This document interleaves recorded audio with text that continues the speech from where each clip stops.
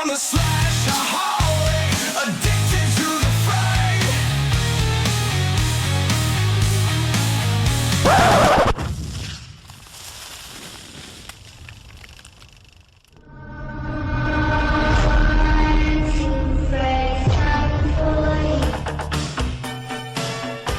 Be seeing you in your dream.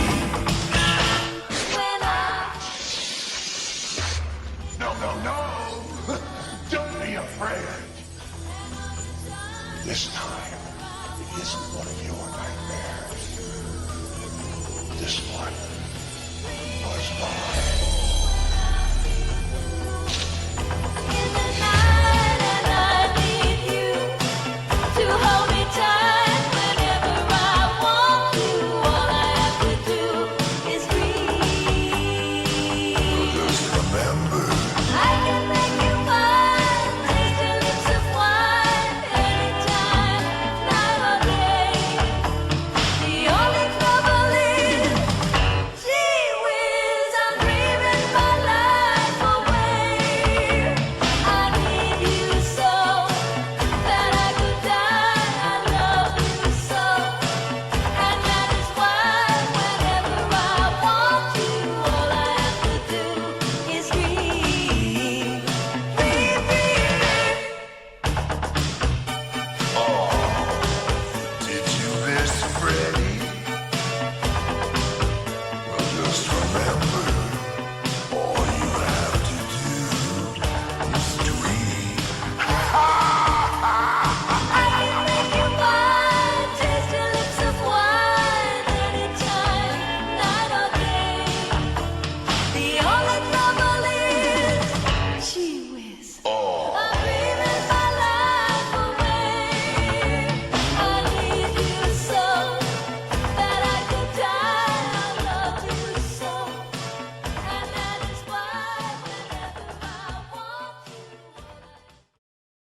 to. A Nightmare on Elm Street, Dreamspawn, by Christa Faust. Prologue. The girl lay wide-eyed in the dark, covers pulled up just below her eyes, waiting for the monster. She was 7, a big girl now, and she knew things that other kids in school did not seem to understand. They all thought that closing the closet door or having a nightlight could keep the monster away. They didn't know the monster like she did. It was not some scaly fairy tale beast with big teeth and claws. That was make-believe for babies. The real monster was liquid, transparent, and smelled like floor cleaner. It lived in a bottle, and when it went inside her daddy, it transformed him from a regular person into a monster more terrifying than any movie. A vicious, inhuman creature with wet, red eyes and poisonous breath. When her daddy was just her daddy, he was small, pale, and shaky in the harsh morning sun. But at night, when he was the monster, he was 10 feet tall and strong as a bear, ready to punish her for even the smallest mistake. Of course, the girl was always bad. She couldn't help it. She had been born that way. The thing that she had between her legs was proof that she was bad. That's why the monster had to hurt her. It was the only way to make her good. Her mom was bad too, because of that same thing. Only there was no hope for her because she was too old. According to the monster, ugly black hair grew on you when you got too old, proving that you were so bad that there could be no saving you. The girl had made the stupid mistake of pointing out that the monster had hair all over him, even more than her mother, and the cigarette burns he put on her legs that night as a consequence were still infected, oozing and refusing to heal. She would never make that mistake again. The girl shifted in her narrow bed, exposing her nose and sniffing gently. The stink from pepper was almost gone now, or maybe she was just getting used to it. It had been 2 weeks since the monster had found out about Pepper and been forced to punish the girl to teach her a lesson. Pepper was a dog that had been living in the alley behind their apartment building. He was small and skinny, with long black fur and a funny, curious face like a little fruit bat. The girl had been sneaking him food for a few days, and he was starting to trust her, wagging his stumpy tail whenever he saw her.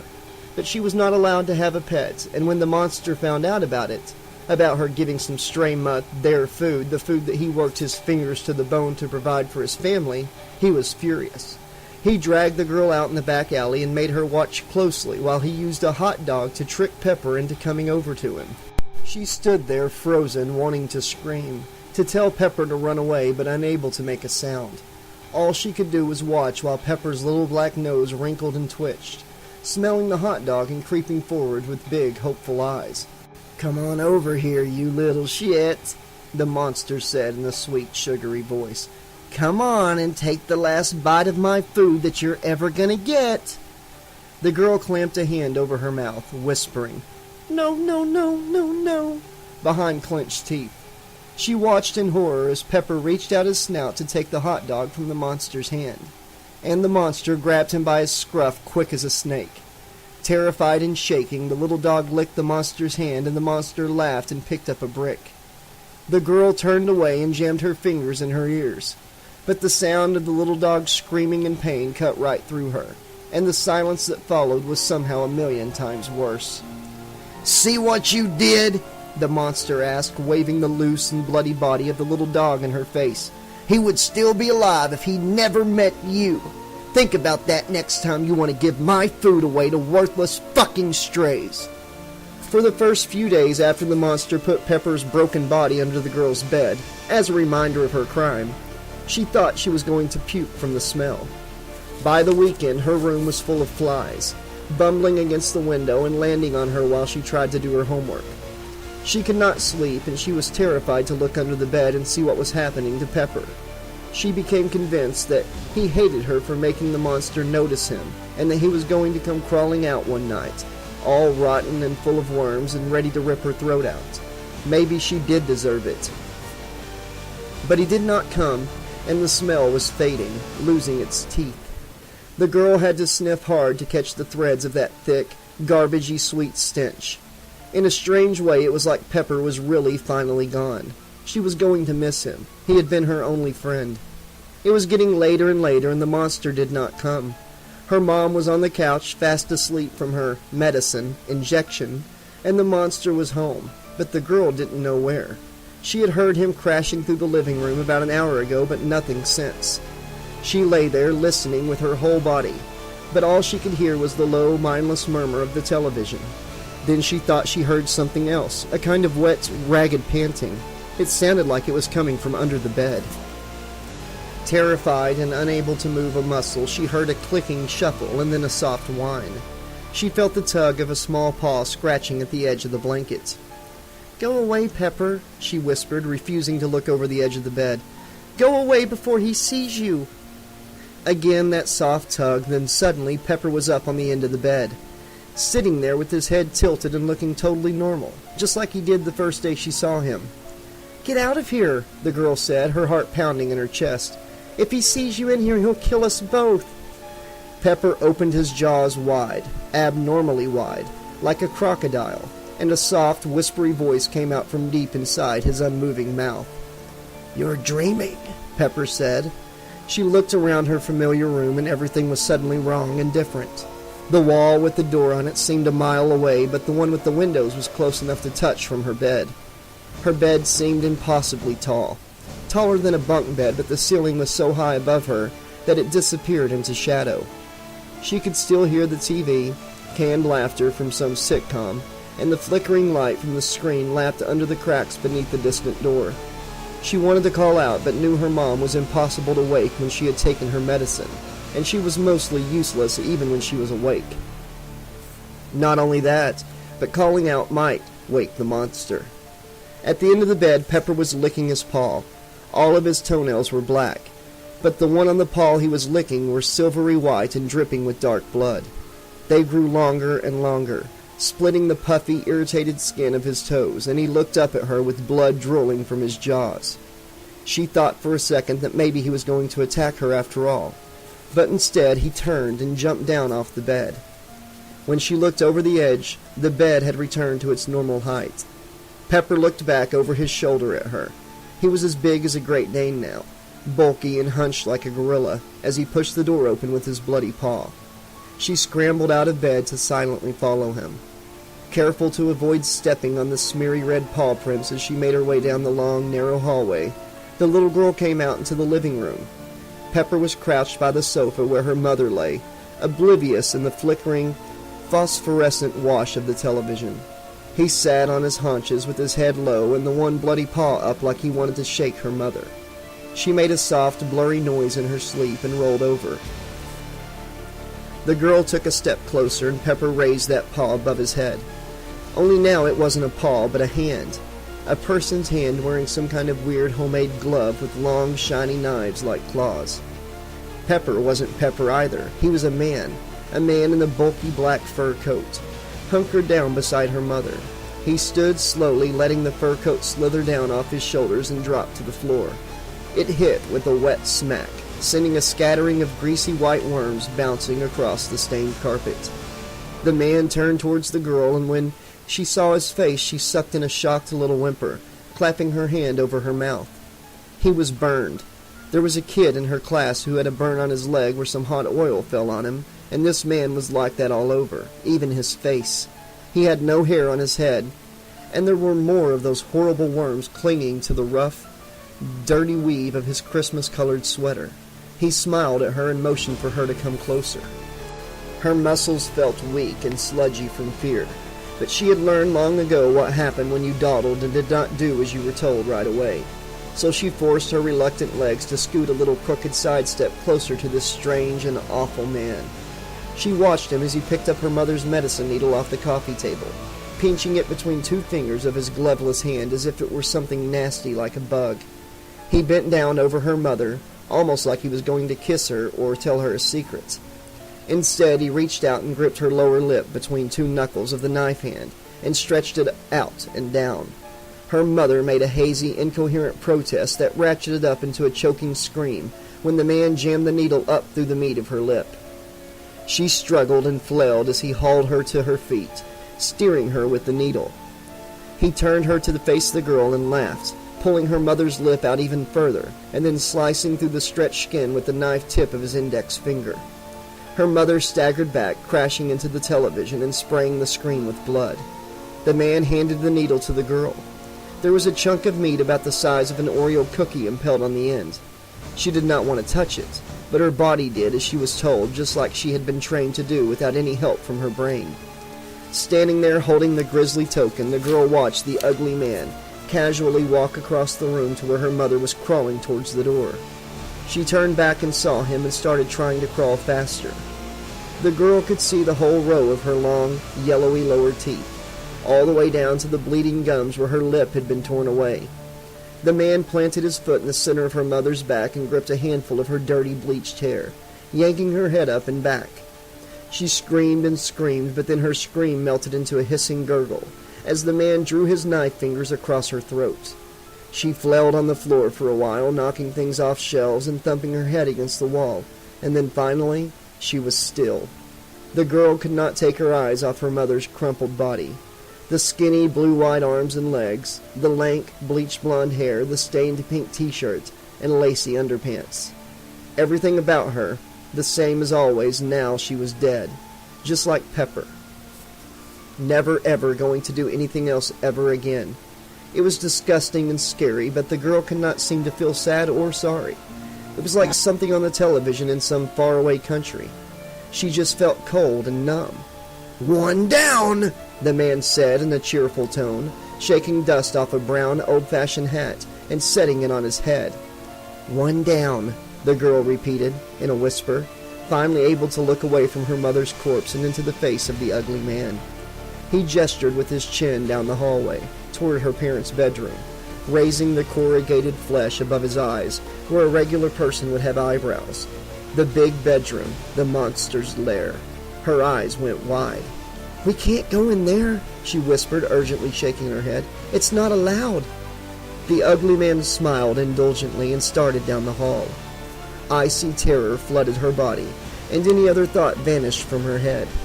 The big bedroom was totally off limits.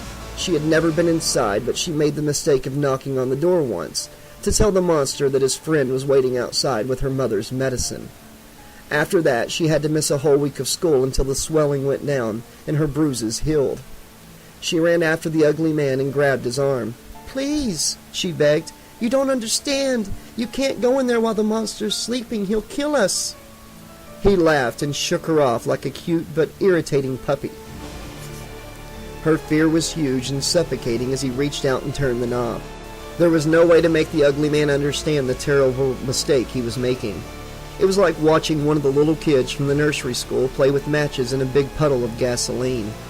The girl had been burned by that particular gasoline so many times that her body knew the pain more intimately than her own heartbeat. She wanted to run away, but she was rooted to the hallway carpet, paralyzed by the totality of her fear. She was afraid to even look inside the forbidden room. She thought of that awful story of Bluebeard's wife. But the temptation was overpowering, and she craned her neck to see through the open door while the ugly man slipped inside as if it were no big deal. The room was filled with piles of dirty clothing, crusted plates and trays from frozen dinners. The smell was awful, stale sweat and owed vomit, and most of all that bad monster smell from all those empty and half-empty bottles. And there was the monster laying on the edge of the bed with his legs dangling over the side. He had one motorcycle boot on and one off, and his jeans were down around his ankles, exposing his saggy underpants. There was sticky yellow puke on his shirt, and he was snoring softly. The ugly man was standing by the side of the bed, holding a nearly full bottle. He gave the girl a conspiratorial wink and held the bottle high, as if he were about to drop it. Was he crazy? Suicidal? Every nerve in her body was screaming for her to run and hide, but she was frozen to the spot. She watched in slow motion, horror, while the bottle dropped, clear liquid spilling out as it tumbled down and shattered noisily on the floor. The monster sat up, wild-eyed and awake, reaching for his gun on the bedside table. Fear gripped the girl with seizure-like intensity, and she wet herself like a baby, barely even feeling it in the overwhelming panic that surged through her body. She covered her mouth with both hands. "Oops!" the ugly man said, throwing up his hands in mock distress. The monster pointed the gun right at the center of the ugly man's chest. "Who the fuck are you?" "Relax," the ugly man said. "It's just a dream." Almost too fast for her eye to follow, the ugly man grabbed the monster's hand, wrenching it up and away. The gun went off, the sound huge and deafening in the tiny room, and the overhead light fixture shattered, raining broken glass down all around them. The ugly man slashed at the monster, opening deep, hungry-looking gashes in the muscle of the monster's forearm. The monster howled and dropped the gun. Together, the monster and the ugly man grappled and fought, rolling over and over across the bed and down onto the floor. The girl felt like she was screaming, but no sound came out. The ugly man kept on cutting into the monster over and over, his arms, his face, his chest, and blood sprayed across the front of the girl's damp nightgown, a taste of salt and pennies on her lips. She dropped her hands to her sides as a stunning realization started creeping over her. The monster was losing. He was fighting hard, but he was getting slower and slower, and every time he hit the ugly man, the man just shook it off and laughed, slicing some other place on the monster's body as if it were a game. The ugly man sliced deep into the monster's fat belly, and thick purple loops like raw, wet sausages started pushing out between the monster's desperate fingers. The girl's paralysis snapped, and she ran over to where the monster lay, gasping in a puddle of foul, bloody sewage and bile. She elbowed the ugly man aside and kicked the monster in the arm. "That's what you get!" she screamed in a kind of delirious ecstasy. "That's what you get!" She kicked him again. "When you are bad!" The monster reached a shaking, blood-slick hand towards her. His eyes were huge and terrified, and all the monstrousness seemed to drain away while she watched, until it was just her daddy, laying there dying. Then his eyes went dull, and a long, slow breath slipped out of him, and he wasn't anybody anymore. In the chaotic madness of her conflicting emotions, the girl had almost forgotten about the ugly man. When he put a hand on her shoulder, she screamed and flung herself against the wall, crouching down with her arms wrapped around herself. The ugly man squatted down until he was on her level, and took her face between his knife-blade fingers and his thumb, forcing her to look up at him. She felt the blade sink into her left cheek, and blood ran down her face like tears. She could smell him, a horrible, dirty barbecue grill smell mixed with fresh blood, and under it all a deep, rotten stench just like pepper. She was amazed to realize that she was not really scared anymore, just tired. "Are you the new monster?" she asked. The ugly man shook his head. I'm here to set you free, he said. He let go of her face and pushed a sweaty lock of hair back behind her ear, then cocked his knife hand back. It made sense to her now. They were all bad, and it was the ugly man's job to kill them. She was just as bad as the monster, maybe worse. It was her fault that Pepper had to die, and even though she tried so hard to learn, she just couldn't stop herself from being bad. It was better that she die now before it was too late to save her. She closed her eyes and waited. But the cut never came. The knives never slid into the waiting flesh of her neck. Instead, she heard the distant scream of sirens getting louder and louder. And when she opened her eyes, the ugly man was gone. Policemen came. Deep, grown-up voices echoed through the house. But the girl couldn't make any sense of what they were saying. A tall, soft-spoken black guy wiped the cuts on her face with stingy stuff, took her pulse, and asked her if she was okay. He was gentle and nice, and the girl wanted to answer him, but her voice was gone. A policeman kept on asking her who did this to her, but the nice man told him to leave her alone. When they tried to take her out of the house, she screamed and fought. Didn't they understand that the ugly man was coming back for her, to set her free? How could he find her if she got taken away to some hospital? She was sure the nice man would understand if only she could find her voice. But all she could do was scream. Then the nice man gave her a needle just like her mother's, and everything melted away into blackness.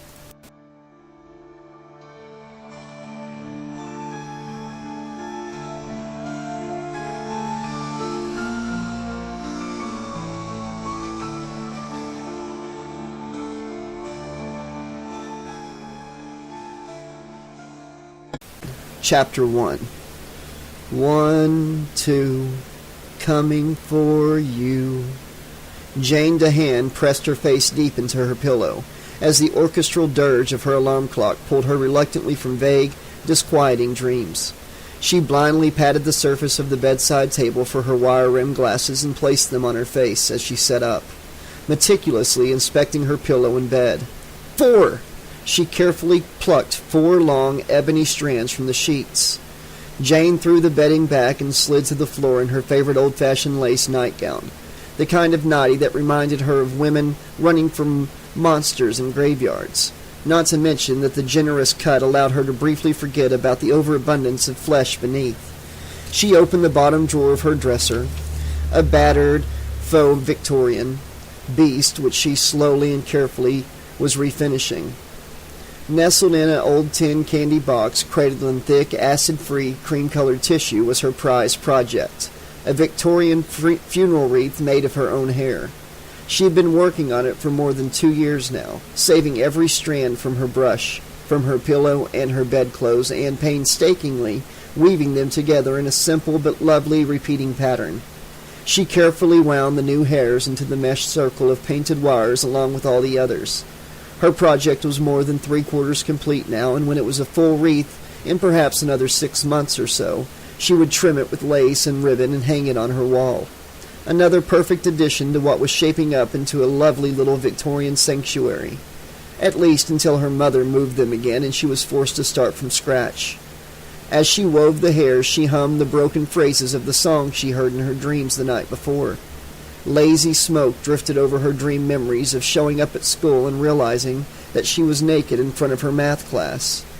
1, 2, coming for you. 3, 4. It was going to bug her all day trying to remember where she'd heard it before, if she had heard it before. "Jane!" her mother called from down the hallway. "Are you up yet?" "Yes, Mother," Jane replied immediately. Anything to keep her mother out of the room. The door flung open anyway, disturbing the valances and lace panels Jane had tracked around the doorway to mimic French doors. Jane's mother thrust her head into her daughter's bedroom. "Do I look okay?" she asked. Jane and her mother looked nothing alike. While Jane was curvy and short, her mother was tall and skinny, utterly flat-chested with long, bony legs and lanky wrists. Jane's hair was oil black, thick and straight, and her mother's hair was thin and mousy blonde with the sort of wild, childish curl that always made her look wind-blown and slightly disheveled. The only feature they shared in common were large, intelligent, and myopic dark eyes behind lenses of precisely identical prescriptions. Jane's mother was dressed in her usual drab polyester slacks, with one of many no-nonsense flounced blouses under a business blazer.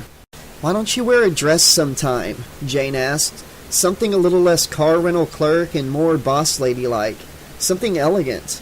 Jane's mother groaned.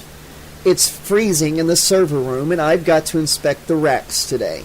Besides, who am I going to impress? I work with programmers who use the stapler to cuff their pant legs and have to be reminded to change shirts more than once a week. They think anything that doesn't have a video game company's logo on it is elegant. Anyway, hurry up and get dressed. I'll give you a lift." The last thing Jane wanted to do was show up with her mother for her first day at Hemingway High.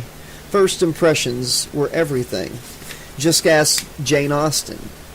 The alternate title of Pride and Prejudice is First Impressions, after all.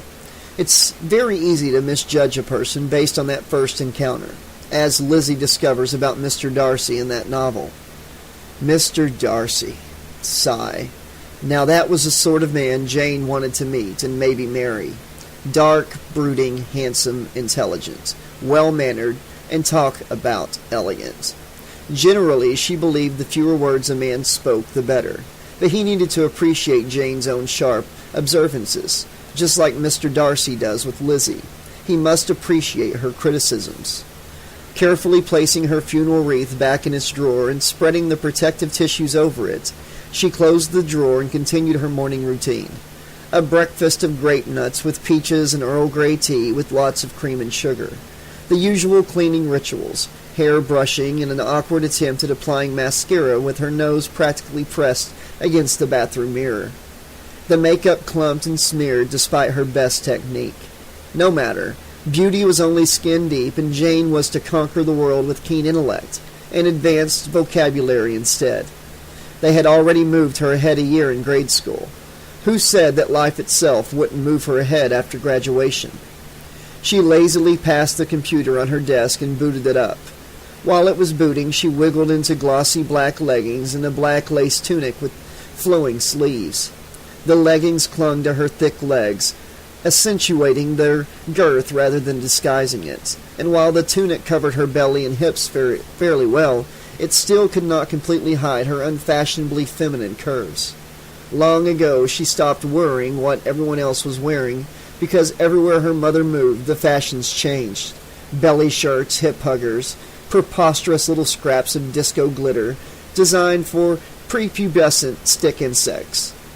Every few months some new fashion atrocity would sweep the country like an unstoppable plague. Even if she had the approved boy-with-boobs body that the fashion magazines required, Jane still would not allow herself to fall into the trap of trend slavery. If people did not appreciate her extensive collection of Victorian mourning jewelry or her shadow-toned wardrobe of old-fashioned lace and velvet, that was their loss. She buckled her platform Mary Janes and took a moment to glance at herself in the mirror. There was no getting around that extra 15 pounds, but other than that, she was relatively satisfied. No matter what, it was still far better than the cretins at this new Institute of Lower Learning deserved. She stole onto her computer for a few minutes and opened Samagic, the posting software for her live journal, and a Lizatorian diary. The background was wallpapered with John Waterhouse's Lady of Shalott, with pink and darker pink borders. I can't believe I'm starting at yet another school today. I'll undoubtedly be surrounded by illiterate morons locked into mindless, hormone-driven male display behaviors, battling to impress 12-pound cheerleaders and prove their suitability for mating by crushing cans on their foreheads and impersonating their favorite rappers in the hallways. At least it's the beginning of the school year. She clicked Post Entry and went to her recent entries page to look it over, admiring the coloring and how it caught Waterhouse's subtle brushstrokes of gauzy salmon. "Jane! I'm coming!" Her mother's little Volvo rumbled like a smoker's lung as they rolled down the suburban streets. Jane had an inordinate fondness for the awful brown breadbox of a car that had faithfully followed them all across the country. Sitting in the scratchy tan seat made her feel almost grounded as she watched the bland, generic landscape roll by outside her window. Other than the occasional palm trees and the prevalence of Spanish-style architecture, they could be driving down any street, anywhere in the United States. No matter where they went, there was always a Starbucks, a McDonald's, a Barnes & Noble, a Pier 1, cookie-cutter shopping malls filled with identical merchandise and identical people. You could live your whole life in the suburbs without ever having to cope with the terrifying prospect of not knowing what to expect. The last suburb they had lived in had been just outside Seattle, when her mother worked for the evil empire, that is, Microsoft, and Jane needed the rides or else she'd have to walk in the unending rain. Jane sneered at the sunny postcard-perfect streets lined with elm and white birch. She had loved the unending rain. It reminded her that she was still connected with the divine. The sun had always felt too hostile and distant to be a proper representative of anything spiritually connected to her. Of course, now that they were in Southern California, the sun would be entirely too close. Jane shuddered at the thought of so much relentless warmth. Her mother said nothing and let the radio burble between them, a cheerful oldie station that fed everyone the fatuous lie about how much better life used to be back in the age of malt shop romance and Leave It to Beaver. Every once in a while she could persuade her mother to let her switch to a classical music station, but she had a feeling today would not be one of those times. "Mom, can we change the station?" "Hey, I'm driving, I choose," she said, a hand raised protectively to slap Jane's fingers away if she even threatened to touch the knob. "I need something upbeat. If I have to listen to that sleepy violin funeral music that you like, I'll drive us into a palm tree." Jane slouched into her seat, grumpy and silent. "Look, we're almost there." Hemingway High, a massive concrete prison with red painted steel pylons supporting the 3 stories, small windows raised high off the ground, and a domed gymnasium hunched behind the school. They probably don't even have a decent library, but I bet they have a TV in every classroom, Jane thought drearily, and 5 football teams, 50 cheerleaders, and a tennis instructor. Oh, let me jump for joy at this opportunity for liberal arts and college preparatory education. Students swarmed the steps leading up to the building's double set of weighty glass doors. Predominantly white and mind-numbingly ordinary, these kids were as generic and predictable as the franchises they patronized. Yet another bland suburban school filled with bland suburban kids. She was probably just as unlikely to find a kindred soul in the swarm of conformatory as she would be to find good raw Ethiopian and kitpho in the food court at the local mall. Jane's mother worriedly observed her daughter's disdain and mistook it for angst. "You'll do great, kiddo," she said. "You always do." "I know," Jane said, shrugging her nearly empty red backpack onto her shoulder, her lips pulled into a tight and shallow smile. After ensuring that Jane had the schedule and map that the school had mailed the week before, Jane's mother kissed her on the cheek and let her off on the school steps. "Good luck, sweetheart." Alone, always alone. Jane marched up the narrow steps, taking 2 at a time. At least it was the beginning of a school year and not the middle. She might have some hope of keeping her head down and going mercifully unnoticed. Yet already the vultures of gossip and insult were circling, swooping, screeching as probing eyes were pecking at her clothes, her hair, her glasses, her shoes. She found the office easily enough and checked in there before proceeding to her first period French class. Roving packs of young males sporting athletic jerseys, bright-colored surfwear, or that apparently unavoidable gangsta-light white rapper look, were occasionally invaded by scary young Republican types in argyle vests and polo shirts. As for the females, many wore blazers, not entirely unlike her mother's, with upturned cotton collars and demure denims. Apparently a massive backlash had occurred to the skimpy fashions of the last few years. Jane was suddenly missing the belly-bearing wannabe pop stars and virgin sluts. This new breed of preppies was far more frightening. Conservatism without imagination was downright Cromwellian. While from the outside the building looked straightforward enough, on the inside the halls wound like a laboratory test for rats, as the classroom numbers seemed to Lindy hop back and forth in a bewildering, non-sequential fashion. Where she expected the numbers to increase, they suddenly jumped by 10 or 15 without warning, indicating some other unseen passage had swallowed her class. She didn't want to appear obviously lost, as that would immediately single her out as a weak to the crushing predators. So she slumped against a concrete wall, slyly peeking into her backpack at the crumpled map. French class, 3rd floor of the prison, east end of the hall, room 370. Jane walked swiftly with her head down and hands clenched at her sides. An edge of insecurity scraped relentlessly at her insides, born out of her unfamiliarity with the territory and growing conviction that everyone around her were silently mocking her. Glossy green halls with scuffed linoleum floors elongated, nightmare-like before her, as her fellow students swarmed around her like spawning salmon. Shaky relief washed over her when she finally spotted her destination, the fabled room 370. As Jane slipped inside the classroom, she was closely followed by a little knot of girls. One blonde and one black girl stuck to a second, taller blonde girl like electrons to a nucleus, as they catwalked into room 370. Taking in their slick coifs, fresh perfume, starched preppy collars, and sculpted asses, Jane guessed that they were cheerleaders. With the prey species' instinctive understanding, Jane knew without being told that these were the big cats of the school, the top of the bullying food chain. And as with lions of the wild, Jane knew that the macho roar of the males was all show. It was the females who were the real danger. Jane slipped into a seat towards the front, while the cheerleaders settled somewhere behind her, flashing her contemptuous looks that made it clear that they had noticed her, singling her out from the rest of the wild beasts as a potential easy meal. The other students greeted the trio as if they were celebrities, and they said as if they owned the classroom.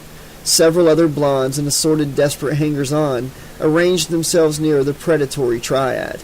The obvious queen of the clique took out a little mirror and added just a touch of sheer pink gloss to her wide and sensuous lips. She was terrifyingly beautiful in that unreal movie star kind of way that made it impossible not to stare.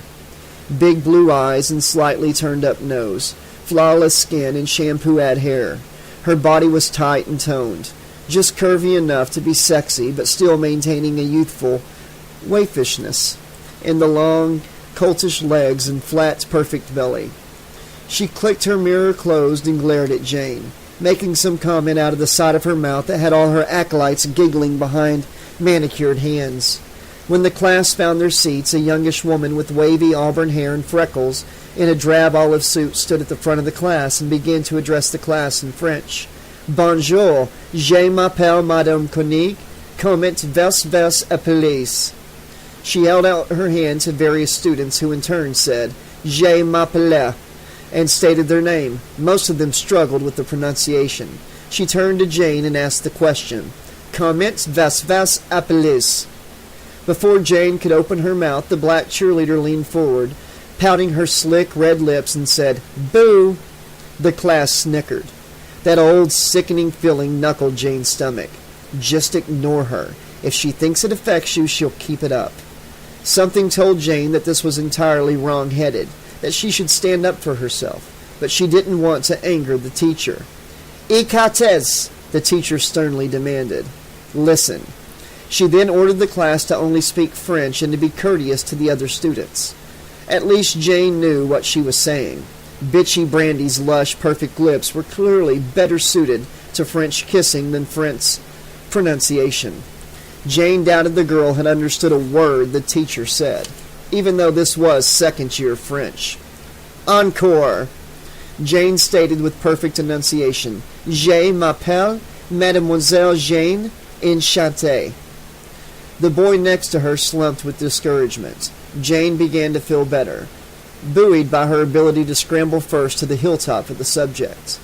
45 minutes later, after books had been distributed and notes taken, the bell shattered the relative quiet of the classroom. As the teacher gave out the homework assignment, the masses surged toward the door in a crush of spiral notebooks and nylon knapsacks. Jane stuffed the French book in her red backpack and slung it over her shoulder. But as she stalled behind the clog of students in the doorway, the boss blonde and one of her atomic acolytes broke away from the pride and slammed into Jane's back, crushing her against the students in front of her. Jane inhaled as a hard little fist bruised her kidney. "Watch it, you fat creep! God! Can't you wait?" the shorter blonde spat. "I bet she fucks dead people," the tall blonde ventured in a loud stage whisper close to Jane's ear. She raised her voice, playing to her audience. "Do you fuck dead people?" Someone guffawed in the crowd. The clog began to break, and Jane slipped between bodies to escape in the hallway crush. "Corpse fucker!" the shorter blonde shouted. Jane kept moving until she lost them entirely, even though she had no idea where she was headed to next. History, then homeroom? She had to check, but she didn't want to get stranded somewhere that made her vulnerable to another attack too quickly after that one. The kids here were more vicious than her previous schools. That kind of bullying was far more prevalent in junior high school than in high school. Weren't they almost in college? Wasn't this kind of stuff supposed to be forgotten by now?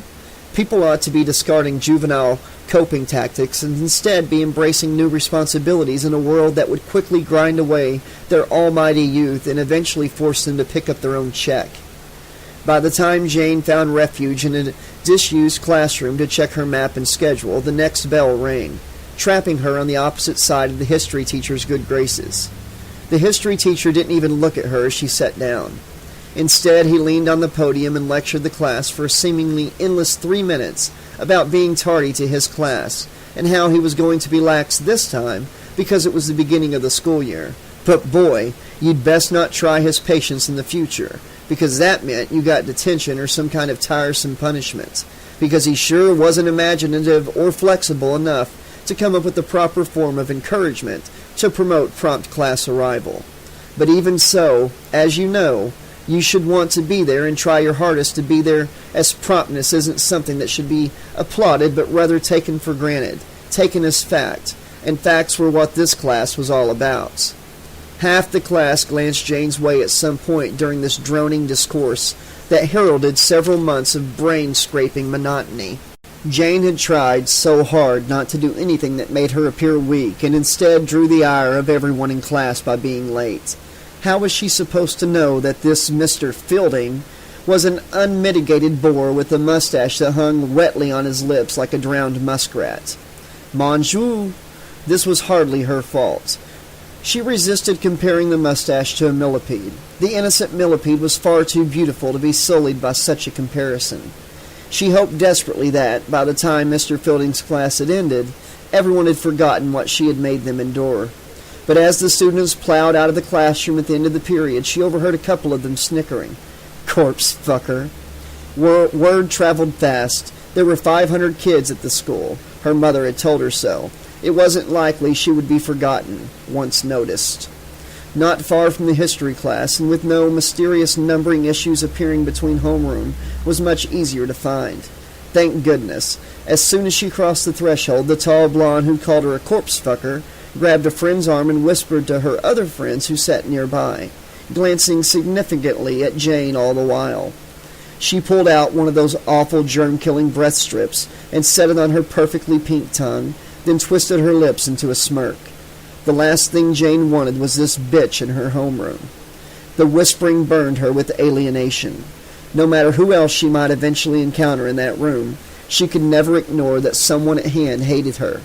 And somehow that hate would shadow her everywhere she went, always scratching the back of her head with long, ragged nails. She had hoped this school would be different, and that her senior year would help her break out of the usual role of brainy fat girl and be someone else. Instead, the girls continued to whisper and cover their mouths as they laughed. A variety of students crowded the dilapidated seats. A thin, curly-headed guy with bad acne hunched over his laptop in the farthest corner of the room, while a pale, rounded-eyed waif sniffled over a fantasy novel pressed close to her face, her black clarinet case on the desk. There sat a young man in a button-up cotton dress shirt, whose soft eyes and thin fingers most certainly got him beaten up on a regular basis.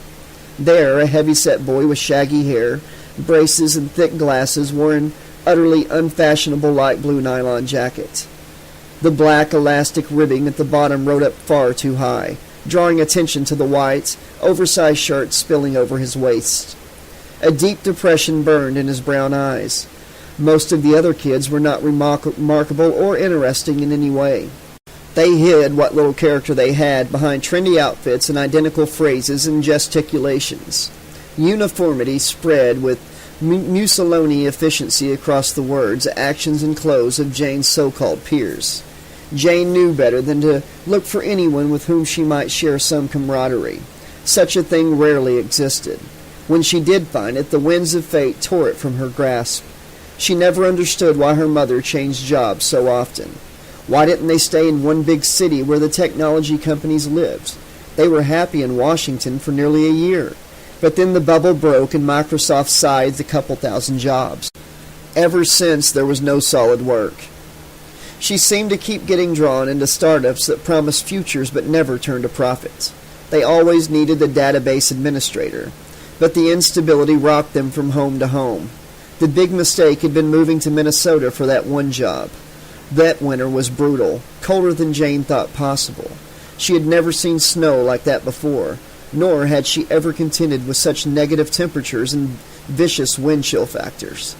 The people there seemed crushed down inside themselves, like banked fires, grim and humorless, Scandinavian faces as cold as the vast and steely gray sky. By comparison, Southern California would be a walk in the park. Then, as the homeroom teacher took roll, Jane's bored gaze drifted towards a television that sat dead and unplugged on a cart with an old VCR in the far corner of the room. Why didn't that surprise her? They would probably watch foolish, romanticized Hollywood movie versions of the literary classics rather than be forced to endure the tedious task of actually reading. So typical. Jane DeHaan? Here.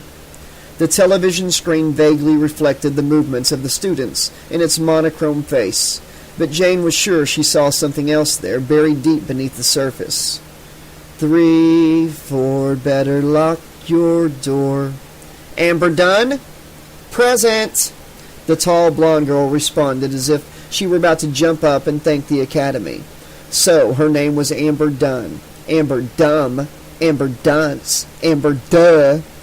Somewhere, a faint snarl like a distant car engine. Jane swiveled her head and looked around, but could not detect where this noise was coming from. Outside? There was no window in this room. A radio? Was it possibly someone's cell phone ringing? Or maybe it was the curly-headed guy's laptop. The growl of the engine grew louder and its source was suddenly clear. It was coming from the television. The engine revved, roaring ominously, and under that echo, a man's laugh. A deep, bellow, hollowing laugh that rippled through Jane, dread slicing her stomach lining. Then wheels peeled with an ear-splitting screech, and suddenly the glass exploded in a wash of white-hot light. A gray blizzard of thick shards sprang across the room as a thick fountain of blood geysered from the broken glass. Jane inhaled with terror and drew back, hands covering her face, but no glass or blood rained on her hands or desk. She lowered her hands, and a big jock next to her let out a brainless laugh that echoed from the bottom of his empty skull. "What's the matter, fat ass? Scared of the TV?" Jane had no idea what had just happened. The scrawny, oddly genderless teacher approached Jane's desk, lightly placing a hand on the surface. "Are you all right? Do you need to see the nurse?" Jane shook her head. The jock continued to jabber about her reaction, throwing his hands in front of his face as he imitated her previous moment's terror and then laughing at her as he leaned towards her desk. A couple of other boys mocked her with him, their own acne and greasy hair notwithstanding. Pot, kettles on the phone. The teacher did nothing to shut him up. Typical. So often the teachers thought the cruelty of students was normal and what teenagers just do to one another. She turned to the jock and spoke, words tumbling out in breathless rush. "You're going to fail English this semester, and they won't let you play whatever brainless sport you used to give you an excuse not to learn anything else. It almost happened last year, but this time you'll screw it up for sure, and your mother will drink herself into an almost permanent coma." The boy's eyes widened as his face shed its mirth. Jane smirked. She wasn't sure where the hell that came from, but it sure seemed to bloody the good time he was having at her expense. The girl seated behind her tapped her shoulder. "Oh, Jane? When Jane didn't respond, she repeated her name. "Jane? Aren't you Jane?" The way she said the name was blistering yet mechanical, as if she was repeating the name of a convict serving time in her ward. Jane swiveled in her seat. "What?" she asked, half expecting some kind of taunt. Instead, the girl sitting behind her held up an open cell phone. She wore a blue headband that held her smooth red hair away from her knife-edged cheeks. She was as thin as a fashion model, arms nothing but pale, freckled skin shrink-wrapped onto thin, birdy bones. Her tiny wrists clattered with bangles. "Say cheese," she said. The phone clicked. Damn it. The girl had taken Jane's picture. Lord knew what she was going to do with it. She pretended she didn't care and swung back around in her seat to face the now untroubled television. The shock of her inexplicable vision still made her anxious. For some reason, this school was far worse than the others, and Jane had managed to make every bad impression possible. She needed to take the cue from her fellow geeks who buried their heads in books and computers to escape notice. The jock was now picking on the waif with this fantasy novel, making insipid comments about the title and trying to bully her into telling him what it was about. What do you care, Jane thought. You probably couldn't read the instructions on a tube of antifungal jock itch cream. But she didn't say anything. Instead, she pulled out the map and located her third period class. It was advanced chemistry. When the bell rang, the waif stuffed her book into her backpack and grabbed her clarinet, head down as she deftly cut through the other students on her way out. The heavy-set boy more or less waddled out of the room, fallen arches smashing the ridges of his loafers. Loafers. Jane ached with embarrassment for him. She herself was just a little overweight, yet she was constantly comparing herself to every other girl's body. Imagine what it was like to be as big as that guy. If there were any other taunts as she made her way to the chemistry class, she did not hear them. Her heart instead went out to every geek and his or her humiliation. The rest of the day evened out a bit, especially as she moved into the advanced classes. More geeks, less harassment. The teachers seemed to appreciate her more. The banter was a little more sophisticated, and she began to get the hang of the weird hallway thing, although it never entirely made sense to her. She walked home alone. The California heat beat down on the part in her hair, roasting her skin and making her sweat in her black nylon leggings. God! She would have to change the moment she walked through the door. She passed a 7-Eleven and a supermarket, and then turned the corner and entered her forgettable new neighborhood. As she navigated the monotonous suburban streets, the song from the dream grew in her head. She hummed, letting the tune skip and fall. 3, 4, shut the door. 5, 6, grab your crucifix. 1, 2, coming for you. Coming for you. But who? Chapter 2. Jane stood in the corner of the gymnasium, wishing the glossy wooden floor would open up and mercifully swallow her. It was well into her second week at Hemingway High, and it just seemed to get worse and worse. She was dressed in her usual gym clothes, baggy black sweatpants and a loose t-shirt, silk screened with an Edward Gorey bat. Her feet were squeezed into ugly modern sneakers whose only virtue was that they were too black. Her long braids were coiled in a figure 8 at the nape of her neck, and her cheeks burned with thick, crimson heat. Physical education was always a humiliating nightmare for Jane. She was awkward and uncoordinated, and every exercise seemed deliberately designed to make her look fat and pathetic.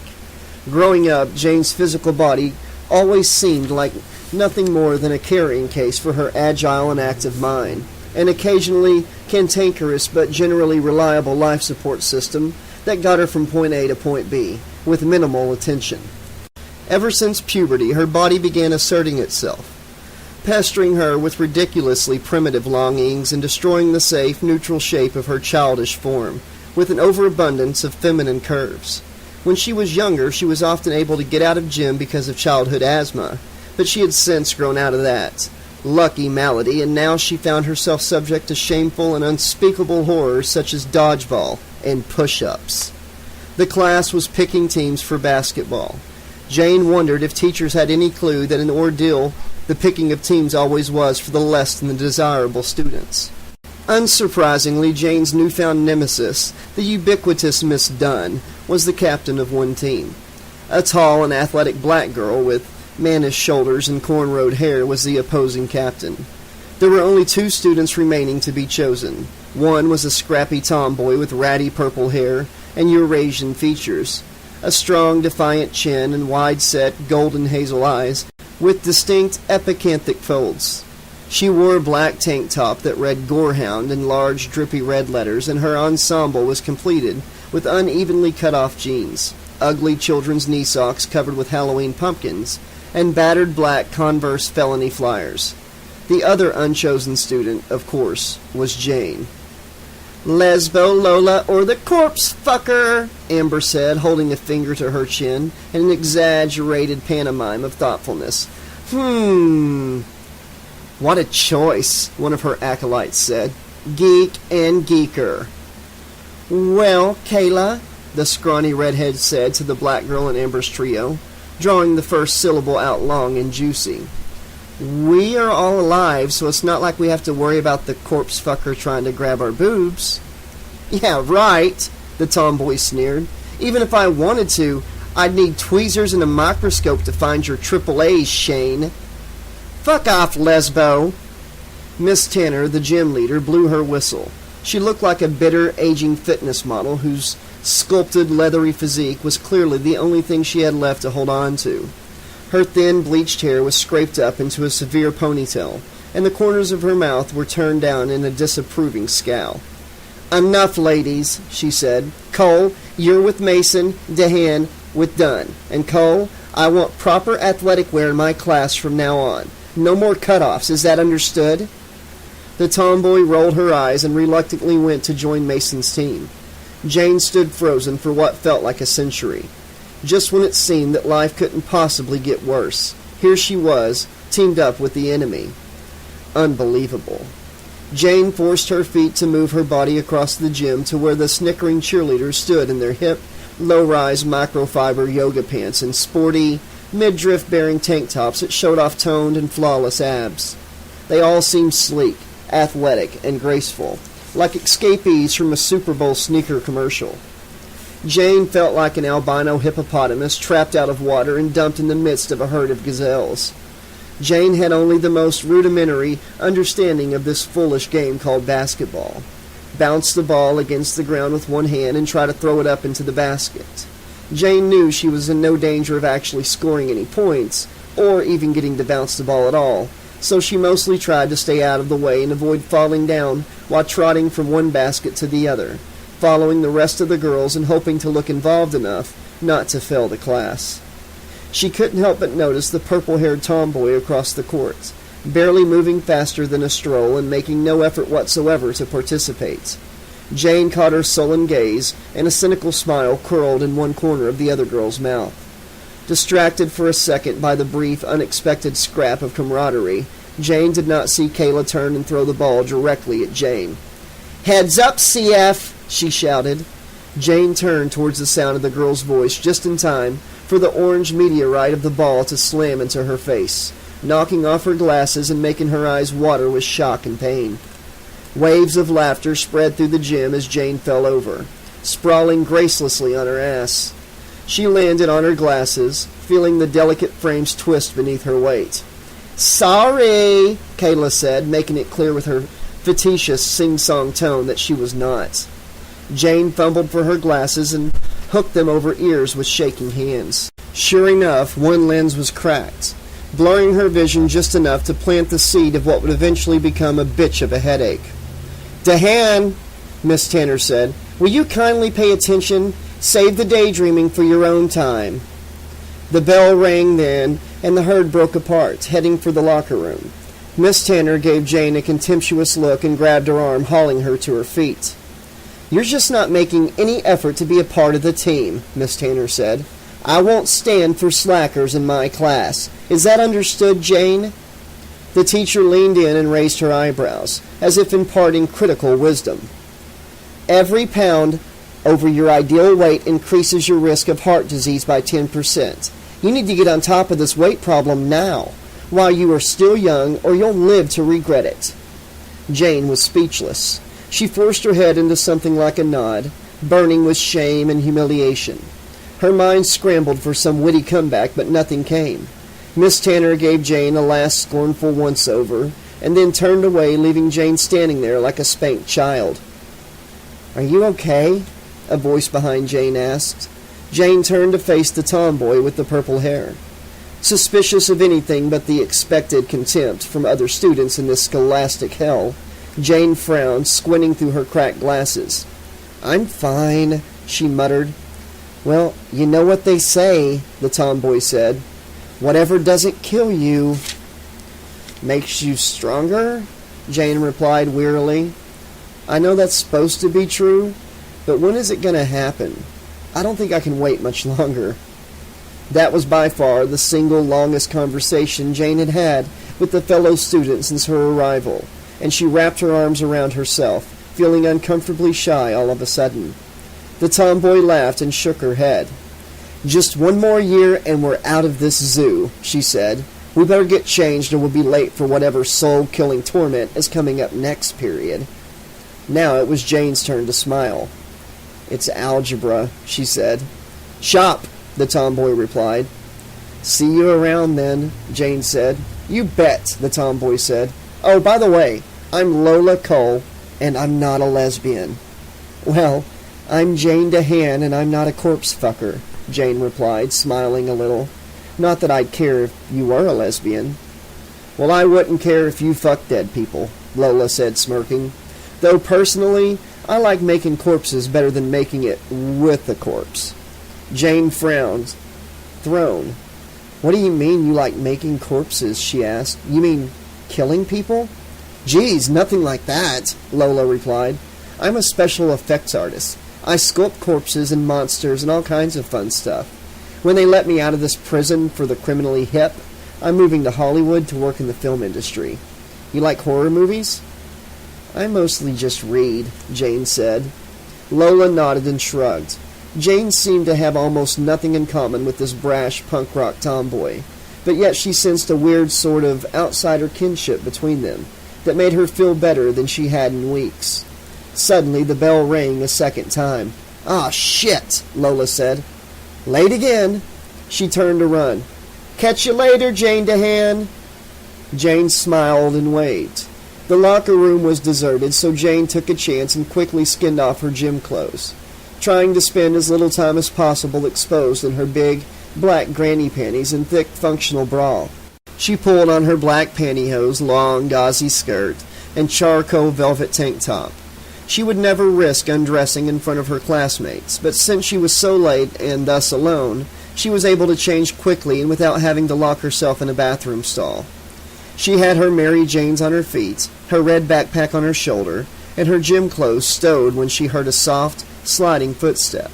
Whirling to face the sound, she saw a little girl standing near the showers. Curious, she took a step closer. The child was about 7, pale and silent, in a faded pink nightgown. She held a little black dog in her arms, and the dog's body seemed limp and lifeless, lolling against her chest. There were a few specks of blood on the front of her nightgown. "Are you okay?" Jane asked. "What happened to your dog?"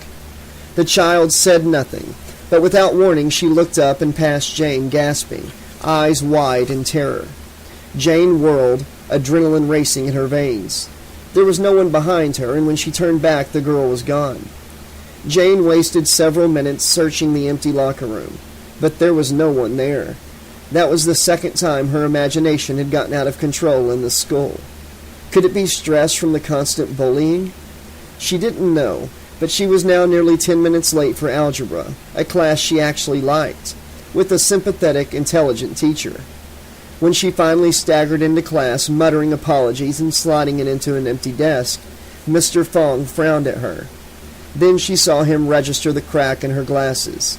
Instead of scolding her, he nodded wordlessly and turned back to the board to continue writing out an equation. It was as if he could tell what had happened and understood. Mr. Fong was 5'3" at most, with thick glasses, bad skin, and a clipped Chinese accent. He dressed in an unchanging uniform of navy pants, a white short-sleeved button-up shirt, and one of 3 cheap, variously striped ties. Jane imagined he had gotten his glasses broken more than once back when he was in high school. After that class was over, Jane escaped out the side door, amazingly avoiding any further confrontation. Must be fellatio practice for the cheerleading squad or something equally important, because her personal tormentors were nowhere to be found. When she made her way out around the front, she saw Lola off to the side of the crowd. She had changed clothes and was wearing awful green and orange plaid, old man pants pulled up to the knees, a t-shirt with the words "Fulci Lives" in red over a rough black and white zombie head, and clunky combat boots spattered with plaster and paint and a million other unidentifiable substances. She was idly popping a skateboard on and off the edge of the curb by the front steps, and when she saw Jane, she zipped over and then stepped hard on the tail of the board, causing it to flip up into her hand. The underside of the board was hand-painted with an impressively vile tableau of half-naked female zombies ripping apart a screaming man. "What up, Jane?" Lola said. "Need a lift?" Jane eyed the gory skateboard doubtfully. "On that?" Lola laughed. "No, silly, in my hot rod." She gestured towards a battered, primer-coated Dodge minivan. Its bumper was plastered with stickers of bands that Jane had never heard of, and horror movie monsters. "You have a car?" Jane asked, incredulous. "Where are you from, Mars?" Lola fished the keys from her pocket. "This is sunny Southern California, baby. It's illegal to be over 18 and not have a car." "I'm not from anywhere," Jane said. "I'm moved too often to claim loyalty to a single town." Lola looked curiously at Jane and then opened the passenger door. "Fair enough," Lola said, heading around and slipping behind the wheel. "You coming?" "Sure," Jane replied, hesitating for a moment before settling into the passenger seat. She had meant to decline the offer of a ride, but somehow there she was. Lola keyed the ignition and the little van rumbled like a tank, rowdy punk rock blaring from the crackly speakers. There was an air freshener shaped like a skull, some purple beads, and a big gory eyeball with long red roots hanging from the rearview mirror. The seats were covered in hideous lime green, zebra-striped fur, and the back was filled with junk, large white plastic buckets, jugs of artificial blood, old newspapers, tools, plastic tarps, and what looked like the front half of a rabid poodle, mounted on a 4-foot pole. In the center of the dashboard stood a kitschy, wobbling hula girl, only she had been repainted in dead, rotten green and gray, her little face slashed with open red wounds and one eye gouged out.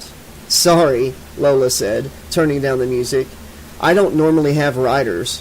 Jane smiled and shook her head. "So, where are you living now?" Lola asked. "On Tamarine Street, number 315, just off Hillcrest." "By the Vons?" Lola pulled out of the school lot. "You mean that huge supermarket, right?" Jane started to feel lighter as the hulking school building shrank away in the rearview mirror. "Yeah, next to the car wash." "That's right." "No shit. That's like 3 minutes away from me. I'm behind the bowling alley on Vista. We're practically neighbors." Jane felt the strange wave of shyness again. Here was someone she could almost imagine being friends with, someone who was an outsider like her, an ally in the hostile war zone of Hemingway. Yet she was almost afraid to take the chance, as if exposing herself to friendship was just asking to be hurt. It would be safer to keep everyone on the outside, to remain alone. But it would be so nice to talk to someone, to share a joke, an arched eyebrow, or a cynical comment. But before Jane could say anything else, they were suddenly in front of her latest house. "Here you go," Lola said. "Thanks," Jane said, shouldering her pack. "I guess I'll see you Monday?" Lola reached into the glove box and pulled out a business card, offering it to Jane. It had clearly been made on a home printer and said LCFX in scratchy red letters like knife cuts. But beneath that it read Gore and Creature FX, Pretty and Ugly Makeup, and more. And below that an address and a phone number. "Give me a call if you're bored over the weekend," Lola said. "You can come down to the shop and hang out." "Sure," Jane said, slipping the card into her knapsack. "Thanks." She stood there, watching Lola's minivan pull away and tear off down the quiet street. Her eye was drawn to a bumper sticker that said, "Who will survive and what will be left of them?" A weird, anxious shudder passed through her, but she shook it off, fished her keys from her knapsack, and let herself into the empty house. She stood in the cool hallway, feeling eternally grateful that her mom was not home to interrogate her about her new friend. Jane spent most of Saturday in her room, reading and puttering around, organizing things and putting up some of her framed death portraits. As she stood squinting in her spare glasses and holding a photograph of a pale, serene, deceased young lady sitting on a plush divan with a lifeless baby in her arms, Jane found herself thinking of Lola's comment about making corpses. She thought how cool it would be to get Lola to make her up like a corpse and photograph her in that old, soft-focused black and white. She wondered if Lola would appreciate her collection of death portraits, or if they were too stiff and old-fashioned, not gory enough. Smiling, Jane supposed Lola preferred her corpses to be shambling around and eating people's brains. Lola answered her phone in the first ring. "LCFX," she said. "Hi, Lola, it's Jane." "Oh, hey, how's it going?" "Just getting settled over here." Jane looked down at the photo of the dead lady. "Listen, what are you up to?" "Not a goddamn thing," Lola replied. "I just finished the rough cut of my zombie dog movie and was sitting here thinking that it wasn't too late to look into that career in the food service industry." "I'm sure it's brilliant," Jane said. "It's visual Alpo," Lola said. "I thought I was pushing the envelope, but now it just seems trite and childish. Like showing the kids in the lunchroom you chewed up food.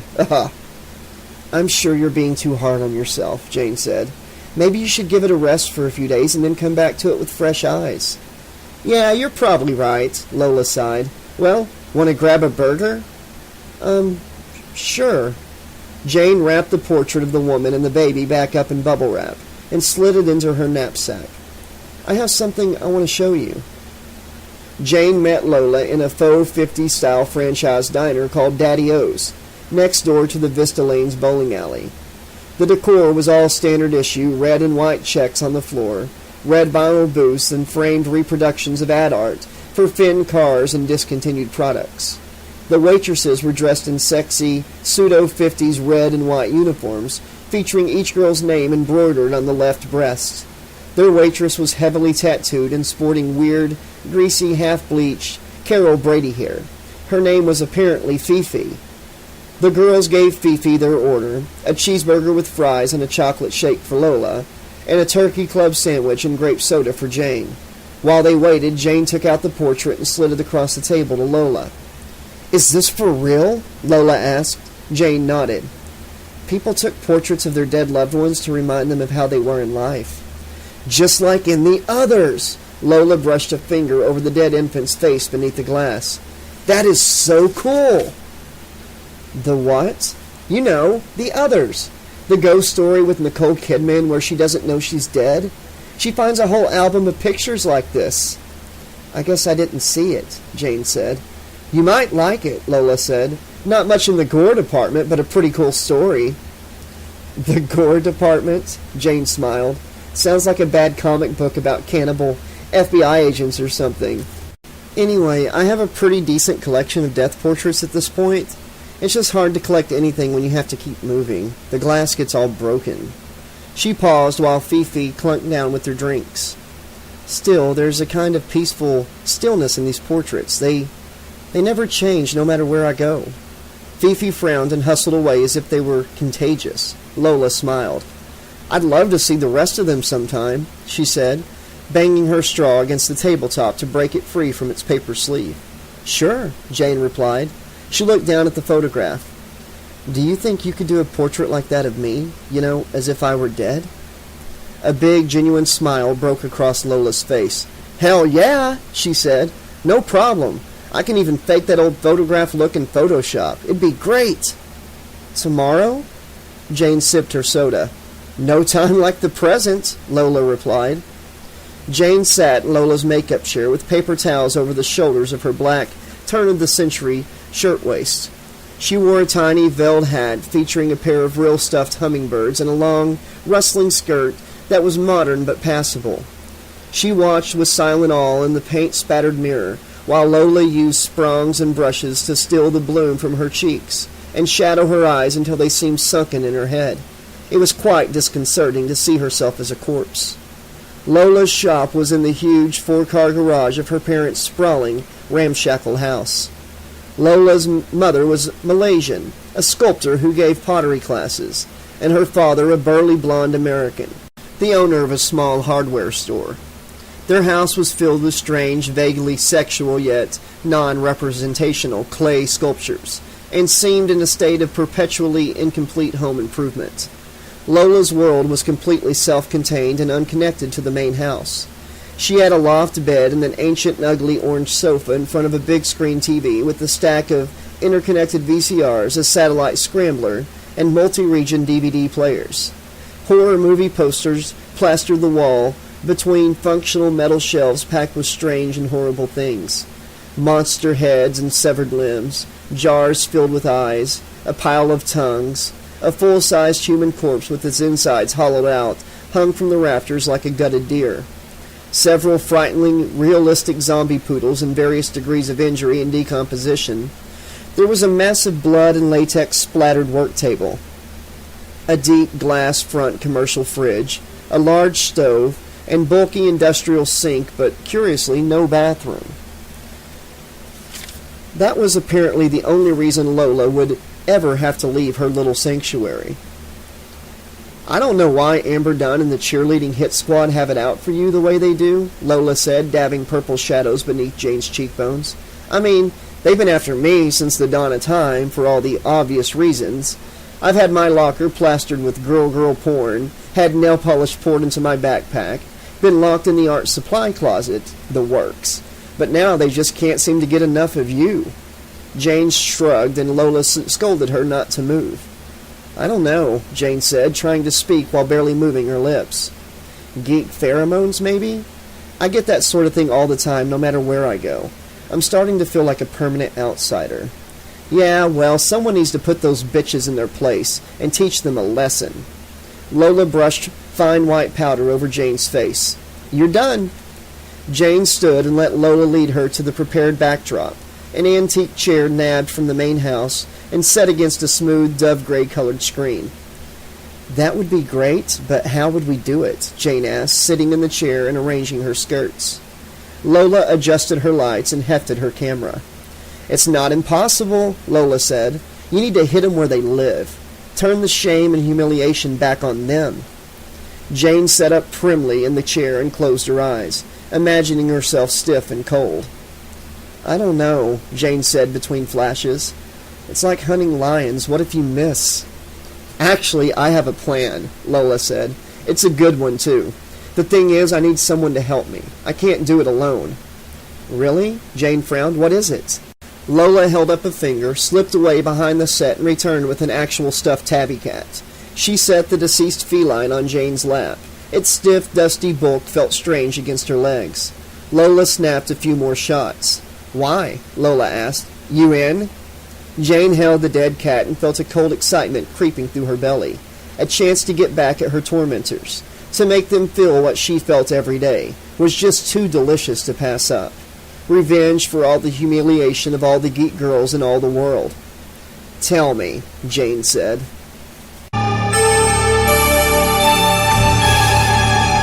Chapter 3. "Are you sure about this?" Jane asked, standing by the van door with her arms wrapped around her body. They had been over and over their plan during the week after Lola shot Jane's death portrait, and they both had every move planned down to the second, but Jane still felt agonizingly nervous. Lola grinned and gave her the thumbs up. "Come on, man," she replied. "Don't whip out on me now." She held up both hands in curled G-shapes. "Geek girls are go." Jane reluctantly raised her own fists like G's and tapped her knuckles to Lola's. "Geek girls are go," she repeated, a mite tremulously. Across the street was the Dunn house, a big, expensive Spanish-like villa. It was infested with teenagers like a hedge with whiteflies. Bass-heavy music rattled the windows in their frames, and the lovely Mediterranean garden was littered with beer cans and passed-out students. Grating, hysterical laughter clashed with waves of primate-like hooting, and the occasional liquid gush of copious vomiting. Jane was utterly horrified. It was as if everything she hated most in the world had been condensed down into a single location. Where are her parents? Jane asked. France, Acapulco, Timbuktu, Lola shrugged. Who knows? And you're sure they'll be gone for 2 weeks? Lola nodded. At least, she said. Amber is the textbook definition of a latchkey kid. Her jet-set parents had a baby because it was trendy at the time. And now that she's not a puppy anymore, it's a miracle if they remember to leave bowls of food and water for her when they leave town. Her parties are legendary for total lack of adult supervision. Cocky as always, Lola bowled her way across the yard and elbowed through the crowd around the open door, hauling Jane in her wake. It was easily 10 degrees hotter inside the house and packed with sweating teenage bodies. It was as if the poor house was sick and feverish with this horrible parasitic infection. Everywhere Jane looked, she saw some thoughtless atrocity perpetrated against the house. Cigarettes were being ground into the lovely imported tile. Half-empty beer bottles drooled their warm contents across the tasteful Spanish leather sofa. All around her were distorted, drunken faces and meaningless, empty conversations. She fantasized idly about poisoning the keg with a nice strong dose of anti-human penicillin to kill off the infection and save the house. They continued through the crowded rooms and hallways like Dante and Virgil traveling through the levels of hell. A crimson-faced young man lay draped across the top of a piano, while his compatriot stuffed a tube into his gaping mouth and poured alcohol into a funnel at the other end. A wobby blonde girl in 2 high designer heels scooched along a hallway, with her cheek pressed against the wall as if it was the only thing holding her upright. They found a small, inexplicable scattering of tiny female underwear, G-strings, so skimpy they might have been mistaken for eye patches, littered across the carpet beside an empty bottle of champagne. They followed a long, dim corridor to a candlelit bedroom suite, filled with amorous couples struggling to get as close to actual penetration as possible, while still remaining mostly clothed. "Where's Amber?" Lola said over the music into the ear of a grinning jock lounging against the doorway. The jock pointed to a closed door at the far end of the room and then raised his fist to his mouth, poking his tongue into his cheek in imitation of fellatio. Lola rolled her eyes and shook her head. Jane followed Lola as she threaded her way around the grinding bodies. A thick, slurry female voice spoke up from somewhere under a muscular male body. "Hey," it said, "it's Lesbo Lola. This is a straight party. No lesbos allowed." Drunken giggles from the girls and several male heads rose up, with inevitable Pavlonian interest at the word lesbo. When they finally reached the indicated door, it was opened by a staggering senior with his zipper down and a dumb grin on his face. He slapped Lola on the back. "She's all yours, lesbo." Jane arched a brow at Lola, silently telling her to stay cool. Lola nodded in response to Jane's unspoken command, and together they pushed open the door and entered the darkened bathroom beyond. They found Amber slouched on the closed toilet, cheek resting against the toilet paper roll. Her shirt was off, and her heavily padded pink bra had been pushed up beneath her chin. Lipstick and drool were smeared across her face, and she was snoring softly. Jane closed the bathroom door and slid home the lock. "Amber," Lola said, poking her arm. "Amber, wake up. It's time to go now." Amber made a vague, cranky noise and swatted at Lola's hand as if it were a fly. "She's trashed, all right," Jane said, lifting a mascara-smudged eyelid and looking into Amber's rolled-up eye. "Let's do it," Lola replied. "Get her shirt and her purse." Jane found Amber's Prada purse and slung it over her own shoulder, then located Amber's crumpled pink sweater and wrestled her into it while Lola pushed open the single window in the room and looked out into the yard below. "Well, the coast is clear," Lola said. She and Jane each took one of Amber's arms, hauling the cheerleader to her feet. She weighed next to nothing, but the dead weight was still awkward as they muscled her over to the window. Jane leaned Amber into Lola's arms and climbed out through the window, slipping down into the backyard. Jane took a quick glance around the yard to make sure they were unobserved, and then motioned for Lola to hand Amber over. Lola struggled to stick first one of Amber's tanned and perfect legs out the window, and then the other. One of her expensive high-heeled shoes slipped off and hit Jane in the forehead. She cursed silently and grabbed Amber's sweaty thighs, pulling while Lola pushed. When the cheerleader's full, unconscious weight hit Jane, she tumbled backwards across the grass with Amber sprawling on top of her. Lola was down in a heartbeat, grabbing Amber under the arms and motioning for Jane to get up and grab her feet. Jane found herself thinking of 100 stories where the protagonists are obliged to dispose of a body. The authors always made it seem so easy. Walking awkwardly backwards as quickly as she could, Jane let Lola steer as they carried Amber down the path and through the back gate, out into the street and around to Lola's van. Leaning Amber across the hood of the van, Lola fumbled for her keys and unlocked the sliding rear door. "You can forget it, Joey," Amber mumbled inexplicably and then puked up a stream of thin, fiercely alcoholic vomit down over the bumper. "Jesus," Lola said. "If she pukes in my car, I really am going to kill her." "Come on," Jane said, grabbing the lolling Amber off the hood. Together they bundled her into the back seat, slammed the door, and then jumped in the front. Lola stomped on the gas and they sped away, laughing. When they got near Lola's house, they drove with the lights off, turning off the engine and coasting soundlessly into the driveway. All the lights in the neighboring houses were out, and there was no one on the sleepy suburban street, for as far as they could see. Moving quickly and silently, they carried Amber across the driveway and over to the garage door. "You have no fucking idea," Amber muttered into Jane's shoulder, while Lola unlocked the door. "You don't have a clue." Jane flinched at the sound of her voice, flushed with paranoia and looking over her shoulder to be sure there was no one there. They hustled Amber into Lola's workshop and shut the door, bolting it securely behind them. "Okay," Lola said as they draped Amber across her work table. "You get her laid out flat and put the swim cap on her head and straws in her nostrils. I'll start mixing the alginate." "In her nostrils? You're kidding, right?" Jane looked doubtfully at the two jauntily striped straws. "You think she's going to lay still for that?" Lola smirked, dumping white powder into a plastic bucket and mixing in water with her hands. "Won't be the first time someone stuck something in her while she was unconscious. Now hurry up before this stuff starts to set." Jane laughed and picked up one of the straws. Holding Amber's head still, she stuck the straw up into the unconscious girl's nostril. No response. She added the second straw and covered Amber's mouth. Amber was breathing smoothly and evenly through the straws, face untroubled and out cold. Jane gathered Amber's sweat-damp blonde hair up in a knot on the top of her head and yanked the tight latex cap over the girl's head. "Okay," Jane said. "Okay," Lola repeated. "Here goes nothing." She hoisted the bucket up onto the table and began to quickly slop the slick white paste all over Amber's face. The unconscious cheerleader lay cooperatively still as the entire front of her head was covered.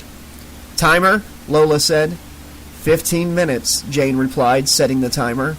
Lola rinsed her hands. "I can't believe this is working," Jane said, laughing. "We're not there yet," Lola warned. "She could freak out at any moment." Time ticked excruciatingly slowly, and nothing happened. Jane held her hands under the straws to feel the warm flutter of Amber's breath. Lola tapped the rubbery white shell that had formed over Amber's face and checked the timer again.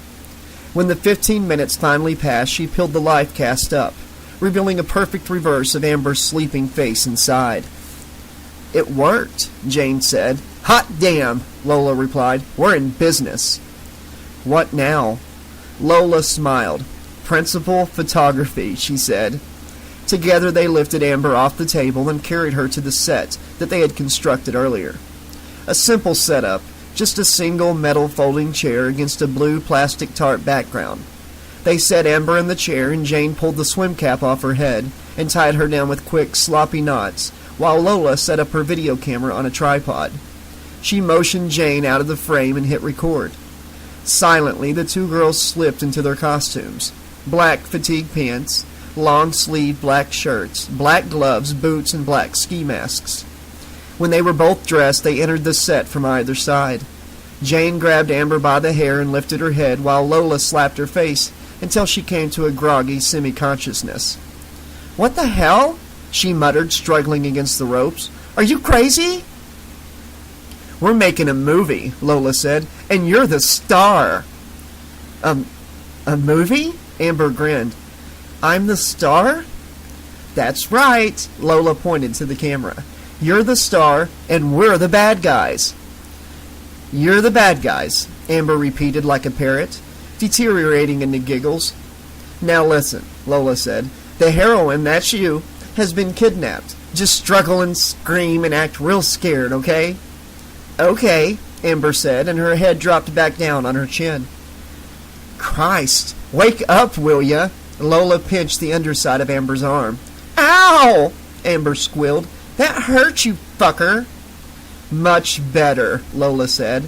Ready? Action! Lola grabbed the camera off the tripod and shot some footage of Amber's bound and struggling body. Then she looked up at Jane and nodded. Jane hefted a machete and poked the tip of the blade under Amber's chin. How about I slice all that skin off your pretty face, bitch? She said. Jane had to stifle a sudden urge to giggle. Never in a million years would she ever have dreamed of saying something like that to anyone, but it just sort of popped out. She was surprised by how good it felt. Oh my God, Amber said, blubbering fearfully. She actually wasn't a bad actress, even bombed. Oh my God, please, please don't hurt me. Please, oh my God. Lola zoomed in on Amber's crying face as a bubble of snot swelled in her nostril. Scream, Jane said, pressing the ridiculously huge knife harder against Amber's throat. Huh? I said scream. Lola walked over with the camera still in her hands and pinched Amber again even harder, and she let out a perfect horror movie scream. Beautiful, Lola said. A couple more just like that, and it's a wrap. You heard her, Jane said. Scream again. Amber let fly with a volley of sobbing screams, winding down into a coughing fit. Don't you puke again, Lola warned. Please, Amber begged, slushy, drunken words sounding nicely beaten and terrified. Please let me go. Please. I won't tell anybody about the abortion. It's like it never happened. Jane and Lola exchanged quizzical looks, and Amber dissolved into sobs and then passed out again. A knock on the garage door nearly sent the two girls right out of their skins. Lola? The high-pitched, breathy voice of Lola's mother called. Honey, keep it down in there, will you? It's late. Lola clapped her hand over her mouth to stifle giggles before she called out. Sorry, Mom. We're just shooting another scene for the movie. Okay, Lola's mother said. But wrap it up soon, all right? The neighbors are still mad about that zombie thing you did last month when you put the corn syrup all over their dog. 10 more minutes, Mom, Lola said, pulling a piece of duct tape off the roll and slapping it over Amber's mouth. Lola shot some more footage of Amber struggling and crying with the tape on her mouth, and then some nice close-ups of her bloodshot, mascara-streaked eyes. And that's a cut, Lola said with a grin, switching off the camera. And that's a motherfucking wrap. Great, Jane said. Let me get a couple of digital pictures, Lola said, for continuity. She snapped several shots of the bound girl, including close-ups of her ruined makeup. Got it, Lola said. Go ahead and let her loose. Jane pulled the tape off Amber's mouth and began to untie her. That was great, Amber, she said. You're going to be a big star. That's right, Amber said. When Jane started to undress Amber, the cheerleader got wild and belligerent, swinging loose, ragdoll fists. I'm not making a porno, she hollered. You can't make me. Shit, Jane said, fighting to hold Amber down and looking to Lola in frustration. We're not filming you now, Amber. Lola put the camera on the table, pointing the other way, and lifted both hands in the air. See? We just need to get you into your next costume. Well, why didn't you say so? Amber relaxed in Jane's arms. Am I a pirate? Jane and Lola burst out laughing. Yeah, Lola said, pulling off Amber's sweater and bra and slipping a Black Flag t-shirt over her head. A punk rock pirate. Jane gathered up Amber's clothing and jewelry in a plastic bag while Lola slid a pair of faded camouflage pants over the cheerleader's hips and slipped her feet into plastic flip-flops that were a size and a half too small. Avast, Amber said, spraying Lola with alcoholic spit. Prepare to be swashbuckled. Yo-ho-ho and a bottle of rum, Lola replied, hauling the transformed Amber to her feet. It's funny, Jane said, smiling a little. She looks almost human. Don't let the outfit fool you, Lola said. She's still the most vicious bitch in school. I can't drink rum, Amber said. It's totally like fattening. They each grabbed an arm, and between them they hustled Amber back out to the van. Jane sat with her in the back seat while Lola drove. Within minutes, Amber had deteriorated into sobs again. I'm hungry, she wailed. I want a Snickers. We'll get you one later, okay? Jane said. Nobody likes me, Amber said. They say they like me because they want to be me or stick it in me, but they don't really like me. Jane reached out and patted Amber's shoulder, feeling a sudden wash of inexplicable pity for the drunken cheerleader. We like you, Jane said. Speak for yourself, Lola muttered. You do? Amber threw her arms around Jane. You're my only friend. Sure, we're your friends, Lola said, winking at Jane in the rearview mirror. That's why we're going to help you now. You're going to help me? That's right, Lola said, pulling into the parking lot of the New Dawn Substance Abuse Clinic. Are you sure they'll take her like this? Jane asked, trying not to watch while Amber doubled over and fertilized the roses by the clinic door. I called ahead, Lola said. As long as we can get her to sign the paperwork, she's in. She called over to the vomiting Amber. You want to stop drinking, don't you, Amber? In response, Amber turned away and puked again. I'll take that as a yes. They helped Amber through the doors and into the clinic's lobby. It was downscale and rough, not all the kind of cushy, plush day spa Amber's rich parents would have chosen to dry out their daughter. Peeling yellow paint, scuffed brown linoleum, brown plastic connected chairs that looked donated after 10 years at the airport. There was a long, high counter with sliding bulletproof glass. Behind the glass was a very tough-looking black woman with close-cropped hair and a New Dawn t-shirt. Can I help y'all? She asked, arching an eyebrow. Our friend is an alcoholic, Lola said. She wants to stop drinking. Is that right? The woman looked down at Amber, and the drunken girl started crying again. Like, I hate my life, she sobbed. I don't want to be like this anymore. Well, I'll need her insurance card, the woman said. Some ID, and she'll need to sign this release. She handed Lola a clipboard, and Jane set Amber down, going through her purse to find her driver's license and insurance card. Sign here, Amber, Lola said, putting the cheap chewed pen in Amber's hand. Amber scrawled a wild, loopy scribble about a half an inch above the signature line, and Lola handed the clipboard back to the woman behind the counter. So, how long will it be before she can make phone calls? Lola asked. She'll be in detox for 2 weeks, the woman replied. There can be no contact with the outside world during that time. Jane and Lola exchanged a look, each biting their lip not to laugh. The woman pushed a button under the desk, and a huge bearded guy in orderly scrubs came out into the waiting room. Are you ready to go? He asked Amber, in a surprisingly loud voice. Amber turned back to Jane and Lola with a panicked look on her face. It's okay, Amber, Jane said. You'll be just fine. Amber flung her arms around Jane. I love you, she said. You're my only friend. Okay, that's enough now, Amber, the guy said, unwrapping Amber's arms from around Jane's neck. It's time to go. You'll be able to see your friends again when you are out of detox, okay? Okay, Amber said. She looked so tiny and helpless as the giant led her away, and again Jane felt a stab of sympathy. Lola mock punched her in the arm. Let's go, Mother Teresa, Lola said. Jane nodded and let Lola lead her away.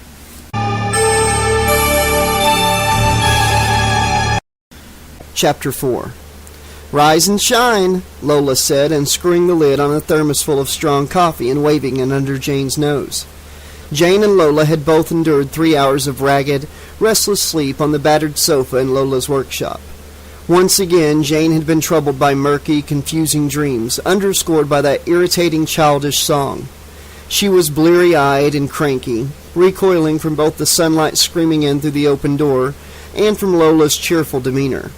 Lola, in contrast, was in high gear, chomping at the bit and ready to go. What time is it? Jane asked, rubbing crust from her eyes. 9 a.m., Lola said. "You are Satan," Jane said, rolling over and throwing an arm over her eyes. "Come on," Lola said, pouring a mug full of sweet, milky coffee and handing it to Jane. "Satan would not have brought you coffee." She rattled a white paper bag. "Or sticky buns." Jane peeked out from under her forearm. "Sticky buns?" "Of course." Lola smiled and filled a mug for Jane. "Caffeine and sugar. Breakfast of champions." Jane sipped the coffee quietly, wishing for some good, strong Earl Grey tea instead, but still needing the caffeine. "I can't believe we actually did it," Jane said. "It doesn't seem real." "Well, so far so good," Lola said, "but we've got our work cut out for us today, if we're going to get the video cut and delivered by tomorrow morning." "Right," Jane said, feeling the buzz of the caffeine starting to chase away the cobwebs. "Let's get to it." Under Lola's strict direction, Jane went to work mixing compounds and holding hair dryers, hauling buckets of water and painting fake nails on rubber hands and feet to match Amber's perfect French manicure. Raucous punk rock music blared in the background while they worked, driving them on like auditory caffeine. While Amber's head was setting in the mold, they shot some close-up footage to splice in. The machete cutting into a fake arm wearing Amber's watch and bracelets. A gloved hand removing Amber's shoe from a fake foot and then smashing the toes with a hammer. A hand pulling up the pink sweater and putting out a cigarette on a fake breast. "I think the breasts are a little too big," Jane said, waving away the stink of burning silicone and snugging the sweater back up over the artificial torso's full breasts. Lola scowled behind the camera. "How was I supposed to know she always wears a padded bra?" She shook her head. "If we had more time, I would have cast her whole body. As it is, we'll just have to make do with what we have." Lola winked. "Don't worry, we'll fix it in post." They laughed and poured another round of coffee. When the fake Amber head was ready, Lola quickly gave it an airbrush coat of paint approximating Amber's tanning booth skin tone, and then stuck it on a metal post for hair and makeup. She pinned up the printed photo of Amber's tear-streaked face on the wall beside her and hummed "Beauty School Dropout," while fluffing up the blonde wig and gluing on fake eyelashes. Jane looked over Lola's shoulder, fascinated, as Lola dripped her brush into a cup of water and dribbled it through the eyeliner, causing it to run in sooty streaks down the cheeks. "Perfect." Jane phoned for takeout while Lola set up the money shot, the scene where they slice into Amber's cheeks with the machete. "Time is of the essence here," Lola said. "We won't be able to get another take. It's got to be perfect the first time." Jane held the machete while Lola taped thin plastic tubing to the inside of her wrist. Testing, Jane cut into one of the fake arms, and thick, dark blood filled the slice perfectly. Lola fiddled with the lights and then carefully placed Amber's head on a microphone stand in the center of the little set and put a piece of duct tape over the mouth. "Looks like Amber's ready for her close-up," Lola said, peering at the view screen. "Are you ready, Jane?" "I don't know," Jane said doubtfully. "She looks too relaxed."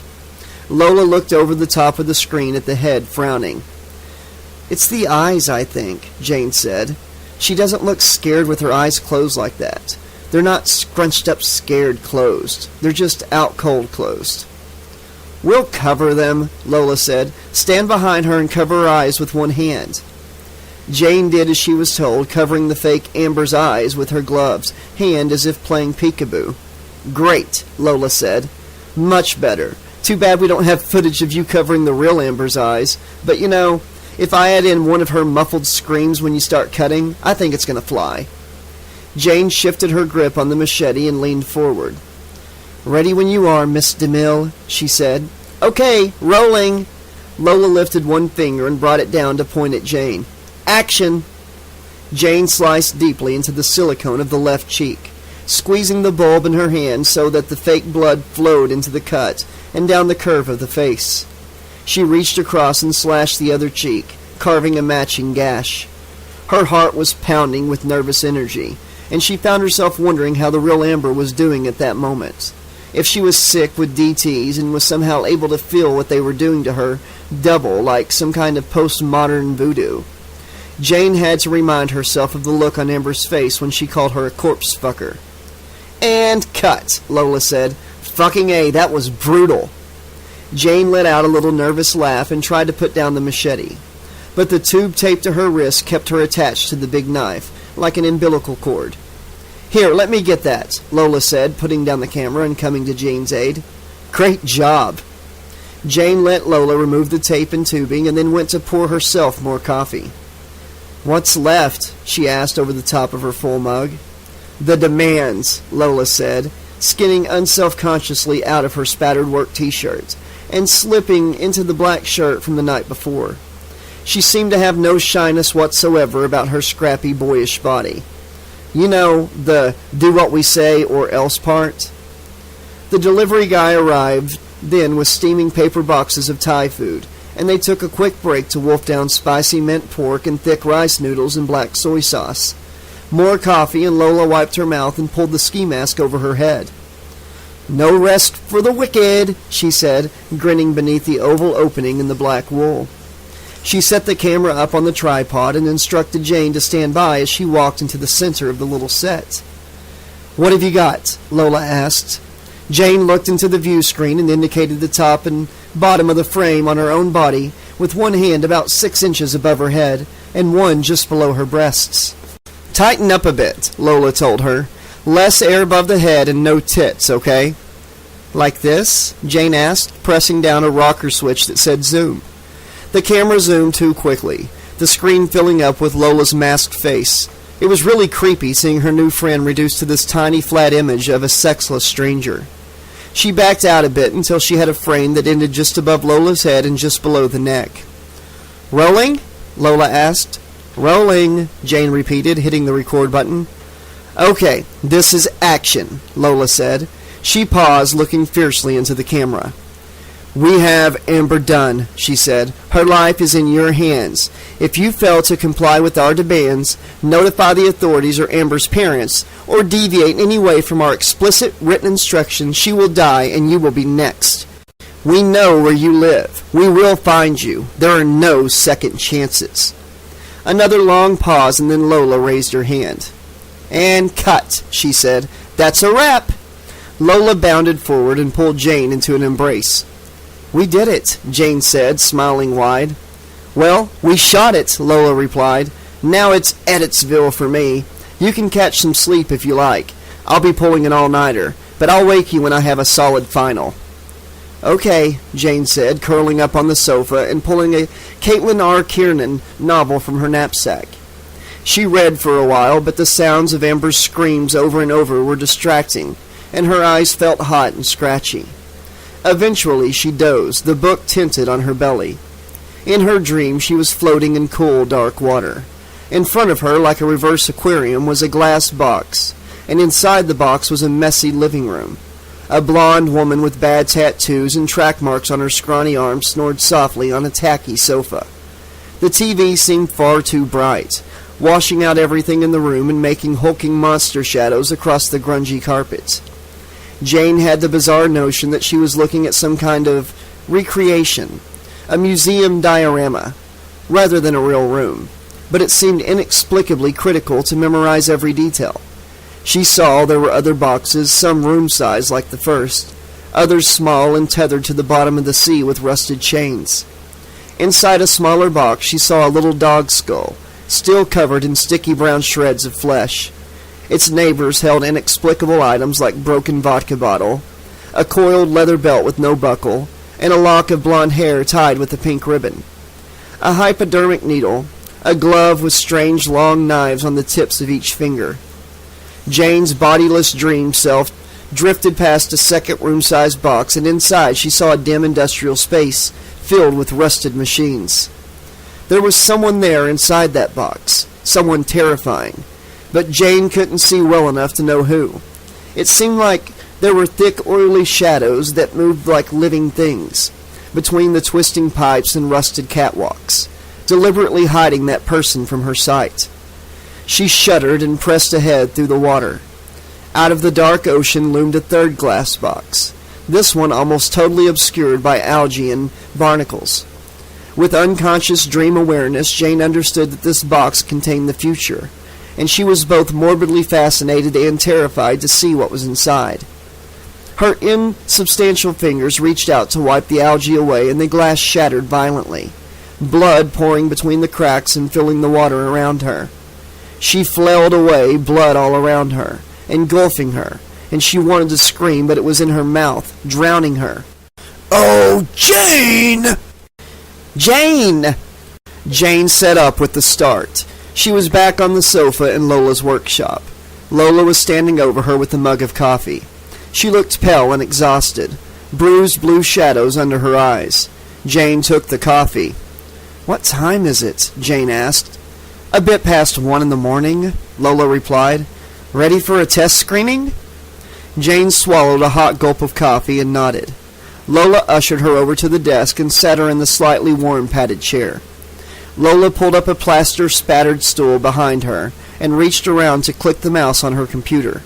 A grainy black and white image resolved on a small television monitor on the shelf above. Lola's masked face. "We have Amber done," she said, but her voice had been electronically deepened to a low, sexless growl. The image cut to Amber in the chair, bound and sobbing. The jittery handheld camera really added to the discomfort of watching it. It had this awful third-generation snuff kind of look that was totally believable. A quick, breathless series of cuts back and forth between the various kinds of torture and the real Amber's tormented face. Lola had enhanced the torture scenes by dubbing in Amber's screams over the close-ups. The smashing of the toes was particularly grueling and hideous. Then Lola's gloved hand slapping duct tape on the live Amber's mouth, swiftly followed by Jane covering the fake Amber's eyes and slashing her cheeks. A chilling, muffled howl on the audio track, and then fade to black. Back to the close-up on the masked Lola again, stating their demands, then static. "Holy shit," Jane said softly. "My best work yet," Lola smirked, curling her raised fists like G's. "Geek girls are a go!" "Geek girls are go," Jane repeated, touching her fist to Lola's. "So now we print up the individual demands, then dub and deliver for tomorrow morning," Lola said. "And after that, I need a nap for like a year." Chapter 5. After Jane finally staggered home on Sunday night, she found herself reflecting on how quickly she had become so close with Lola. It was really an odd match.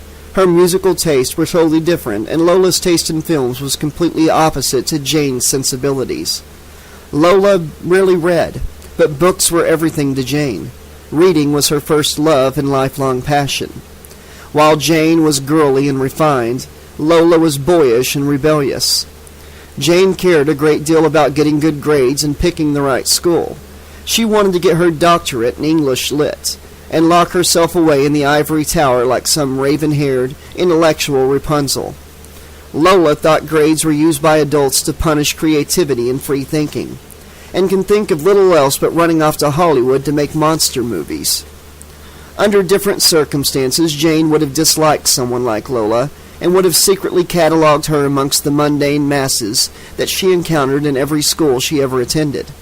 However, Lola was from the beginning wholly unclassifiable, and the successful counterpoint of their relationship proved that they didn't need to analyze what made it work. It just worked.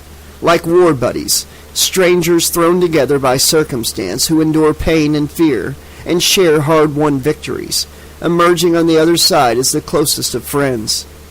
Jane was itching with anticipation the next morning when she woke before her alarm and started getting ready for school. She was deathly curious and also more than a little afraid of how Amber's friends were going to react to the video. They weren't the brightest girls, but they certainly had a lot of influence with other kids. If they found out who had made the video and what really happened to Amber, Jane and Lola could be in an incredible amount of trouble. Their lives would be hellish, and they could blame no one but themselves. The only worst course of action would have been to tell the school officials about the bullying. Maybe Lola the rebel was used to making trouble, but Jane was not. As much as she enjoyed the adventure of it all, she still felt antsy and anxious, and that anxiety was increasing exponentially every minute that passed. What if it backfired? Jane envisioned this mushroom cloud of doom widening over her life if the video got in the wrong hands, and the authorities thought maybe something really had happened to Amber. Even when it was revealed that she was fine and in rehab, couldn't they still get into trouble for making a film of Amber without her sober consent? Jane checked her email. There was an anonymous response to one of her live journal posts. The subject line read, "Corpse Fucker." In the body of the post was a link to a tripod server, one of those free services that offered online space in exchange for letting them clutter your website with ads. The link was to a JPEG picture. Jane hesitated. Should she open it? She had no choice. She remembered when Shane took her picture that first day in homeroom. This had to be her doing. But it could have been anyone. Resolute that she wouldn't let it upset her, she clicked the link. A crude Photoshop job. Someone had put her head on the body of a pig being screwed from behind by a cartoon skeleton. Jane hugged herself, then quickly placed her hands on the keyboard, ashamed of the feeling of her curves. "Bastards," a caption read. "I fuck dead people." A slick finger of panic wormed down her throat, choking her as she wondered how widely distributed this large image had become. "Jane!" "Coming," she called as she hurriedly deleted the email and the attachment with it. Next time she wouldn't open such things. It was exactly what they wanted, to terrorize her. Well, they wanted terrorism, that was exactly what they would get. She pictured Shane opening her copy of the tape, along with her own special instructions. Would she obey? Nothing to do but wait and see. Jane distrusted the tone of her mother's voice, but maybe she was just being paranoid. She knew she would be on edge until she could find out the results of the great cheerleader abduction that wasn't. She played every angle over and over in her mind, wondering if she was going to be able to handle this and keep her tumultuous emotions from showing on the surface. While she was still obsessing over what her life might become in this mad, new, emberless world, her mother had gotten tired of waiting and rapped twice on the door before cracking it open. "Jane!" "Mom!" She was so startled that she grabbed a handful of dresses to steady herself. "What's with you this morning? I just want to talk to you." She eased open the door. Jane tried on a smile, but inside she wanted to pull down the coffin lid and die. These talks were never good. "I'm fine. What's up, Mom?" Her mother was actually wearing a dress, something that was thinner than her usual clothes and had a little bounce. Of course, she wore one of her drab blazers over it, but it was still rather nice. Jane guessed it was the California heat that drove her to wear lighter, more breathable fabrics. It certainly looked much better on her. Even her expression was not as dour as Jane had expected. "Jane, I wanted to tell you something. Sit down." Jane sat on the chair by her computer, fear running relays with reality in her mind. Her mother crossed her arms, smiling. "DevTech wants to hire me permanently." "Really?" Jane said, more relieved than pleased. But her mother didn't seem to notice. "Really?" her mother said. "We might be able to stick around here this time. Isn't that great?" Jane nodded and tried on another smile, although inwardly she felt it was too little too late. Jane was 18 now. It was her senior year already. What a time to finally settle down, just before Jane would leave for college. "Great," she answered anyway, keeping the bitter irony to herself. "I just wanted to find out how you felt about it before I said yes." "Of course, yes," she said. "Say yes, Mom." She threw her arms around her mother. She knew it was what her mother wanted. And for all her picking on her mother, Jane wanted her to be happy.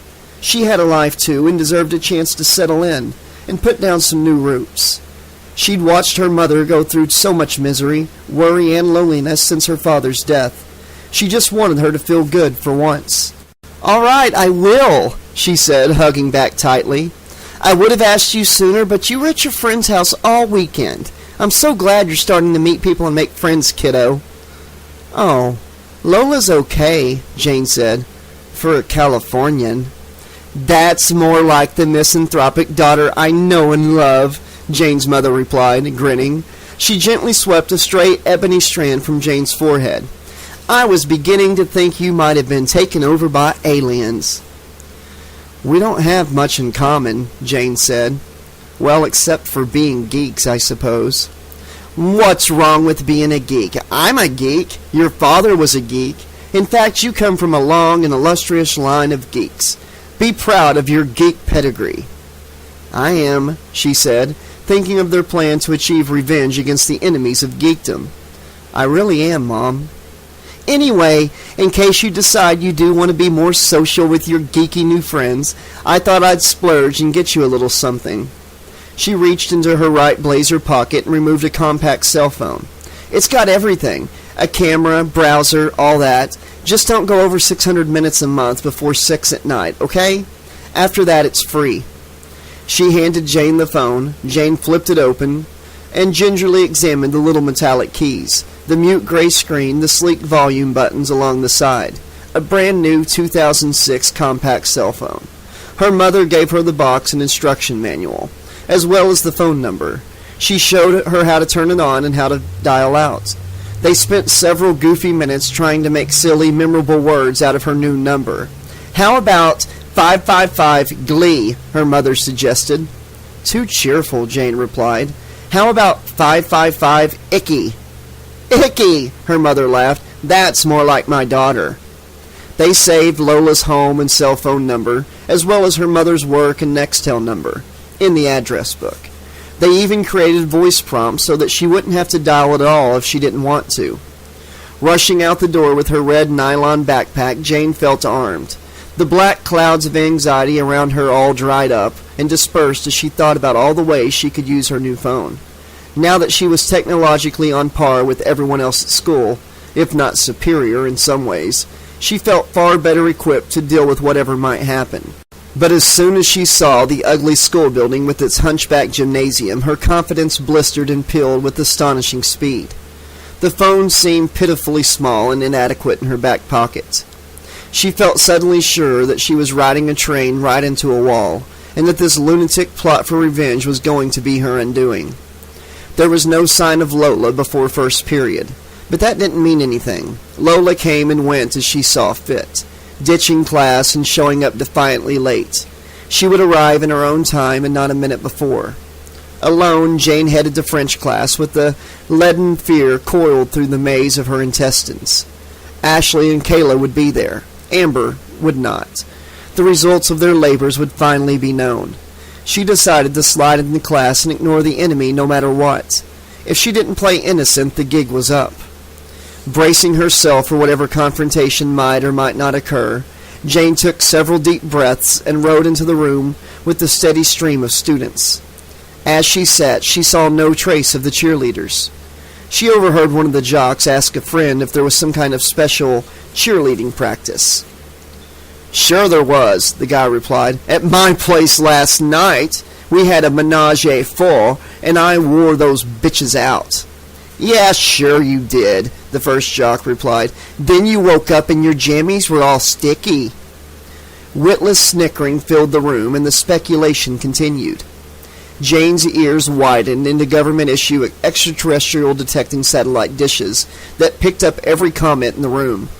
Now that she had the power to call Lola, she was dying to dial her, even though it was prohibited.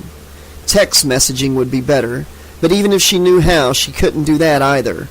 Of course, Lola wouldn't be expecting the call. She might not even have her phone turned on.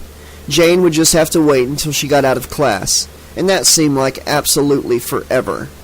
As Madame Koenig began to speak, "Ecates," Jane lost herself in the gentle patter of the teacher's voice as she spoke in French about hotels, luggage, and how to reserve a room.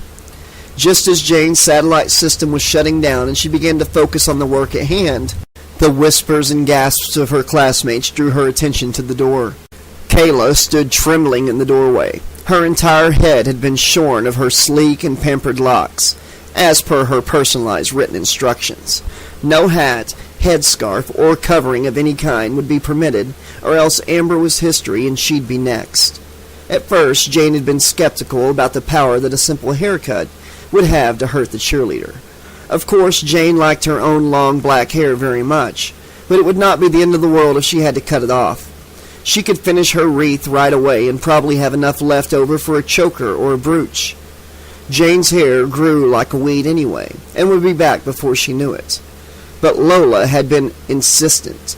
She explained how since freshman year she had seen Kayla line up jar after jar of special hair food, vitamins and capsules of unflavored gelatin at lunchtime, how she meticulously conditioned and coddled her hair several times daily in the school bathrooms.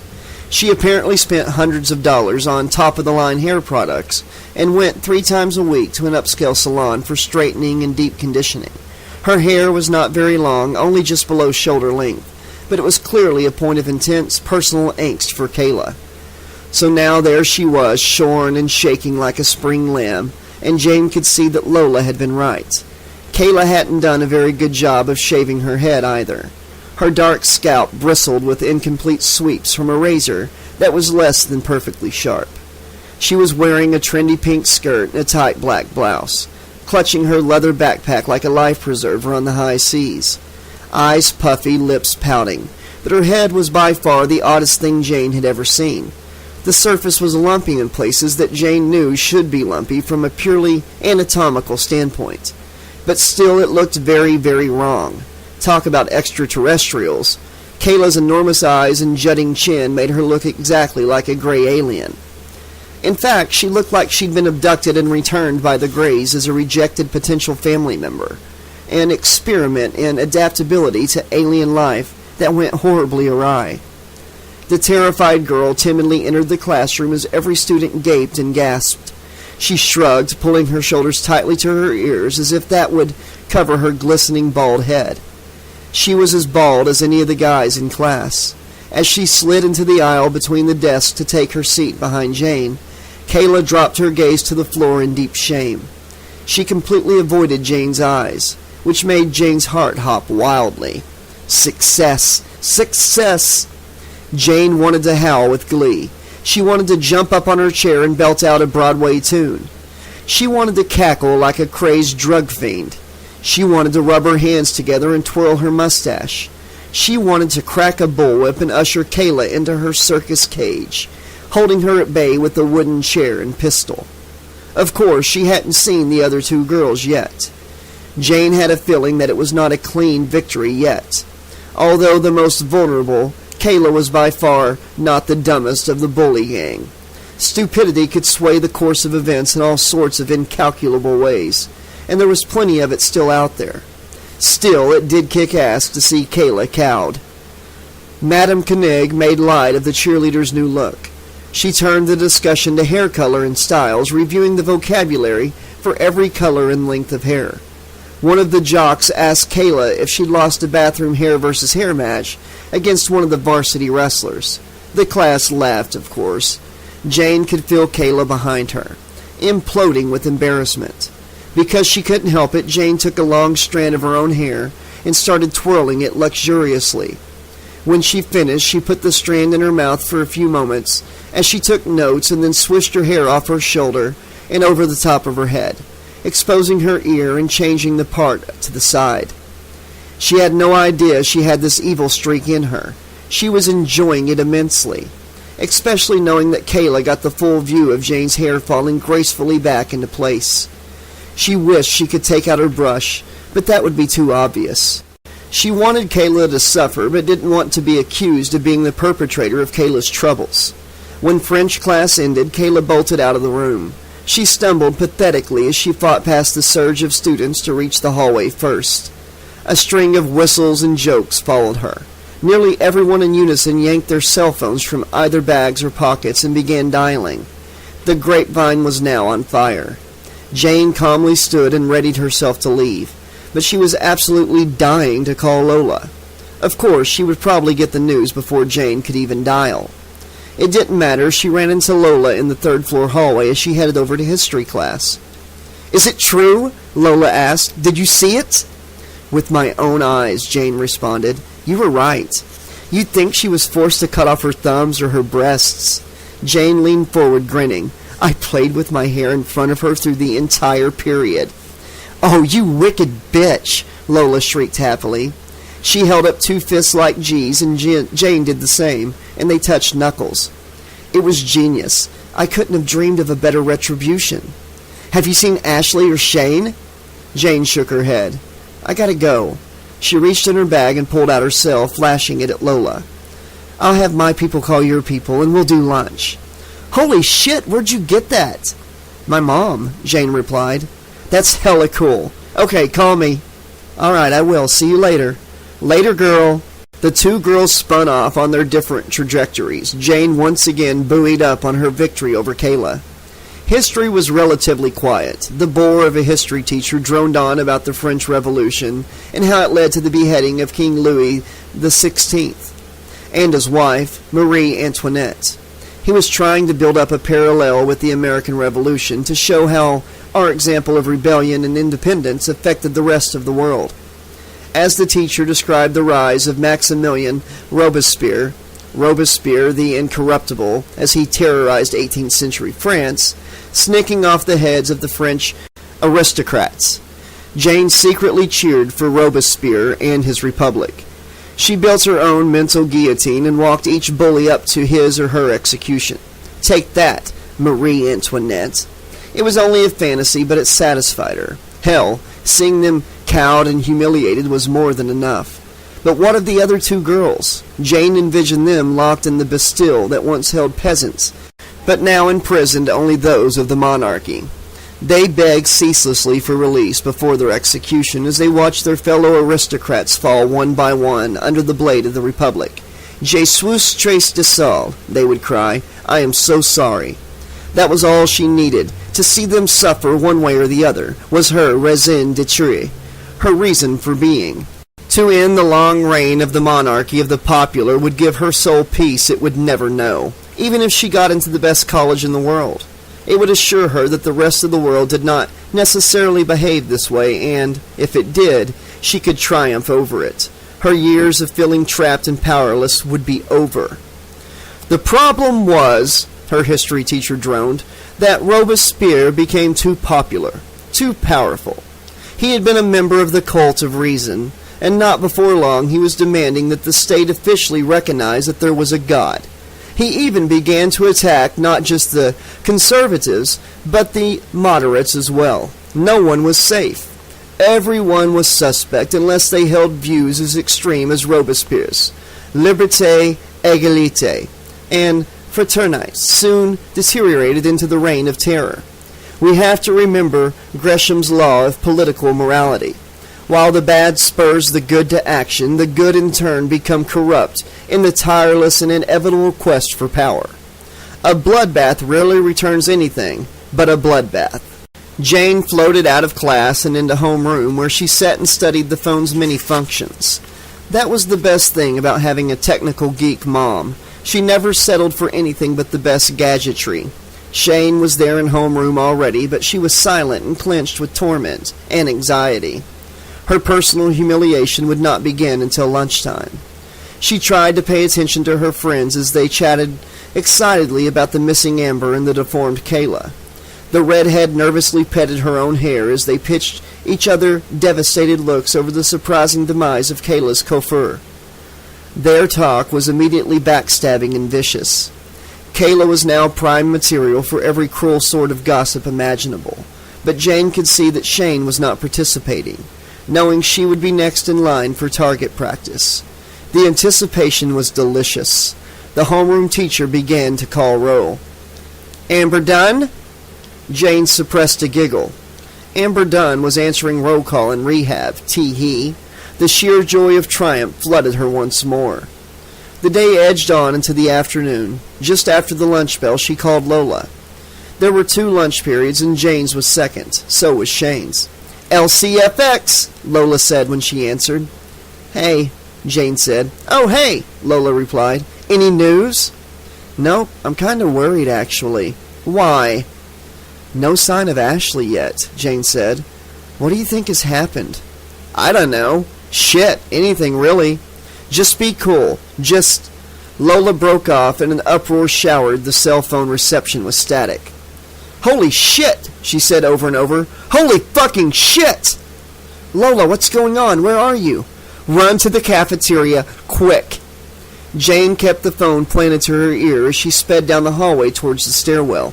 "What? What? Tell me." "You have got to see this," Lola teased. "What's taking you so long?" "Okay, I'm hanging up." Jane shut the phone and fled down the stairs. As she made her way to the courtyard, her eyes scanned the clumps and cliques for any sign of trouble. The crowd only thickened once she reached the cafeteria. She noticed Kayla surrounded by other girls tearfully resisting their verbal probes. She only shook her head and bit her lip as they nattered, hugging herself as she leaned against the cement wall. Oh, sweet torment. Jane paused at the windows all along the cafeteria's south wall and leaned against them, cupping her hand on the warm glass to focus past her own reflection. Inside there was some sort of commotion. Several of the jocks had gathered around one of the cafeteria tables, eating and laughing in their Letterman jackets. Each jacket had HH stitched in red on the back under a devil's face. Hemingway hell, as Jane often thought of it. Although for the jocks it was more like heaven, as good as their lives were ever going to get. It was the far table that drew their derision and fascination. Shane's bony ass was sitting on the tabletop as she balanced a 5-pound box of C's candy on her knees. About half the box was gone, the little dark brown tissue cups scattered on the cafeteria floor. As she lifted another high-calorie morsel and reluctantly placed it in her mouth, she looked as if she would die, face green with nauseous horror. The girls around her were begging to know what she was up to, and Jane could only imagine how the skinny cheerleader must feel, overstuffed and greasy with fat and sugar, as she continued to eat more and more. Lola had explained to Jane that Shane was anorexic, not bulimic, and that this kind of binge eating would be totally alien to her starvation-trained system. Shane's instructions had specifically stated that if she vomited, even involuntarily, that Amber would die and she would be next. Jane could see her fighting to keep the chocolate down. Her shrunken stomach was probably the size of a tea bag, and Jane pictured it stretching desperately to accommodate this sudden flood of unexpected input. She would be on the treadmill for the rest of the semester trying to work those calories off, but she would never be able to escape the taunts and humiliation. Jane slipped into the cafeteria and fished out her new cell phone. "Shane!" she called, walking boldly toward the redhead. "Hey, Shane!" The miserable cheerleader turned her face towards Jane. "Say cheese," Jane said, and snapped her photo. When the photo came up on the little screen, it was brilliant. Shane's mouth was smeared with chocolate. The nearly empty box of candy balanced on her bony knees. Her eyes were wide like a deer in the headlights of an onrushing truck. Shane did not respond at all to having her photo taken. She simply looked down at the box and continued to robotically stuff the little candies into her mouth. Jane could not believe her sudden courage. Never in a million years would she have had the guts to walk right up to her tormentor like that. She sat down at a nearby table, legs suddenly weak. She nearly jumped out of her skin when Lola smashed into her from the side, plopping down beside her and hugging her fiercely. "You did not just take Shane's photo, did you?" Lola asked, grinning hugely. Jane nodded, showing Lola the picture. "Fucking brilliant!" Lola howled. "You are too much, Jane." Jane smiled. It was amazing to her how she had gone from the quivering, fearful bully magnet of her first day to the ballsy criminal mastermind she felt like now. "Heads up," Lola said. "Get ready for another portrait." Another girl in glasses and an ill-fitting white t-shirt waded through the onlookers. Her body language was anxious and timid as she slunk over to Shane's table and sat. Her glasses slipping, she quickly adjusted them on her face. That was when Jane recognized her. It was Ashley. Her t-shirt bore block black lettering and a photograph. Sure enough, Ashley had done exactly as she had been instructed. She probably took the morning off from school to have the shirt made up at the mall or something, which would explain her absence from her morning classes. The shirt bore a blown-up picture of a girl with a hawk nose, wearing thick glasses like the ones she was wearing now. Her dingy brown hair framed her face in long, straight shanks. Her breasts were non-existent, which was particularly funny because the picture was stretched over man-made bulges sculpted from silicone. In the picture, her lacy blouse hung flat and uninterrupted over her utterly uninspiring chest, an underdeveloped, curveless wonder. In contrast, she now looked like some very busy plastic surgeon's Lolita Pygmalion. Best of all, above the picture in bold black letters were printed the words, "The Real Me." The heat of victory now crashed over Jane. Viva la Revolution! Viva la Republique! all hail Robespierre, the incorruptible. The guillotine severed them not from their heads, but rather from their social groups and reputations. Jane could imagine the peasants surrounding her, cheering as the heads rolled one by one from block to basket. There was still one joker in the deck, Amber herself. She wouldn't be locked up forever. Eventually she would leave the rehab center and return to school, assuming that her parents allowed her to do so. She had to. She had to graduate. They all did, one way or another. But if she did come back, she could easily mount a counterattack on Jane and Lola, using her sway with the hordes of football team members to start bullying in a way that might go way beyond name-calling and a bit of shoving in doorways. As she ate her lunch beside her friend, she wondered if maybe Lola didn't have such a bad idea. Going to Hollywood. Maybe she could apply to UCLA or USC instead of Stanford or Yale. Wherever she landed, Jane was certain that nothing could ruin their friendship. Cemented in such victories, how could they not be the best of friends for life? Never sleep again. That night, Jane had another curious nightmare. She was in the maze-like halls of the school, running from class to class, only to find all the other students lying stiff on the floor with big cartoon X's in their eyes. She was searching frantically for Lola when she heard the lilting strains of that simple counting song, sung in wavering high-pitched children's voices.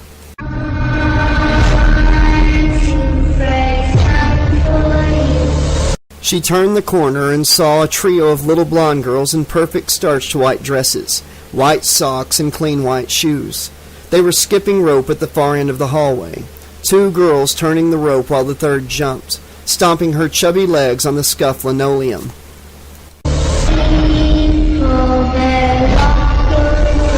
She walked quietly down the hall towards the girls. They were so intent on their game that they didn't seem to see her.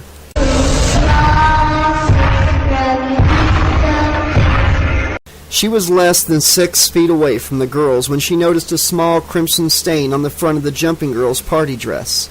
It grew larger and larger, dripping onto her white shoes and splashing as she jumped. The 2 other girls were bleeding now too, white petticoats drenched with gore, faces splattered red, and blonde curls soaked and matted. They froze, the song cut short and rope falling slack at their feet, turning bright, expectant little eyes towards Jane. She backed away as the spreading puddle encroached on her feet, inexplicably shod in childish white shoes just like the shoes on the feet of the bloody little girls. When she looked down at her body, she saw that she was dressed in a frilly white dress identical to theirs. She turned and ran. Her confusion on the first day of school was nothing compared to the feeling of helpless disorientation that enfolded her as she ran and ran. Deceitful hallways twisting like mad, funhouse tunnels, and there was someone following her, someone terrible. Whoever it was, they always seemed to remain a turn or two behind, casting long, flickering shadows on the shiny linoleum. With slow, nightmare inevitability, she rounded a corner and into a dead end. 3 locked classroom doors and a clutter of stiff, X-eyed students sprawled across the floor. The lanky shadow slithered around the corner, and she realized that the shadow was all that was there. Whoever or whatever was casting the shadow was somehow trapped outside her dream, pressing hungrily against its boundaries, but somehow unable to penetrate the shell of her mind. The shadow reached for her with unnaturally long, blade-thin fingers, and almost touched the hem of her frilly white dress. "Oh, Jane!" Then Jane sat up with a hot gasp clenched in her throat, safe and alone in her cozy bed. Chapter 6. In the days that followed, Jane and Lola watched with no small satisfaction as the defrocked cheerleaders were picked apart and ceaselessly tormented by their former friends. But the closer it got to the 2-week mark, the deeper the anxiety that plagued Jane became. She could not even conceive of what might happen when Amber was freed from rehab and the cheerleaders found out about the scam. The morning of the second Monday after their initial victory, Jane woke early again, racked with nervous anticipation. She and Lola had spent the night before running possible scenarios and trying to plan for every contingency. But in the end, they both had to admit that there really was nothing that could be done. All they could do was once again simply wait and see. Jane slid into her French class just before the bell. Amber was there, sitting on the opposite side of the classroom from Kayla and Ashley. Kayla was sporting an expensive new hair weave, zillions of perfect, tiny, chestnut-colored braids framing her hostile face. Ashley was back to her old neo-preppy, politician groupie look. They were both shooting daggers at Amber, who looked thin and pale in a loose gray t-shirt and jeans. Amber's blonde hair was pulled back into a careless knot, and she wore no makeup. But her posture was straight and confident, and her blue eyes clear and focused. Madame Koenig welcomed Amber back to the class, and Jane waited anxiously for some eruption of drama. Nothing. After the bell rang, Amber went up to the teacher to talk about making up for her missed lessons, and Jane walked slowly out, dawdling to see if anything would happen. Kayla and Ashley left, and eventually Jane had to hustle to her next class. The anticlimax of Amber's return was peculiar and inexplicable. By lunchtime, there was buzzing gossip all over the school about Amber having been to rehab, and by the end of the day, it was out that someone had used Amber's disappearance to force the other cheerleaders to humiliate themselves, though no one seemed to know exactly how. Jane and Lola were standing by Lola's van and marveling over the uneventful day when Amber appeared alone on the school steps.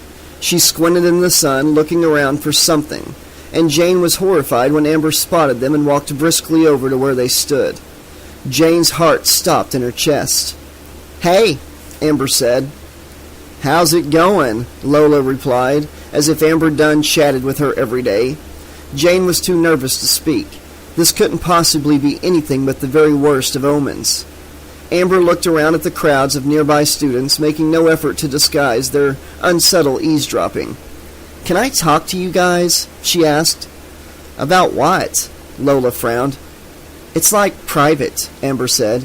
"Maybe we could get some coffee or something?" Lola and Jane exchanged a look. "Okay, sure, why not?" Lola replied. She opened the passenger door for Amber. "Hop on in." Amber scooted into the middle of the back seat, and Jane sat in front, feeling awkward and tongue-tied. She couldn't help but think of the last time Amber had been in this van. They drove in prickly silence to the only non-franchise coffee house in town, an arty little hole in the wall called Java 6. The place was dim, but not dim enough to hide the truly awful paintings on display, complete with extravagant prices and the artist's hopeful business card. They were mostly naked women with cat heads painted in lurid nursery school colors. The messy-haired and sneering boy behind the counter turned all goofy-eyed at the sight of Amber, and he gave her a free scone and a badly printed flyer for his band called Backwash. "Bring your friends," he said, as if he was doing them a big favor. Jane rolled her eyes. "Thanks, but I'm a recovering alcoholic," Amber said, handing the flyer back to him. "I don't do bars anymore, and I don't do musicians." Lola snorted, and the boy looked crestfallen as he scribbled down their order. Vanilla latte for Lola, Earl Grey for Jane, and a double espresso for Amber. When Mr. Backwash was finally able to peel his gaze off the front of Amber's shirt and make their drinks, they carried their cups over to a table in the far back corner. All of the tables and chairs were mismatched antiques. The table they chose had eagle feet clutching red glass balls. There was a mushy purple sofa on one side and a leather wingback on the other. Lola and Jane took the sofa, Amber on the other side in the chair. Amber sipped her espresso from the tiny cup and then put it down, spinning it in its saucer. "This is really weird, I know," she finally said, refusing to meet their gazes. "But, I want to apologize." Jane and Lola frowned, disbelieving. Jane concentrated on fishing the tea bag from her cup and wrapping its string around the spoon to squeeze it out. "I mean," Amber continued, "it's part of my recovery to make amends with everyone that I hurt while I was drinking." "Yeah, well, how does that explain teasing me in first period French?" Jane asked, her teeth clenched with hostile skepticism. "You weren't drunk then." Amber blushed a little, spinning her cup. "Not in first period," she said quietly. "You were drinking at school?" Lola asked, eyes wide. "You're shitting me." Amber nodded. "I always kept a couple of those pump hairspray bottles filled with booze," she said. "Vodka, so no one would smell it on my breath. I kept 2 in my locker, 1 in my backpack. I would sneak sips in the bathroom stalls between and even during classes. I just couldn't function unless I was buzzed, and I was terrified all the time. All the time. Geez, Lola said. Jane was silent. I started when I was 13. When I was drinking, I was fun and cool and sexy, a party girl that everyone liked. Then it got to the point where I couldn't stand to be sober. I knew I was out of control, but I didn't know how to stop. I slept with guys I barely knew just to feel wanted. I would wake up in my car with no idea where I was or how I got there. Last year, I got pregnant. I had no clue who the father could have been. I was trashed when I went in for the abortion, and I'm pretty sure the cab driver who took me home had sex with me before he dropped me off at my parents' lawn. My parents were in Hong Kong. I bled for like 2 weeks and almost died, but my parents never returned my calls. I don't know what went wrong, but the doctor screwed up in there somehow, and now I can't have any kids at all, ever. She looked down at her cup. Jane was utterly appalled by the sudden gush of personal revelation. It was as if she needed Amber to be a terrible, inhuman enemy, and now that she was seeing her mortal foe stripped of armor, it made her feel as if the order of the universe had been maliciously rearranged. Like, I have no memory of the night I was checked into rehab. They said 2 friends checked me in, but I knew it wasn't Kayla, Shane, definitely not Ashley. Those bitches would eat me alive the second they saw me stumble. The way the night nurse described the 2 friends, it sounded a lot like you two. What the hell were they supposed to say to that? Amber then continued. It was you, wasn't it? She smiled and shook her head. I treated you like dirt, and you saved my life. Well, Lola said, smirking, we didn't exactly do it out of the goodness of our hearts. Yeah, I heard all about the kidnapping video. That was you guys too, wasn't it? Jane eyed Amber, not entirely willing to believe that she had really turned over a new leaf. She had found herself feeling sorry for Amber the night they checked her in, but now she was leery and skeptical, afraid that it was all an elaborate setup for some thermonuclear retribution. It's okay, Amber said. I wouldn't trust me either, but don't worry, I won't say anything. Well, she finished her espresso. I better get going. I just want you to accept my apology. Like, I know I was wrong to pick on others because of my own insecurity, and I have to take responsibility for my actions now. I hope you'll find a way to forgive me. If it makes you feel better, I've been kicked off the cheerleading squad. Amber sneered and made her voice high-pitched and officious. An admitted substance abuser is not the sort of person that we want to represent the Hemingway High School spirit. Amber stood and laughed bitterly. You need a lift? Lola asked, downing the last of her latte. Amber shook her head and slung her backpack over her shoulder. My meeting's right around the corner, at First Methodist. Well, okay then, Lola said. Oh, and don't worry about getting into any trouble from my so-called friends over that video. Why not? Lola asked. They think I did it, Amber said. Jane watched the blonde walk away, speechless and flabbergasted. Oh my God, can you believe that? Lola asked as soon as Amber was out of earshot. Jane shook her head. I don't know what to believe. It hadn't even occurred to Jane to think that Amber might get the blame for their stunt, but it did make an awful kind of sense. After all, she was in the video. If she wasn't really kidnapped, then she must have been in on it. Those girls didn't have the mental candle power to figure out what had actually happened, so they would go for the obvious target. Who better to take the fall than a fallen star? Normally that would have been perfect justice for Amber's myriad crimes against Jane and Lola, and every other geek in the school at that. But Jane had lost her objectivity and had allowed herself to feel empathy for the girl.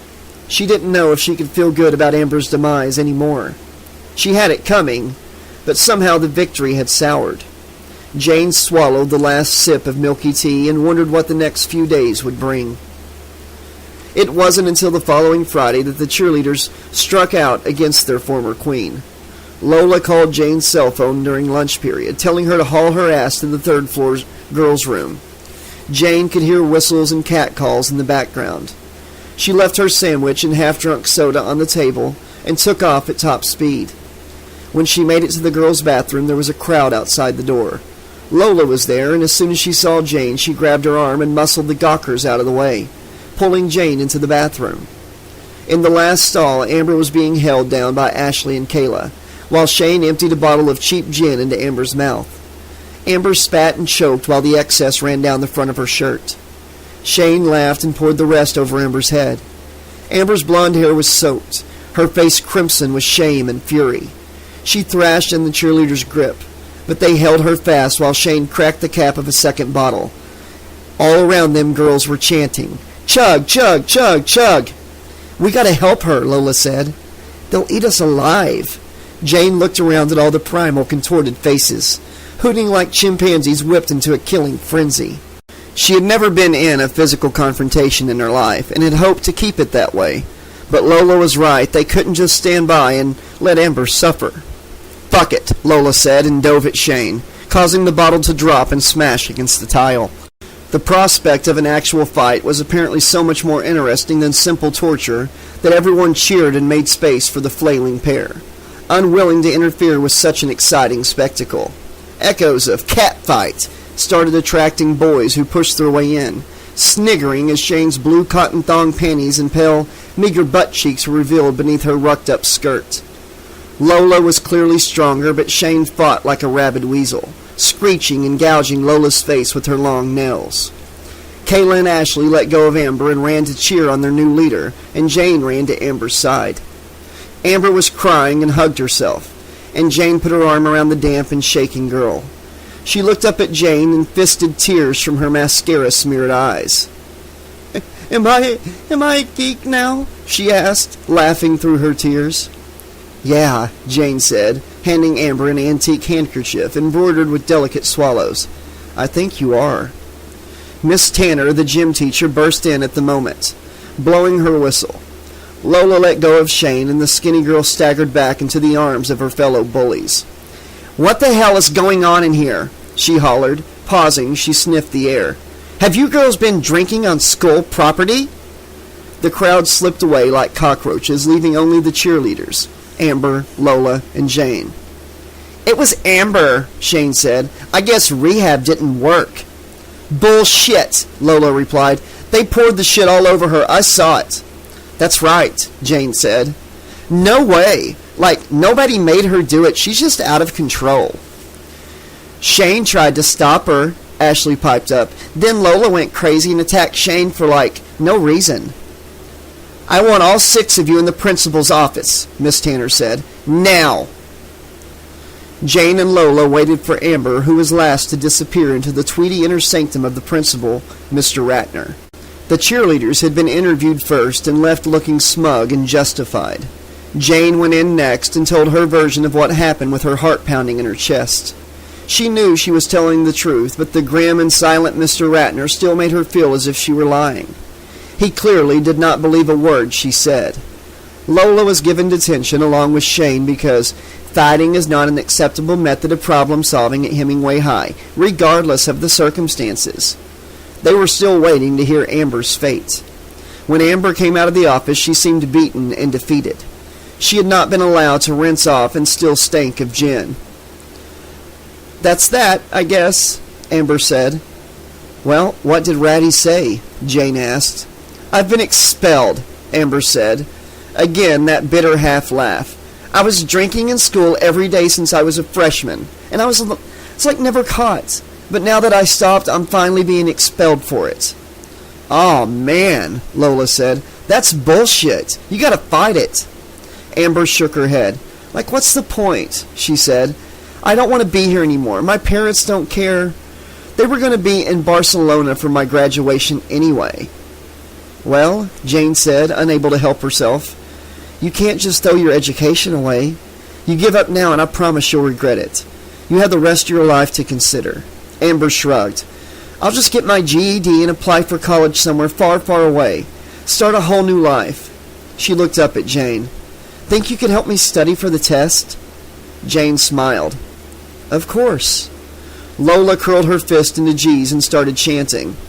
"Gooble gobble, we accept you, one of us, one of us." Jane touched her fist to Lola's and joined in the chant. "One of us, one of us." Amber smiled and curled up her hands like theirs. "Geek girls are go," Lola said. "Boy," Amber said, If someone sent a videotape of my life now, back in time to my old self, like, I never would have believed it. You ain't kidding, Lola replied. And I have a feeling it's just going to get weirder, Jane said. Can I borrow your cell? Amber asked. Shane threw mine in the toilet. Sure, Jane said, fishing out her new phone. Like, I need to call my sponsor, Amber said, dialing. An involuntary gin shower doesn't exactly count as a relapse, but I still feel pretty shaky. Jane and Lola sat with Amber on the steps, waiting for this sponsor to show up. They heard her before they saw her, the gruff thunder of a motorcycle echoing down the block. When the bike pulled up, the leather-clad woman astride the machine removed her helmet, revealing a worn, heavily lined face and faded denim eyes. Her thin blonde hair was bound with a leather clasp, and ugly, garish tattoos crept out from under her collar and up across her neck. She looked to be in her 50s, but was probably younger, prematurely aged by years of hard living. Amazingly, Amber threw her arms around the woman like she was a long-lost sister. TJ, this is Lola and Jane, Amber said. The woman took Jane's meekly offered hand and squeezed it till the bones popped. It's great to finally meet you guys, she said in a sandblasted 2-pack-a-day voice. I've heard a lot about you. And it's all bad, I hope? Lola said, grinning. Cool bike. TJ allowed Lola to enthuse over the various features of her motorcycle, while Jane whispered to Amber. That's your sponsor? She asked, incredulous. Amber nodded. You know, she said, I have way more in common with TJ than I ever did with those shallow bitches I used to hang around with. Jane looked doubtfully at the biker. Ready, kid? TJ asked, handing Amber a helmet. Yeah, Amber replied, strapping the helmet onto her head and straddling the bike. Lola and Jane waved as TJ kicked the bike into gear and rode away.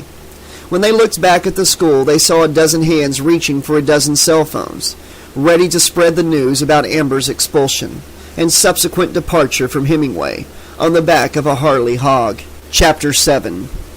Jane sat on the stone wall outside the school waiting for Lola and Amber. Her private journal was open in her lap, but her pen just dangled pointlessly over an incomplete sentence. Victory is ours, but... ... Instead of writing, she was watching the other students walk by. Pretty, popular girls would not meet her eye, but several chubby, geeky students, both male and female, smiled and gave her the thumbs up. Once the word got out that Lola had kicked Shane's ass, and people started to nibble around the truth about the video, Lola and Jane became almost like celebrities, a force to be reckoned with. They were referred to in reverential whispers as the Petticoat Mafia and the Geek Girl Gang. She had no idea how to cope with her newfound infamy. She was rummaging in her knapsack for a violet candy when she realized someone was walking towards her. A boy. A strapping, athletic boy with dark eyes and a quirky smile. He was Latino, medium height, and his head was shaved down to dark stubble as per some kind of Southern California zoning law that seemingly applied to all heterosexual Latino males under the age of 45. He wore loose-fitting black jeans that rode low on his lean waist and a white wife-beater undershirt that showed off thick, muscular arms and broad shoulders. He was carrying a gym bag, a large sketchbook, and a pair of wrestling boots tied together at the laces, completely from another planet. Her heart clenched and a thick wash of spiky shyness rippled through her. She felt antsy and intimidated by the overt masculinity of his physique, standing so close to her. She could not conceive of why a guy like him would want to talk to a girl like her. "You're Jane DeHaan, right?" he said. He had a faint trace of an accent, something almost southern-sounding, blended into the slightly sing-song intonations of Mexican Spanish. She nodded, unable to hold his gaze. She looked down at her slender Victorian boots, waiting for him to call her a corpse fucker, or something equally heinous. "I'm Brandon Ortiz," he said instead. "Was that really you who made that video with Amber and forced Shane Donovan to eat a whole box of chocolate?" Jane had no idea how to answer that. Would he beat her up if she said yes? She narrowed her eyes at him, trying to pull a sort of worldly nonchalance over her inner paranoia. "Well, it was pretty hilarious," he laughed, shaking his head. "Believe me, that neurotic bitch deserved it. But I gotta tell you honestly, your timing really sucks." "What?" She had absolutely no idea where this conversation was going. Our wrestling team has a big meet tomorrow. We're up against Immaculate Heart. They kicked our asses twice already. He shook his head. If we lose this one, we'll all be wearing tutus on Monday morning. Jane smiled at the image of this thick, masculine guy and all the other burly jocks on the wrestling team wearing little pink tutus. She looked up at his face and saw that he was smiling too. She looked away again. He wasn't exactly what you would call handsome. His nose had been broken and healed badly, and his café con leche skin was marred by scattered acne. But his eyes drew her relentlessly in, intense and sharp, sparkling with secret mirth. Clearly he was no Mr. Darcy, the haughty yet dashing suitor of Austen's Lizzie Bennet, or even Mr. Bingley, the debonair and light-hearted suitor of Jane Bennet, or any other Jane Austen archetype for that matter. But she could still see how terribly easy it would be to fall for those dark eyes. She sternly reminded herself that a dozen other thinner, more attractive girls probably already had. He was just talking to her. She could not allow herself to start getting any ideas. That's tragic, she forced herself to say, trying to figure out what he really wanted. But what in the world does this imminent transvesticism have to do with Shane Donovan? Jane's vocabulary always quadrupled when she was nervous. A weird and inexplicable geek defense mechanism. She had expected to lose the jock with her last sentence. Surprisingly, his eyes did not glaze over with Neanderthal confusion. He simply smiled and responded, "Well, Shane is Connor's girlfriend." "Who?" "Connor Hall," he said. "You know, our fearless leader, Olympic hopeful, the best and strongest wrestler on our team." Oh. She could sort of picture a boy she had seen a few times manhandling Shane against her locker. Blonde and generically handsome. A standard-issue Ken doll type, destined to lose his hair and get paunchy and become an alcoholic used car salesman. "So you see," Brandon continued, "after what will be known forever in Hemingway history as the chocolate incident, Shane has been refusing to give it up for Connor until she can lose the imaginary 5 pounds she thinks she's gained. It's been nearly 3 weeks, and she still says she can't be touched right now because she," he made quote marks in the air with his fingers, "feels fat." Jane let out a disbelieving laugh. "Oh, the poor thing," she said. "What, did she finally break 3 digits on the scale? I don't see how she can stand to leave the house, that enormous beast." Brandon chuckled. "Yeah, I don't get it either," he said. "Me, I have no interest in banging bones with some chick built like a Day of the Dead skeleton puppet. I like more meat on a girl." Jane wrapped her arm self-consciously across her tummy. How the hell did they get onto this topic of conversation? She couldn't help but notice the direction of his gaze dipping down to her breasts, beneath her roomy velvet blouse, and then back up to her face. "Anywho," he said, "for whatever reason, Connor seems to like nailing that skinny bitch, and now that she won't put out, he's becoming really impossible to deal with. Short fuse, flying off the handle at every little thing. You know, that kind of thing. We're afraid he'll blow it tomorrow." Jane raised her eyebrows. "You mean to tell me he's actually faithful to that stick insect?" Brandon shrugged. "So far, she's got him on a pretty short leash, but honestly at this point, I think she's pressing her luck." "Well then," Jane said, "perhaps the sexual frustration will make him twice as aggressive. Roman gladiators were not allowed to have sex before a fight. Maybe all that pent-up testosterone will give your team the edge to finally achieve victory over those ruffians from Immaculate Heart." "You know," Brandon said, "I never thought of it like that." "In a way, I just did you a favor," she said, a smile creeping back across her lips. "Maybe if you win tomorrow, you should make it standard team policy. No sex allowed before a big match." Brandon snorted and shook his head. "I highly doubt the rest of the team would go for it," he said. "Not that I'd have to worry about breaking a rule like that. Nobody's beating down my door wanting to drain my testosterone right at the moment." Jane blushed fiercely. Was he coming on to her? This alien? How could she possibly respond to a comment like that? Luckily, Lola picked that exact moment to show up and rescue her. She zipped over on her skateboard and came to a grating sideways stop, stomping on the tail of the board so it shot up into her hands. "Hey, Jane," she said. "Who's the Chippendale?" I'm Brandon, he answered, and I hate to burst your bubble, but my pants are stitched solid. He tugged on the waistband as if to demonstrate. No Velcro. Lola laughed, and Jane couldn't help but join in. I gotta go, he said, slinging his bag up on his shoulder. But why don't you come to the meet tomorrow? 4 p.m. in the gym, see if your gladiator theory really works.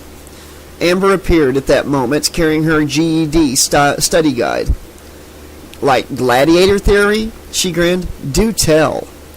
Even though the blonde was clad in a simple white cotton hoodie shirt and jeans, Jane couldn't help but feel a twinge of body-conscious jealousy, and she found herself automatically wrapping her arms around her belly again.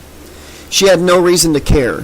What difference did it make to her if Brandon's sudden, inexplicable attention shifted to Amber's fiercely aerobicized form?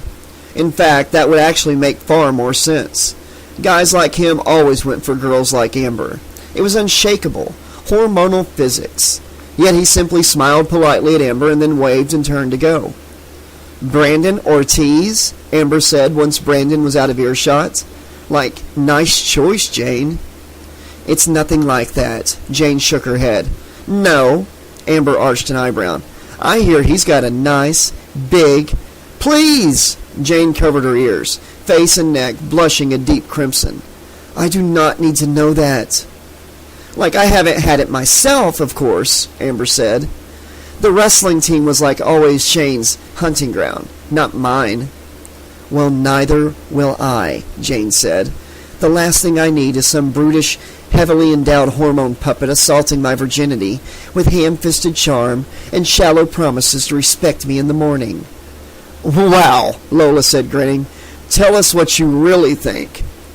He transferred from somewhere in Texas in the middle of like last year, Amber continued, warming to the gossip and ignoring Jane's outburst.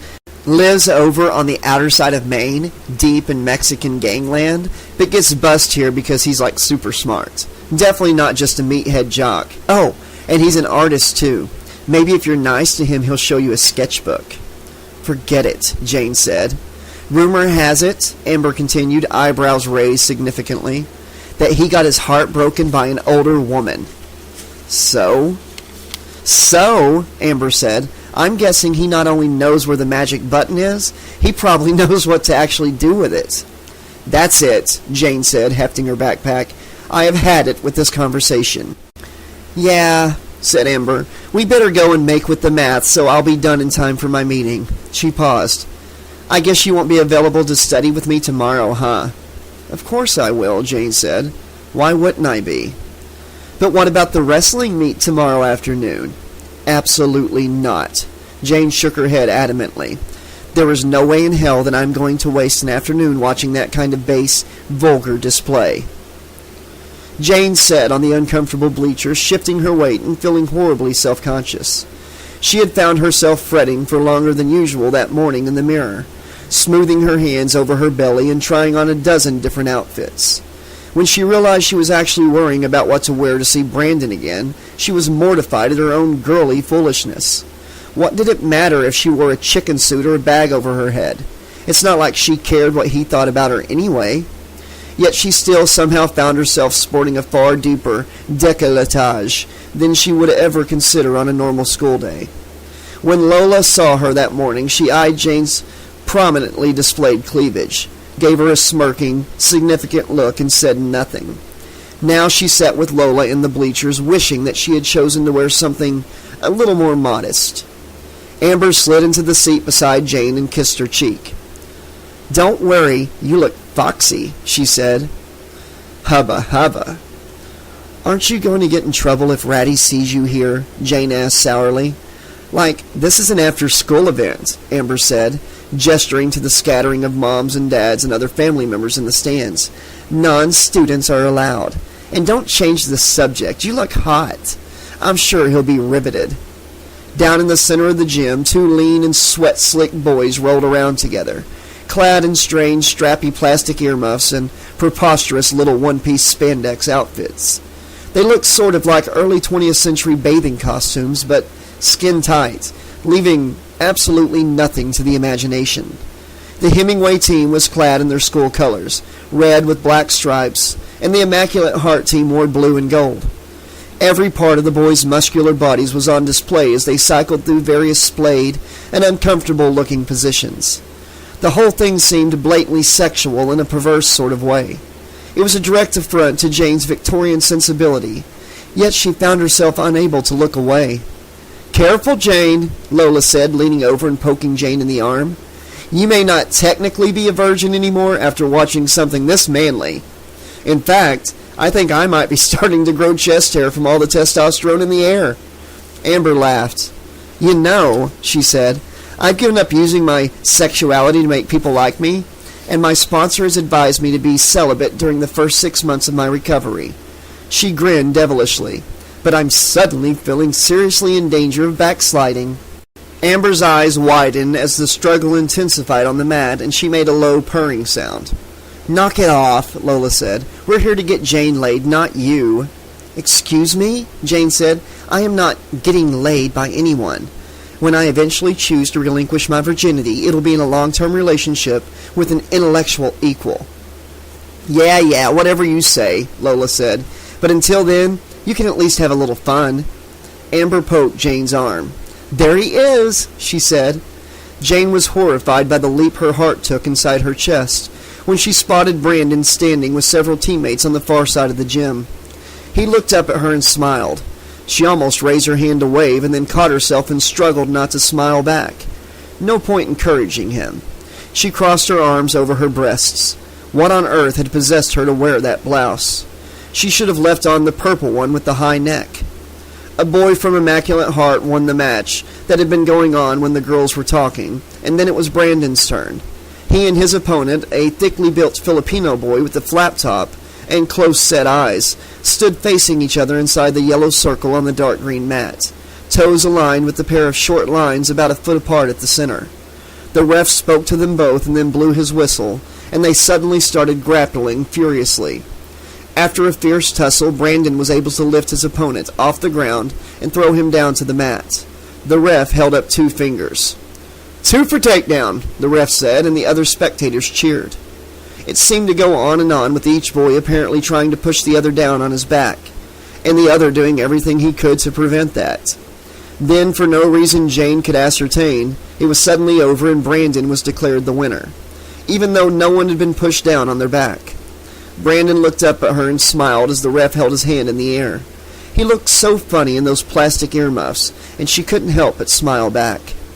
She let her mind drift as several other matches took place, but she couldn't help noticing that Connor won his in under a minute, easily forcing his opponent's shoulders down on the mat.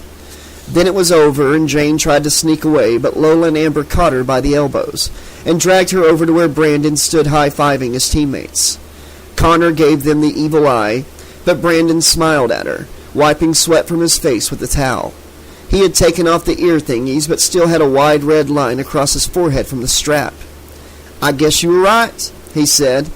It was all Jane could do not to look down at the bulge beneath his singlet, finding herself morbidly aware of what Amber said about him. Obviously, they all wore those athletic protector cups beneath their uniforms, so it wasn't as if you could really make anything out in that area, and she didn't even want to know anyway, but it was awfully hard not to look. Really, he might as well be naked, and his body was truly amazing in its muscular perfection. Not that she cared about physical attributes, mind you. It was the mind that really mattered. But still... "Maybe we could get together sometime," Brandon said. Jane's heart stopped. He must have seen her looking at his crotch. Her cheeks felt hot enough to fry an egg. "Like she'd love to," Amber answered. "How about this weekend?" Lola asked. "What are you two, my pimps?" Jane asked, pushing the 2 girls away. "I don't know, Brandon." Awkward shyness choked her. "It's just... I mean..." "Hey," Brandon said softly. "It's okay. Don't worry about it." He seemed a little shy now, maybe embarrassed or afraid of rejection. He shrugged his shoulders self-consciously. "Anyway, thanks for coming. I guess I'll catch you later?" "Okay," Jane said pointlessly to his back as he walked away. "And congratulations on your victory." He turned back and flashed a small, melancholy smile. Jane felt like a fool. "That went well," Amber said facetiously. "Shut up," Jane snapped. "You two are impossible." Geez, Jane, Lola said, it's just a date. It wouldn't kill you. He's cute, he's smart, he's obviously into you. Give the guy a chance, why don't you? Look, I'll think about it, okay? Jane tugged the neckline of her blouse a little higher. Too much thinking gives you brain cancer, Lola said. You spent your whole life thinking. For once, why don't you just jump? It wasn't until Jane saw his sketchbook that she decided to go out with Brandon after all. She was in the lunchroom looking for a place to sit when she spotted Brandon sitting alone and sketching at one of the few empty tables. Just jump, she thought. She sucked in a deep breath and ordered her feet to carry her over to his table. He was wearing headphones and was utterly absorbed in drawing. He did not notice her at all. She looked down at the open page of his sketchbook, and for a moment she could not believe what she saw. It was unquestionably a drawing of her, glasses and long black hair and all. She was held in the muscular arms of a skull-masked wrestler, as if he was about to carry her over the threshold. She was barely dressed in a tiny skull bikini and high-heeled boots, and held a tiny black parasol over her head. Brandon had lovingly detailed every curve and crease of her overabundant body, her little round belly, her thick legs, and full, voluptuous ass. Her white breasts spilled over the edges of the little bikini top, where the wrestler's hands held her. His big fingers sank into her soft flesh. Everything she hated about herself was highlighted, in the most worshipful, idealized fashion. When he noticed her, he jumped a little, and the slender headphones fell off his head, releasing a tiny ghost of some kind of Latin-flavored jazz. "Man, you scared me," he said. He looked down at the drawing, tried feebly to cover it with his hands, and then gave up and ran a palm over the stubble on his head. "Oh, well?" "That's me, isn't it?" Jane asked. Brandon nodded sheepishly. "Yeah, well," he said, "I draw this character named Calavera di Ultratumba." Brandon flipped through some of the other pages, revealing rough comic book panels mostly featuring the skull-masked guy, sometimes in a sharp suit, sometimes in tights and a cape. And he needed a cute, brainy sidekick. I guess I sort of used you as a model. Jane was utterly charmed. "Can I have a look at the rest?" she asked. "Sure, of course." Jane sat beside him and flipped through the book. The skull-masked wrestler fought a gorilla, a robot, a crowd of thugs. The drawings were really good, slightly surreal and off-kilter with a distinctly Mexican Day of the Dead folk art sort of flavor. Jane couldn't help but notice that all the girls in the drawings were voluptuous and rounded, built just like Jane. Of course, she had always imagined her perfect man would be slowly drawn in by her subtle wit and intelligence.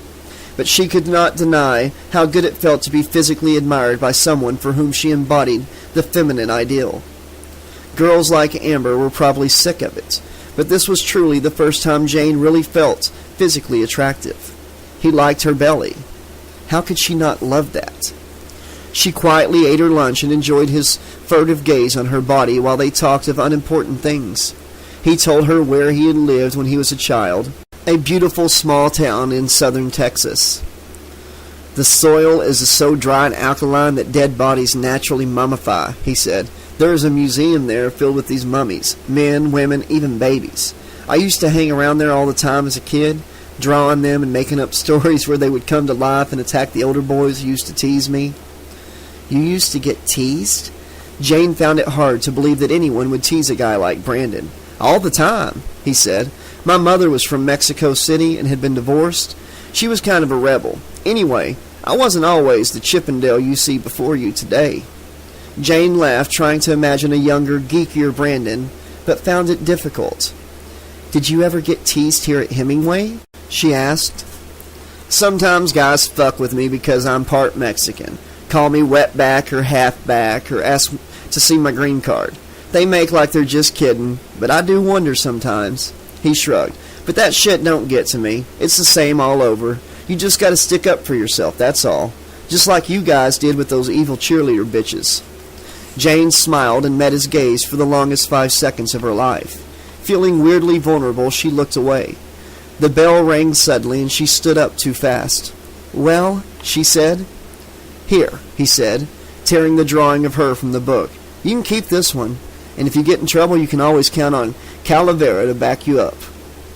"Thanks," Jane said. "See you around then?"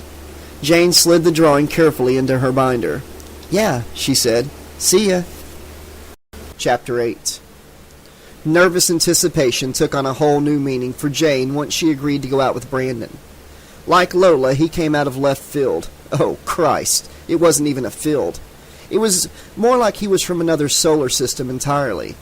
But that drawing absolutely won her over. He had found her true weak spot, the need to feel beautiful and special. Jane felt badly for writing off Brandon as a typical jock so thoughtlessly. She got up extra early that morning before school to experiment with makeup and apply it more carefully than usual. She felt obligated to try and figure out the whole baffling process once and for all, and even printed out several helpful hints from websites devoted to various techniques. Ultimately, all she wanted was the ability to manage a typical gothic sweep of black liquid liner and to find a way to keep her mascara from smearing. It was particularly difficult in the hotter weather to not come home with dark smudges under her eyes. For the first time ever, she considered asking her mother about contact lenses. In the past, she would never have dreamed of asking for such a frivolous and uncharacteristically vain item. Now it suddenly seemed like a reasonable idea. Without naming names or providing any explicit detail, Jane blew off a little of her dating angst on her live journal, describing her battle with the mascara wand in what she hoped was a witty and self-deprecating way. When she posted her entry, she felt a little lighter, more centered. Luckily, that morning the heat had subsided and a haze settled over the face of the school, leaving Jane's mascara on her lashes where it belonged. "It'll probably burn off," Jane thought glumly, "but at least it's not relentlessly sunny." As soon as the day started, Jane remembered that they were heading into midterms already. For once, that was her only real concern as she navigated the hallways.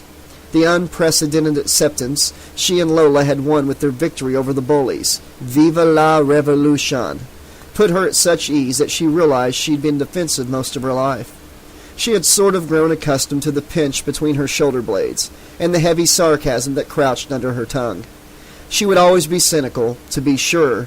The world would ever be a bleak, miserable, and unreliable place that would invariably conspire to wear her down and destroy her happiness. But she didn't have to slink through day under the unmitigated assault of her so-called peers. But was she truly happy? There was no point even thinking about it. She hadn't really been happy since the day her father passed away when she was 11. At first, all they knew was that something had stolen in and wiped out her father's immune system with silent cat burglar stealth. In the beginning, he had the flu all the time and complained of all sorts of pains. Well, he didn't really complain, more like he made faces and insisted he was okay when he clearly wasn't. Her mother panicked at the unusual number of infections and viruses, the weight loss and the fatigue, and forced him to have an HIV test. Jane remembered the tearful arguments that ensued, accusations of infidelity, possibly homosexual relationships. For a time, Jane withdrew from her mother, thinking she was horribly cold for making her father feel so badly when he was already sick. She didn't realize that there might have been some history or reason for the accusations. Later, when they lived in San Francisco, her mother explained as much as she could to Jane. There had been an incident that her mother refused to say much about, except that it ruptured every seam of trust in the marriage. By then, Jane was older and a little more understanding, and her mother had not said a bad word about her father since his death, so she was able to forgive her mother, as much as any teenager can forgive a parent. But her father's illness were one day followed by a moment that was a turning point of all their lives. They were moving yet again, and her father lifted a box, nothing heavy, just some kitchen stuff, pots and pans and things like that, and he cut his finger on the point of a protruding knife. He'd had a niggling pain in his lower back, but suddenly there was a lightning strike to his entire spine, and his finger bled like he'd cut his wrist. He dropped the box and cried out as he seemed to implode there on the carpet, in a pile of quivers and gasps. Jane ran to him and tried to help him stand, but he couldn't get up. Then she saw the blood. Her mother was packing the car with the computers when she heard Jane screaming. Her mother's face turned sickly white when she saw her husband crumpled on the floor.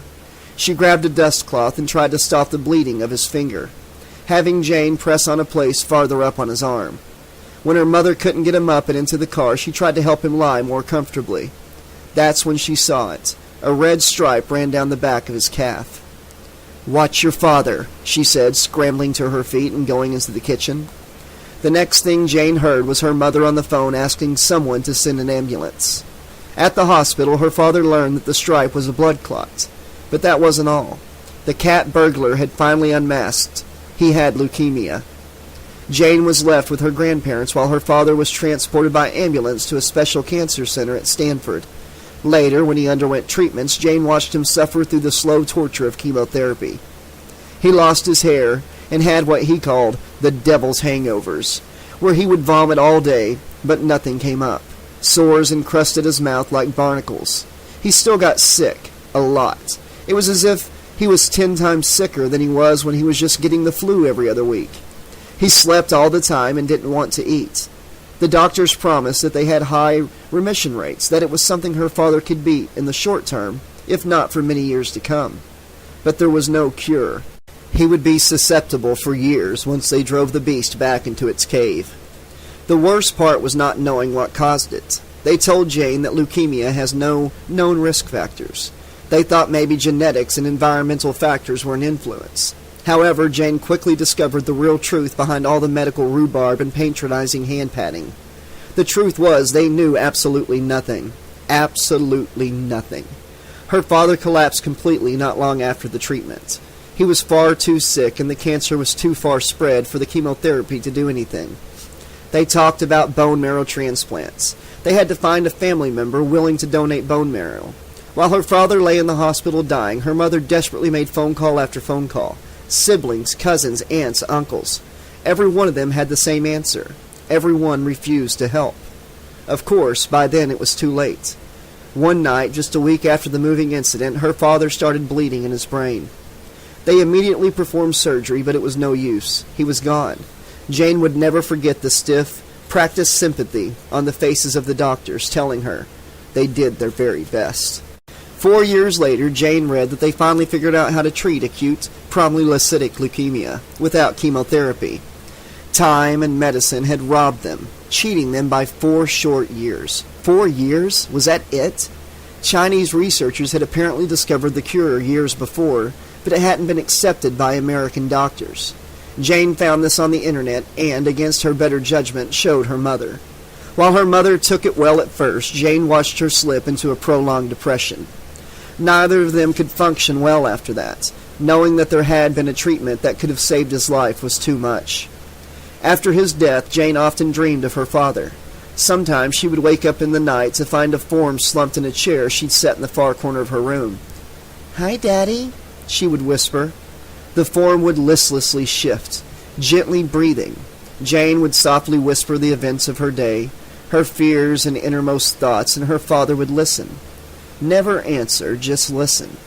Jane knew in her heart that it was just a dream. He wasn't really there. Her waking self knew this, but it still felt good to have someone to talk to.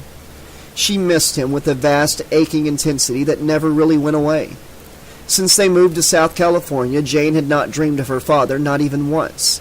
Then again, she had not set up the chair for him either. On her way to third period, Jane noticed a sullen girl with shoulder-length, licorice red hair. Her bangs somewhat choppy and uneven. A ring pierced the curve of her candy apple lower lip. Unlike Jane's delicate eyeliner job, the girl had smeared thick black coal around her lids in cinder smudges, heightening the ethereal shine of her willow-green eyes. Those eyes flashed like Amtrak train lights across the hallways. They were so striking. Most of what she wore looked second-hand. A tight black skirt that seemed as if it had been cut shorter and left unhemmed, and a long-sleeved white cotton t-shirt with the ribbing torn out of the neck. On her big feet were strange, crumpled silver flats, the metallic coating starting to flake away from the leather. She didn't fit any particular subculture that Jane could identify. She just seemed kind of surly and unapproachable. But the most noticeable thing about her was her build. Her full breast and a round, saucy backside that strained the fabric of her clothes with a tiny hourglass waist between. Unlike Ashley's boyish hips that contrasted with her ridiculous adolescent boob job, this girl's flesh was completely natural, perfectly proportioned and oozing XXX everything. No matter how she could have tried to hide her figure, only a Barnum and Bailey circus tent could have obscured her generous natural endowments. While the girl had many enviable attributes, one pale cheek bore 4 deep scars, as if the claws of a big cat had struck her face. The scars were perfectly parallel, so neat, in fact, that Jane wondered if they were made on purpose, like some form of ritual scarification. When she and her mom lived in San Francisco, Jane's neighbor had an enormous German eagle scarred into his back, the open wings touching the midpoints of his shoulder blades. His name was Jake. He was in his mid-20s with long brown hair and a goatee, and he always called Jane Little Sista. Jane saw the scarring one day when he was shirtless, carrying his basket of laundry to the laundry room. He noticed her staring and showed it to her, explaining how they'd cut the eagle into the skin and then how it scabbed real badly. He said it was okay for her to touch it. Jane ran her fingers over the pattern, fascinated by the swelling etched into his flesh. It was surprisingly detailed, like a tattoo, but without the ink. He was a very cool guy, in fact, Jane had to admit, because he also knew all sorts of trivia about the German Renaissance, as well as Victorian England. He would dress up in period costume and go to the Dickens Fair with his girlfriend, who wore bustle skirts, corsets, and bonnets. Jane was insanely jealous and desperately wished he'd had it for her mom, or better yet, herself. But she knew that was never going to happen. Besides, her mother was way too square and too old to ever like a guy like that. But the scars on this girl could have been accidental too, or perhaps they were inflicted by someone out of malice. It made Jane slightly nauseated to think of it. The girl seemed almost proud of them, like dueling scars. Was she from San Francisco or Los Angeles? Maybe even as far away as New York? She could have been from almost anywhere. Jane felt confident she could pinpoint where the girl came from if she could only hear her speak. As Jane moved on, she heard a girl behind her whisper to her friend, "I bet she's a lesbian. She looks like some kind of lesbo psycho whore." The voices shifted in the multiplying crowd of students, and Jane lost the source of the disparaging remarks. Jane doubted highly that this girl was gay any more than Lola was. It was just that, like Lola, she did not edit her appearance in order to conform to the desires and expectations of men, the way that all the other girls seemed to do. And somehow that simple fact was so profoundly disturbing, so utterly against everything they had been taught that mattered, that they were all forced to fall back on easy, predictable insults to distance themselves from what they did not understand, and therefore must both hate and fear. Apparently the girl did not hear the comments, but then again, Jane always ignored comments like that herself and tried not to react to them. Jane watched for her when she went to lunch and noticed the girl shrinking against the far cement hallway of the smoker's corner in the courtyard, withdrawn and murky as she drew on a cigarette. She stared steadily at the ground as if it were whispering to her. It spooked Jane a little, but she herself had had many days of ground snooping in the not-so-distant past. She all but forgot about the new girl until she met up with Lola and Amber down by the wall after the final period. They were dishing on the guys they had been with and how far they had gone. Amber was telling horror stories about various jocks, like one of the football players who had chased her for weeks, and then been so trashed the night she finally said yes that he passed out on top of her. She had to scream and scream until 2 of his buddies realized her cries were distress, not ecstasy, and freed her from beneath his insolent 225-pound frame. And as Lola downed a bag of cheesy tortilla chips, she wove an entertaining, tantalizing tale about tying one of her boyfriends to a bicycle rack, filling him up and then leaving him there, exposed to the caresses of the wind and anyone else who might happen by. Apparently this happened on a regular basis, and he very much enjoyed it. Lola exposed and humiliated him whenever she got a chance, and this made them both very hot. "But what would happen if someone found him?" Jane asked. "He'd be busted," Lola replied, sucking orange dust off her fingers, "and I'd laugh, but usually we didn't get into trouble at all. I do stuff like that all the time. There was this one guy who wanted to be my pet, so I could cuff him to the stair railing by my class and make him wait until I got out." "No way," Amber said. "If anyone could keep a boy pet, it would be Lola," Jane ventured. Did he like do tricks and stuff?" Amber asked. Lola wriggled her eyebrows. "Hell yeah, and I taught him every single one." The two girls high-fived, Lola using the non-cheese-dusted hand. Jane felt distinctly left out. Her experience with boys was very limited. She'd had many crushes based entirely upon fantasy and the boys' GPA, but nothing more substantial. A number of those crushes were deeply conflicted scenarios in which she loved the boy for what he was, usually brilliant, and hated him for what he was not, in love with her. This legacy followed her from grade school to the present, at which point she had concluded that the male race had earned her permanent contempt. Until maybe now. Another clique of about 4 girls, wealthier ones whose parents gave them their own credit cards and had them spend their summers in Florence or Nice, formed a clot on the nearby stairs, much to the annoyance of Jane. These were ultrachic fashionistas who only dated college boys and spent most of their time obsessively accessorizing and worrying about things like this season's new skirt length or whether or not their new cell phone cover had the right look to adequately offset the fun, frivolous but still edgy Debbie Harry on crystal meth look they were going for that millisecond. They were frequently overheard referring to whatever new heel height, hairstyle, or sexual position struck their fickle fancies as the new whatever they used to like the day before. Prozac is the new Slim Fast. The 80s are the new 70s. Oh my God. They had never been a real direct menace to Jane, except for 1 or 2 passing comments about that goth thing being so over, so she mostly ignored them until that day.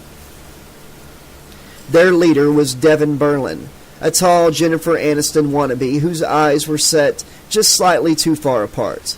She was notoriously tight in every way, money, ass, favors.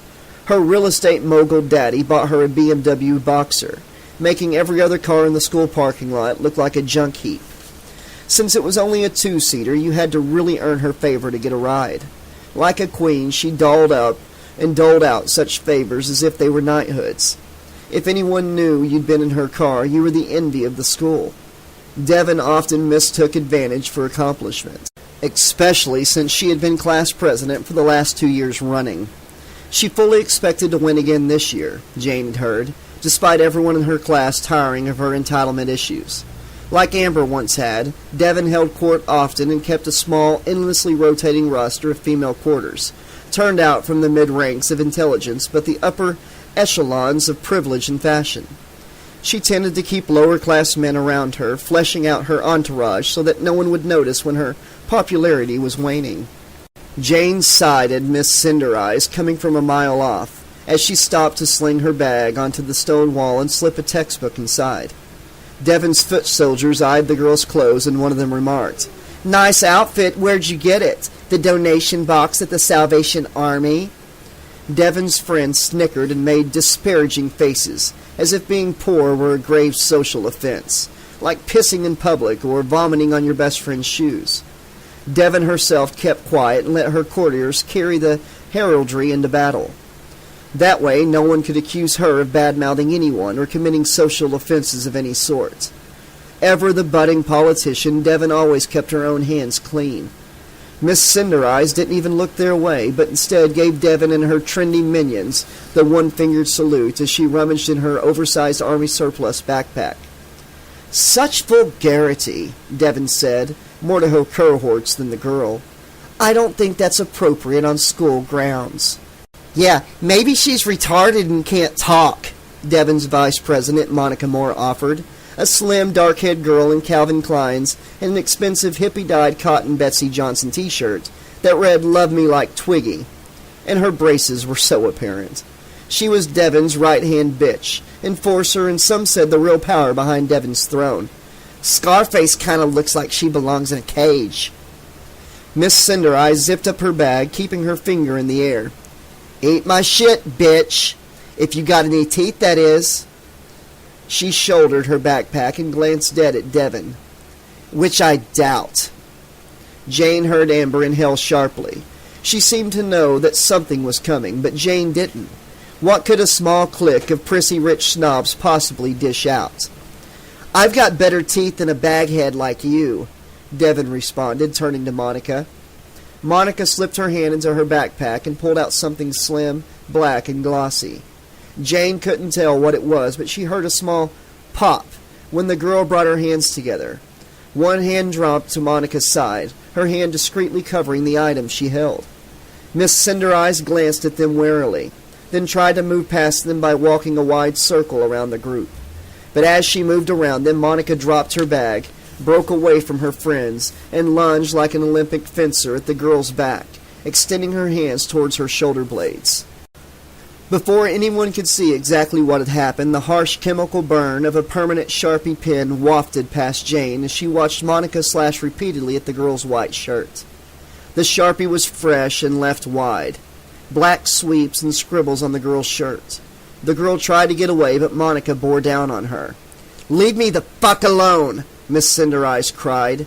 The other students watched her suffer, some merely stepping aside to avoid getting bled upon by the ink. She tried to grab the pen, but the girl had already done a great deal of damage to her shirt, and now jabbed her with it whatever she could ink her. "Oh, fuck that," Lola said, tossing her bag of chips to the ground. "Come on." Immediately, Lola was on Monica, and Jane reluctantly followed before she could lose her nerve. Each girl grabbed one of Monica's arms, and Lola peeled the pen out of her hand, while Jane reprimanded her. "You're a lousy artist," she hissed in Monica's ear, "and a lousier human being." "Well," Devin said, "if it isn't Lesbo Lola and her dumpy sidekick, the Velvet Manatee." Monica wrenched herself free and turned to face them. Lola held the open pen like a pistol at the surprised girl, waving her on.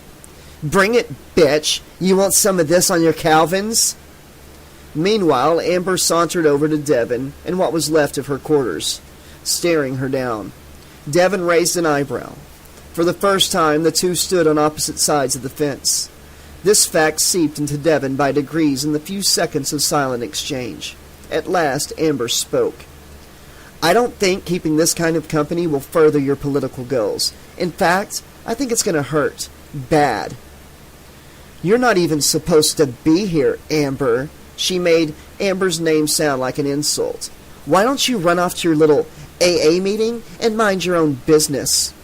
"You know what? I fucked your boyfriend," Amber said, mocking her, with a killer smile bright and vicious, and Jane shuddered, remembering what it was like to be on the business end of Lioness Amber's formidable claws. "Last year, on the night of the junior prom, outside by the bleachers, I made him beg for it." She paused, allowing her prey to take a few bleeding steps, then dropped her voice and went in for the kill. "How'd my pussy taste when he kissed you for your prom portrait, Devin?" Devin blanched. "Come on," she said to her friends, gathering them to her defenses. A wet sheen of shame and insecurity glistened in her eyes as she turned to leave. Monica backed away from Lola and snatched her backpack from the ground before resuming her place in Devin's entourage.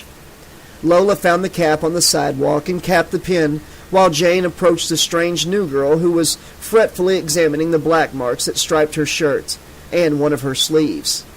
She then stroked the scars on her cheek with her inky knuckles. A distance in her eyes Jane sensed was unreachable. "Are you okay?" Jane asked her. Those willow green lanced Jane with the heat of indignation. But after a beat, the girl nodded and smiled. "Thanks," she said. "I'm Jane DeHaan, and this is Lola Cole and Amber Dunn." Lola grinned, extending her hand. "We're the Petticoat Mafia," she said. "We champion damsels in distress and tie up boys if they're lucky." The last bit got a finger under the girl's lid, and she smiled, shaking Lola's hand. "I'm Rose." She seemed to gauge the brigade further and then added, "Rose Gibson." "Good to meet you, Rose," Jane said. She could smell traces of cigarette smoke clinging to Rose's clothes and hair, along with a kind of cheap, peachy perfume. "Well," Rose said, "see you around." The girl ducked her chin to her chest and turned away. Jane watched her go with a strange feeling in her stomach that she could not quite define. That night, another nightmare. Upon waking, Jane had to struggle to remember the rapidly disintegrating details, clutching at fragments and trying to reconstruct the puzzle of the dream. Miss Cinder Eyes had been there, wearing a tight red and green striped dress and walking silently through the empty school. Her shadow was too long and thin, trailing behind her, and bleeding onto Jane's shoes as she followed. Ants swarmed over the walls in busy, regimented lines, and the floor seemed wet, slick with salt water. Jane realized that the girl was crying as she walked, copious tears splashing at her feet and forming puddles on the scuffed green floor. There were more vague, confusing details that did not hang together. Rows of connected wooden chairs like old-fashioned theater seats lying in splintered piles, with crows perched on them, preening on their upturned legs. Rows of blank gray monitors giving Jane the distinct impression that they had been showing a critically important live image seconds before she turned to look. She remembered a broken ladder and some curious little machine that was made from parts of a dead dog. That counting song was playing over the static of the PA system on a loop. And then suddenly it seemed that there was this vast, yawning pit in the center of the third-floor hallway, sullen heat radiating up from the unknowable depths. The girl poised on the edge of the hole, and Jane called out to her, terrified that she was about to leap. The girl turned to the sound of Jane's voice, and her feet stumbled, the raw lip of the pit crumbling, and she fell. Jane could not save her and woke with a deep, guilty anguish in her rapidly beating heart.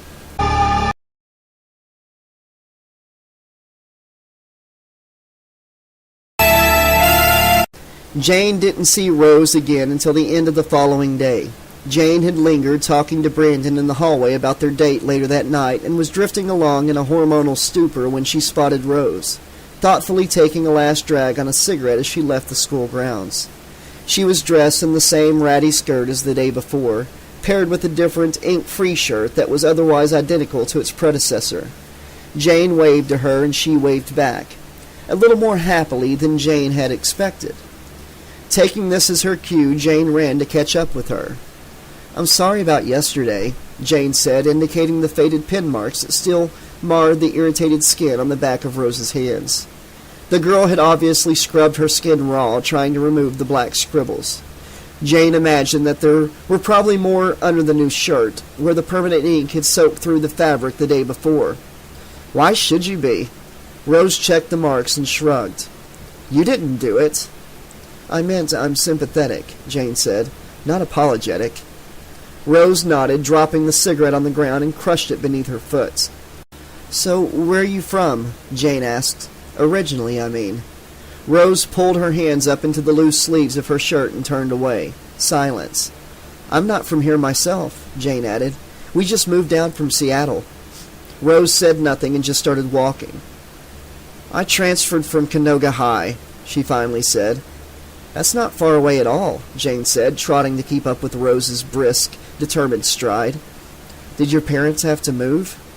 "Foster parents," Rose said, frowning. "Let's just say I didn't get along in that school either." Jane wasn't one to push or ask too many questions. She let Rose keep that information to herself and assumed that she'd had similar trouble to the misadventures of the day before.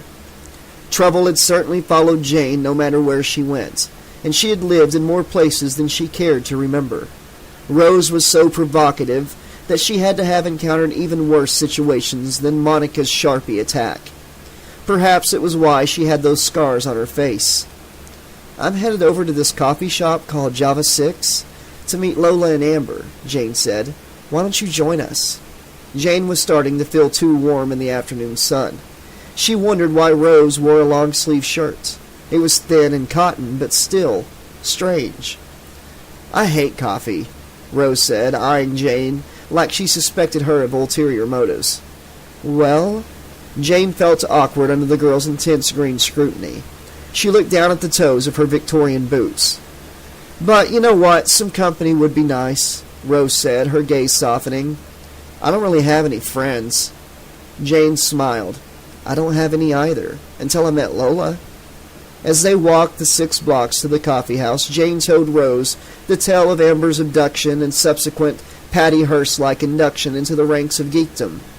Rose listened thoughtfully, occasionally chewing at the ragged skin around the edge of her thumbnail. "So, this petticoat mafia," Rose said.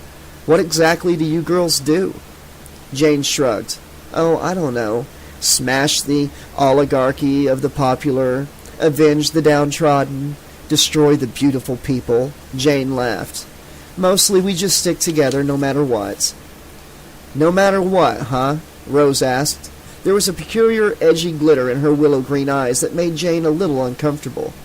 "Sure," Jane said, "no matter what." Rose paused and lit another cigarette, inhaling like it was her last breath.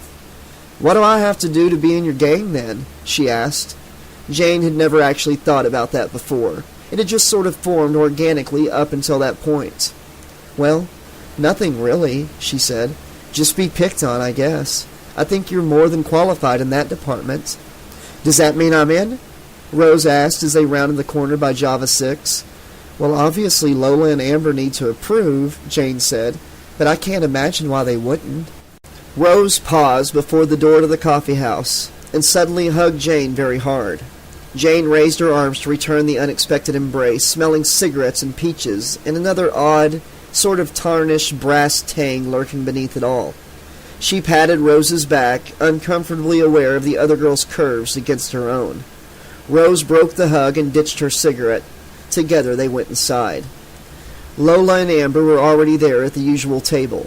They waved as Jane and Rose went up to the counter to order. Mr. Backwash, hope renewed by his curvy new addition to their daily coffee clash, tried the free scone and band flyer routine on Rose. Rose smirked and ordered a glass of milk.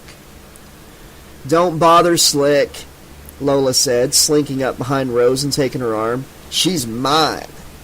Lola and Jane led Rose back to their table. Rose was frowning tensely into her glass. "I'm not like that," Rose said. "I don't like girls." Lola burst out laughing. "Neither do I, silly," Lola said. "But that loser will have a hard-on for a week, imagining that we're a couple of lesbos." A relieved smile spread across her face, and Jane realized that she really was quite pretty, with the pinched expectation of torment lifted from her wide, pale brow. "So, what's your story?" Lola asked, stilling a piece of Rose's orange cranberry scone. "Not much to tell, really," Rose replied. "My parents died in an accident when I was 7, and I've been bounced around through the foster care system ever since. Some foster families were okay, and some weren't." She paused and took a sip of her milk. "Mostly, I just keep to myself." Lola turned the questions to topics like Rose's taste in movies, books, and music, all of which were eclectic beyond belief. But Jane could not bring herself to ask the one thing she really wanted to know. The scars. Where did she get those scars? "So I guess you're one of us now," Jane said instead. "Like to our newest member," Amber said, raising her cup in salute. Lola grinned, chanting, "One of us! One of us!" Jane and Amber joined into the chant, and Jane was surprised to see a sheen of tears in Rose's willow-green eyes.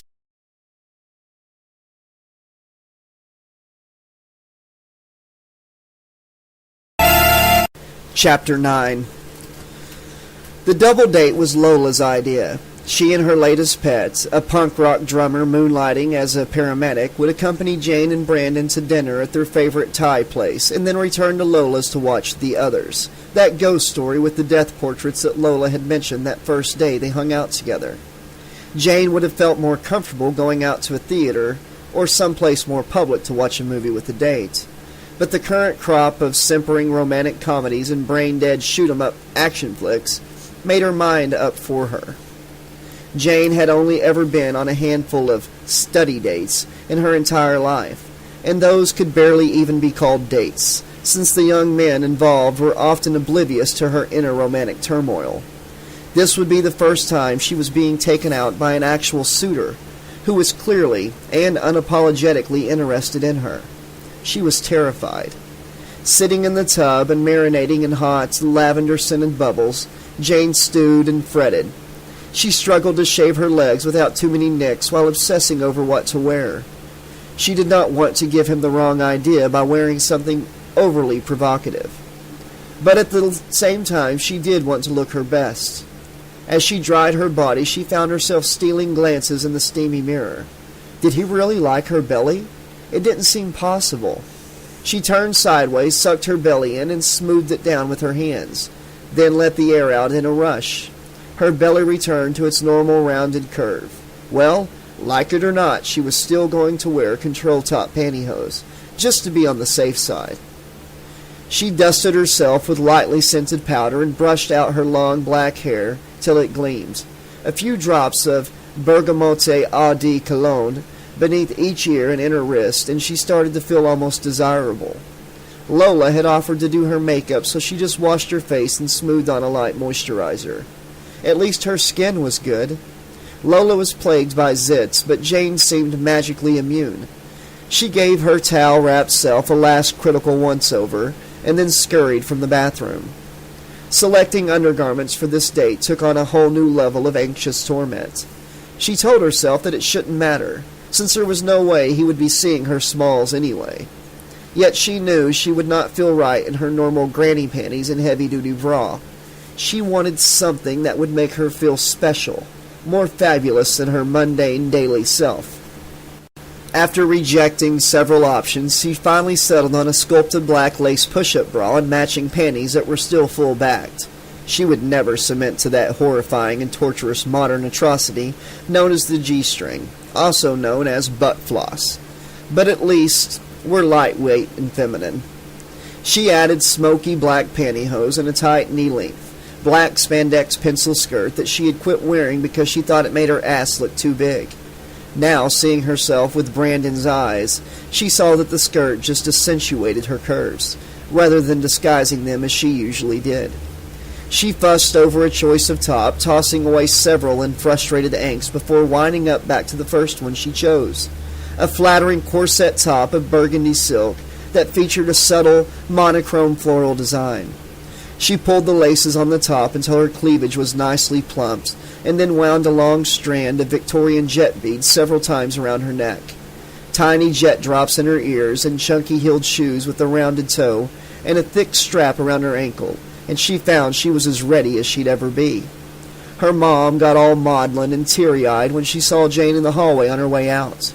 Jane had tried to sneak out without a sappy, "My little girl's all grown up," encounter, but it seemed as if there would be no avoiding it. "Oh, sweetheart," her mom said, tucking an errant lock of her hair behind Jane's ears. "You look so pretty." "Thanks, Mom," she said, extricating herself gently from her mother's clutches. "I gotta go." "Promise me you'll be safe," her mother called out. "Do you need condoms?" Jane rolled her eyes, mortified. "Mother," she said, hand on the doorknob, "my virginity is not in danger. You know I'm saving myself for a long-term relationship. He's a nice guy and all, but it's just a date, nothing more." Her mother shook her head. "I don't know where you get your quaint Victorian morals," she said. "Certainly not from me. Things were different when I was your age." "Please," Jane said, holding up a palm. "Whatever teenage indiscretions contained in your personal romantic history, I feel that sort of information should be kept from me." Her mother smirked. "Well, have fun," she said, "and be home by midnight, Cinderella." She gave her mom a swift peck on the cheek and headed over to Lola's. Lola was dressed in a tiny plaid skirt that barely covered her boyish ass, purple fishnet stockings, and a long-sleeved black mesh shirt over a heavily padded purple bra. Purple knee-length Doc Martens and weird purple plastic wrist cuffs completed the ensemble. Her purple hair was screaming away from her scalp in stiff, frozen spikes, and she had the same purple stuff smeared around both her eyes, and across her lips at that. Sitting in Lola's makeup chair again, Jane watched with amazement as Lola transformed her face. "I can't get over your skin," Lola said, holding Jane's chin and turning her face one way and then the other. "You don't even need foundation, girl." Lola insisted on tweezing away the stray hairs around Jane's thick black eyebrows, and then brushed pale, icy frost over her eyelids and up to the brows. She added a deep, ashy purple into the creases where the edge of her eyeballs met the curve of her sockets, and applied liquid eyeliner in a flawless black sweep along the lash line of both eyes. A touch of mascara to the outer lashes only, and a dark, berry-colored gloss across her lips, and she was ready. She put her glasses back on and looked in the mirror, stunned by the way her dark eyes seemed larger and more luminous without looking garish or drag queen-like. Even behind her glasses, they were arresting and lovely. She puckered her lips, tasting something faintly fruity, and thought suddenly of Brandon, wondering if he would try to kiss her, if she would let him. A chilling scream scattered her contemplation, and she nearly leapt out of her skin. "Doorbell!" Lola said. "You ready, Juliet?" Lola did not give Jane time to answer, just left her there with her arms wrapped around herself, wondering if she was Cinderella or Juliet, heart banging like an angry prisoner inside her chest. It was Brandon. He was immaculately dressed in well-pressed black trousers and a black short-sleeved button-up shirt. It took a moment for her to realize that the white buttons on the shirt were actually tiny skulls. "Hi," he said, and pulled a green paper cone from behind his back, offering it to Jane. Nestled inside were 3 perfect white calla lilies. "Thank you," she said, looking down at her shoes. I better get some water." Lola grinned and handed her a big, paint-splattered mason jar. She turned away and busied herself at the sink, snipping a careful inch off the stems with Lola's pocket knife, and setting the graceful blooms in the jar. She loved calla lilies, so elegant and tranquil, and so unlike something a high school boy would choose to give his date. Roses were unimaginative and cliched, and so were the kind of trashy carnation-heavy mixed bouquets you can get for $5 at Walmart. But these 3 flawless flowers had obviously been thoughtfully selected from an actual florist, each one fresh and perfect. According to the Victorian language of flowers, calla lilies meant magnificent beauty. As she carried them over to where Lola and Brandon stood laughing at her, she thought in a sudden foolish panic, she struggled to calm herself and slow the manic samba beat of her heart. She sat the flowers down on Lola's work table before her shaking hand caused the water to slop over the tip of the jar. The screams sounded once more, and again Jane jumped, a little. Brandon grinned, and Lola ran to answer the door. Jane stood beside Brandon, silent and awkward for what felt like forever. She could smell his various grooming products and the fabric softener in his clothing. He didn't smell overly cologne, just clean and warm with a faint, citrusy undertone. Jane felt sure she was blushing and wondered if she had put on too much perfume. Or maybe not enough. "You look beautiful," Brandon said quietly. Before Jane could come up with some clever and self-deprecating reply, Lola returned with her date. His name was Randall, and he was still in his paramedic uniform, bulky navy windbreaker and work pants with a light blue shirt, featuring the hospital's name on the left breast. He was well over 6 feet tall and thin as a shiv, with cadaverous cheekbones and dyed black hair showing nearly an inch of reddish-blonde roots. He must have been at least 25 and kissed Lola like he wanted to eat her. She shoved him back, laughing. "Cool it, Rambo," she said. "We're chaperones tonight, right?" "Right," Randall said, winking. "Your chariot awaits." Jane was totally appalled to find an ambulance parked in Lola's driveway. "We're going in that?" she asked, incredulous. "Sure," Lola said. "That way, if you knock Brandon lights out for putting his hand on your leg, Randall can revive him." Lola rode shotgun in the front, while Jane and Brandon sat together on a narrow vinyl bench in the back, surrounded by creepy and complex medical equipment. "What if someone gets shot or has a heart attack while you have the ambulance?" Jane asked anxiously. "Well then, it's right along city," Randall called from the front, thumbing the siren and scooting through a red light. "Hope you've got a strong stomach." "What?" Jane clutched involuntarily at Brandon's massive arm as the ambulance swung a hard left. "What does that mean?" Lola punched Randall in the shoulder. "He's kidding," Lola said, "and he better knock it off if he expects to get any." "Yes, ma'am," Randall said, pantomiming zipping his lip. When they pulled into the lot by the Thai restaurant, several of the business owners in the other shops that shared the mini-mall stuck their heads out of the doorways at the arrival of the ambulance. When the 4 of them got out and made their way into the Thai place, everyone went back about their business. Inside the restaurant, Jane started to feel a little more at ease. The conversation flowed, and the food was spectacular, but she still found herself intensely aware of Brandon's every move beside her. He was a lefty, and she was right-handed, so there was a fair amount of comedic elbow bumping over the course of the meal, and she could feel his thick, muscular thigh brush occasionally against hers beneath the table. He handled chopsticks like a pro, and doodled on the paper placement while he talked. Little skeletons and calla lilies, bats and dice, and of course, calavera again, this time fighting a Garuda-like Thai demon. In order to avoid Brandon's dark, magnetic gaze, Jane found herself watching his hands. They were thick, scarred, and blocky, exceptionally broad across the knuckles, and utterly unlike what one would picture as the hands of an artist. Brutish, wrestler's hands. But yet they moved eloquently through the air when he spoke, and created such fine, meticulous detail in the curlicues of the Thai demon's wings. Jane forced herself to mentally catalog his flaws.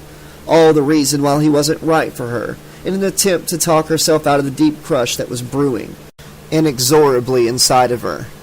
But it was as if her usually dominant mind had been hijacked by the runaway steam engine of her hormone-saturated body. When the check came, Brandon insisted on paying for everyone, even though Jane knew he was not wealthy. "Come on," Brandon said to Lola. "I wouldn't have been able to get this beautiful woman to give me the time of day without your help. It's the least I can do." They left, Brandon gallantly pushing open the smoke glass door for Jane and helping her into the back of the ambulance. Back at Lola's, Jane and Brandon sat on the battered couch. Brandon sprawled comfortably in the center, and Jane, with knees primly together, jammed anxiously up against the left arm, making as much space as possible between them. Lola stuck in the DVD and dimmed the lights, snuggling up with Randall on cushions on the floor. The movie was excellent, beautiful and engrossing, scary without the appalling amount of bloodshed that seemed unavoidable in modern movies. The plot twists were no real surprise to Jane, who had read many stories that followed a similar theme, but it was still quite good. So much so that halfway through she stopped paying attention to Brandon's closeness and Randall and Lola's necking. Brandon, to his credit, was a perfect gentleman. No phony stretching out to sneak an arm around her, no untoward advances of any kind, and she found herself relaxing and setting back into the couch as she watched. When it was over, Lola stood and stretched up to her tiptoes. "Right," she said. "You know, suddenly I'm starting to feel this strange pain right here." She pressed her fingers into her belly just below her navel. "My panties feel so tight. Someone call an ambulance. I think I'm going to faint." She collapsed into Randall's arms, and he tossed her, giggling over his shoulder. "You're on your own, kiddo," Lola called as Randall carried her off. "Don't do anything I wouldn't do." The studio door opened and closed, and Jane and Brandon were alone. Shyness enfolded Jane like claustrophobia, and she wrapped her arms across her belly. "I'd like something to drink," Jane said, "just to have something to do." "You want a soda or something?" "Sure," Brandon said. "That'd be great." Jane leapt up and nearly ran to the big industrial fridge. Inside were bloody lumps wrapped in cling film and jars with mysterious shapes floating in murky red fluid. A blue china plate had a curious rubber sandwich sprouting slick alien tentacles. A gory and horribly realistic severed poodle head could be seen under a glass cake dome. Jane hastily grabbed 2 cans of soda without even checking the labels and shut the door. "Dr. Pepper or 7-Up?" she asked, holding up the 2 cans to see what she wound up with. "I'll take the Dr. Pepper," he said. Jane sat back down, holding her soda but not opening it. Brandon took a deep drink from his and then turned to her with a sheepish smile. "I guess I'm a little nervous," he said. "I haven't been on a date since I moved here, and, well..." He trailed off and looked down at the can in his hand. "What about..." Jane picked at the hem of her skirt. Well, Amber said..." "Said what?" he asked. "That you were with an older woman?" Jane blurted before she could stop herself. He looked at her curiously and then looked away. "That was a long time ago." "I'm sorry," Jane said, blushing thickly. "I just heard that..." "No, it's okay," he said. "Her name was Lupe. She owned the restaurant I worked in back in Corpus Christi." Jane waited silently for him to continue. He took another sip of his soda. "She was beautiful, voluptuous like you. She loved to eat, and she was always cooking, always offering me little tastes of this and that. Her mole could make you break down and cry. It was that good. She hooked me like a fish, strung me along for 3 months, then I found out she was married. I wasn't the first busboy she had her way with, and probably wouldn't be the last. I thought I loved her, but she was just using me. She kind of broke my heart." He smiled and shook his head. I've dated some other girls here and there, but I just never felt right with any of them. I guess I still have a hard time trusting people. Plus, my family moves so damn often, I never have time to really get to know anybody. Jane nodded. Really? Me too, she said. In the last 4 years, I've lived in Seattle, San Francisco, Minneapolis, Boston, and Atlanta. Brandon laughed. Guadalajara, Austin, Corpus Christi, Phoenix, Stockton, and Santa Ynez. I got you beat by 1. My mom's a database administrator, a computer geek. She keeps on getting transferred and let go, but now it looks like she's been hired on permanently here at this latest company. Got any brothers or sisters? Jane shook her head. Just me and her. Dad? Jane frowned and opened her soda. It spritzed a chilly mist across her fingers. She took a sip. He died, she said. Leukemia. I was 11. Oh, I'm sorry, Brandon said. What about you? Jane asked. Any siblings? 7 sisters, he said, but they're all married now except for one. My dad dumped my mom when I was just a baby. Left her with 8 kids and ran off with the blonde soap opera actress. I was the only man in the house.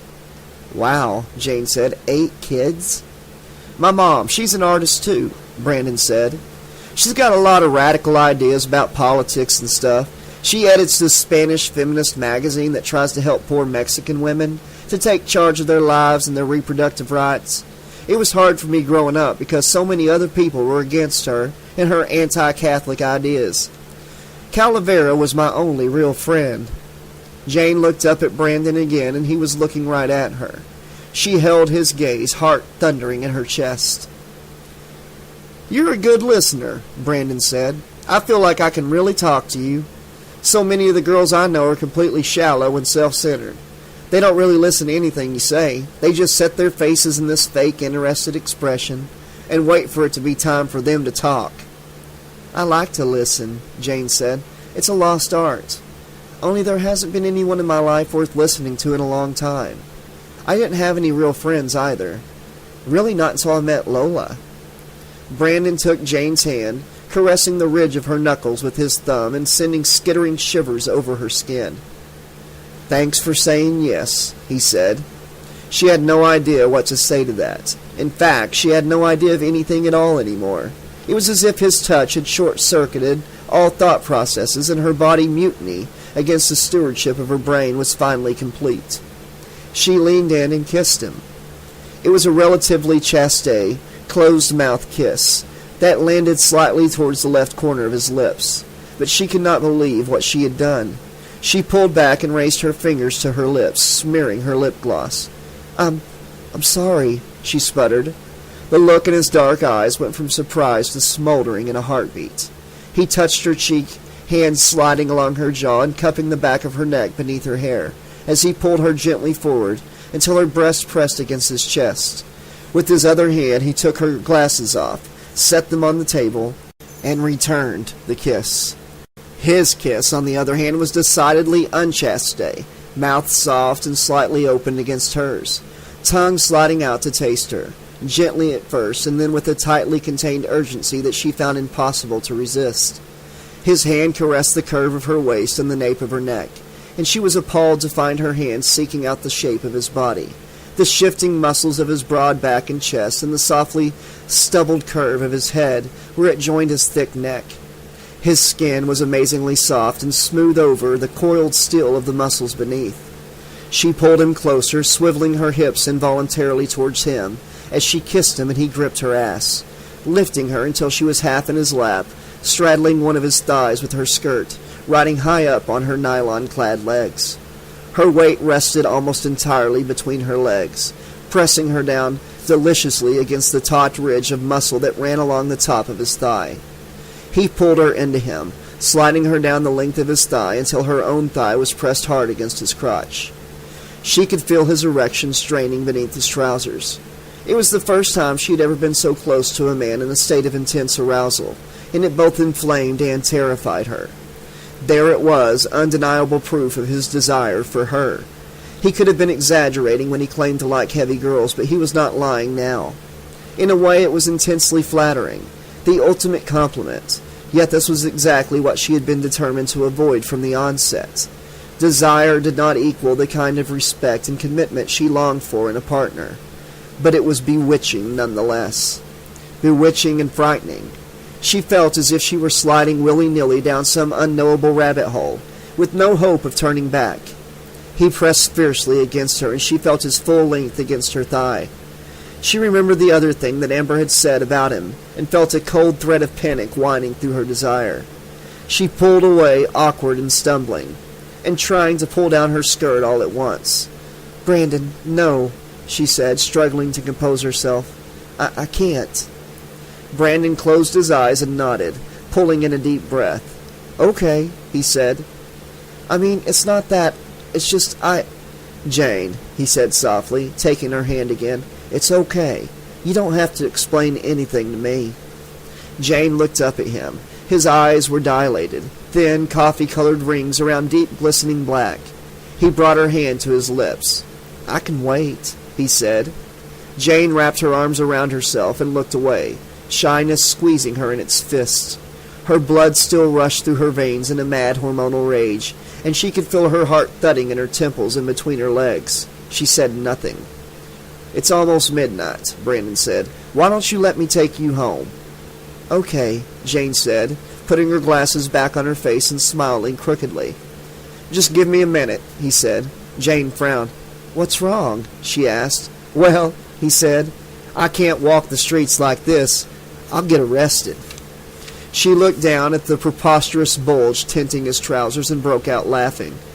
"Yeah, right. Very funny," he said, but he was laughing too, and all of Jane's shyness seemed to melt away in that open, candid moment. When Brandon felt civilized enough to stand, he escorted Jane home. The walk was cool and calming and cleared Jane's head of the sticky residue of her crazy desire. She wrapped her fingers around the crook of his elbow as they walked, and for the first time in her life Jane caught a glimpse of what it might be like to be half of a whole, intimately connected to another human being. Then, too soon, they were on the stoop of Jane's house. "Good night, Jane," he said softly, kissing her again, lightly but lingering. "Good night," she said, and slipped inside before she could start kissing him back, falling back into that dangerous rabbit hole. She peered through the curtains, watching him walk slowly down the driveway. He paused by the mailbox, facing away from her, and stood still for a long moment. Then he turned and headed down the street. She wondered suddenly how he would get home. His neighborhood was a good 20-minute drive away. She had seen buses, but had no idea if they ran this late. Amber had said he lived in a bad area, and she found herself suddenly anxious for him, wishing she had told him to call her and let her know he was home safe. He had given her his home phone number, but she was intimidated by the idea of waking up his revolutionary mother. As if by maternal telepathy, her own mom chose that moment to appear in the hallway, clad in a frowsy plaid bathrobe and clashing pink slippers.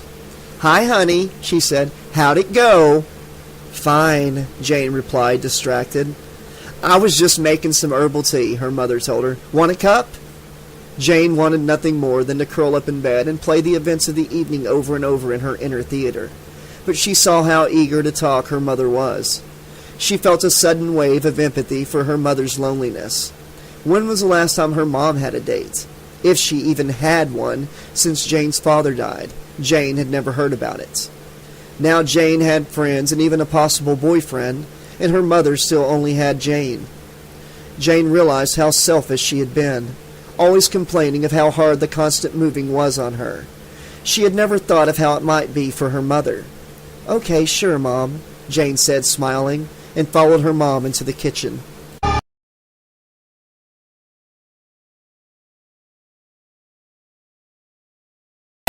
Chapter 10.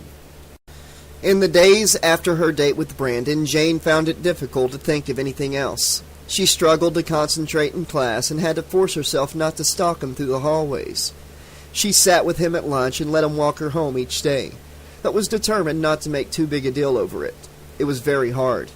Every time she saw him, this profound unconscious muscle memory of his body against hers would steal over her and make her giddy and breathless. But despite her obvious crush on him, he did not push her, did not take their intimacy of the previous weekend as carte blanche to paw her at will. He was a perfect gentleman, holding her hand as they walked and kissing her gently goodbye. But she could feel his restraint, the subjugated desire in his body language, and it made her want him even more. Amber teased her mercilessly about it. As they sat at Lola's work table and battled their way through geometry, Amber grilled Jane for details of the date.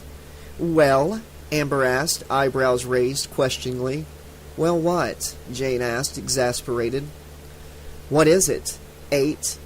9 inches?" "I have no idea," Jane said, rolling her eyes.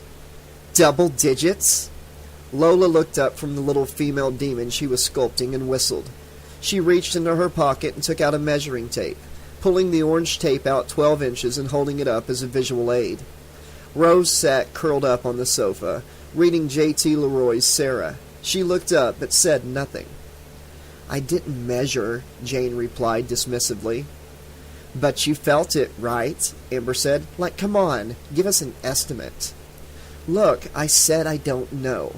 Unlike you two, I don't have a vast mental catalog of previous penises against which to compare him."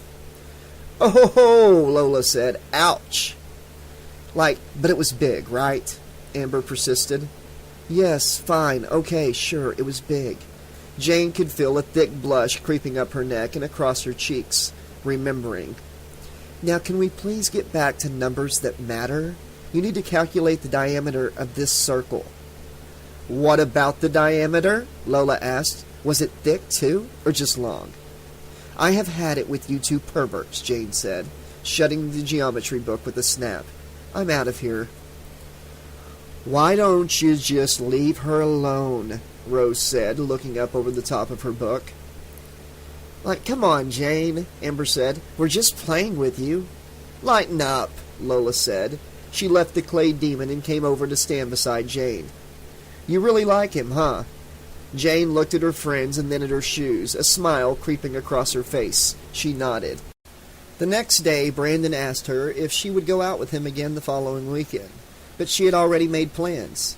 She, Lola, Amber, and Rose were having the very first Petticoat Mafia sleepover and Geek Fatale movie marathon at Lola's. "What about the next weekend after that?" Jane asked as she and Brandon rounded the corner of her street. "Well," Brandon said, "Connor's having a huge party at his place that Friday night. If we win that day, I kind of have to at least make an appearance. How about Saturday?" Jane nodded, lingering longer than usual in his arms before letting him go. When the day of the sleepover came, Jane packed up her nightgown, pillow, down comforter, and toothbrush, along with a rented DVD of Carrie, her own contribution to the Geek Fatale movie marathon. It had taken a lot of thought and research on the net to find an appropriate film about misfit girls seeking revenge. She had seen so few modern movies that she was afraid she would end up having to pick something she hadn't seen, based on reviews and synopses. She was happy to find that they had made a film of Stephen King's Carrie, a novel she had actually read and rather enjoyed. Her mother was almost as excited about the sleepover as she had been about Jane's date. She was thrilled to see her daughter finally doing all the social teenage things that she had missed out on for so long. Jane was the first to arrive at Lola's. She helped Lola move the sofa and unroll the big, tacky red and green carpet remnant that she had picked up for a song in a nearby Armenian outlet. The ugly but soft carpet made a nice, cushy area in the middle of the cement floor where the girls could set down their bedding. They made a supermarket run to load up on snacks and drinks, popcorn, red vines, chips, and chocolate, plus several 2-liter bottles of soda. When they returned, they saw Amber pulling up in her cute silver Mini. The car was under a year old, but already had quite a few dings and scrapes, no doubt inflicted during Amber's drinking days. While they were helping Amber to get her stuff out of the back, Rose arrived on foot. She had a military backpack and bedroll slung across her back and was dressed in another of her curiously wrong outfits. This time, awful purple, corduroy pants, and an oversized black sweatshirt. The girls went inside and locked the door. "Geek girls are go," Lola said, and they all echoed her, cupping their fists like G's and touching them together. They changed into their pajamas, and Jane marveled at how the girls' choices in sleepwear reflected their wildly diverse personalities. Jane, of course, was in her usual flowing white nightie. Lola wore men's boxers that said, "Who's your daddy?" on the crotch, and a Dead Kennedys t-shirt. Amber was clad in slinky red satin camisole pajamas from Victoria's Secret, looking like she just stepped right out of the catalog. And then there was Rose out in left field again in her weird, long-sleeved pink flannel nightshirt, with little teddy bears hugging each other all over it, like something a 6-year-old would choose. Its childish cut seemed particularly wrong, stretched over Rose's lush hourglass figure. They settled in and started up the DVD player, doling out snacks and drinks. Jane's film was first, followed by Amber's Ginger Snaps and Lola's May. When it came time for Rose's film, Lola whistled appreciatively at her choice.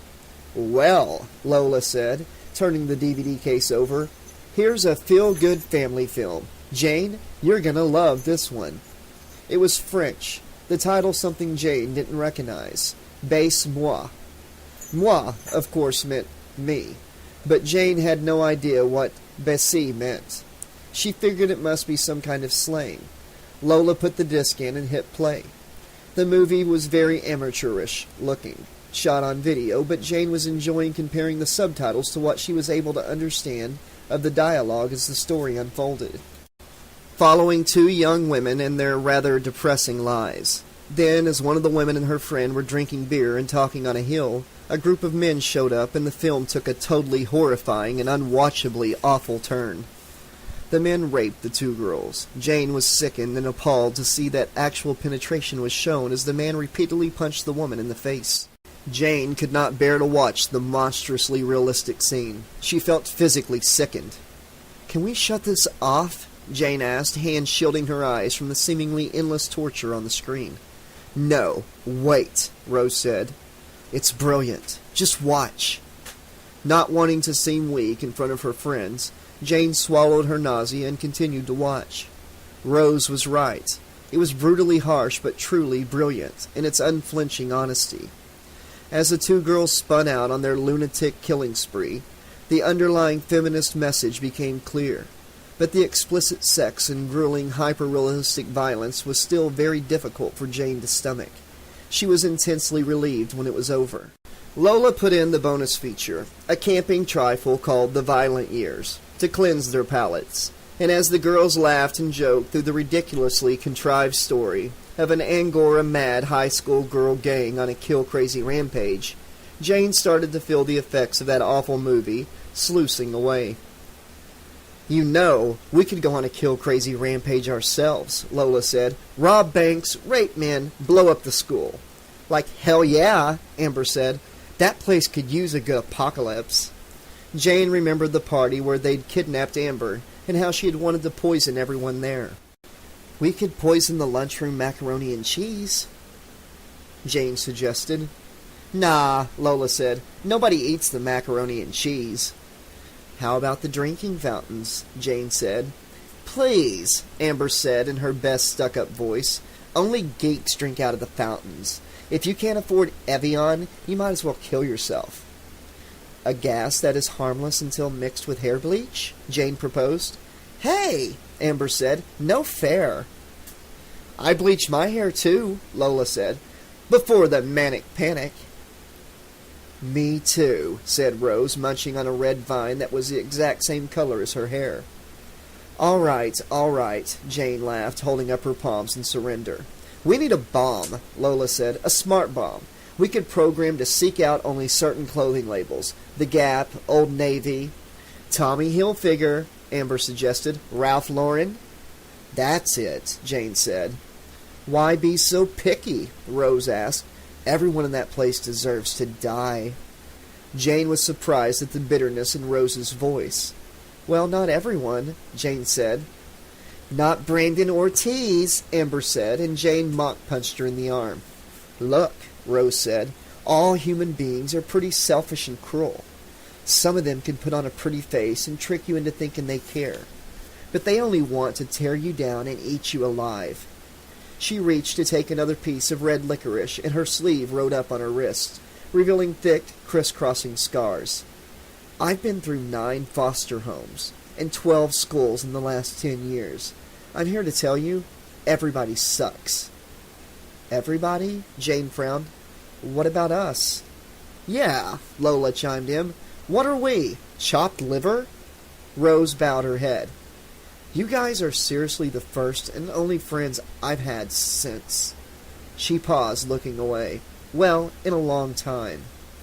Well, you know we geek girls have to stick together, Jane said. Rose smiled and made G's with her fists. Tell you what, she said, if you guys are serious about revenge, I have an idea to really get back at all the stuck-up popular bitches and brain-dead jocks that ever fucked with us. Oh yeah? Lola asked. Do tell, Amber said. Have you guys ever heard of the legend of Freddy Krueger? Rose asked, her willow green cat eyes narrow and intense. Jane frowned and shook her head.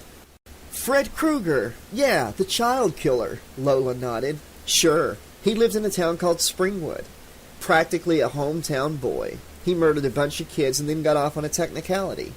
The parents hunted him down and burned him alive. Jane shuddered. He was America's most prolific serial murderer of victims under the age of 12, Lola continued. And he especially liked little girls. His stats have been variously claimed as anywhere from 6 to 19 or even more. The real number died with him, so the truth may never be known. There's more than that, Rose said. Lots more. Lola raised her eyebrows. Oh yeah? Fill us in. I've been doing research for years, Rose said, digging up everything I could find. It was very difficult because many of the records surrounding his death and several subsequent linked events had been deliberately destroyed. Lola muted the TV and they all listened intently. See, his physical death was just the beginning. He has the power to enter your dreams, and if he kills you in your dream, Rose drew her thumb across her long white neck, your history. Bullshit, Lola said. Rose shook her head. It's true. It all started with several teenagers, whose parents helped to burn Freddy. He murdered all but one. A girl went mad after her boyfriend was butchered in his sleep. He gets into your dreams? Jane asked, skeptical. Rose nodded. His physical death made him more powerful and more evil than he ever was in life, she said. He's been defeated but never destroyed. When he was alive, he was just a man. But now, he is a force of nature. And I know how to control him. Lola, Jane, and Amber exchanged a look. Okay, Lola said slowly. Shoot. He designed this jointed, bladed glove that he used to kill his victims, Rose said, holding one hand up beside her scarred cheek and splaying her fingers dramatically. Machined every piece by hand. After he was killed, one of the parents kept the glove hidden in her basement. When her daughter found it, Freddy was able to reclaim the glove and it became a dream object, existing simultaneously in both the real world and in the dream world. I know where to find the glove, in the one place where the membrane between the worlds is thinnest. She paused dramatically, green eyes flashing. The place where the agony and screams of his victims still resonate, she continued. The place where the glove was created. The basement boiler room in the old factory where he did his killing. What are you saying? Jane asked. I'm saying that if we find the glove, we can control him, Rose replied. Make him our own personal assassin. Like, you've got to be kidding, Amber said. We could wipe out the entire school if we wanted, Rose said. Kill everyone in a single nightmare. No one could stop us. Listen, Jane said, frowning. Even if this guy and his magic glove do exist, we don't really want to hurt anyone here, do we? I mean, revenge is one thing, but murder? That's a little extreme, don't you think? Amber asked. Extreme times call for extreme measures, Rose said loudly. If that bitch Shane found a way to kill her enemies and get away scot-free, how long do you think you'd be breathing, Amber? Amber frowned at the turn in Rose's voice. This is a dog-eat-dog world. You have got to get them before they get you. Rose turned away, rummaging through her knapsack for a little black zippered case. I need to pee. I'll be back. Freddy Krueger, huh? Lola said after Rose was gone. She is quite a piece of work, Amber said. I guess it's about whatever you need to believe to get you through the night? Do you believe all that about Freddy being able to get into people's dreams? Jane asked. Lola shrugged. Sounds like one of Lola's movies, Amber said. That silly little counting song from her dream echoed hollowly in her mind. 1, 2, Freddy's coming for you. Freddy? Could it be the same man? Surely not. Freddy was not an uncommon name. Jane must have heard the jump rope song somewhere and subconsciously absorbed it without realizing. It couldn't have anything to do with Rose's dream killer, could it? When Rose returned, her cheeks were flushed, and Jane noticed a small but spreading crimson stain on Rose's sleeve, just above the left wrist. For a moment she thought of mentioning it, but then remembered the strange intensity in Rose's eyes as she talked of Freddy, and said nothing. The rest of the sleepover was fun and forgettable. The girls dished on boys and got jacked up on sugar, and tried on Lola's monster masks. Lola videotaped them all menacing the camera.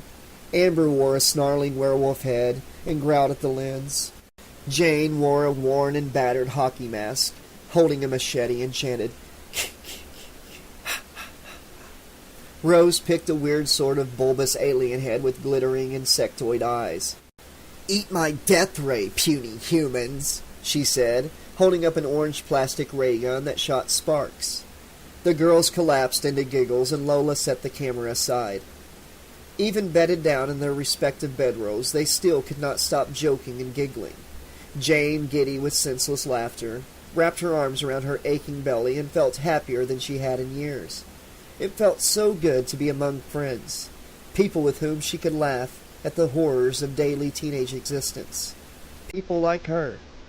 When she finally drifted off, she did not dream.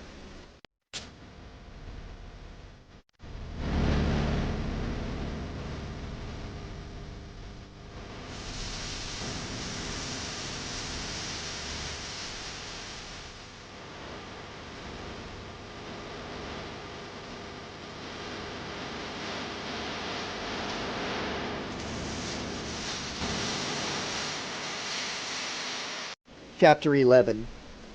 Lola and Jane dragged the reluctant Rose to Brandon's wrestling meet on the following Friday.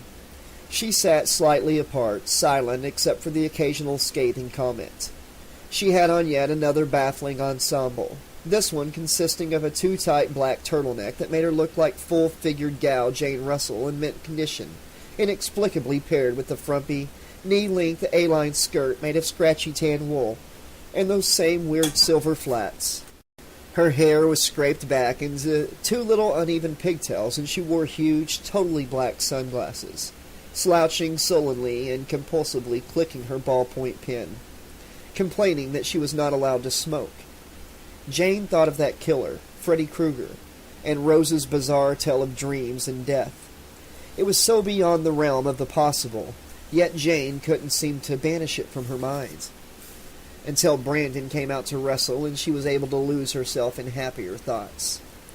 Connor was next, being bigger than Brandon and in the next weight class up. He fought with a kind of humorless and dead-eyed determination that chilled Jane to watch. He defeated his opponent once again in under a minute. She wondered if Shane was thin enough to have sex with him yet. As they stood to greet the victorious heroes, Jane noticed that Rose had been unconsciously digging the nib of the pen into the meat of her hand, just beneath the thumb. A thin trickle of blood dripped from her green sparkle thumbnail and onto the gymnasium floor. Her face was expressionless, green eyes hidden behind the big insectoid shades. Then Brandon pulled Jane into a sweaty embrace and she laughed, pushing him away. "Tarzan, Miss Jane," he said, pulling her back to him. "Are we still on for tomorrow night?" Jane nodded, feeling suddenly tongue-tied by his closeness, and the smell of his exertion.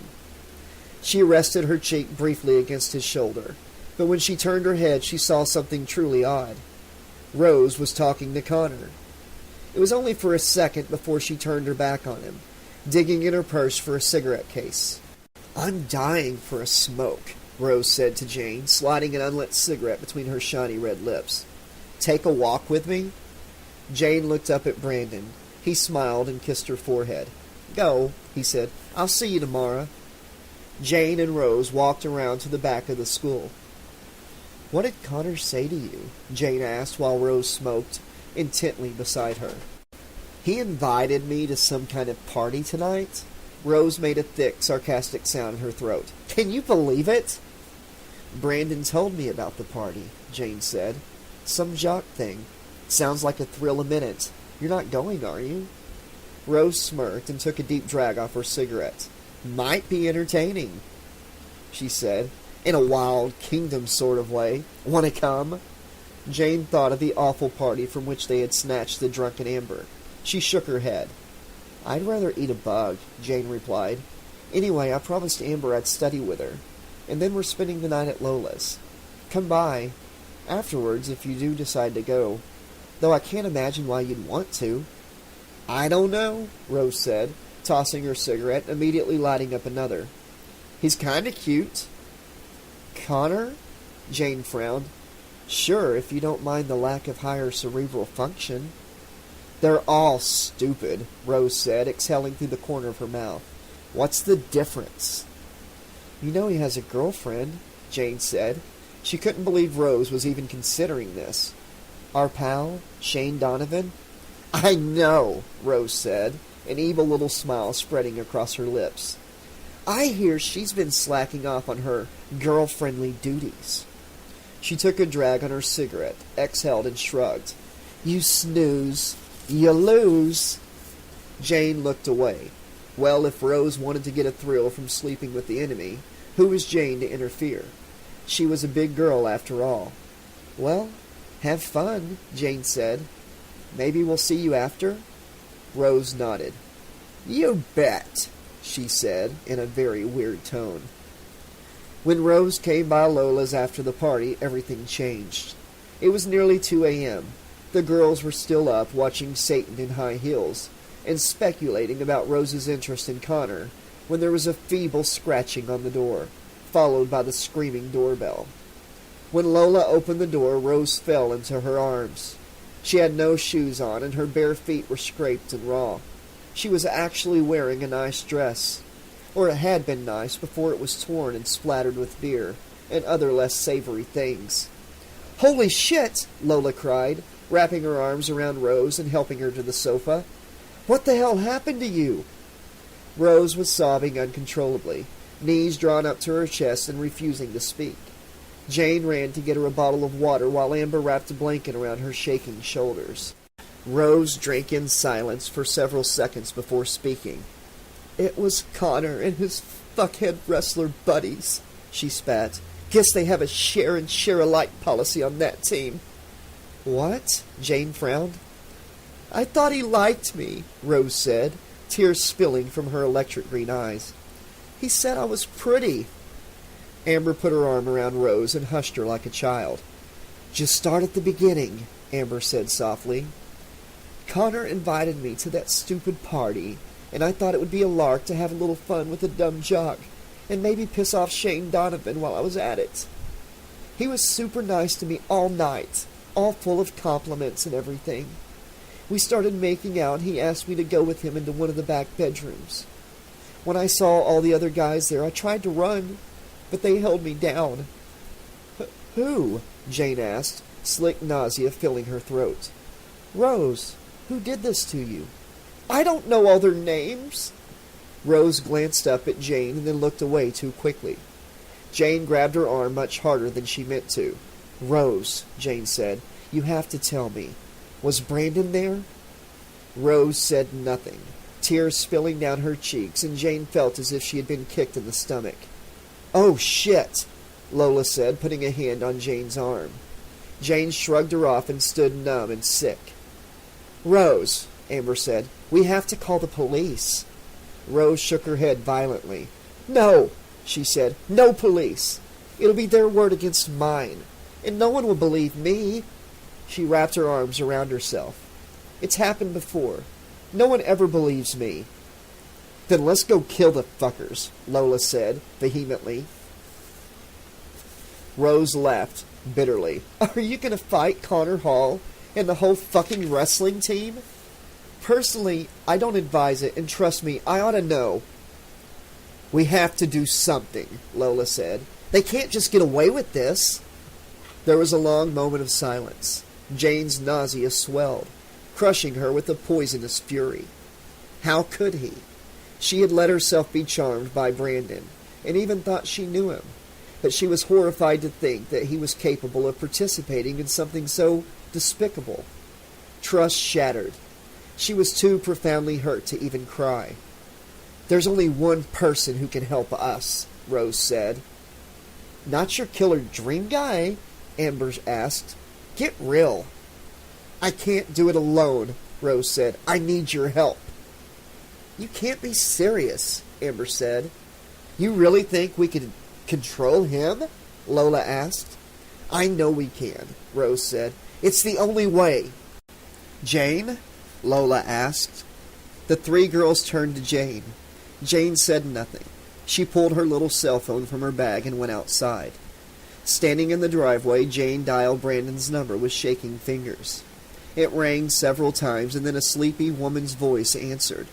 Bueno? I'm sorry, Jane said, barely able to force out the words.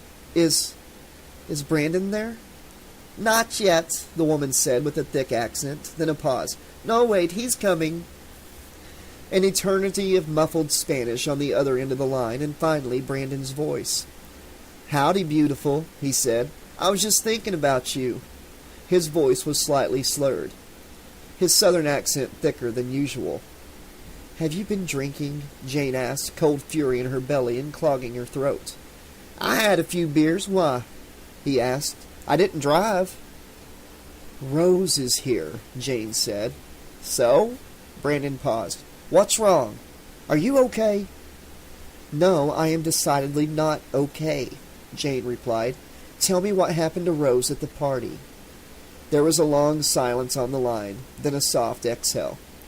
What did she tell you? Never mind that, Jane said, louder than usual. Tell me what happened. Connor and some of the guys had a little fun with her, that's all. Jane was shaking, almost unable to speak. A little fun? What can I say? Brandon replied. Some girls are into that sort of thing. Did you have fun? Jane asked. Suddenly his voice sounded much more focused and sober. Jane, he said, you're not serious. What did she tell you? Why do you keep asking me what she said? Jane felt hysterical, her tears getting closer and closer to the surface. Why don't you just tell me the truth? I am telling you the truth. Rose came to the party and told Connor she wanted to have a gangbang with him and some of the other guys on the team. Gangbang? She repeated the horrible phrase in a choked voice. They went around together asking guys to participate. She kept pulling down her top and showing off her titties. They asked me, but I said no. Jane, I said no. Then she went in the back room with Connor, Dave Carslip, Dave Worthy, Kevin Park, and Rich Tremont. Went with them. That was the last I saw of her. She said they made her do it. Now the tears started. She said you were there. What? A cold silence on the line.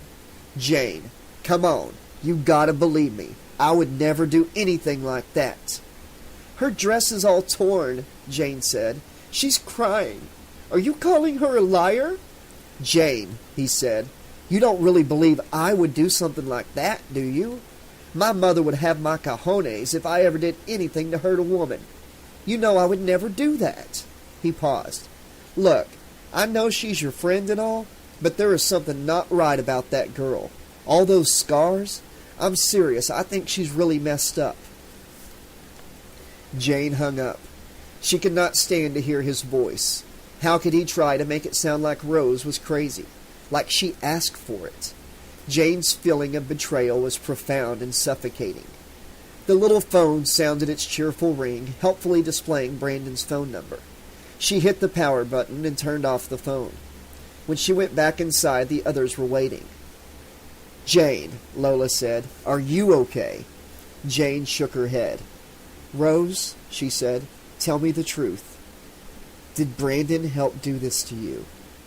Rose looked away and nodded. He says you wanted it, that it was your idea, but that he didn't participate. She turned back, furious green eyes flashing. I asked for it? She spat. I fucking asked for it? Dirty little slut that I am? I obviously wanted 6 guys to hold me down and jack off in my face. In fact, I just can't get enough. Story of my fucking life. I guess I wanted my dad to fuck me when I was 6 years old too, huh? Shocked silence, and Rose pulled the blanket tighter around her shoulders. And you're sure Brandon was there? Jane could not let it go. Rose, I have to know. Rose looked up at Jane, cat eyes burning. Well, it wasn't Connor's puny little peto that made me bleed. Jane barely made it out the door before vomiting into the bushes lining the driveway. Rose came out, still wrapped in the blanket, and put her arm around Jane. I'm sorry, Jane, Rose said. I didn't want to tell you, but it's better that you know what kind of guy he really is. How they all are. This is a shitty world we live in, and everyone wants nothing more than to open you up like an oyster and eat all the good stuff, leaving you with nothing. Jane wiped her chin on the back of her hand and looked up at Rose. You really think this whole Freddy thing will work? Rose nodded. I'm sure of it. Lola and Amber appeared in the doorway. Jane looked at the faces of her friends, her only friends. Fuck it, she said. Let's do it. Chapter 12. Jane, Lola, Amber, and Rose sat in Lola's van, wrapped in a kind of hot, furious hush as they sped along the dark freeway. Jane and Lola wore the black fatigues they had used for the torture video. Amber had put together an all-black outfit that made her look like either a survivalist dominatrix or a member of the Playboy SWAT team. Rose was in her usual subtly unflattering and unfashionable get-up, only this time the ill-fitting work pants and weird scratchy discount bin sweater were both black. They didn't speak. Of course, Brandon had tried to talk to Jane, calling her cell phone over and over, and even coming over to try and see her. But she froze him out, unable to stand even the sound of his voice. Her mother was baffled by her daughter's fury, and Jane refused to explain her actions. Let her mother assume it was some run-of-the-mill teenage drama. It was safer for her. Getting out of the house had been depressingly easy. She had simply told her mother she was spending the night at Lola's again. Her mom did not mention the canceled date with Brandon, just kissed Jane and gave her that same, I'm here if you need to talk look. It never ceased to amaze Jane how clueless adults could be. Lola drove and Rose sat shotgun, a map open in her lap. The nearby town of Springwood was about 35 miles to the north, and its downscale industrial neighborhood was ridiculously easy to find, encrusting the edges of the freeway like a cancer. Somehow Jane had imagined that the legendary factory that had once served as a child killer's playground would be out in the middle of nowhere, miles away from anything. Amazingly, it was just off the freeway exit ramp, looming sullenly on a wide, weedy lot next to a Korean toy warehouse. Talk about ironic. Lola parked the wheezing minivan at the dead end of the street, beneath a dirty yellow sign that read no outlet. Jane hugged herself as she watched Lola silently pop the hatchback and extract her sleeping bag and the black duffel filled with tools. They had prepared for stealth, but the neighborhood was as utterly deserted as a set from some bad mid-'80s After the Bomb movie. No other cars, no stray cats, no rats, not even a cockroach. On the far side of the factory, cars flew past, unseeing and oblivious on the freeway, their occupants concentrating on getting anywhere but here. The girls could have been in sequined bikinis carrying boom boxes and no one would have noticed. Lola strolled up to the factory gate and used a bulky set of bolt cutters to casually snip the rusted chain. The clatter as the chain fell to the concrete made them all jump, but nothing happened. Lola tossed the cutter back in the duffel and hefted her sleeping bag on her shoulder. "Well," she said, "let's do this." "Right," Rose said, grabbing her own pack from the trunk. Amber and Jane followed suit, and the 4 girls slipped together through the gate and into the lot. The old brick building had clearly been abandoned for years.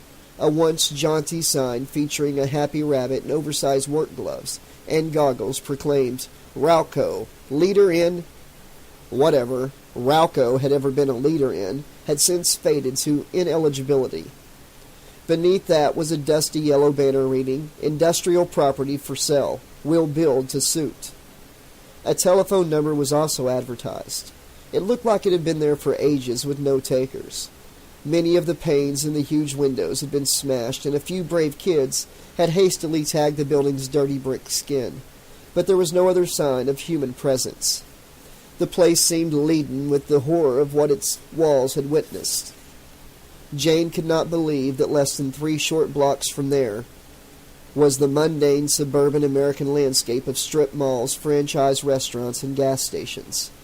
People sat at that very moment, stuffing fries into their faces and worrying about missing the lineup on their favorite network, as unaware of what was happening here as they had been years ago, when the child killer named Freddy Krueger had his way with Springwood's innocent children.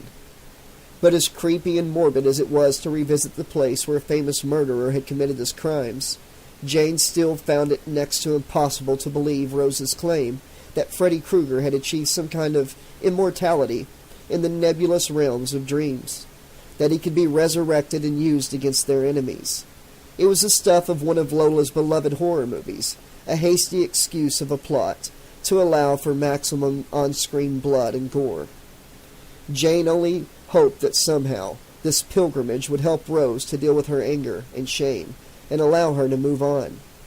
Jane herself had no idea if she would ever get over the pain of trusting Brandon and having that trust so brutally betrayed.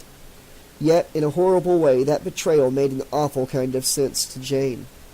The idea that Brandon was a worthless, lying son of a bitch, just like all the other boys, made far more sense than the unrealistic fantasy that he was really different and special.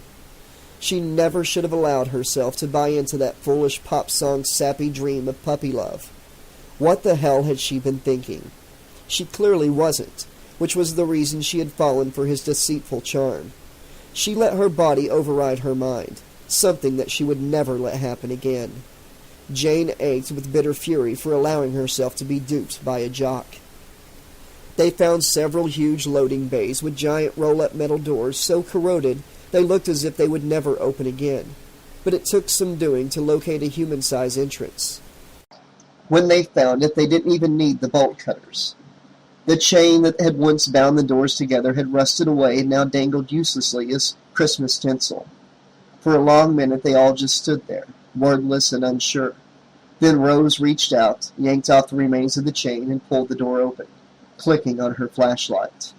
The oppressive, dusty emptiness of the abandoned factory dwarfed the feeble beams of their flashlights as they entered and stood huddled together in the doorway. To their left was a rickety little stairway that led up to a door in an odd square room that stuck out like an isolated box high up near the ceiling. The main space of the factory floor was jammed with unfathomable dead machines, their original purpose impossible to guess. The spaces between them were laced with rusted and unsafe-looking catwalks. On the wall beside the stairway was that same cheerful, goggled bunny from the sign outside, flashing a buck-toothed grin and giving the thumbs up. Beneath him in orange block letters, "Rally the Rabbit says, safety first." "Which way?" Lola asked. Rose shone the beam of her flashlight across the faces of the dead machines. "We need to find the basement," she said. "The boiler room."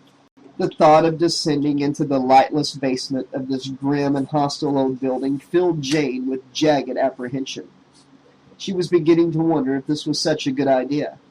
Fantasy dream demons aside, who knew what kind of crackheads or homeless weirdos might be lurking in the bowels of this miserable, forsaken place?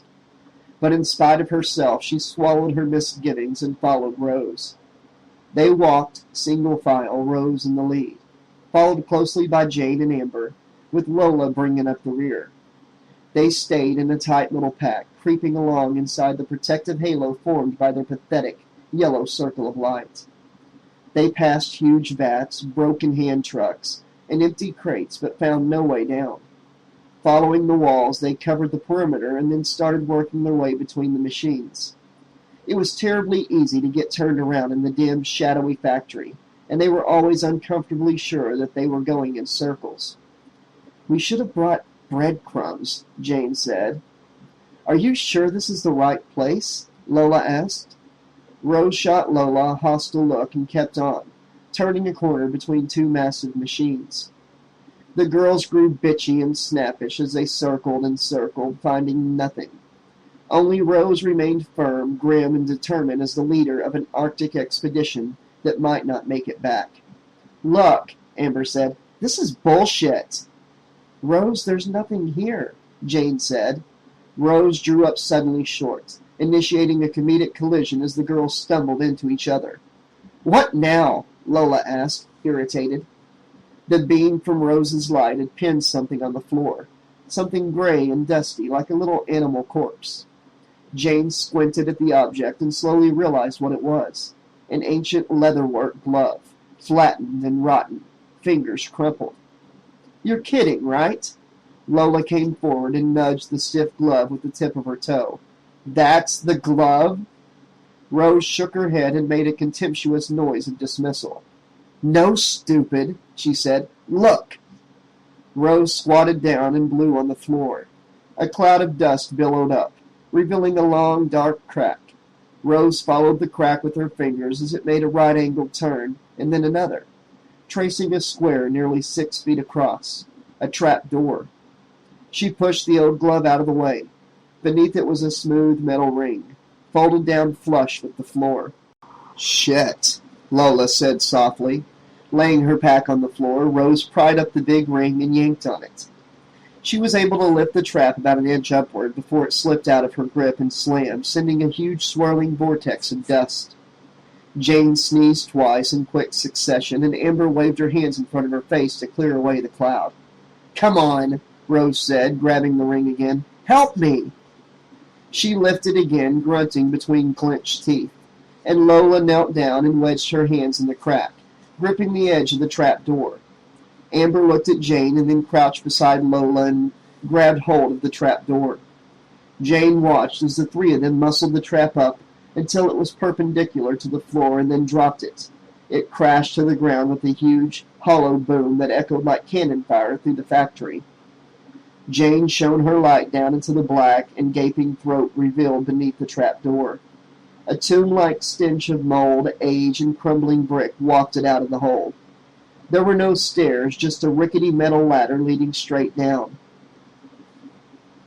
The happy rabbit had been painted on the wall beside the ladder's top rung, reminding them to put safety first. Some long-gone joker had made a few editorial changes. The rabbit was holding a crudely drawn pitchfork and sporting horns between his ears. His message of safety had been crossed out, and instead it read, "Rally the Rabbit says, abandon all hope, ye who enter here." Jane shuddered, skin coursing with involuntary chills. Without hesitation, Rose slid her legs down on the rungs of the ladder and started descending. They watched the joggling beam from her light scribble through the blackness as she went, until she reached the distant bottom. She seemed so small as she shone the light up onto her face and called up, "Toss down the packs." The three girls exchanged looks, and then Lola shrugged and tossed down Rose's pack, followed with her own. Jane and Amber did the same, and then Lola started down the ladder. Amber frowned, clenching her fist, and climbed down after Lola. Standing alone in that dark factory, Jane felt 1 inch high, a tiny and insignificant borrower in this vast and sinister place. She wished she could call the girls back up, laugh it off, and go back to Lola's. Anything but descend into the cold black hole before her. Steeling herself, she thought of Brandon and how he had betrayed her. The hurt gave her strength to climb down and join her friends in that creepy, lightless basement. When she set her foot on the damp concrete at the bottom of the ladder, she felt an icy chill seep into her bones. They were at the dead end of a long corridor that led to a wide archway, and through there, presumably, the boiler room. Puddles of black, slimy water fouled the concrete as they walked, engulfed by the stench of cold rot and secrets. Jane could not even conceive of the terror a small child would have felt, being carried down into this hellish lair. Did he kill them right away, or did he torture them first? The machines would have been alive then, the huge boiler hissing like a dragon. Their cacophony would have easily covered the agonized shrieks of a dying child. Rose's light found something pale and dirty against the left-hand wall. She nudged it with her toe, and it rolled, revealing itself to be a naked, headless baby doll, stiff plastic limbs twisted into an unnatural position. The girls exchanged a silent look and continued on, through the archway and into the massive cathedral-like space of the cold and disused boiler room. There was a rickety work table and a single metal stool off to one side. Rotted coils of rope lay beneath a trio of heavy iron hooks, set a little over 4 feet up the brick wall, just about the height of a child's hands, if they were standing on tiptoe and reaching up as high as they could. There were dark stains on the brick and on the cement floor below, forming concentric rings where blood had flowed and dried. Dominating the center of the room was the boiler itself, crouched like a heathen idol, like a giant mechanical spider beneath a twisting maze of ducts. Its rough metal hide was mottled with rust, and the large square hatch was partially ajar, revealing a thin slice of even blacker darkness. Rose nearly ran to the boiler, and Jane had to bite her tongue not to yell out for her to stay back. Something about that massive boiler struck Jane as particularly sinister. Rose knelt down before it like a supplicant, thrusting her hand into its black and gaping maw. When she turned to her friend, she was holding a dirty gray bundle. "Is that it?" Lola whispered. Rose unwrapped the filthy cloth to reveal its contents. It was a blade-tipped glove, just like Rose had described, and Jane realized with a kind of greasy, helpless dread that she had actually dreamed that glove. She had seen it, only she couldn't quite remember where. As Rose turned the glove over in her hands, it seemed to warp and shimmer, as if its physical boundaries were somehow not quite solid. 1, 2, Freddy's coming for you. Rose's green eyes glowed with the burning fanaticism of a religious zealot. She reverently lifted the glove from its cloth shroud, and holding the base of the index finger blade, she sliced deeply into the scarred flesh of her wrist. Her fresh red blood ran down the length of the blade, soaking into the stiff brown leather. "Now you," she said, handing the glove to Lola. "You sure about this?" Lola asked, holding the glove and frowning at Rose. "Just do it," Rose said. "Use the middle finger." Lola shrugged, forcing out a laugh. "How appropriate," she said, raising the middle blade of the glove as if it were giving them the bird. "Fuck you, rapist jock fuckheads!" She winced as she drew the blade across her arm, blood flowing and saturating the glove. She shook her hand and clenched it into a fist, then passed the glove to Amber. "I don't know," Amber said. "It doesn't look very clean." "Don't whip out on us now, prom queen," Lola said. Amber bit her lip and defiantly sliced into her wrist with the ring finger blade. "Ow, shit, that hurts," she said as her blood dripped down onto the glove. "Your turn, Jane." Jane reluctantly took the glove, holding it as if it were contaminated. It no longer shimmered, and its edges seemed crisper, more defined. This was ridiculous, stupid Ouija board antics unworthy of a girl of her age and intelligence.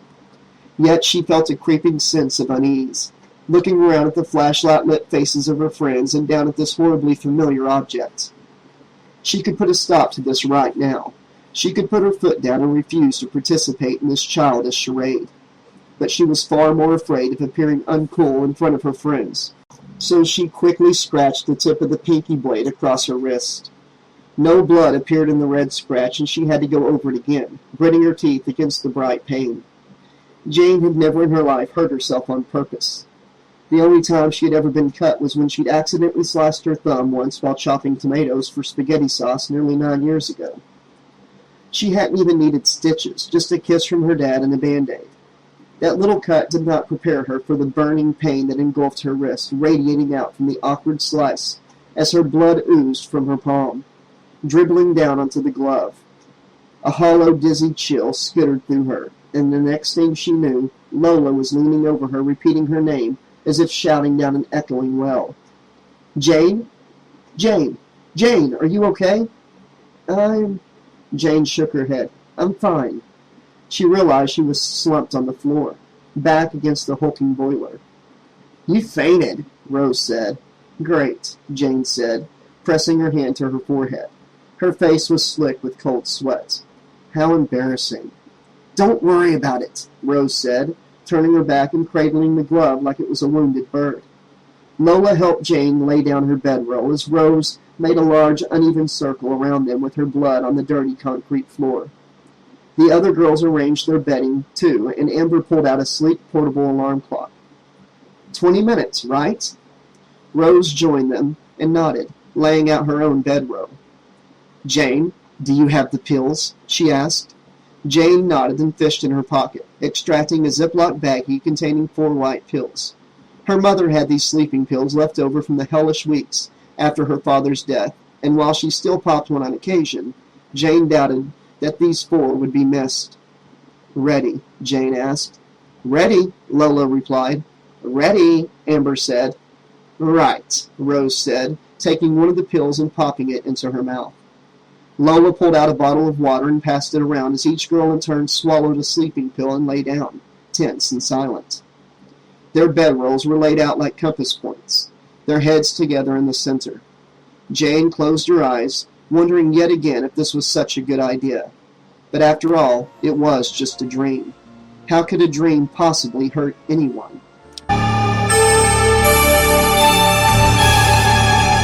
Chapter 13. The needling electronic sound of the little alarm clock dug its nails into Jane's consciousness, and she sat up, groggy and confused. It took several slow seconds of sludgy cognition to remember where she was and why she felt so stiff, uncomfortable, and cold. "Shit," Lola said, pulling her sleeping bag up around her head. "I feel like one of the Marines at the beginning of Aliens, man."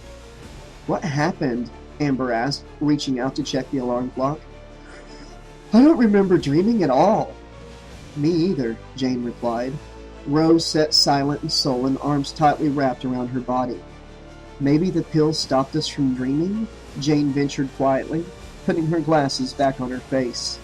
"Maybe," Lola said. "Well," Amber said, "we gave it our best shot, Rose, but I guess it didn't work. Can we get the hell out of here now?" "Yeah, sorry, Rose," Jane said, reaching out to touch Rose's hunched shoulder. Rose shrugged her off. "Fuck," she said. "I don't understand." Lola shrugged. "I don't know what to tell you, man," she said. "I will tell you this, though. I'm with Amber. Let's get the fuck out of this hole." "Come on," Jane said softly, standing and offering her hand to Rose. Rose scowled at Jane and then relented and took her off her hand. The girls quietly packed their things and slung their bags over their shoulders. Rose wrapped the bladed glove in its ratty shroud and stuffed it into her pack. She paused in the doorway, shining her flashlight around the cold, dark boiler room for the last time. "I was so sure," she said. "I'm sorry," Jane said. "Yeah, me too," Lola said. "Looks like we're just going to have to kick those fuckers' asses ourselves." The girls trooped down the stone corridor towards the ladder. The headless doll still lay there, silent and forgotten, just as so much that took place within these walls had been forgotten. Eager Amber took the lead, first to mount the ladder, and she was more than halfway up when a harsh and ominous squeal shattered the silence. "Shh," Amber said, gripping the rungs of the ladder as the ancient bolts holding it in place began to peel free of the brick. "Hang on, Amber," Lola shouted. Amber pressed on, continuing to climb the shuddering, rickety ladder as it shimmied loose and began to slip alarmingly to one side. "Shit!" Amber said again. "Shit, shit, shit!" Her flashlight slipped from her grip and tumbled to the floor below, shattering at Jane's feet. Amber had one hand over the edge when the ladder fell, crashing to the cement below and smashing into several jagged pieces. Amber was left dangling 20 feet above them, hanging desperately onto the edge of the trap door. Jane covered her mouth in anxious terror as Amber struggled to pull herself up enough to look and hook her chin over the edge. There would be no second chance. If she fell the 20 feet to the concrete floor, she would be fatally injured or killed, and they would all be trapped in the cellar of an abandoned building with no hope of rescue. No one knew where they were. and no one had any reason to enter the empty factory and discover them by accident. They had only the one bottle of water and no food. Even if they were careful, the batteries in their flashlight would slowly die within the first 48 hours, and they would be left to starve to death in total darkness, less than 3 blocks from Taco Bell. Jane's vivid imagination painted horrific images of desperation, blind cannibalism, and slow, creeping madness as Amber slipped, caught herself, and then struggled to pull herself up again. "Come on, Amber," Jane whispered, staring fixedly at the pale bottoms of Amber's brand-new boots as they kicked and flailed through the air above their heads. "Come on, come on, come on." Amber was finally able to throw her entire upper body across the factory floor. She lay there resting for nearly a minute and then slowly pulled her dangling legs up after her. The girls below cheered in a massive wave of relief. Another long stretch of seconds ticked by before Amber's blonde head appeared, looking down over the edge of the big square hole. "I'm okay," she called. "Thank God," Jane said. "Now what?" Amber asked. Lola and Rose looked at each other, shrugging. "She should go get help," Jane said. "No," Rose said adamantly. "Why not?" Jane asked her. "We could get in big trouble for being in here, you know," Lola said. "Trespassing, breaking and entering." "Damn it," Jane said. "Can you call someone to come here and help us? Randall, maybe? He'd be up, right?" Lola pulled her phone from her bag and flipped it open. "No signal," she said. "How about you?" Jane searched through her pack for her little phone. Nothing. No signal. She shook her head. "Amber?" Lola called. "Phone's in my pack," Amber replied. Lola hunted up Amber's phone. Unsurprisingly, it too had no signal. "Rose?" Rose shook her head. "I don't even have a phone," she said. "Great!" Lola shook her head. "Amber could drive to a payphone," Jane suggested. Lola pulled the keys to the van from her pocket and stood beneath the trap. She threw the keys up towards Amber. They fell short, clattering back down. She tried again and again, and each time they fell short of Amber's reaching fingers. "Look," Rose said. "I don't see how calling some boy is going to help us anyway." "He could bring us rope," Lola said, trying again to toss the keys up to Amber and failing once again. "Rope?" Jane said, frowning. "Wait a minute. Rose, come with me." Without thinking twice, she turned and headed back to the boiler room. Rose followed obediently behind, trotting to keep up with Jane's urgent steps. There, beneath those 3 iron hooks, just where Jane remembered them, were several old lengths of rope. "Do you think it'll be enough?" Rose asked. "It better be," Jane replied, trying not to look too closely at the stiff brown stains on the ancient rope as she gathered the pieces in her arms. "Come on, Rose, help me." Together, Rose and Jane collected every piece of rope they could find. All towed about 8 pieces varying in length from 3 to 4 feet. They brought the rope back to where Lola was waiting beneath the trap door. "Brilliant," Lola said as Jane dumped the rope at her feet. "Let's hope it's enough, guys." She started knotting the pieces together into one long strand. Jane watched apprehensively as Lola carefully coiled it up and threw it with all her might up towards Amber. It did not go even halfway up before fluttering back down like a limp party streamer. "Fuck," Lola said. "It's too light." "Why don't you tie something to the end?" Rose suggested. "Right," Lola said. She fished in her tool bag for a large pair of pliers. She knotted the rope around the joints of the pliers and started swinging it over her head like a demented cowboy, building up momentum. "Here it comes," she cried as she let the rope go. The pliers flew straight up, thwacking against the edge of the trap. Amber scrambled and caught them. "I got 'em," Amber called. "Yes," Lola hissed. "All right," Jane said. "Okay, I'm going to find something sturdy to tie it to," Amber said. "It's pretty dark up here with no light, so this may take a minute." The 3 girls waited in anxious silence, training their lights up at the trap while Amber fumbled and shuffled around in the dark above their heads. A shower of thin dust filtered down, and then the rope tumbled over the edge. The frayed end swung about 4 feet above the cement floor. Amber's head reappeared in the square trap. "Okay," Lola replied. "Packs first." They tied the packs to the end of the rope one by one, and Amber hauled them up and over the edge. As Rose's pack was lifted, her little black zippered case slipped out and fell to the ground. Jane bent to retrieve it and hand it to Rose when a shiny antique scalpel tumbled out from the unzipped end. "Thanks," Rose said quickly, picking up the scalpel and reaching to take the case from Jane's hand. Jane's eye was drawn to the faded old scars on Rose's wrist beside the bright new one made by the blade of Freddie's glove. She remembered Rose disappearing into the bathroom with that little black case and returning with dots of blood soaking through her sleeves. Uneasy and unsure of what to say, Jane let Rose take the case. Rose stuck it in her pocket and went to work tying Jane's pack to the rope, like it was no big deal. When all the packs were up, Amber dropped the rope back down and Rose gripped the end, looking doubtfully back at Lola and Jane. "You can do it," Lola said. Rose bit her lip and started to climb. As Jane watched her tentative and shaky progress, she wondered if she was going to be able to make it herself. She was struck with a sudden, shameful memory of a time when she had been forced to climb a thick, splintery rope in gym class. The entire class stood gathered around the bottom of the rope, laughing and jeering as she clung for dear life about a third of the way up, unable to go further, but terrified of falling. There was no cushy navy blue mat at the bottom of this rope either, just unforgiving cement. Jane realized she was holding her breath as Rose neared the top. She let that breath out in a relieved rush as Amber caught Rose by her arm and helped her up and over the edge. Now 2 small heads peeped over the side. Rose grinned and gave the OK sign with her fingers. "You next," Lola said, nodding towards the swinging rope. "I don't know," Jane said, eyeing the end of the rope where it dangled just below the level of her chin. "There's nothing to know," Lola said. "Just climb, girl." Jane reached out and grabbed onto the rope a few feet from the end. She experimentally lifted her feet up off the ground and scooched herself upward. Her arms felt as if they were going to pull free from their sockets as she pulled her weight up a wobbly inch at a time, until she was able to grab the rope between her thighs.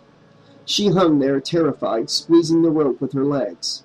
She was not even a quarter of the way up, and she already felt her grip slipping. A fearful grunt slipped out between her teeth, and the rope slid between her hands, burning her palms as she fell, landing hard on her ass. "Damn it," she said, struggling to her feet. "You okay?" Lola asked, rushing to her help. "Fine," Jane said, face hot with embarrassment. Determined not to seem pathetic in front of her friend, she sucked in a deep breath and leapt up, grabbing the rope again. Her arms burned and her shoulders ached as she fought to pull herself up. She could not make it and dropped hopelessly back down again. "Okay, listen," Lola said. "Here's what we're going to do." She started unbuttoning her shirt. "What are you doing?" Jane asked Lola as she pulled her shirt off and stood braless and goosebumped in the chilly basement. "Are you crazy?" "Trust me," Lola said, knotting the long sleeves of her shirt together and tying the end of the rope around the knot. When she stepped back, there was kind of a sling dangling from the end of the rope. "What you're going to do, Jane," Lola said, seeming not to care at all that she was topless in front of everyone, "is get one foot into that loop and hang on. Then Amber and Rose are going to pull you up." Jane looked doubtfully at the knotted shirt. "Are you sure?" she asked. "No," Lola said, grinning, "but we got to try something." "Okay, then," Jane replied, smiling a little in return, and leapt up to grab the rope once again. After much struggling, Jane was able to get her foot into the loop of Lola's shirt.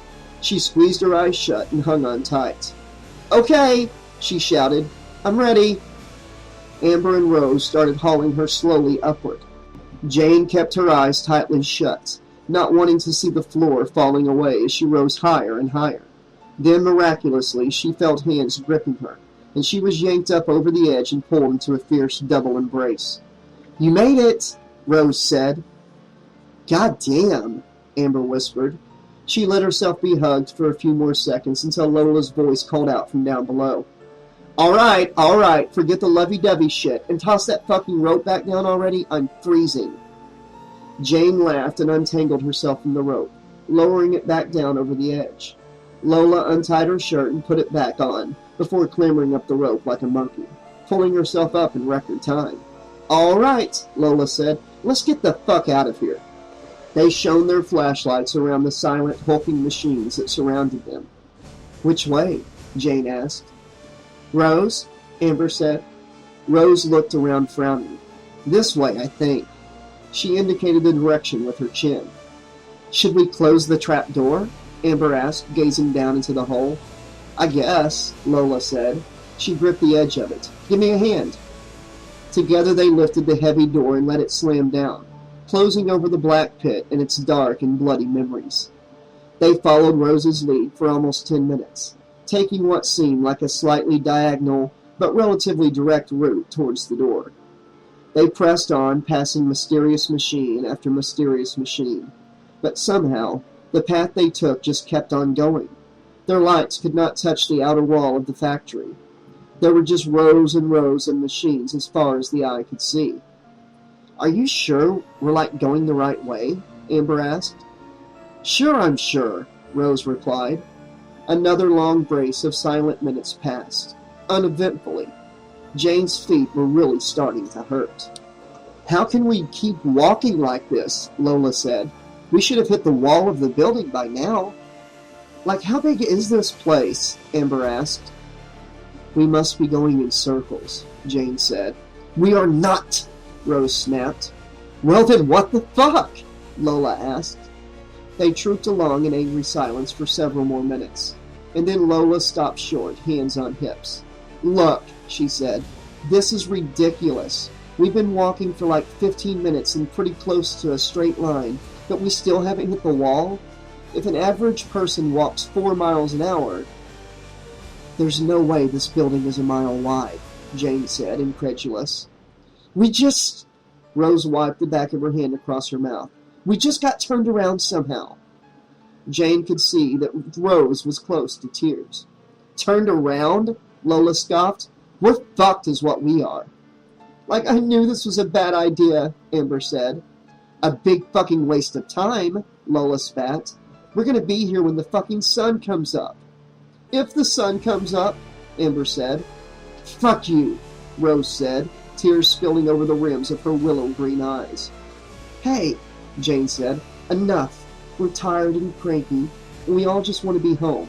But there's no reason to start sniping at each other." "Sorry," Lola said, closing her eyes and running her hands through her purple hair. "Look," Amber said, "there's the wall." At the farthest beam of her flashlight rose a comfortingly solid wall of brick. "See?" Rose said. "Now all we have to do is follow the wall until we find the door." "Oh, ye of little faith," Jane said, laughing. When they reached the wall, they found something profoundly disquieting. The featureless brick was unbroken for as far as the flashlight beam could reach to both the left and right, and more disturbingly, up. "Where are the windows?" Amber asked. "I have a really bad feeling about this," Lola said. "It can't be," Jane whispered. "It's just not possible." Jane felt chilled and anxious, but Rose was beaming like a bride, ecstatic. "Don't you see?" she enthused, eyes glittering in the meager light. "It isn't possible, because it isn't real. We're dreaming now." Lola frowned. "Are you sure?"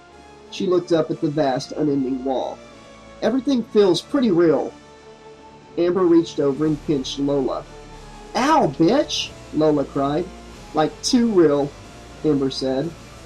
"This is a dream?" Jane asked incredulously.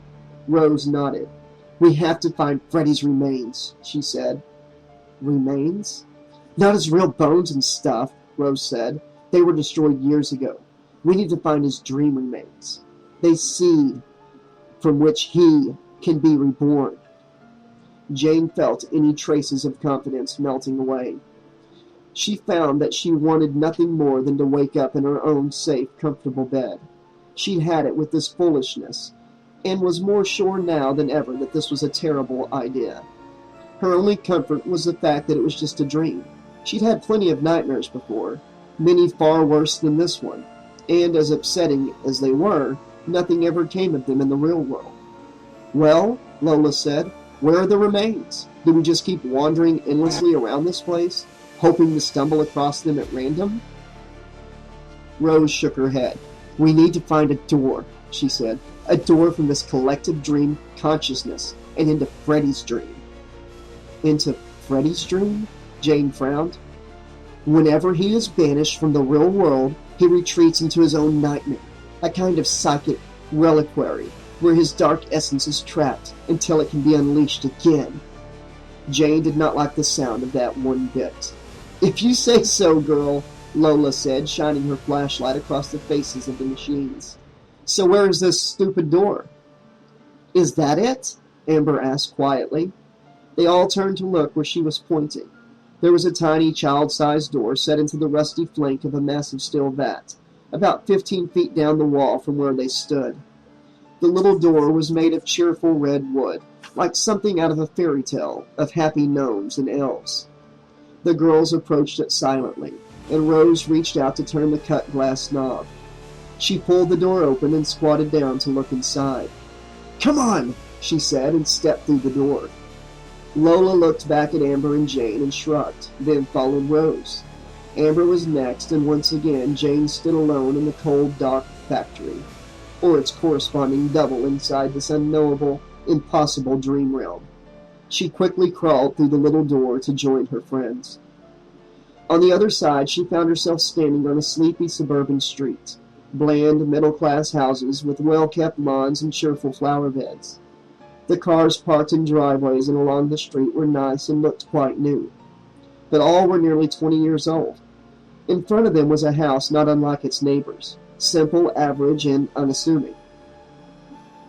The only remarkable thing about it, the thing that made it stand out in this nice, sleepy neighborhood, was the thick, no-nonsense security bars on every window, including the little rectangular window in the center of the door. "Nancy's house," Rose whispered reverently. "Where the hell are we?" Lola asked. Rose turned to her, eyes burning. "We're on Elm Street," she said.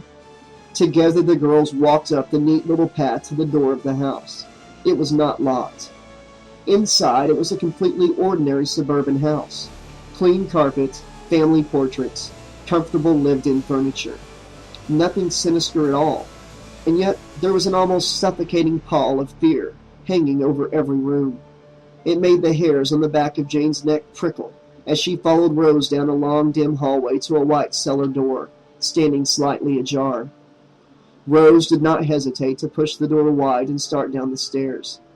Jane felt as if she had been following Rose forever, as if she had forgotten how to do anything else. As they headed down the stairs, things started to change in a way that was difficult for Jane to put her finger on.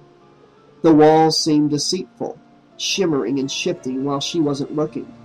The air itself seemed thick with something that was not quite a sound and not quite a feeling, but something in between, like the crackle of electricity or a noise too deep for human ears. At the bottom of the stairs, they found themselves not in a suburban basement, but in a very long, very thin corridor. The walls were riddled with holes, some dime-sized, some as big as dinner plates. As they walked, Jane's eyes was caught by flickering light, flashing in the depths of the head-high holes, and she could not resist leaning in to look. As if peering through a fisheye peephole in an apartment door, Jane was treated to a view of a dark and unpretentious chapel. A slender nun knelt before the altar, praying out loud in an intense and urgent whisper. There was a naked baby boy laying unattended on the stone floor several feet away, crying weakly, stubby legs kicking.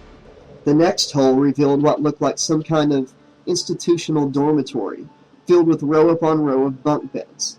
A thin, geeky blonde boy with a spreading red stain on the seat of his light blue pants stood in the middle of a hostile, mocking crowd of identically dressed boys. "Period, period, Freddy got a period," the boys chanted, pointing and laughing at the blonde boy. Jane's heart went out to the little boy in his abject shame and humiliation. He was clearly the victim of some horrific abuse. Where were the adults? Why didn't they do something? Then it occurred to Jane that the adults in question might be responsible for the boy's condition, and she felt a profound stab of empathy that was almost physical in its intensity. This geeky little boy was just like them, like Lola, locked in the art supply closet, like Amber, held down and drenched with gin, Like Rose, scribbled on with a Sharpie, and then much worse. Like Jane, time and time again made to feel ugly, unworthy and small. Like all of them, treated as if they were less than human, simply because they did not fit in. Picked on by peers and ignored, or worse, by adults. The poor little boy was trapped in this moment of endless bullying, like some inescapable psychic cul-de-sac. Jane ached to smash the faces of the thoughtless bullies, and pull the little boy close, to promise to him that he was not alone, that there were others who felt his pain, to save him and to stop what Jane feared would be unavoidable, the slippery downward spiral into madness, torture, and death. Jane reluctantly tore herself away from that vision. She did not want to look into the next hole, but the temptation was impossible to resist. Inside, she saw the boy again, a little older and in a different color uniform, but still just as geeky and awkward.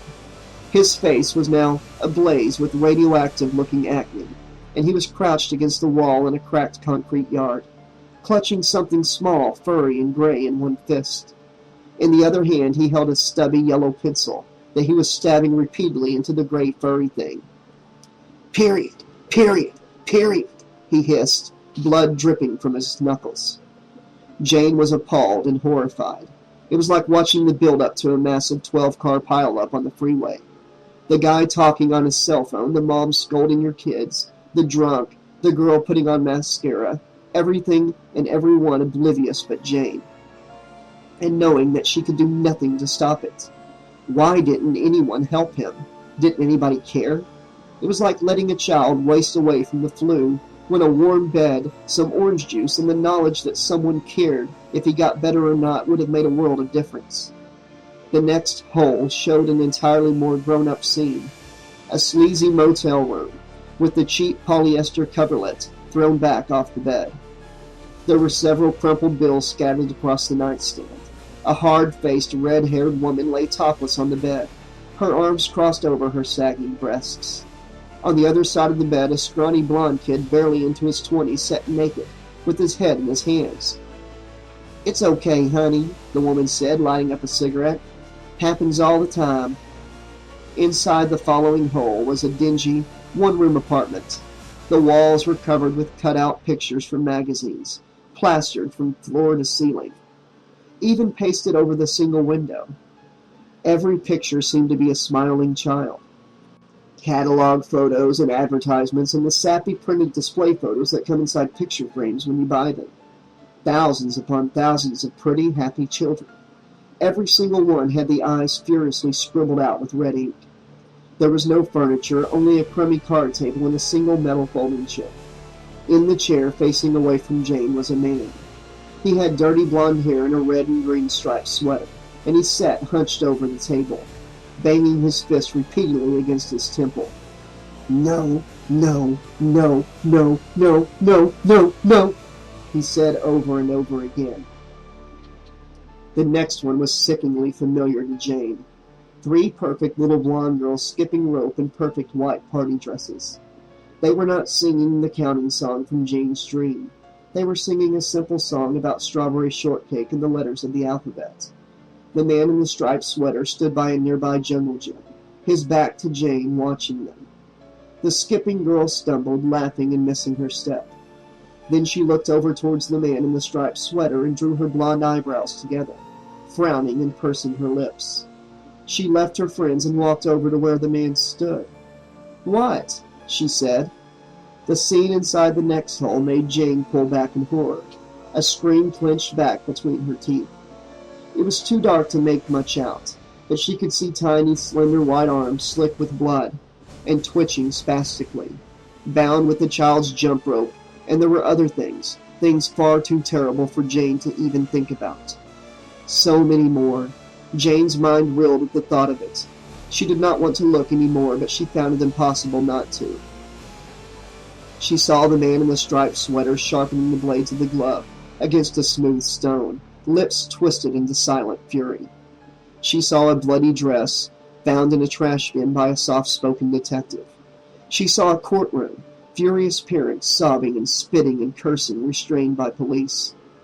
She saw a man burning, dancing like a flaming angel through the night, as sizzling bits of flesh dropped off in his wake. From there, the visions became stranger, dreamlike and disjointed. She saw tarry swirls of blackness and searing light.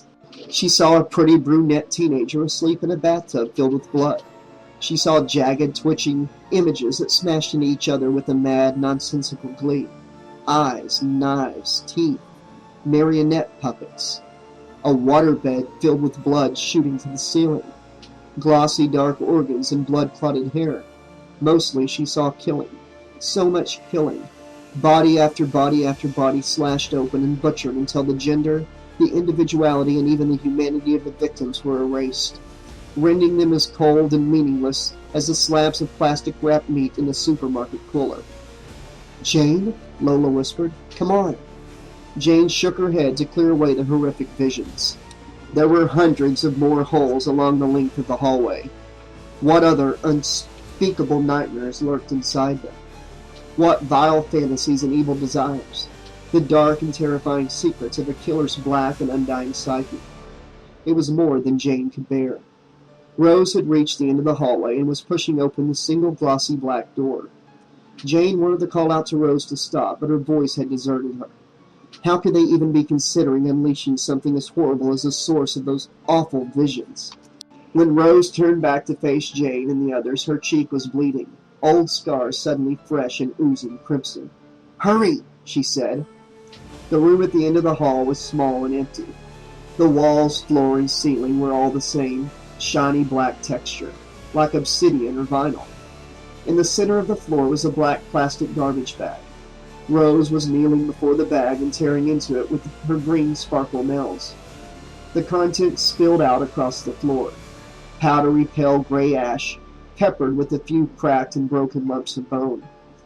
Rose's cheek was bleeding heavily, and so was her wrist where she had sliced herself with Freddy's glove. Drops of her blood fell into the ash, and the ash quivered oddly, like iron shavings stirred by a magnet. Jane felt something wet on her arm, and when she looked down, she saw that she too was bleeding again from the self-inflicted cut. Lola and Amber as well, but their blood was not dripping downward. It flowed away from them, twisting through the air in gory streams, towards the twitching ash heap. An oily red curve like a large bubble appeared in the center of the pile, growing larger and larger until Jane realized that it was the crown of a skull. The ashes swirled like dust devils as a skeletal face appeared, followed by the vertebrae of a neck. The bloody ash wove itself together to form long bones, in the delicate curve of a rib cage. Behind that bony cage, a knot of blood coagulated into a pulsating lump of slippery meat, a slowly beating heart. Jane watched, paralyzed with terror, as thick blue veins grew through the newly formed ropey muscles like strangled vines. Skin began to slither over the limbs and torso, thick rippling scar tissue rolling like water across the surface of the muscles until finally a fully formed man stood before them, yellowy eyes wide open and a mouth a silent scream. He was naked for an awful instant, then the coiling weave of clothing wound around him. Brown pants, a dirty red and green striped sweater, and finally a crumpled fedora hat. The soles of his greasy boots touched down amid the shredded plastic of the garbage bag, and Freddy Krueger stood before them, head cocked suspiciously as he eyed the girls surrounding him. "Who are you?" he asked, "and why are you here?" "Freddy," Rose called, clutching the dirty bundle that held the bladed glove. "Don't you recognize little old me?" He frowned, eyes narrow. "Little Rose," he said, leering at her, a smile curling in the corner of his narrow lips. "My, how you've grown!" He lunged towards Rose, and Jane let out a tiny, airless gasp. Rose did not flinch. Instead, she pulled the glove from the bundle and held it out towards him. "Stop," she said. "Wait." He took a step back, suspicious and unsure. "We have your glove," Rose said, "the nexus of your power. We brought you back, and now we have a job for you." "A job?" he smirked. "What makes you think I would do a job for you?" Because you want this. She held up the glove, and his eyes fixed anxiously on the glinting blades. Tell me, he said. She pulled a crumpled dress from her bag, the one she was wearing the night of the gang raid. We want you to kill 6 boys, Rose said, tossing the dress to the ground at his feet. Connor Hall, Kevin Park, David Worthy, David Carslett, Richard Tremont, and Brandon Ortiz. The sound of Brandon's name cut into Jane like a rusty saw. Her hurt and anger was still fresh inside her, and she wanted Brandon to suffer for that hurt. But did she really want him dead? But it was just a dream, right? A scary, awful dream. But still just a dream. She watched, unable to breathe, as Freddie crouched down and clutched the dress in his fist. He brought it to his face, inhaling deeply. Yeah, he said. So say I do your dirty work for you. Then what? Then the glove is yours, Rose said. Are you crazy? Lola asked. Shh, Amber whispered. Freddie looked around, locking eyes with each of the girls. You girls are playing a very dangerous game, he said. You may have the upper hand right now, but I promise you, he took a step closer to Rose, I'll be paying each of you a special little visit. You won't get away with this.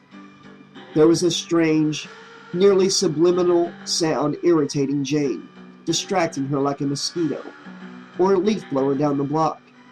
It grew louder and louder until it was nearly deafening, the keening electric voice of the alarm clock. To Jane's surprise and horror, Rose drove at Freddie, throwing her arms around him like a crazed fan of a rock concert. Jane tried to call out to her, but no sound would come. She clenched her fist as an awful gush of vertigo filled her, and then she was kicking and struggling against the confines of her bedroll. She scrambled free, socked feet ice cold against the damp cement of the boiler room floor. She grabbed her flashlight and clicked it on, yellow circle of light skating over the slowly waking forms of her friends. Holy shit, Lola said, sitting up and running her fingers through her purple hair. Like, was that real? Amber asked, eyes wide in the dim light. Yes, Rose said, rolling over and sitting up, clutched tightly in her arms as a ratty red and green sweater. Oh my God, Jane whispered, as the fabric of the sweater began to thin and disintegrate, coiling off into the air like smoke. What have we done? Chapter 14. Connor Hall lay in Shane's bed, holding her delicate, slender body against his, face buried in her soft red hair. He was feeling intensely sentimental, maudlin, and unworthy of her love. She was, without a doubt, the best thing that had ever happened to him. So beautiful and clean, perfect in every way. Even though he had been unfaithful, she still wanted him, still loved him. He did not deserve her. When she had called him that afternoon, just the sound of her voice made his heart twist inside his chest. She told him her parents were out, and he should come over right away. He could not drive there fast enough to get to her house, and showed up still sweaty in his workout gear. He normally wrestled at 170, but had gained 3 pounds since Shane had withdrawn and refused to see him, and he was seriously in danger of getting bumped up to the next weight class. Without her guidance, he found himself binging on junk food and just eating whatever was around the house, instead of sticking to the rigid diet that she had worked out for him. He stood there on her doorstep, anxious and unsure, worried about the loss of definition in his abs. But when she opened the door, all of that went away. She was in the hot little black lace outfit that she wore the first time they were together, and Connor knew everything was going to be okay. She rocked his world, driving him like a Ferrari up on Angela's crest, and when she had worn him down to nothing, she held him in her arms and told him that she knew all about the incident with Rose. Baby, she said, I know I wasn't there for you. I was going through my own problems, and I just wasn't emotionally available. He nodded, stupid with endorphins and content to let her run her fingers through his hair. When I heard about what happened with that crazy girl, I was mad at first. But then I realized that I was partially to blame. She kissed his temple. Anyway, it's not as if you cheated on me with, like, a real person. That's right, he said. That psycho slut was nothing but a temporary cum dumpster. I don't love her like I love you. I love you too, baby, she said, smiling, and started all over again. Now they lay together, exhausted and spent, and Connor was starting to feel like everything was back to normal. Shane had teased him about the extra weight and scolded him for not keeping up his food diary like she had taught him.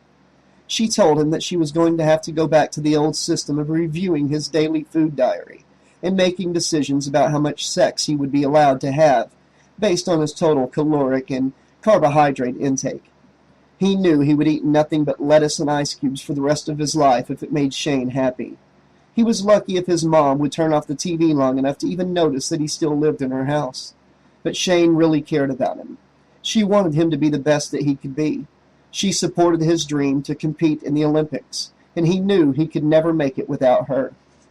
Holding her sleeping body against his, he felt like the luckiest guy on the planet. He wrapped his arm tighter around her tiny ribcage, feeling her little heart fluttering like a bird against his wrist, and silently promised her that he would never let her down, never cheat on her again.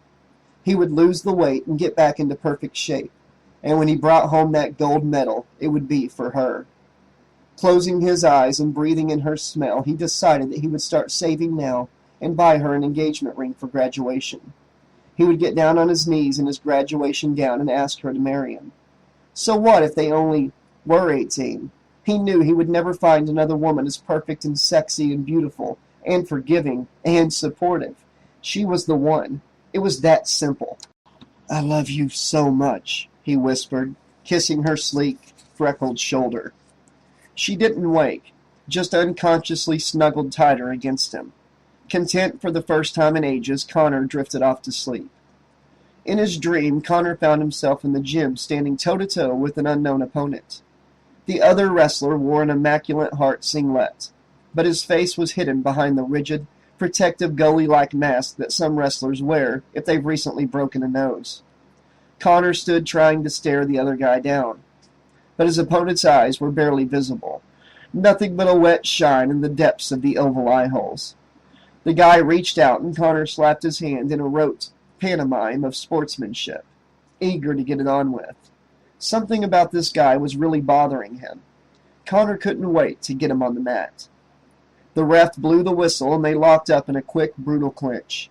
Connor gripped the back of his opponent's head and muscled it downward, bringing the other guy nearly to his knees. When he broke loose and shot back up, Connor went in for a single-leg takedown. The guy went down easily and flipped instantly onto his stomach. Connor was on him in a flash as the ref held up 2 fingers. 2 for takedown, he called. With his opponent on all fours, Connor reached across that blank, masked face and grabbed the guy's right arm. He figured this was going to be a piece of cake, as he grabbed hold of the guy's left leg with his other hand and pushed until the guy collapsed onto his right side. Swiftly bringing his arm around the guy's head and leg, Connor got his opponent in a stiff cradle and fought to roll him over onto his back. The ref was crouching close, watching for the pin. Connor felt inches from victory when his opponent suddenly spun on his side and gripped Connor's arm in a nasty and totally illegal armbar, bending Connor's forearm against the elbow until it was close to breaking. The ref said nothing at this outrage, and in a blind fury of pain and indignation, Connor lifted his opponent off the mat as he clung to Connor's arm and slammed him down hard on his back. The ref's whistle sounded and Connor turned toward him, waiting for him to penalize his opponent. Amazingly, he pointed at Connor and said, "Illegal slam!" The ref held up 2 fingers towards the other guy. 2 points for stand-up! Connor turned on the ref, boiling mad. "Are you out of your mind?" he raged. "He tried to break my fucking arm!" The ref stood silent and stone-faced, and his masked opponent gestured for Connor to bring it on. Surfing the tide of his anger, Connor dove in for a ferocious double-leg takedown, hitting him like a bullet to the stomach and knocking him on his back. Unfazed, his opponent immediately wrapped his legs around Connor's head and right arm in some kind of unfamiliar jiu-jitsu chokehold. Almost instantly, Connor began losing his air, consciousness dimming. In a last desperate rush of strength, he lifted his opponent and slammed him down once and then again. The hold weakened and Connor was able to get free just as the ref's whistle blew again, penalizing him while once again totally ignoring the blatantly illegal maneuvers of his opponent. "Fuck you, asshole," he said to the ref. As he berated the ref, his opponent got to his feet and kicked Connor in the head, shin slamming into Connor's temple like a lead pipe. Connor went down, a scatter of pale fireworks shooting across his vision. The ref crouched down and stuck 2 smug fingers in Connor's face. 2 for takedown, he said. What? Connor was punchy and sick, a thick spike of pain shooting through his head. Before he could force out another word, his opponent kneed him in the head, and his skull rattled like broken glass. He rolled away, pure adrenaline forcing him back to his wobbly feet. Connor was utterly furious now. This was completely wrong in every way. The guy was making a total mockery of the sport, and the ref was acting like it was no big deal. Connor was through with this bullshit. No more Mr. Nice Guy. His opponent took a wild swing, a sloppy right hook that Connor dodged easily, ducking beneath to grab the guy's waist and throw him down with a hip toss. The guy landed awkwardly on his back with Connor standing between his legs. Connor drew back and punched him, feeling the plastic mask crack beneath his knuckles. He let the guy have it again and a third time as the cracks widened and spread. His opponent got his legs wrapped around Connor's waist and reached under his own ass to grab one of Connor's ankles. Connor went down and the masked guy was on him right away, gouging his left thumb into Connor's right eye, following with a vicious elbow to the head.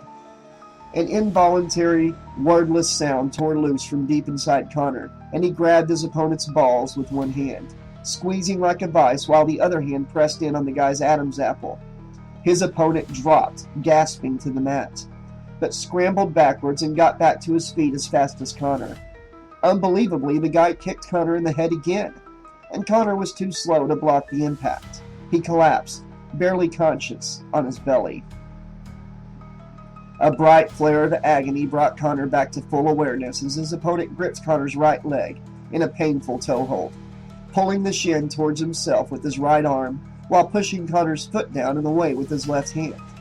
Connor howled with fury and pain and reached back to grip the edge of that emotionless mask, peeling it away. The skin beneath the mask was horribly burned, yellow eyes blazing with almost jovial evil as the thin, twisted lips coiled into a sneer. "Do you submit?" his opponent asked. A cold gush of fear flooded Connor's body, and he twisted and wrenched himself free, staggering to his feet and stumbling away. His opponent threw back his head and laughed, the low, nasty sound echoing through the dim gymnasium. Connor ran, terror screaming through his veins as he hit the locker room door. The familiar layout of the locker room had changed, forming a complex maze of identical, featureless lockers. He could hear footsteps close behind, but he was afraid to look back. Connor was growing painfully winded as he ran, but there seemed to be no end to the narrow corridors. He chose his direction at random, increasingly desperate until he came out of the lockers and into an elongated, old-fashioned shower room, totally unlike the clean, familiar showers of the school. The grungy green tile was mildewed and cracked, and the big, flat, dinner plate-sized shower heads all sprouted from a central pipe that ran like a spine across the low ceiling.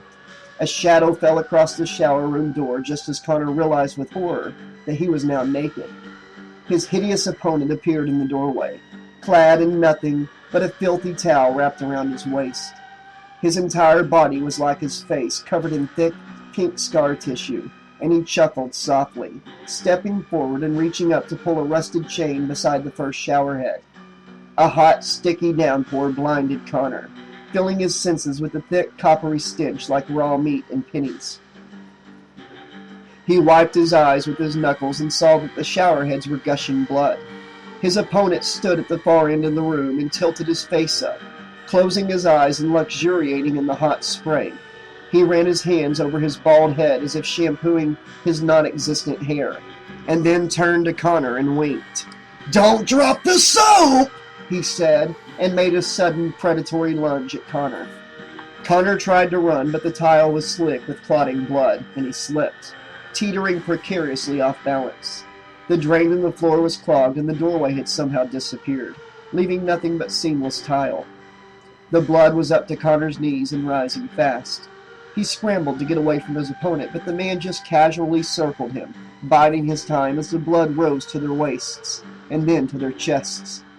Panic drilled into Connor's heart as his feet left the floor, flailing to keep his head above the level of the rising blood.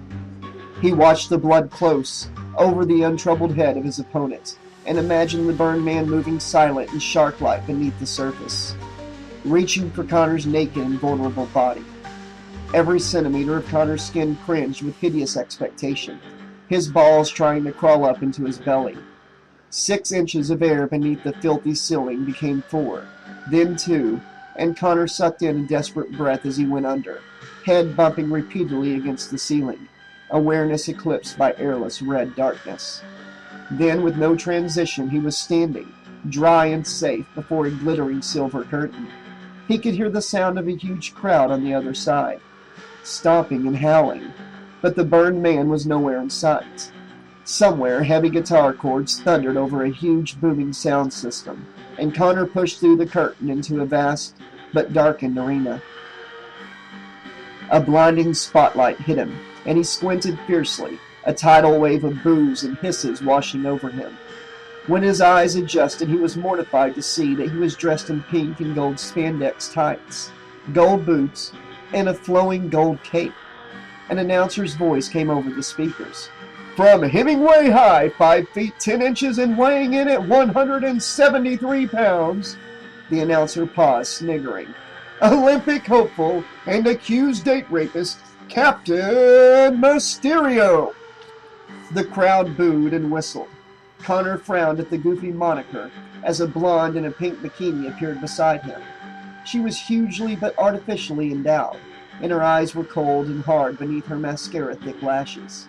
She took his arm, digging long red talons into his skin, and she led him down the ramp.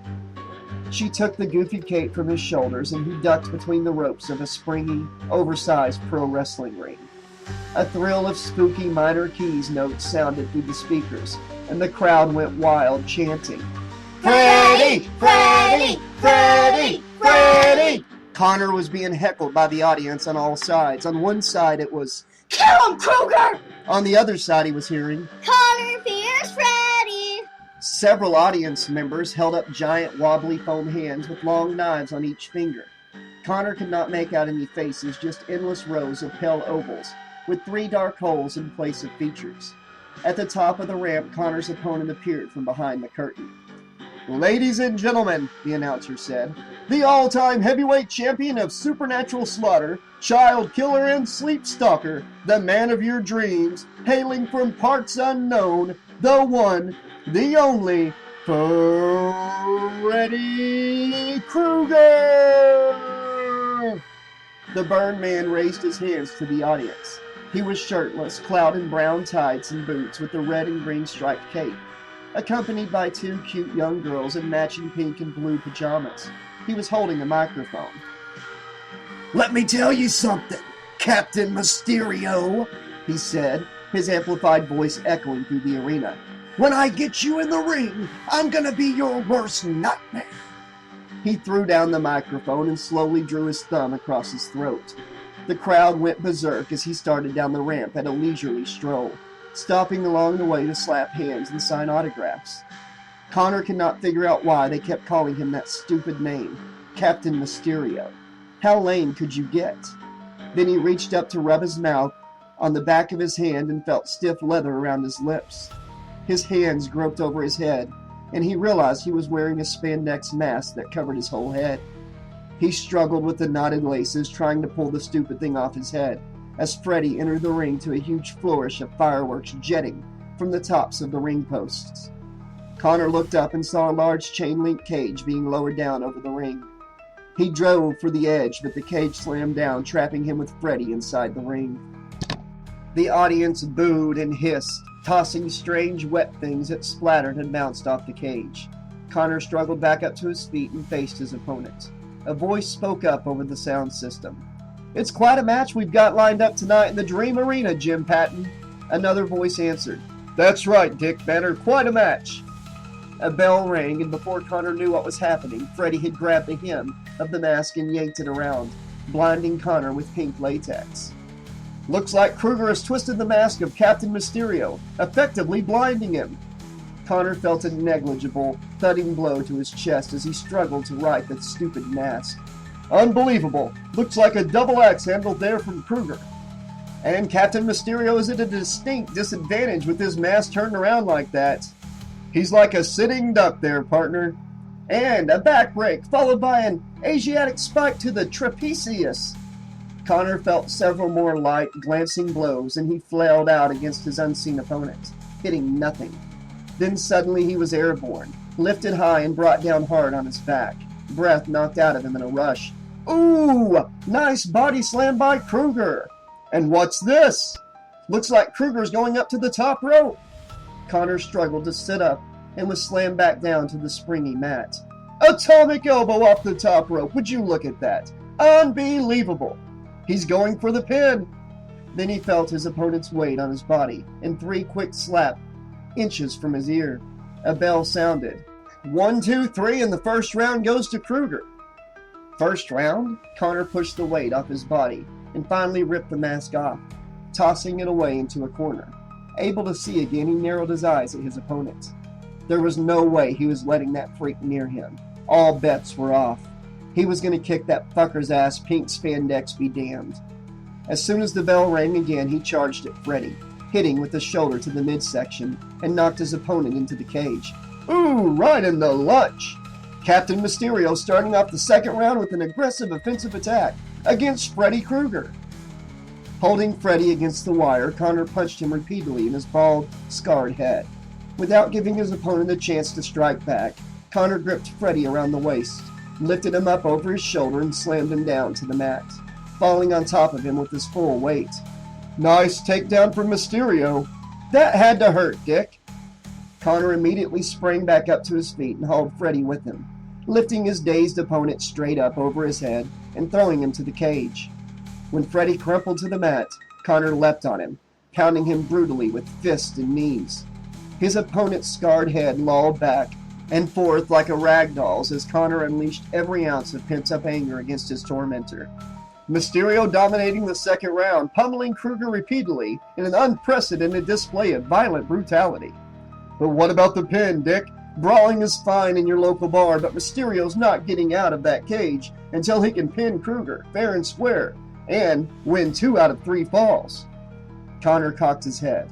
So that's how they wanted to play it. Fine. Connor finally felt as if he understood the twisted dream logic of this horrible, endless fight, and he was determined to end this madness once and for all. He scooped up Freddy's head and arms and applied slow, steady pressure as he lay across his opponent's prone body, pinning him chest to chest against the mat. Looks like Mysterio's going for the pin. 1, 2... Freddy jerked his torso violently, raising one shoulder off the mat. Oh, only a 2 count, Jim. He's not going to beat Freddy Krueger that easily. Freddy stood hunched and wheezing, and Connor got up and nailed him with a stiff uppercut. Freddy fell backward and once down on the mat. He kicked Connor's leg out from under him. Connor cursed and scrambled to his feet. He lunged at Freddy and his opponent leapt away, running and making Connor chase him around the ring. Connor reached out to grab Freddy, and Freddy turned and kicked him in the balls. Connor sucked air, blinded by pain, and staggered back into the wire of the cage. A low blow from Kruger. Freddy started climbing up the side of the cage, and Connor swallowed the sickening ache between his legs and forced himself to climb up after him. The cage was dizzyingly high, 20 feet at least, and Connor refused to look down as he pursued Freddy higher and higher up the cage wall. Reaching for Freddy's ankle, Connor sank his teeth into Freddy's calf. The taste of dirty, burnt flesh and unwashed cloth gagged him, but he bit down harder. Freddy howled and tried to punch Connor. Connor grabbed his wrist and bit him again, then peeled Freddy off the cage, flinging his opponent over his shoulder. Connor leapt off the side of the cage, plummeting to the mat and landing on top of Freddy. As his opponent lay there, dazed and barely moving, Connor quickly climbed the cage again, and not even entirely sure what he was doing, but filled with a crazy kind of dream confidence. He jumped into the air, arching backwards in a kind of reverse somersault, and landing square across the prone body of Freddy. Unbelievable moonsault off the top of the cage! He's going for the cover! That's it, Jim. It's 1, 2, and 3! The second round goes to young Mysterio. Unbelievable!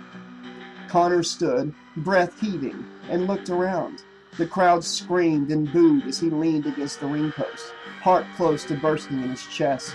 Well, Jim, Kruger took quite a beating at the hands of Captain Mysterio in that round. He sure did. That kid's got a lot of heart. But does he have what it takes to finish the job and achieve victory over an undefeated champion like Freddy Krueger?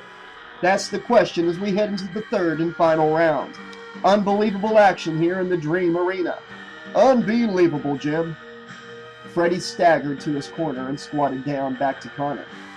The two pajama girls came running over, and one passed something through the wire of the cage. Freddy stood and turned to face Connor again, and Connor saw that he held a large hypodermic needle. He smiled and plunged the needle into the crook of his arm. Unsure of what to expect, Connor took a step back, wary.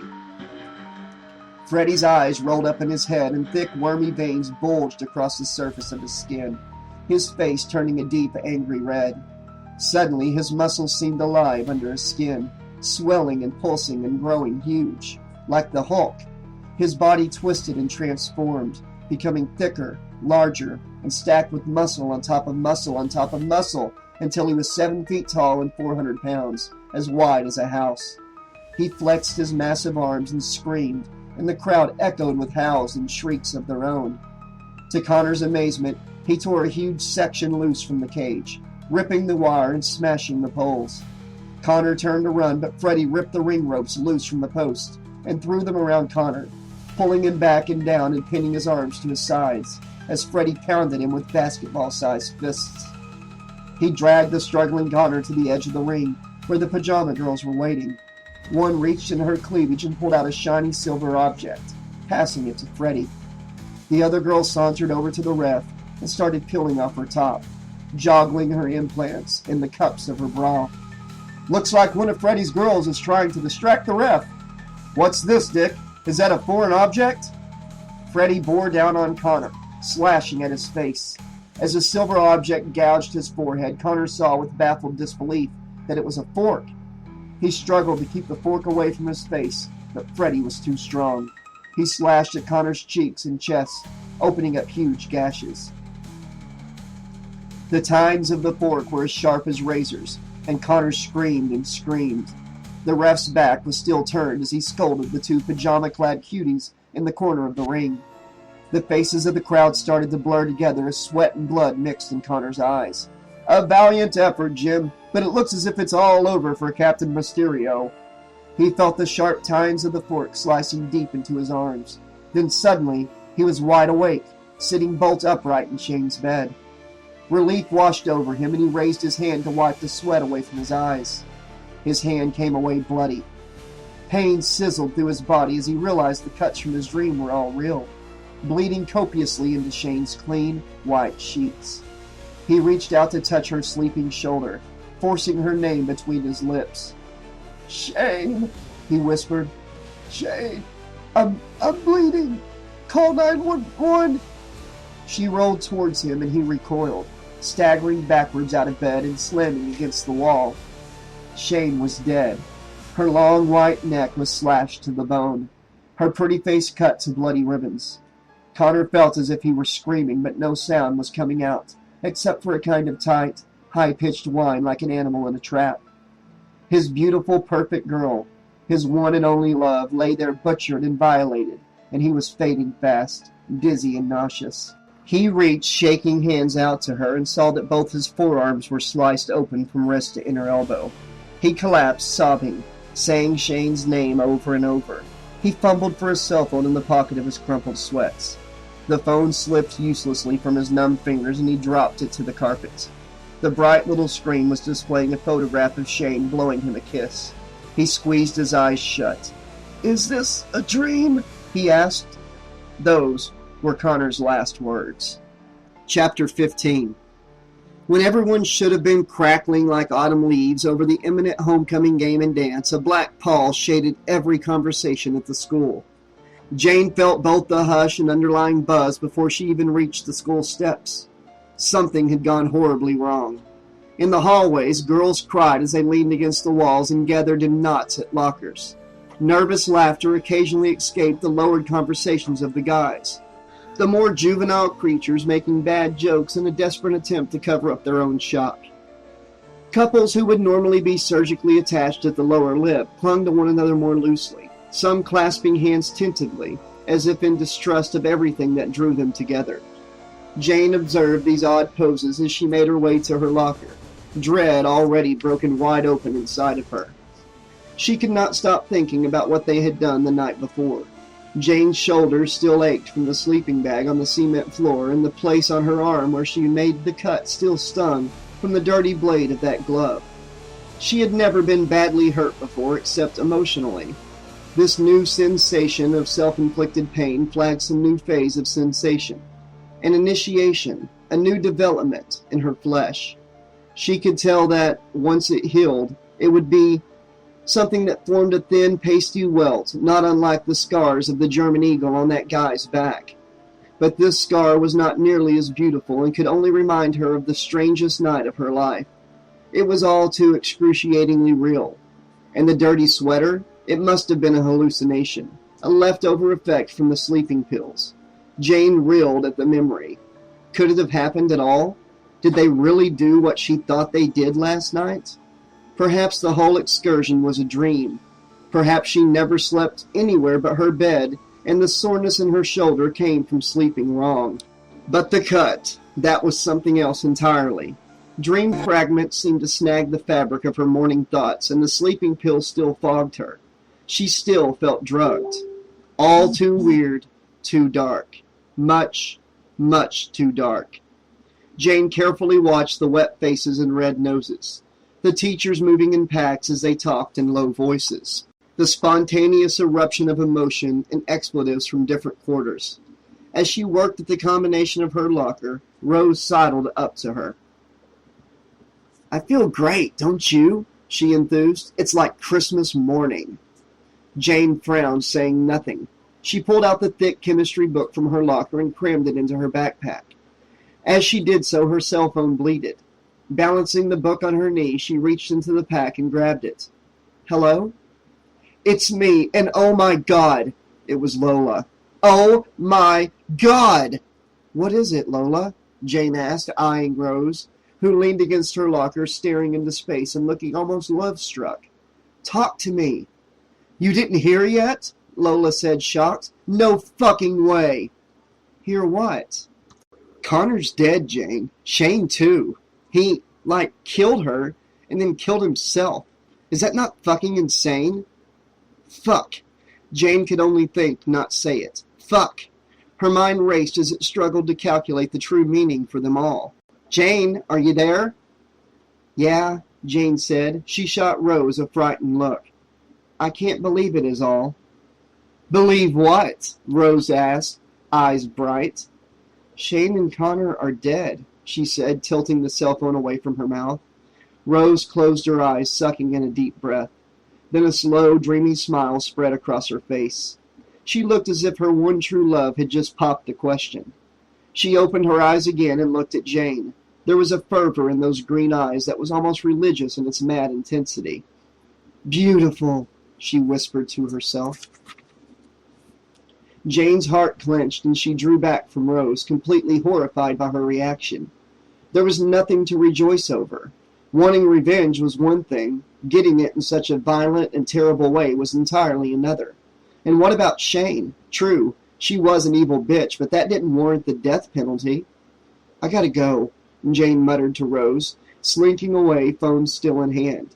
The girl was so far on cloud nine she barely seemed to notice Jane's departure. "Jane!" Lola's voice squawked through the phone as Jane migrated towards French class. "Jane, are you okay?" "No, I'm not," Jane replied. "Did you hear that?" "No, what?" "Rose, she's..." Jane couldn't even figure out how the phrase should sound to describe Rose's reaction and the way it made her feel. "She's thrilled." "Oh, God," Lola said. "This is fucking messed up, Jane." "Tell me about it. Have you called Amber?" "She's the one who told me. Here." Lola put Amber on the phone. "Hey," Amber said. She sniffed. Her voice cracked. She had known Shane pretty well in spite of the way the redhead had treated her. This must have been wrecking her, not just with the loss, but with guilt. "Hey, Amber," Jane replied. "I've got to go in a second, but I just need to know something." "Yeah?" "We did what we did last night, didn't we?" "I have the scab from a cut on my arm," Jane replied. "Do you?" Silence. Then, "Yeah." "Shit," Jane said under her breath. "Are you going to be okay?" "I think so," she replied. Her voice cracked again. "But I can tell you, I could sure use a fucking drink right now, or 12. Jane had no idea how to respond to that. "Well," she said pointlessly, "I guess I'll see you soon." The French teacher, the history teacher, everyone was subdued. When she entered homeroom, there was an announcement by the principal on the school PA system. "There has been a terrible tragedy that we will not soon forget," he intoned with more sincerity than Jane expected. "We lost 2 fine students last night in a senseless act of violence." When he finished his speech, he asked for a moment of silence. Jane closed her eyes and wished that this was not happening. There was still some hazy gap between what they had done and the deaths, as if the two would not touch in her mind. Because if they did... "Counselors are on standby at the office. Please feel free to talk about your feelings about this tragedy with them." The cut on Jane's arm throbbed. "Yeah, let's talk about our feelings now, shall we?" The person who had the most feelings was Rose, and Jane was beginning to suspect that she was a sociopath, and that was on a good day. Jane had only met the big-eyed, endlessly sniffling school counselor once, but she could see how a discussion with this useless woman would go. "Jane, it feels surreal," then the counselor would say. "Of course it does. No one expects someone so young to die." Then Jane would reply, "No, I mean, what happened last night? It couldn't have happened, but it did." Counselor, "Denial is the first phase in the grief process. It's perfectly normal." Jane, "I'm not in denial, you idiot. I know they died." Counselor, "Good. Let it out. Don't hold back your tears." Jane, "But I feel guilty." Counselor, "Of course, it's survivor's guilt. That's normal too." Jane, "Something has been unleashed, something terrible." She pictured the blank look on the vapid counselor's face as she described the encounter with the dead murderer. Then she pictured smashing the counselor's oh-so-deeply concerned face in, and was horrified by her own violent hostility. What the hell was happening to her? During lunch, the news van and cameras lingered outside the school, waiting for students to pass so they could get reactions. Jane felt sick as she watched them swoop in on her classmates. Dour-faced jocks talked to anchormen and women, slowly chewing gum as they answered questions in monosyllables. The principal and school administrators descended on the media hyenas, driving them back from the school entrance and across the street. As Jane drowned in her doubts, some of the other wrestling team members passed her by. They were paler than she was, as they huddled quietly in the hallways, talking in guarded tones. Sometimes girls would pass and hug them, and other guys would offer stiff, macho condolences. But from the looks on their faces, a lot more was going down. They looked nervous, drawn, spooked, not entirely unlike Jane herself. Random whispers floated over to where Jane was standing. In Shane's bed, she was ripped to shreds, blood-soaked everything, slashed his wrist, cheating on him, mother screaming, heard him next door, can't believe, insane. She quickly opened her phone and tried the browser on the little screen. After an eternity of pecking at the small key, she was able to log in and found the Yahoo news page. A report had already been aired about the bloody murder-suicide involving Connor Hall and Shane Donovan, and every newswire was carrying it. They all reported that Hall had no history of mental illness and showed no symptoms of being at risk.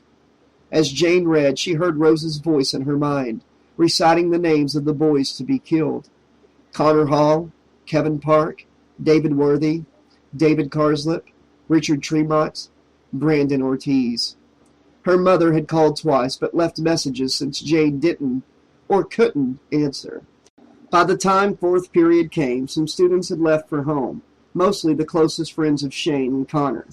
Parents lined the school front, relocating haggard-looking students to family-sized vehicles.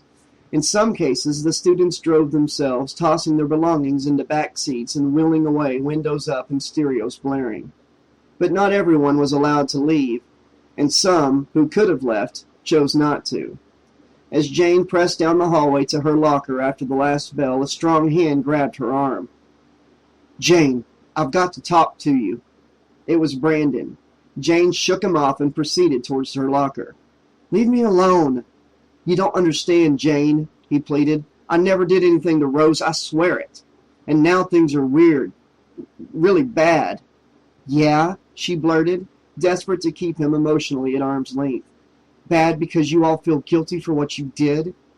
In truth, she only half believed that, torn between the rational and the irrational. She might have had a weird dream experience that just happened to coincide with the reality of Connor's mental state. But if it was real, if Freddie was real, that meant eventually it would be Brandon's turn. As angry as she was with him, did she honestly want him dead, butchered like Connor and Shane? How could she have done this? He hunkered close to her, and she could smell his warm, familiar scent, slipping effortlessly under her armor. She hated how easily her body betrayed her. "We all had bad nightmares last night, Jane," he whispered. "Not the whole team. Just the guys who, I don't understand it. It's like we all knew it was going to happen." "Nightmares." Jane paused, hands deep in her locker. "You too, right?" she asked softly. Brandon nodded. "But Jane, I swear, I never touched Rose. On my life, on my mother's life, I swear it. You gotta believe me. Listen." He paused. "I think Connor and Shane were murdered." He leaned against the lockers, wrapping his big arms around himself. I'm afraid, Jane, I'm going to be next. Please listen to me."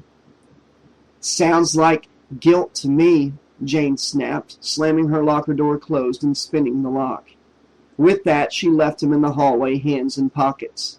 He didn't even try to follow her, and somehow that managed to dig deeper under her scabs and twist another knife in her heart.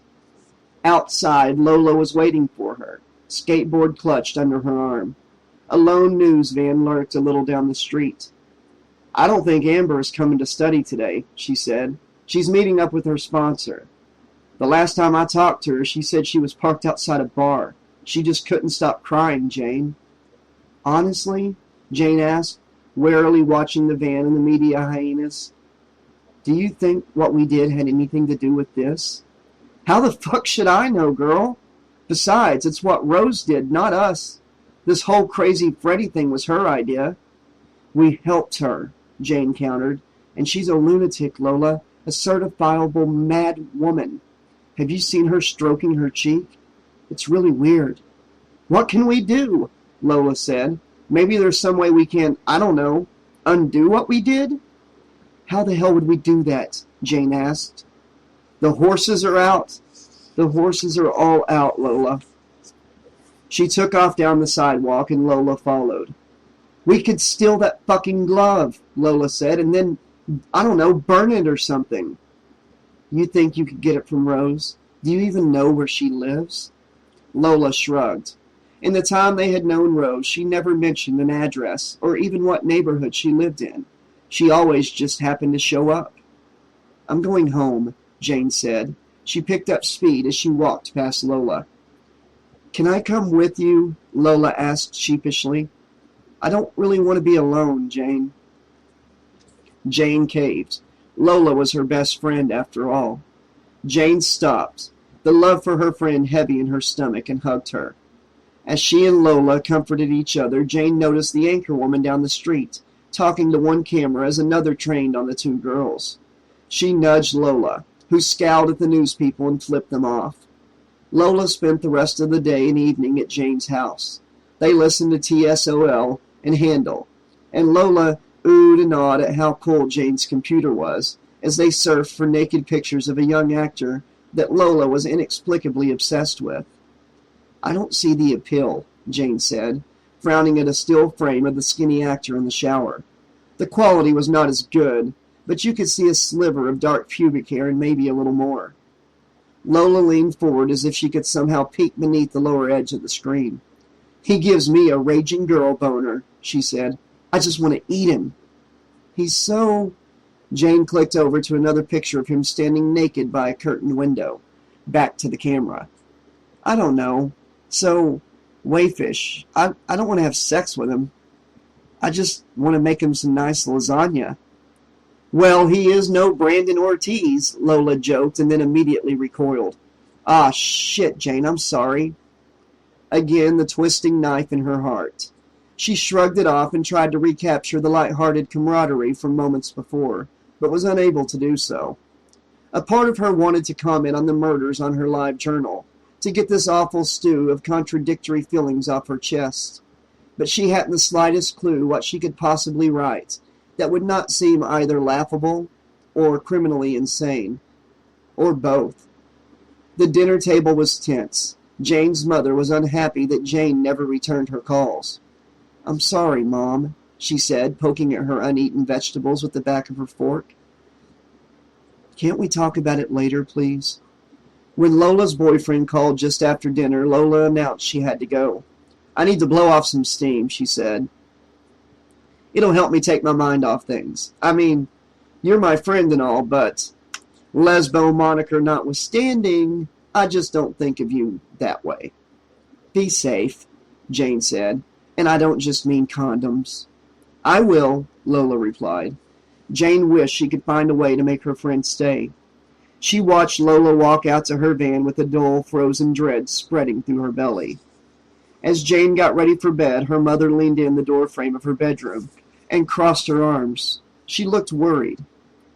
Are you sure you don't want to talk about it? About what? She climbed into bed. About everything. You've been acting really strange lately. And now these murders. People die every day, Mom. Jane rolled over in her bed, away from her mother. I just want to make sure you're all right, her mother said. Her voice cracked a bit. Clueless. Jane looked back at her mother. Why couldn't she just leave her alone? I'm fine, Jane said. Good night, Mom. Okay, good night, Jane. Her mother paused, as if about to say something else. Instead, she just shook her head, turned out the light, and closed the door. Lying there, Jane could not stop thinking of death. Suddenly, she found herself missing her father with a ferocity that she hadn't felt since the days immediately following his death. She wanted so desperately to talk to him, to tell him everything that had happened. Did people who died young commune on the other side? Her father, Shane, and Connor? People who died before their time, leaving loved ones to years of healing, years of grief. Jane's eyes gradually adjusted to the darkness. Her computer chair sat pushed against the desk where she and Lola had left it. Jane threw back the covers and, in the thin light from outside that vaguely warmed her room, she carefully moved the chair to its position in front of her bed. It sat open-armed before her while she scrambled back under the covers. In time, she fell asleep. Jane felt the darkness press against her cheek as something rustled in her room. Her eyes fluttered open. It was much darker. Her eyes no longer adjusted to the shadows. A figure of pitch slumped in the chair, as it always did. Hi, Daddy, she whispered. For a moment, Jane felt so much safer. She put her arm up under her head and smiled, watching the shade in the chair. The form listlessly shifted, gently breathing. I miss you so much, Daddy, she said. I don't know what to do anymore. Things are so messed up. I met this boy. The dark figure stood from the chair, turning slowly towards her. Jane held her breath. The faint ghost of a streetlight rimmed the edge of his face, reflecting in his eyes. Why don't you give Daddy a kiss? He said, reaching for her. She recoiled at the strange voice, and when the figure stepped into the light, she saw that it was not her father at all. It was Freddie. Jane sat up quickly, pushing back against her pillow. What do you want? She asked, adrenaline a sour tide in her belly as she fought to sound tougher than she felt. Freddie reached out, hand hovering briefly over her blankets. He then snatched them off the bed in a single rip, uncovering a blazing pit just below her feet. Jane scrambled back, screaming as the flames licked the bottom of Freddie's chin. The greasy sinews and muscles of his face gleamed in the fires. When he smiled, his already rotten teeth blackened as the shadows erased his mouth. The flames gorged on her mattress, reaching for her, and Jane leapt from the bed to the floor, but had no idea where she could go. Freddy was on the side of the bed closest to the door, and she was on the opposite side. She backed up against the bookshelf as Freddy closed in on her.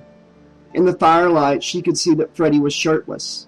Between his singed, rotten ribs, maggots roiled in the heavy sacs of his swaying lungs. "You want to play with me?" he growled.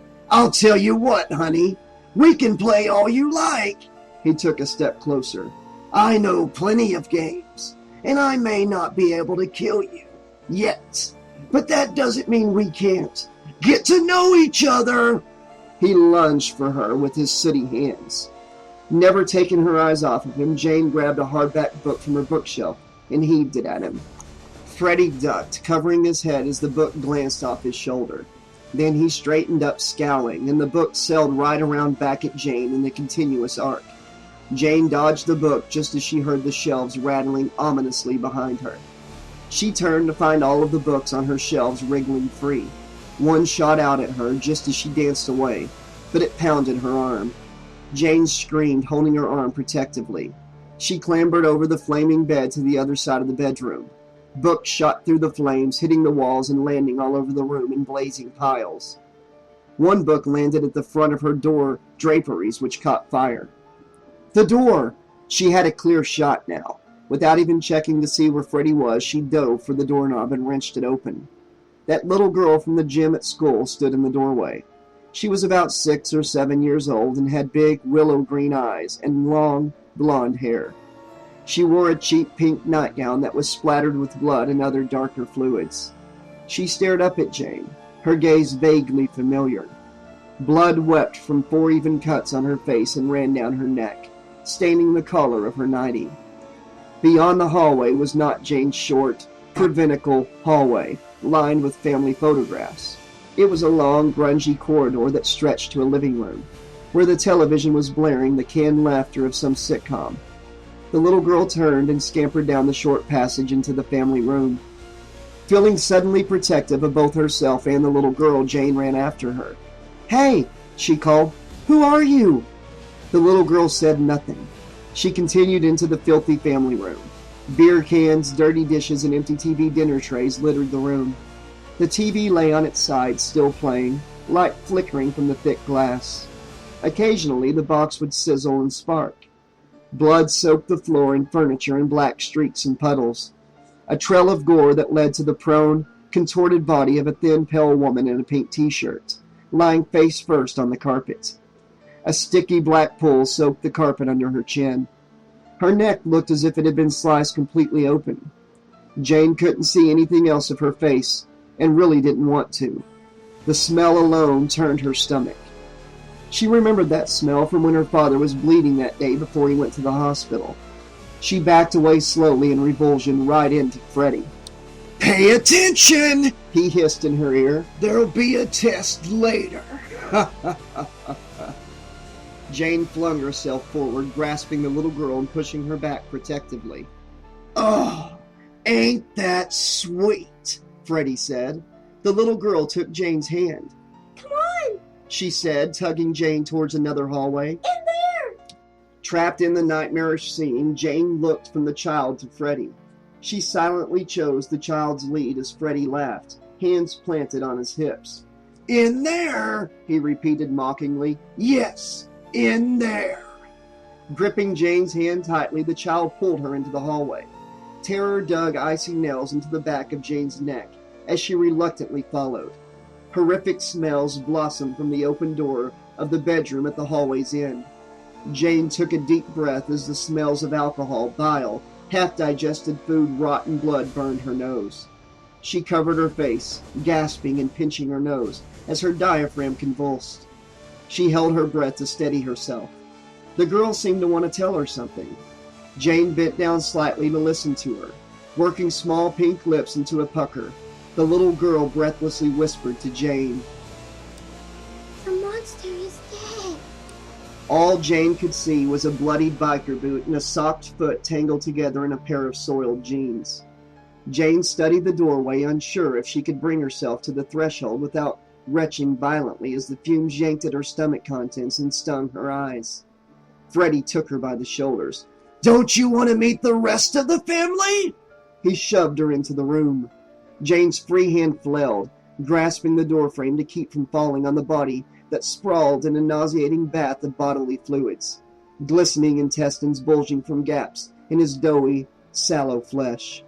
Something had labbed deep gouges and muscle tears into his flabby arms that were tattooed with cheap blue ink, and his eyes rolled halfway up behind his lids.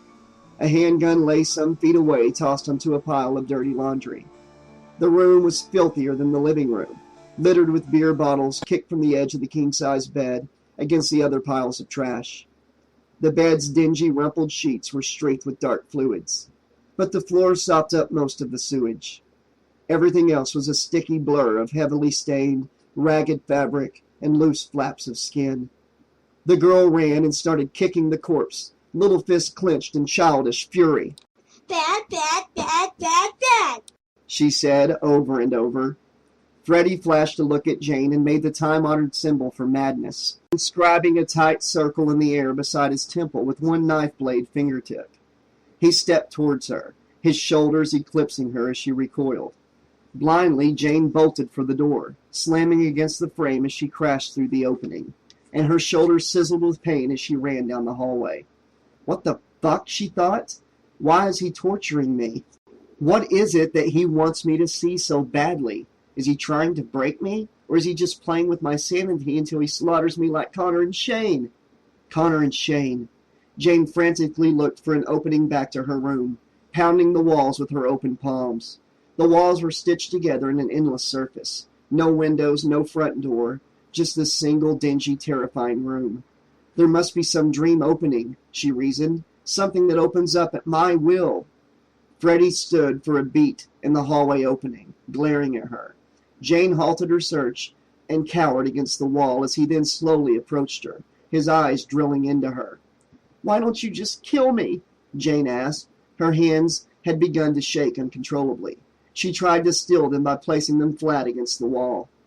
Freddy leaned in towards her, placing a hand on the wall above her, and she turned her head in revulsion. His putrid breath heated her neck as his nose grazed her ear. Just as Jane braced herself up against the wall, Freddy ripped the wall away, and she fell backwards, dropping, shrieking, flailing into the frictionless darkness. With a hoarse cry, she bolted upright in bed, clutching something at her chest. As she hyperventilated, she quickly dropped the thing in her arms, and the Victorian funeral wreath fell onto the blankets. Chapter 16. Brandon sat on a cushy bar stool in the basement rec room of Kevin Park's house. Kevin's Korean parents were loaded, and their sleek, ultra-modern house was huge, packed with every gadget and techno toy known to man.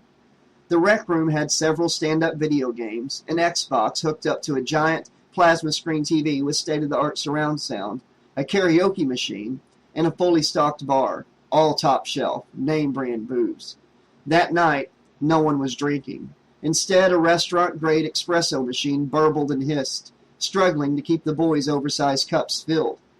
The other boys, the two Daves and Rich Tremont, sat with Kevin on the black leather sectional. Brandon was the only one alone in the part, drawing furiously as if attempting to exorcise demons. "It's freaky, man," David C. said. "I was in this bar trying to find the pisser. There were all these hallways, and I kept getting turned around, and I thought someone was following me. And then all of a sudden, I was in the kind of a factory or something." The dreams that they had all been having. Brandon looked down at the page in his sketchbook. Calavera was fighting for his life against a guy with a burned face and an old-fashioned fedora. Brandon had not been able to sleep a wink since the night Connor and Shane were killed. He woke that night in an icy sweat, still feeling the iron grip of that awful nightmare. He had been back in Mexico, in Guanajuato. He was running down the hall in the museum of the mummies, brown and desiccated corpses all around him. Jane was there, dressed in a skull bikini and high-heeled boots, and he was running to catch up with her, to tell her it was dangerous for her to be there. She kept looking back over her shoulder and laughing. When he rounded the corner, he came out into a huge, high-ceiling space like some kind of weird church. A dim and unclear figure stood at the far end of the room, and Jane ran towards it with a blissful smile on her face.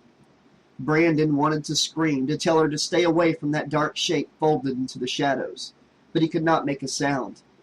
The figure stepped forward into a shaft of dusty light pouring down from a jagged hole in the ceiling and opened his arms.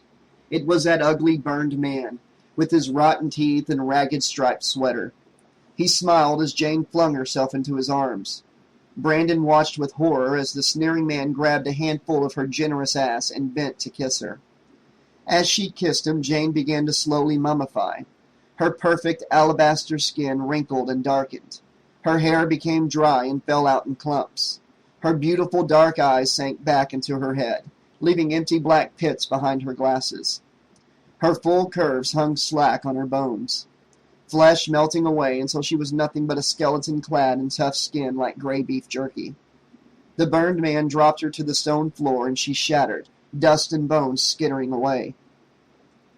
Brandon was filled with crushing and profound emotion that racked him with an honest physical pain. He covered his mouth with his hands and saw that his hands were small and thin. His arms and legs, too. And he realized that he was a child. All the strength and years drained away. He turned to run, but the man was on him in a heartbeat, fast as a jungle cat and slashing at him with an Aztec obsidian knife. Agony burned bright across his shoulder where the blade kissed his skin, and Brandon twisted away. He ran, and the man followed close behind. Down mausoleum hallways and through raw stone corridors, Brandon's heart was screaming in his chest when he came up into a dank cul-de-sac strewn with bones and trash. The man came around the corner slowly, sauntering like he had all the time in the world. Brandon's eyes frantically searched the walls around him for any hope of escape. On his right, he spotted a tiny square opening low down near the floor, nearly hidden by a moldering heap of femurs. He threw himself down on his belly and crawled into the opening. The stone tube he entered was barely big enough for his body, but he wriggled in deep like an eel, kicking at the hands that tried to grab his legs and haul him back out. He crawled and crawled through the lightless passageway, and as he went, he started to get the awful feeling that the stone tube was getting smaller. When he first entered, his shoulders did not touch the sides, but now they did, lightly at first and then tighter and tighter. He felt the roof of the tunnel against his head, and suddenly he found he could go no further. He tried to back up and found that he was stuck fast. He could hear the soft sound of someone slithering down the tube behind him, getting closer and closer. Panic shrieked through his body as he struggled to breathe, trapped in the cold stone embrace of the tunnel's walls. He was wedged in tight as a cork, and he could hear the ugly man's breath echoing close behind him. Too close. "Brandon," the man said, "looks like you've gotten yourself into a tight spot." His hand closed around Brandon's ankle and he screamed. And he was in his bed, his mother shaking him awake. She was dressed in her red and gold hotel uniform, ready to leave for work. It was 4 a.m. "What's the matter, mijo?" she asked. "You were screaming." He let his mother hug him, too numb to hug back. When she asked him what the nightmare had been about, he lied and told her he did not remember. When his mother pulled her hand away from the embrace, her palm was wet with blood. She took him in the bathroom and cleaned the long gash along his shoulder, and then they searched the bed for whatever had caused the wound, but there was nothing. He wanted more than anything to call Jane to make sure she was okay, but he knew that, even if she were awake, she would probably not take his call. Jane's refusal to believe him about the incident with Rose and her subsequent cold shoulder was like a constant twisting knife inside his heart. As he sat there at Kevin's, listening to the other guys tell their disturbingly similar dreams, all Brandon could think about was Jane. He sketched her, walking away from Calavera while the burly wrestler sat with his masked face in his hands. "I don't know what the fuck is going on," Rich said, "but I'm going to have another cup of rocket fuel. I'm not taking any chances." Rich was reddish blonde and thickly freckled, 6 feet even, and a solid shredded 210 pounds, without an ounce of fat on his big, rangy frame, and a deep voice to match. He was the biggest guy on the team, but didn't fit any of the usual big guy stereotypes. He was neither dumb nor easygoing. He was extroverted and hyper, often using his wickedly sarcastic sense of humor to cover up a deep-seated insecurity. That day, he seemed a little quieter than usual, pale and shaken. "Sleep is for pussies," Kevin agreed, taking a deep slug from his own cup. "Listen," Dave W. said. "Have you guys heard of Freddy Krueger?" "Who?" Kevin asked. "Freddy Krueger," Dave W. said. "He's like the boogeyman, but worse." Dave W.'s simple, butter-bland features were pinched with genuine fear, dark eyebrows drawn together. "He gets into your dreams, and if he gets you, you die for real." "Quit talking shit, you pussy," the smaller Dave said, running an anxious hand through his short, sandy hair, and standing up, turning his back on his teammates. "I'm serious," Dave W. said. "He killed all those kids in Springwood. Killed them in their dreams." "So what are you saying?" Kevin asked, leaning forward and frowning. "Are you saying this burned guy we all dreamed about is Freddy Krueger, and he can really kill us? You think he killed Connor?" Kevin was the polar opposite of Rich, lean and wiry at 5'7" and 138 pounds. He was movie star handsome, intelligent, and ambitious, an excellent technical wrestler. He was second only to the late Connor Hall. "I don't know," Dave W. said, "but don't you think it's weird that we all dream the same guy?" "Well," Kevin replied, "there's weird like us all having similar dreams, and then there's weird like some supernatural boogeyman trying to kill us all while we sleep." "But you know Connor didn't kill Shane," Dave W. said. "He was totally pussy-whipped by that bitch. He wouldn't speak out a fart without her permission. I mean, we used to tease him about it and shit. But the truth is, he really loved her." "I see your point," Kevin said. "But I don't see what this has to do with our weird dreams." "Don't you see?" David W. said. "It's Freddy, man. I know it's him. He killed Connor and Shane, and now he's after us." "Look," Dave C. said, voice loud and hostile. "Just shut the fuck up with that spooky shit." "All right, man," Kevin said. "Just take it easy. Things are weird enough without us at each other's throats." "Hey," Rich said. "Kev, you put up that new footage yet?" "Yeah, of course," Kevin said, smiling, clearly relieved at the change of subject. "Let me get my laptop." Brandon continued to ignore them, sketching with angry black strokes. Fedora hat, burned face, rotten sneer, and around him dozens of butchered corpses. "Check this out, Davy boy," Kevin said. "This ought to improve your mood."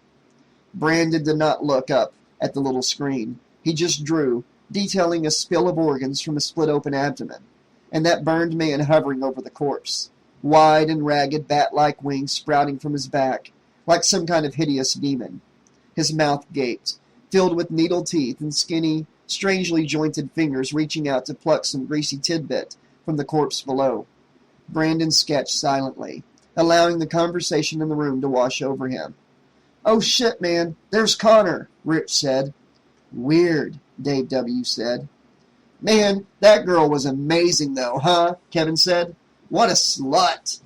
"Unfucking real," Rich said. "I love this part," Kevin said. "Watch this, watch this." "Damn," Dave C. said. "I still can't get Lisa to do that." "It's so weird seeing Connor, though," Dave W. said. "What was that chick's name again?" Dave C. asked. "That new chick. Damn, she was hot. We got to get her to do a sequel." "Rose," Kevin said, and Brandon's head snapped around.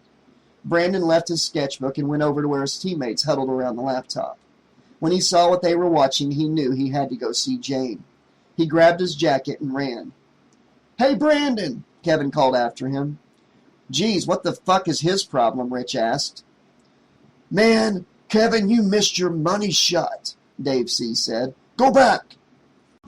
After Brandon's unexplained exit, the boys watched a few more oldies but goodies from Kevin's archives, and then settled in to play Resident Evil. Kevin's father was off in Seoul again, on mysterious and complicated businessman-type stuff, but Kevin's mother had appeared around midnight, gently chiding the boys not to stay up too late. They waved her away with promises of just one more game, and she withdrew with a wise boys-will-be-boys smile on her face. Kevin sat back, watching the carnage on the screen as the two Daves battled side by side. His eyelids were leaden, exhaustion aching in his bones as he struggled to stay awake. But as the zombies began to overwhelm the two Daves, Kevin found himself drifting off. In his dream, he was in a porno movie. He sat on a huge round bed surrounded by gorgeous babes. Several girls from school were there, including that Taiwanese exchange student who Kevin had been getting nowhere with for the past month.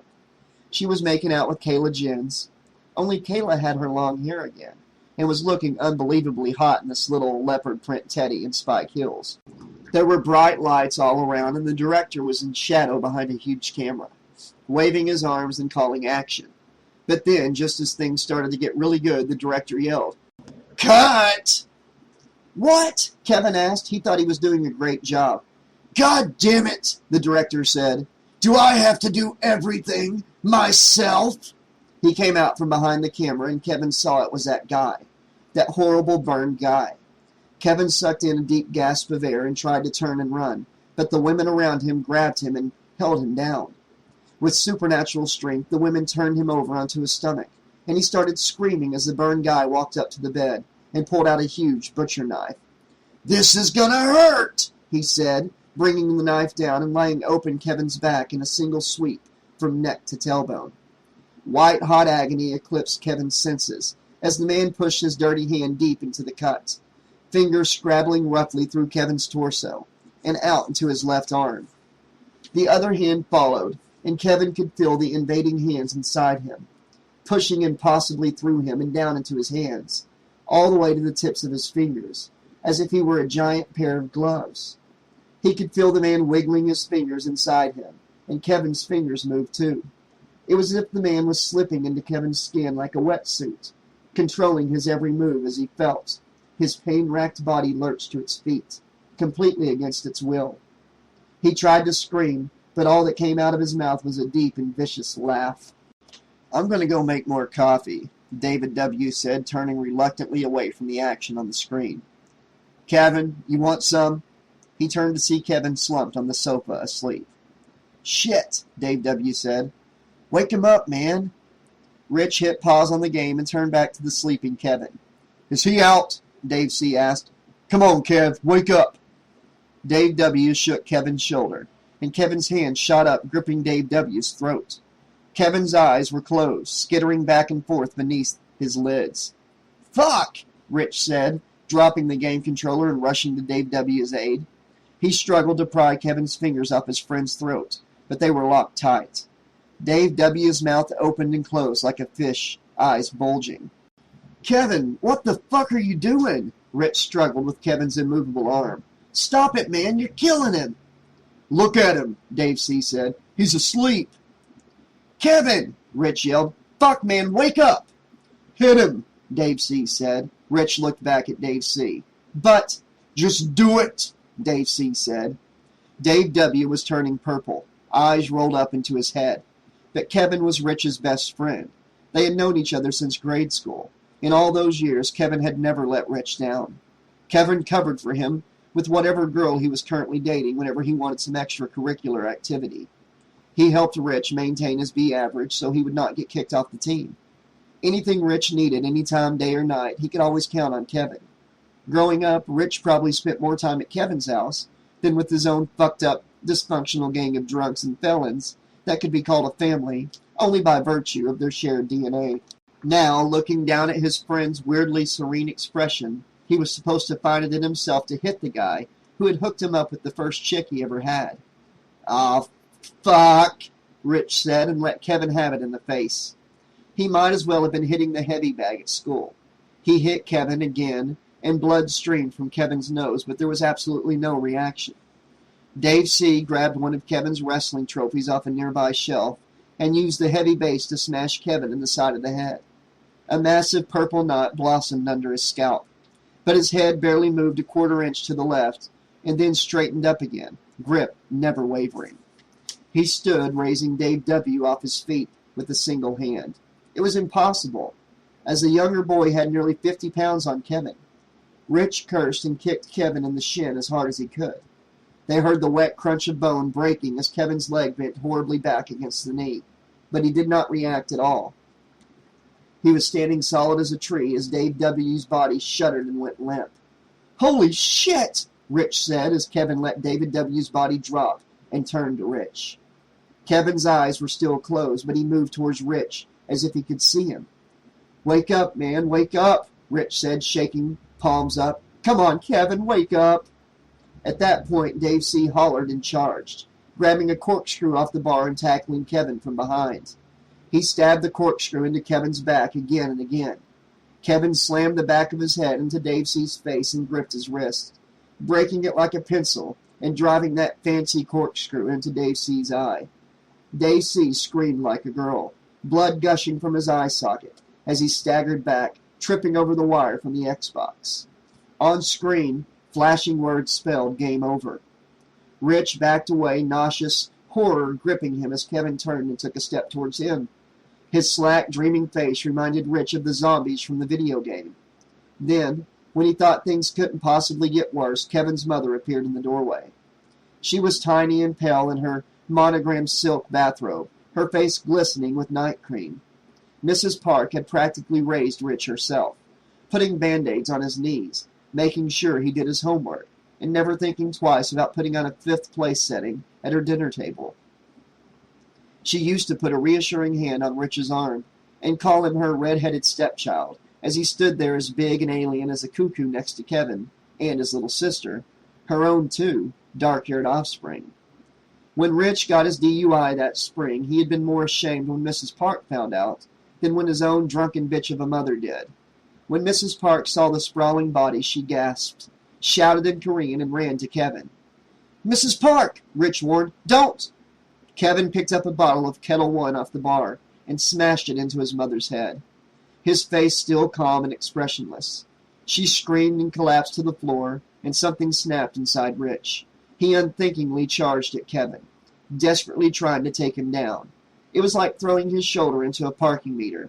He felt his arm dislocate in its socket, a sledgehammer of pain crashing through his body, and he rolled up on the ground like a pill bug, writhing in agony.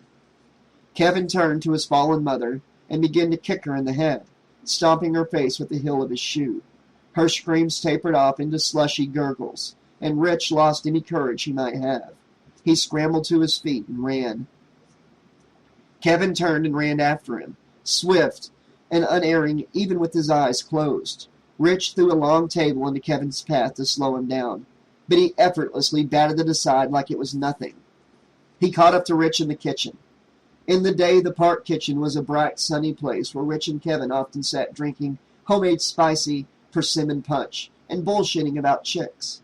Now it was dark and empty, trees making sinister shadows through the open blinds.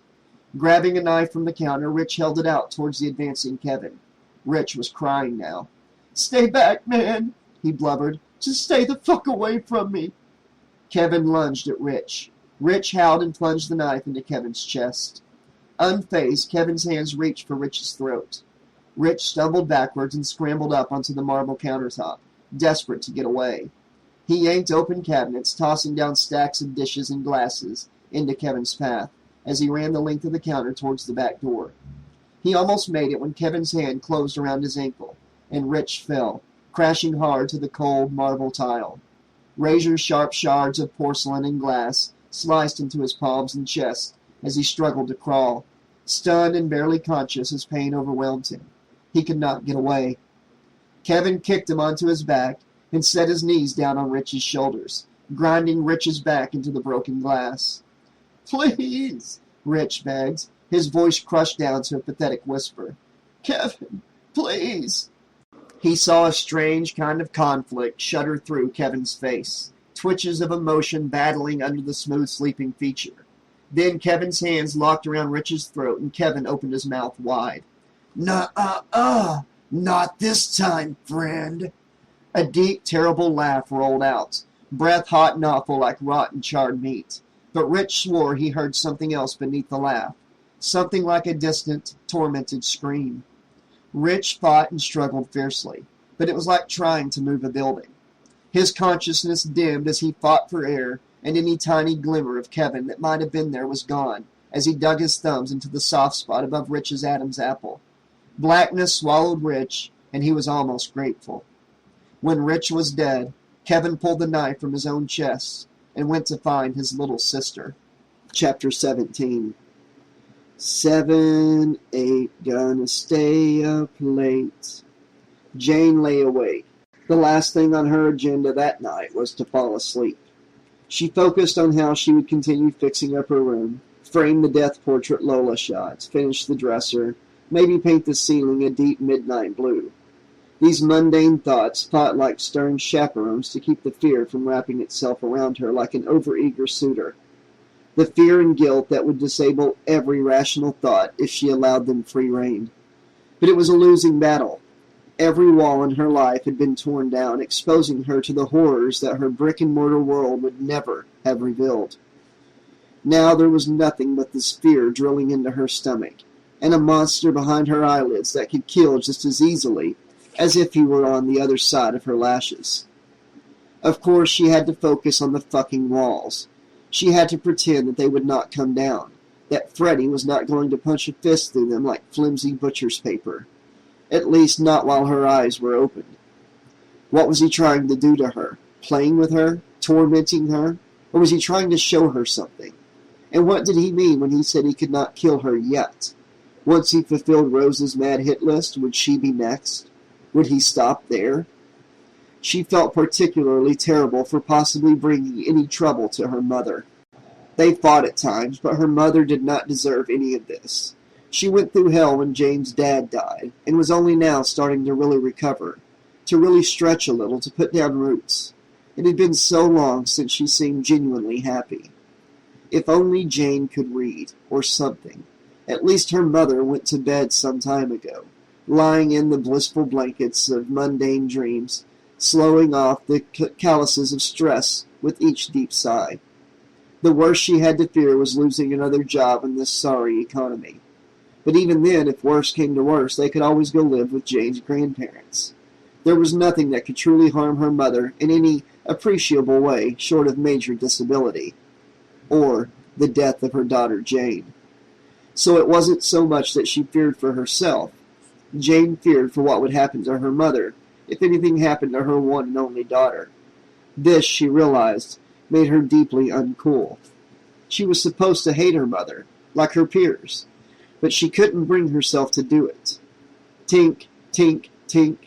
Jane's heart spiked into her throat. What the hell was that? Check the blankets. Real. Check the wall up above her headboard. Real. Check her eyes. Open. Tink, tink, tink. Someone was tapping at her window. That meant whoever it was had to have scaled the fence or busted the gate lock to get into the backyard. They might not have been living in a big city, but those instincts never left Jane's mother. Screw bolts in the window track and deadbolts on the doors. Locks, locks, lock the car door, lock the house, lock your computer screen. Whoever was tapping at her window had gotten past quite a chunky lock. Jane just lay there paralyzed, not sure what to do. She carefully let her gaze drift to the window, which was on the same wall as the headboard. Maybe it was Lola, or Amber. Maybe they had tried to call her. Jane considered rolling out of bed to turn on her cell. Damn the light. It would give away any movement. It's me! Brandon? Come on, Jane, I know you're awake. How many times did she need to tell him she would not see him? She never wanted to see him again.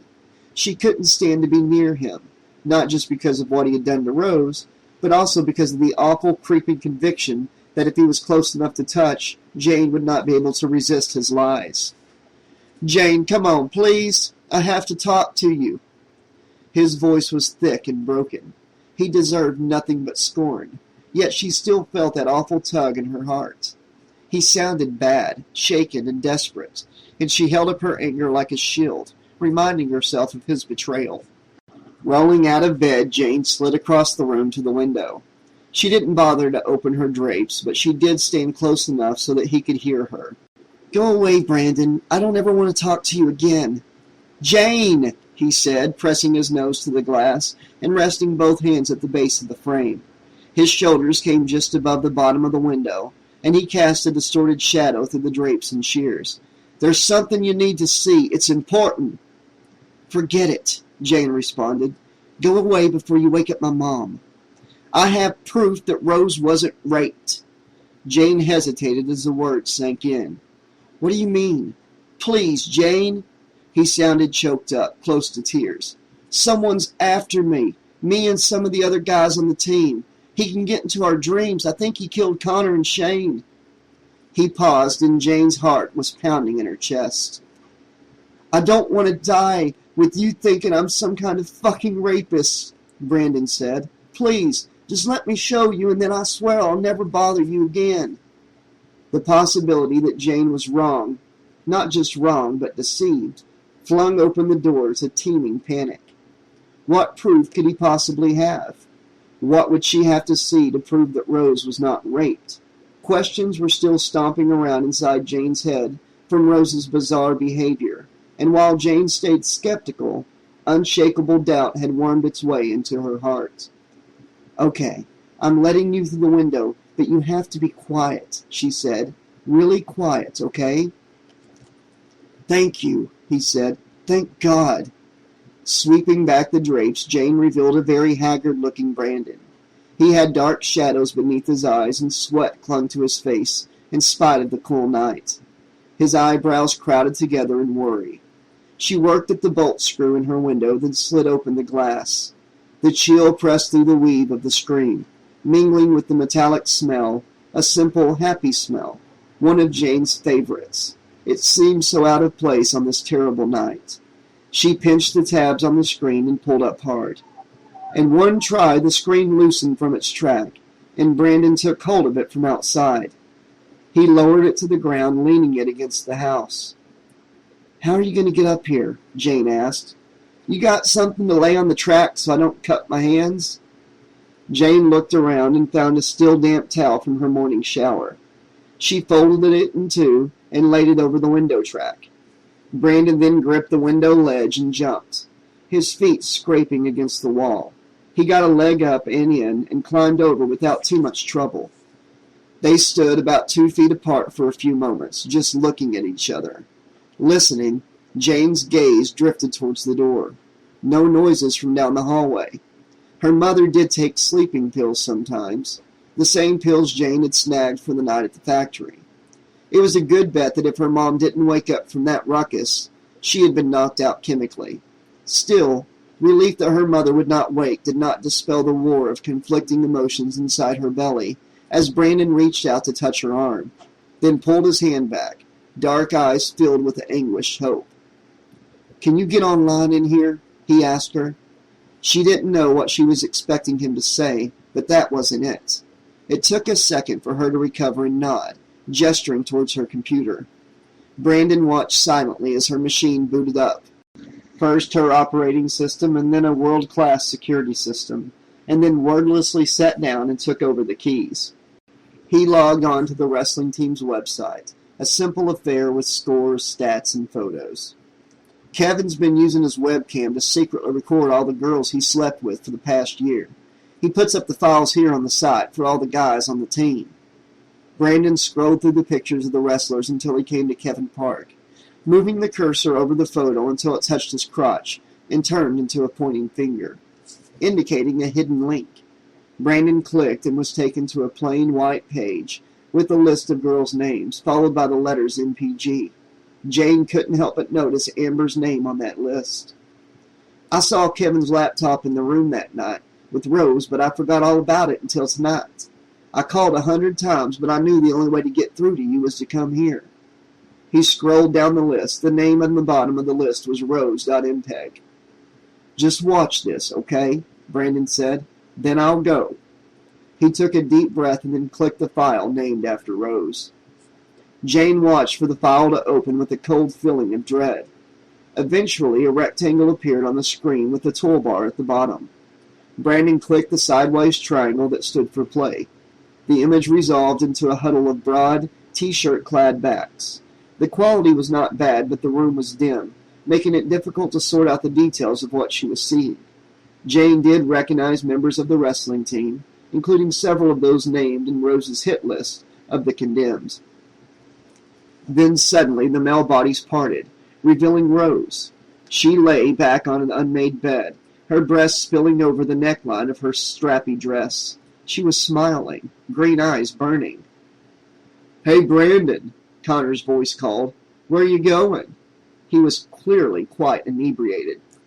"I'm out of here, man," the on-screen Brandon said as he came into the frame, looking down at the camera and back at Rose. "This is not my thing." "Don't be a pussy, you fucking halfback," Connor said, punching Brandon hard in the shoulder. "That anaconda you got there, camera shy or what?" Brandon shook his head, face hard and unreadable. The handsome Asian face of Kevin Park loomed suddenly large in the frame, fiddling with the camera. "Brandon's afraid to be recorded," Kevin said, moving the camera to a higher location in a vertiginous shuffle. The image resolved again, now dominated by Connor's face. His cheeks were flushed, eyes glassy. Kevin's voice continued off-screen. "He thinks La Migra will see it and he'll get deported." "Whoa, hang on," Connor said, looking back over his shoulder. "Yeah." He stepped aside, revealing Rose on the bed. She was peeling down the top of her dress, her breasts jiggling softly in the cup of her lace bra. Her milk-white arms and chest were crisscrossed with scars, some old and pale and some still oozing fresh. "Freaky," Connor said. In the background, Jane could faintly hear Brandon's retreating footsteps and the slam of the bedroom door, under the whistles and catcalls. Rose reached behind herself and unsnapped her bra, pushing her breast upward and together and licking her lips. Connor strode forward, grinning, and began fumbling with his belt. All around him, his teammates quickly followed suit. "That's it, boys," Rose said, reaching into Connor's open fly. "You know what I need." Jane hit pause, freezing Rose as she leaned down towards Connor, lips parted and green eyes narrow and sly. She was not held down, not being beaten or forced to participate in any way. A cold rage boiled inside Jane. "I've seen enough," she said. Brandon shook his head. "No, wait," he said, hitting fast forward. "There's something else you need to see." The images on the screen were creepy and surreal as they sped along. Headless male bodies and grinding flesh moving unnaturally fast through endless torturous combinations. And in the middle of it all, Rose, ecstatic and howling, sometimes eclipsed by muscular legs and backs, sometimes naked and splayed as a vivisected rabbit, but unquestionably thrilled to be there. "Here," Brandon said, pausing as an anonymous male ass moved aside to reveal Rose's upside-down face hanging off the edge of the bed. Her candy apple hair was dark with sweat, pink cheeks glossed with spit. "Listen." "You like that, don't you, bitch?" said a deep male voice Jane didn't recognize. "Yes," Rose intoned as if hypnotized. "I'm a bad, dirty little girl." Her voice was dull and monotone, but her eyes were wild and overflowing with poisonous green lunacy. She had that same expression that night in the factory, clutching Freddie's sweater. "She's crazy, man," Brandon said, clicking stop and closing the window. "I don't know what is going on with that girl, but I tell you, there is something very, very wrong with her, Jane." Jane was totally appalled. Racked with guilt, she covered her mouth. "Now, do you believe me?" Brandon asked, looking at him with almost physically painful. He might have died because of Jane, and could still die the moment he closed his eyes, all because she did not believe him to begin with. "Brandon," she whispered behind her palm, tears spilling down her cheeks. "Oh my God, Brandon, I am so sorry." He pulled her into his arms, and the whole story of the night at the factory came gushing out of her like retched-up poison. She sobbed uncontrollably into his shoulder, and he listened, stroking her hair with shaking hands. "Jesus," he said softly, "what are we going to do?" Jane pulled back from his embrace and forcibly composed herself. Collapsing into a girly puddle wasn't going to solve anything. "Okay, look," she said, angrily wiping tears from her face. "First, we need to find out more about Rose so we can figure out how to stop her. We can Google her name and see if anything comes up." She paused. "I keep having these nightmares about a bloody little girl with Rose's eyes. I think it was Freddie who killed her parents." "Damn," Brandon said. Jane brought up Google. She entered Rose's name in the advanced search page. and pressed return. There were many, many pages of entries. She tried the news link, but it brought up nothing useful. Going back to the web results, Jane decided to narrow the search. Let's assume that there was some kind of murder, she said. I'm going to use Gibson and murder in separate parameters. Let's see what comes up.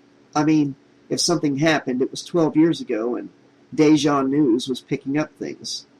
What? 14 years ago? It'll be there somewhere. You are brilliant, Brandon said. Jane blushed and clicked search. But this time a different set of pages appeared. Together she and Brandon picked through each set of links until one came up that didn't have to do with Mel Gibson. She then berated herself for not having put Mel in the without field. It was from a 5-year-old news group discussion on alt-true crime. Jane pulled up the thread, and together they read each post until they hit gold. An author had copied and pasted a news article into one of the posts about the unsolved murder of Lori Gibson and her boyfriend, Ed Parker. They lived together in a depressed neighborhood on the outskirts of Bakersfield. Both Gibson and Parker had a long history of drug abuse and domestic violence. The details in the AP Wire, as copied by the author of the news group post, lined up perfectly with what Jane remembered from her dream, including and especially the presence of 7-year-old Rose Gibson at the scene of their extremely violent deaths. The child was found in the house, her nightgown splattered with blood, and 4 parallel cuts on her cheek. There was a lively debate between the posters as to whether or not the killings were linked to some other well-known killer at the time, or if it was drug-related. The debate was cross-posted to alt.killers.serial, where a similar discussion occurred, although lots of people complained loudly that the topic didn't belong in their news group at all. The discussion had happened 5 years ago, but the event was almost exactly 12 years ago. It was Freddy, Jane said under her breath. Freddy killed those people. But why? Brandon asked. I don't know. Many of his victims had connections to the people who originally killed him. Jane thought for a moment and then counted quickly on her fingers. Lori Gibson had a 7-year-old child. Jane looked as she realized the math added up to something much bigger. She could have been old enough to have been a child of one of the original parents who killed Freddy. Isn't that kind of young? If she got pregnant when she was maybe 18 or so, she could easily be a mom by then. The house in my dream was no mansion, which makes sense if she's a teen mom living on nothing. Let's see what we can find. She now entered Lori Gibson in the Google Advanced Search, exact phrase field, and clicked the search button.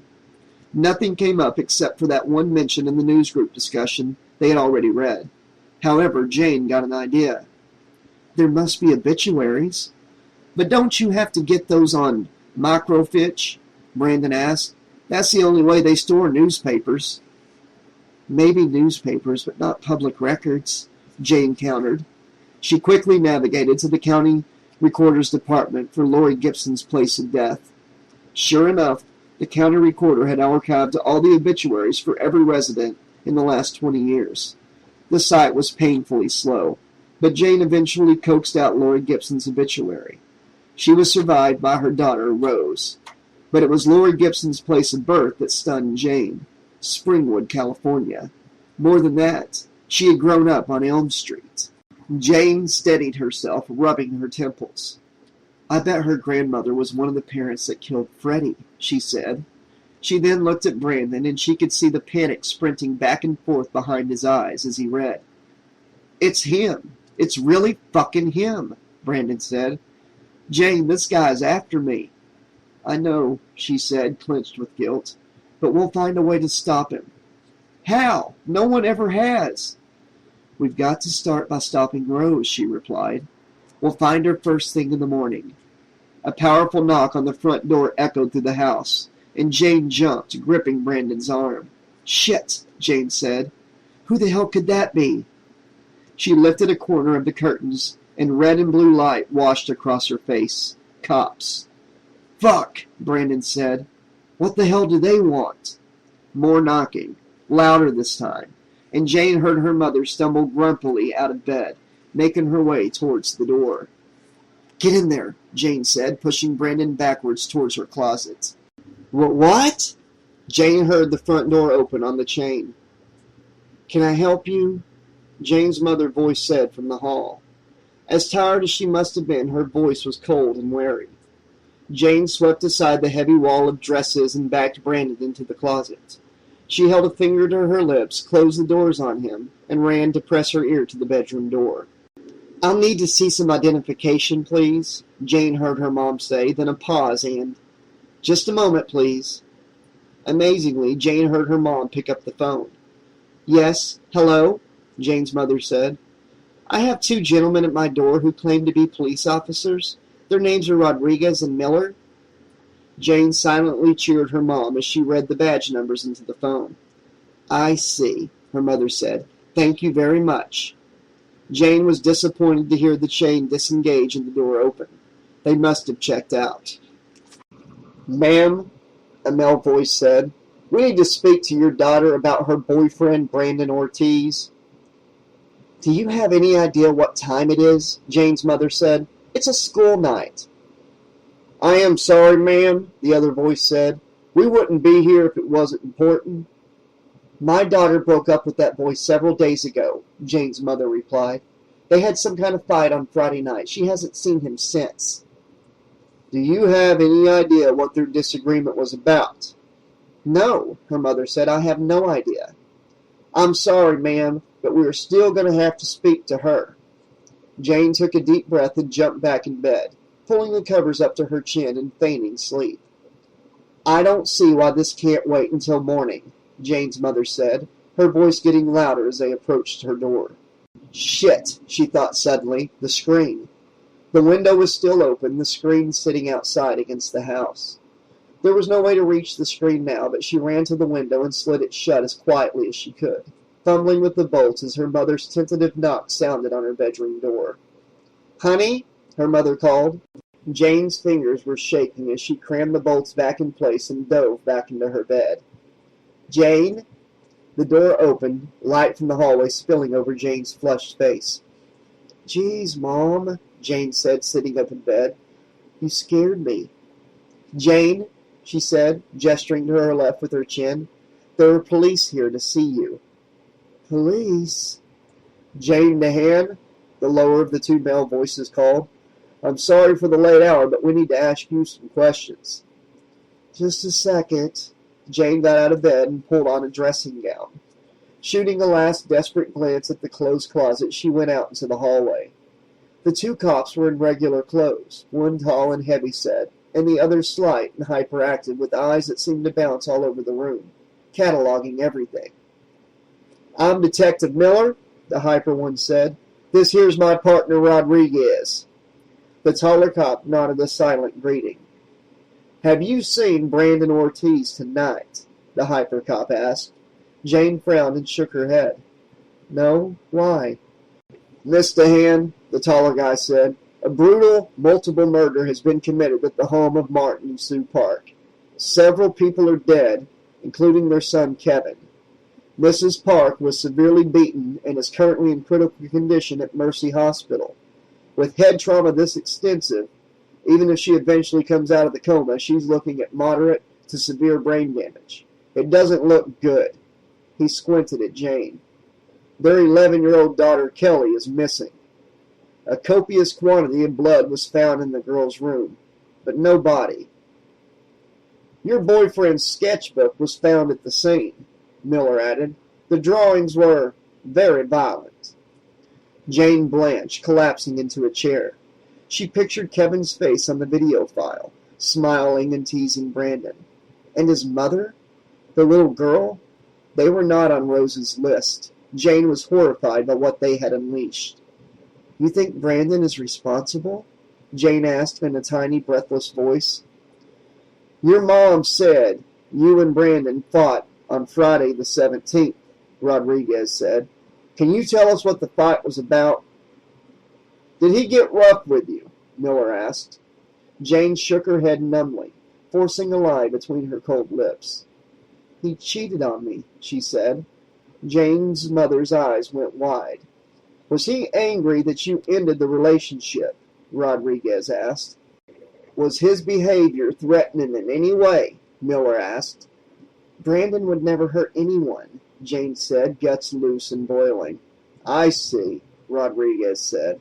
Well, Miller said, fishing a card from an inner pocket, if you think of anything else. He handed the card to Jane. Oh, and one more thing, he said, quick little eyes burrowing into Jane. What? Jane asked, pulling her dressing gown tighter around herself. He's not here now, is he?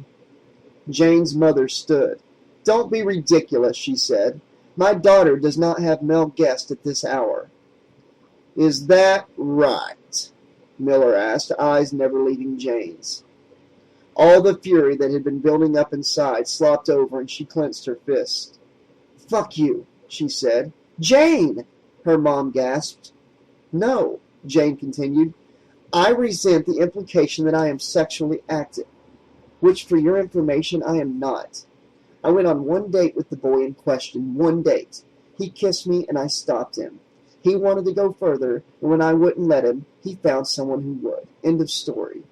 If you would like to search my bedroom for gentlemen callers lurking under the bed, you are welcome to do so. But if not, then kindly take your sleazy questions elsewhere, and just leave me the fuck alone. She turned on her heel and stormed out of the room. I'm sorry, Jane heard her mother say. I'll talk to her. It's okay, ma'am, Rodriguez said. Just let us know if Brandon Ortiz comes around or makes any attempt to contact your daughter. We feel her life might be in danger.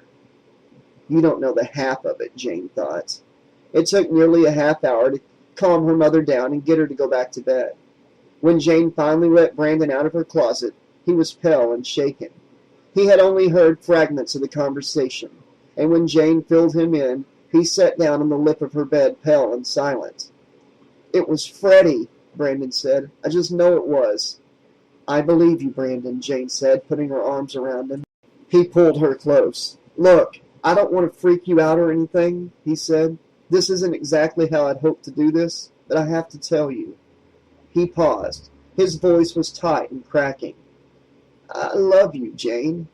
Whatever happens, I need you to know that.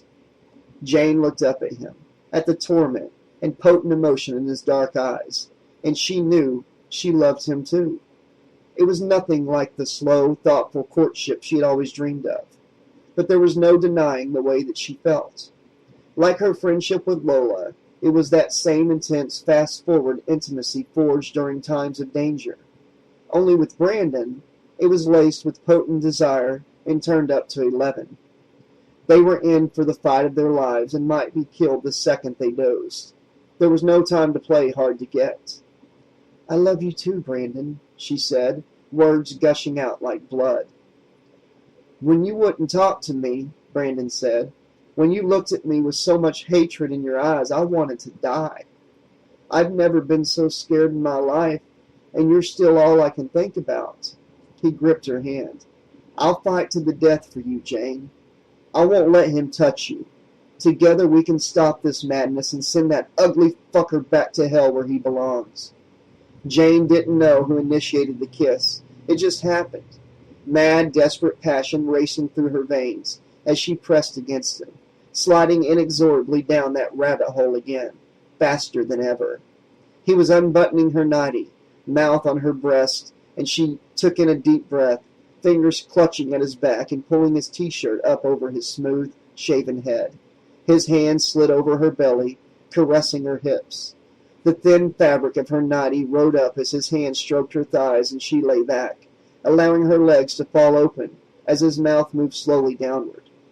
In that moment, everything went away. The fear, the guilt, the anxiety, the body-conscious shyness, everything, all swept away in the powerful waves of pleasure that washed over her.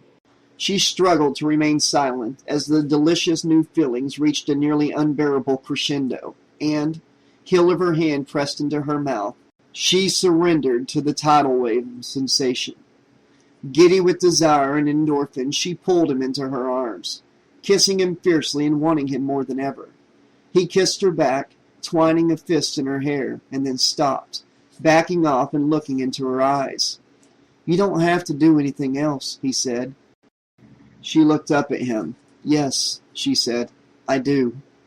She pushed him onto his back and pulled her nightgown over her head, straddling him and kissing him again. She was amazed at her sudden, passionate aggression as she wrenched open his jeans and reached inside. Wait! He sat up and pulled back. Jane, hang on. Wait just a second, okay? What? She asked, frowning. He reached into a pocket and extracted a condom from his wallet. Are you sure this is what you want? He asked. Unable to force words past the desire filling her throat, she nodded.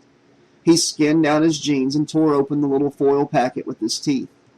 She watched, fascinated, and as soon as the condom was on, she pushed him down on his back again, gripping him impatiently and guiding him into her. The pain was sharp and breathtaking, and she took in a deep breath, biting down on a small cry. He held her, motionless, barely breathing for what felt like a century. Then he gripped her ass and began to move slowly in and out of her. Jane lost all track of time as they made love, slowly at first, then with increasing fervor, her hips mirroring his, tongues intertwined and breath mingling beneath the scented spill of Jane's unbound hair. She could feel the tension building in his body, and in the cadence of his breath, and she worked her hips harder against him, shattering his resistance as she spoke his name between her teeth, egging him on with words she never thought would pass through her lips. A sound like a thick, choked sob coiled in his throat, and his climax shuddered through him like summer thunder. In that moment, Jane was sure that they could win.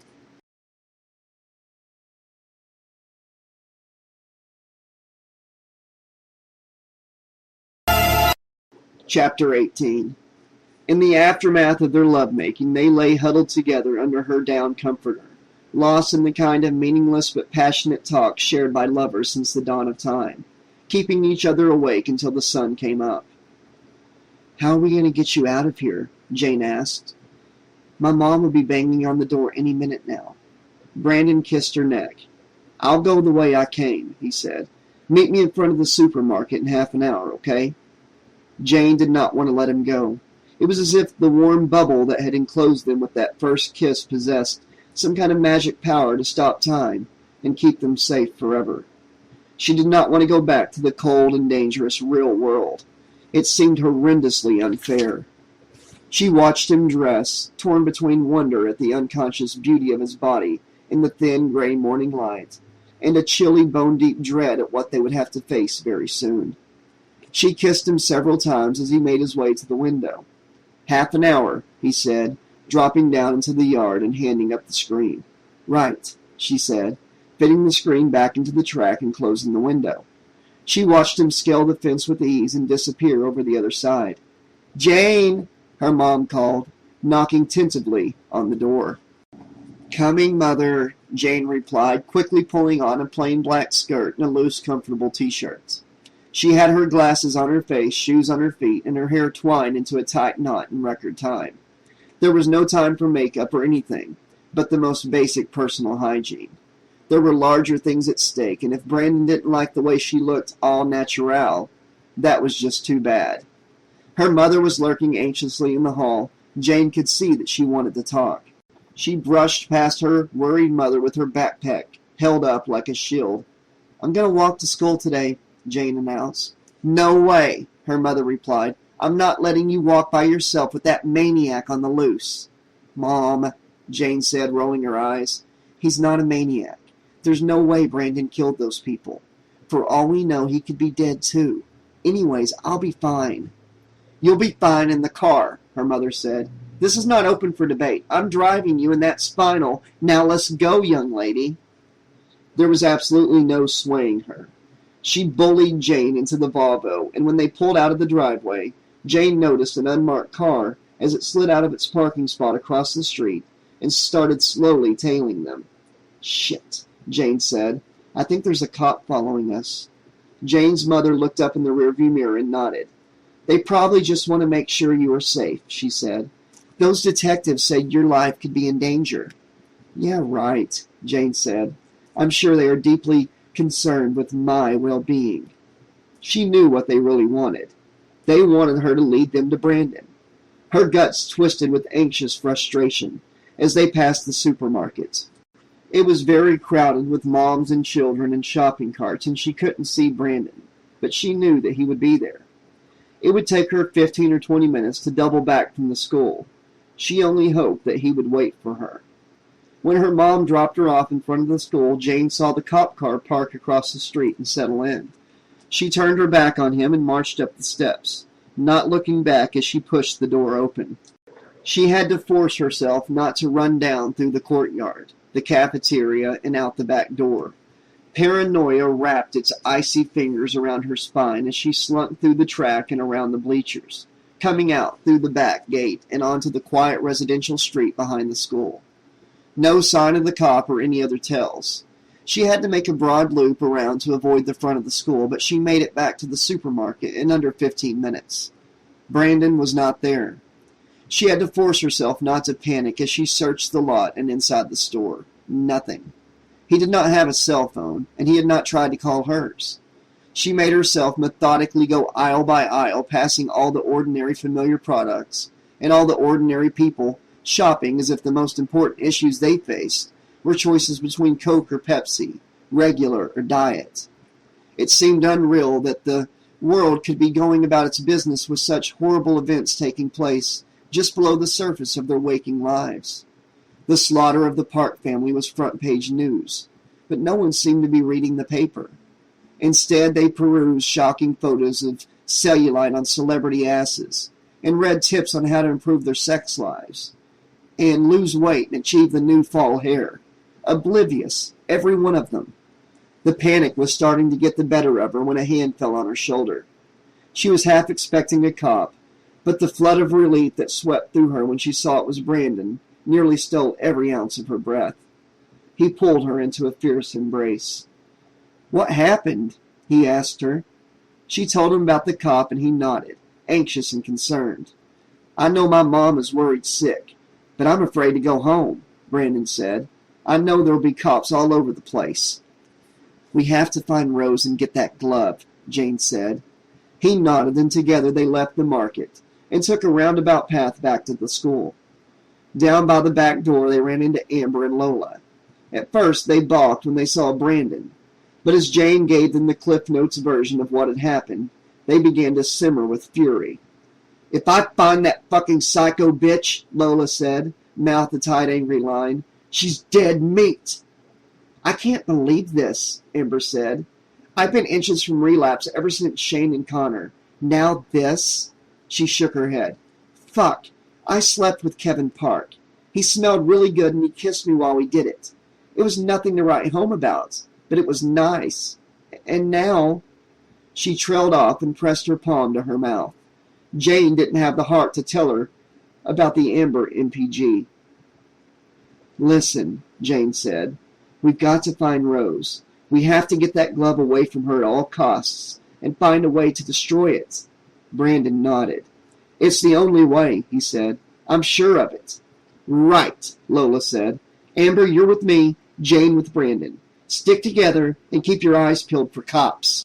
They nodded and went their separate ways. First period had started and the halls were deserted. They slunk through the maze-like corridors, searching, but there was no sign of Rose anywhere in the school. When they turned the corner by Ratty's office, they both pulled up short. The two detectives, Miller and Rodriguez, were standing in the hall with their backs to Brandon and Jane. Just as Jane started to back away, Miller turned towards them. "Hey!" he called, and Jane's heart leapt in her chest. "Run!" Brandon said. "Shit!" Jane whispered, taking off after Brandon. "Hey!" Miller called again as they hit the stairway, thundering down two at a time. "Hey, get back here!" Jane was dying, heart pounding and breath like iron in her chest. She was in nowhere near the shape Brandon was, and she felt as if she were a bulky puppet being dragged along by pure adrenaline. She tripped on the steps, sliding awkwardly down on her ass on the landing. Brandon, who was nearly a whole flight down, doubled back and hauled Jane to her feet. Her ankle had been twisted beneath her, and throbbed as she forced herself to keep on going. She could hear shouting and footsteps in the stairwell above them. When they finally came to the bottom, they saw that the padlock on the basement door had been cut, and the door itself had not been completely closed. Brandon pushed the door open and hauled Jane in after him, slamming the door and throwing the bolt from the inside. They headed down the basement stairs, hearing the detectives pounding on the door behind them. The basement floor of the school consisted of several disused storage areas, jammed with old-fashioned desks, moldering textbooks, and rusted filing cabinets. Mice skittered between the boxes, and a dim light glowed from the room at the far end of the hall, the furnace room.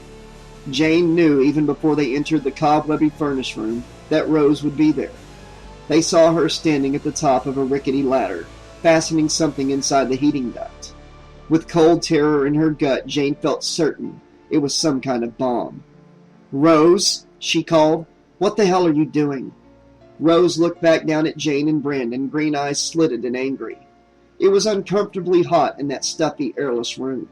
Rose's pale face was sheened with sweat. "I see Sir Lancelot is back in the saddle," Rose spat. "Guess a big dick will make you believe anything." "I saw a video of what you did with Connor and those other boys," Jane said. "You lied to us." Rose shrugged.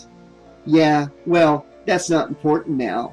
She made a few adjustments to the strange device. "What matters is that Freddy is back for me, and he's going to take all of you along for the ride." "Back for you?" Jane took a step closer to the ladder, and Brandon hung back, eyes wide. "What on earth are you talking about?" "He came for me when I was 7, Rose said. "He came for me, and we were interrupted. It's taken me 11 years to find him. 11 fucked up years of slicing myself up and feeling like a freak. But all that's over now. He's come back for me to take me. No more foster homes, no more monsters. Just me and him." "You're insane," Brandon said. "And you're the Walking Dead." Rose held up a little black remote, like something used to control a toy car. "Every last one of you." Before she could depress the button, Brandon rushed her, knocking her off the ladder and tackling her. The remote skittered across the cement floor and Jane dove for it. But Rose kneed Brandon in the balls and slipped away from him, reaching for Jane. Jane closed her fist around the little remote and Rose gripped her wrist, elbowing her in the face. Jane's head snapped back, eyes gushing water, and her hand opened involuntarily. Rose snatched the remote and thumbed the button. Jane threw her arm across her face, expecting a blinding explosion. Instead, there was a series of clicks, and nothing happened. Brandon had recovered and grabbed Rose from behind, pinning her arms to her sides. The remote dropped to the floor again. "Too late, Lancelot," Rose said, sneering and laughing. A soft hiss filled the room, and Jane wrinkled her nose at a sudden curious smell, like metallic bubble gum. "Nerve gas?" Brandon asked, his voice cracking in panic. "What have you done, Rose?" "It's nothing," Rose said through her giggles. "Just a little high-tech, non-lethal device for crowd control." Crowd control? Jane was starting to feel dizzy, her vision going dark and fuzzy around the edges. "My last foster father was in the military," Rose said, her voice coming to Jane's ears as if down a long tunnel. "He was a son of a bitch, but he never fucked me, and he used to let me come with him to the base. You'd be amazed what kind of stuff a girl can get her hands on. Stuff like experimental sleeping gas." "Sleeping," Brandon said. That was the last thing she heard, before the gas overcame her, and she spiraled down into blackness and slept. Chapter 19. Jane stood in the dim, stuffy school boiler room, engulfed in a cold, liquid sense of unreality. Every detail of the room seemed hyper-intense, jewel-like and overly complex. She seemed aware of every spider, every dust bunny, every soft, breathy sigh from the massive furnace. Brandon was there too, standing beside the knocked-over ladder. Rose was nowhere to be seen. "What the hell happened?" Brandon asked, rubbing his eyes with a thumb and forefinger. "Are we asleep?" Jane asked. "Where's Rose?" Brandon stepped forward and put his arms around Jane. His solid, muscular body felt reassuringly real against hers. "I don't know," he said, "but I don't like it." "Come on," Jane said, taking his hand. "We need to find her." The fairly straightforward hallway to the stairs had become a dim and claustrophobic maze. the ceiling so low that Brandon had to stoop down as they walked. The dusty stacks of furniture around them all seemed malformed and strange. Chairs with 6 uneven legs, desks whose scarred and graffitied surfaces slanted away at inexplicable angles. There were sleek black mice chittering and fighting amongst themselves in the spaces in between. But Jane couldn't bring herself to look too closely at them. Her peripheral vision told her that, like the chairs, they too had far too many legs. "Shit!" Brandon said, as they rounded the corner and saw the open doorway that was leading back into the boiler room. "We're right back where we started. We're never going to get out of here." "We have to keep trying," Jane said, nauseous urgency boiling in her belly. "Come on." They doubled back, yet nothing they passed seemed even remotely familiar. Jane was beginning to fear that Brandon was right when they found the stairs at the far back of a long storage room filled with old science equipment. They had to climb over cardboard boxes and squeeze between broken metal cabinets that were filled with jars of acid, fetal pigs, and models of the human reproductive system. But eventually they made it to the bottom of the steps. "You've got to be kidding," Brandon said. The steps were impossibly huge, the first one chest high on Brandon. "Shit," Jane said. "This is completely ridiculous." "Okay," Brandon said, hands around Jane's waist. "I'm going to lift you up. Ready?" Jane nodded, and Brandon hoisted her until her waist rested against the edge of the first step. She bent in half and struggled to haul her legs up onto the step.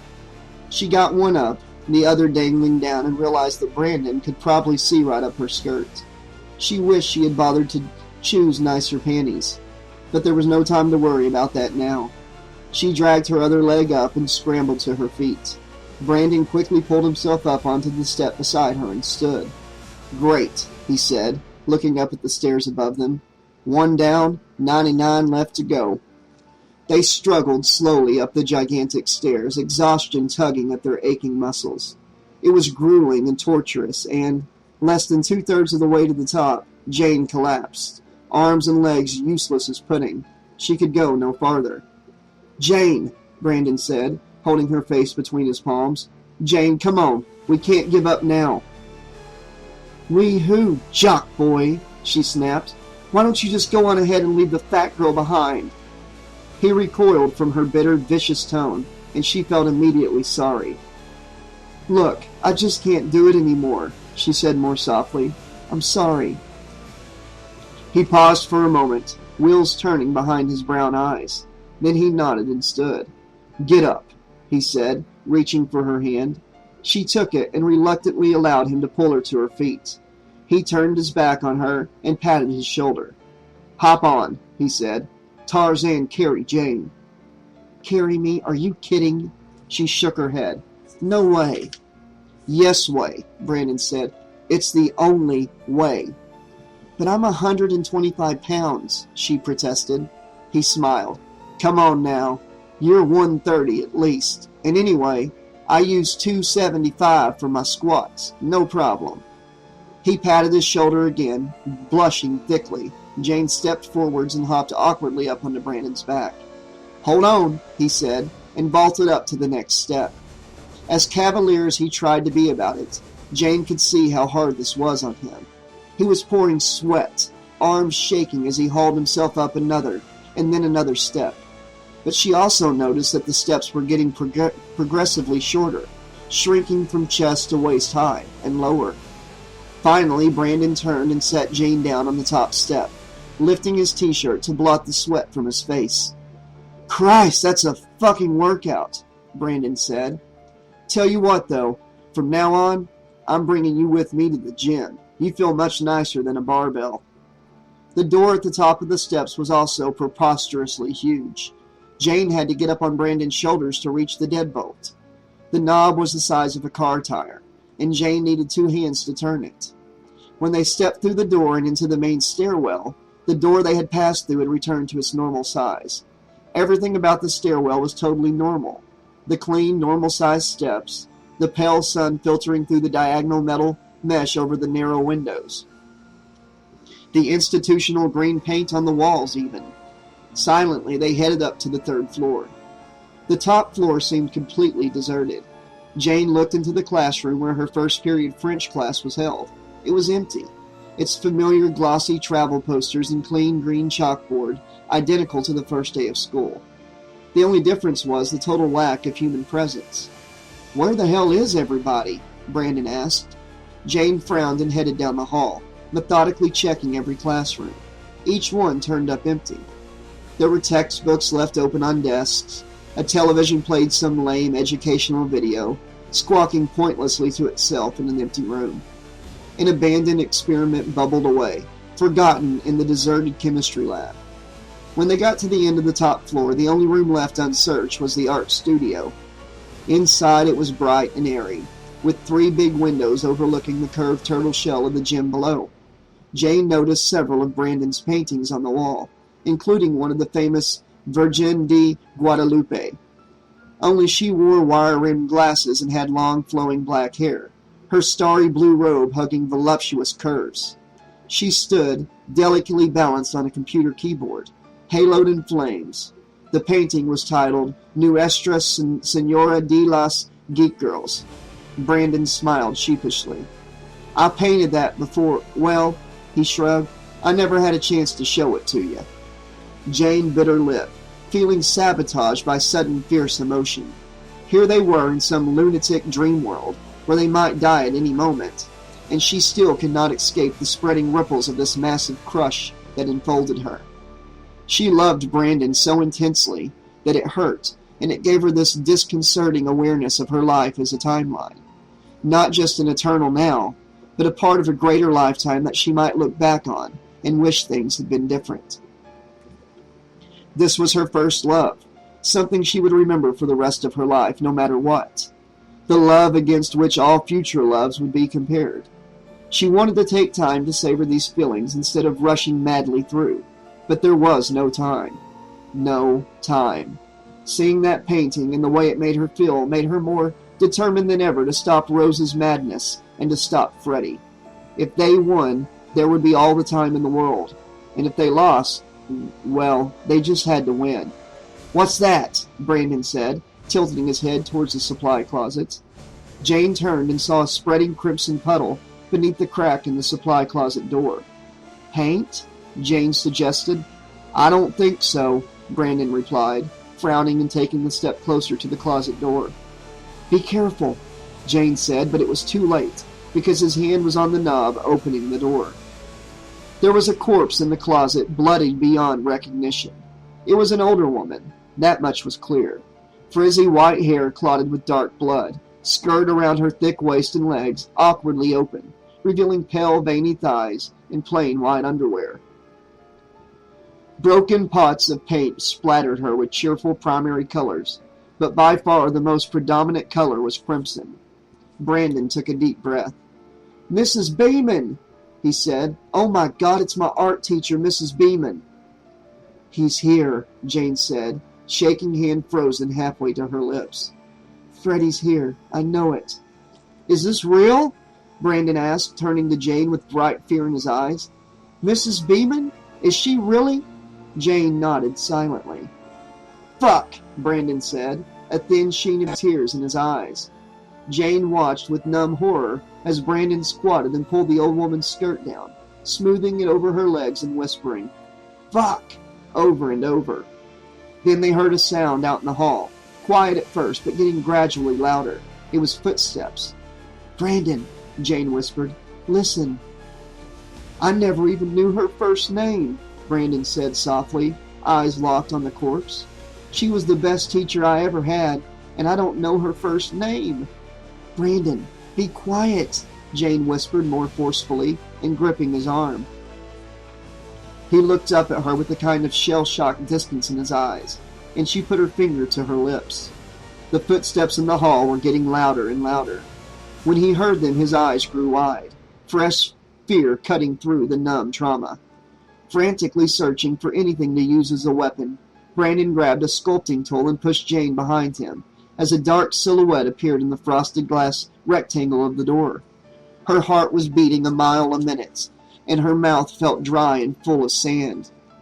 The doorknob turned and the door swung open. What the fuck is going on here?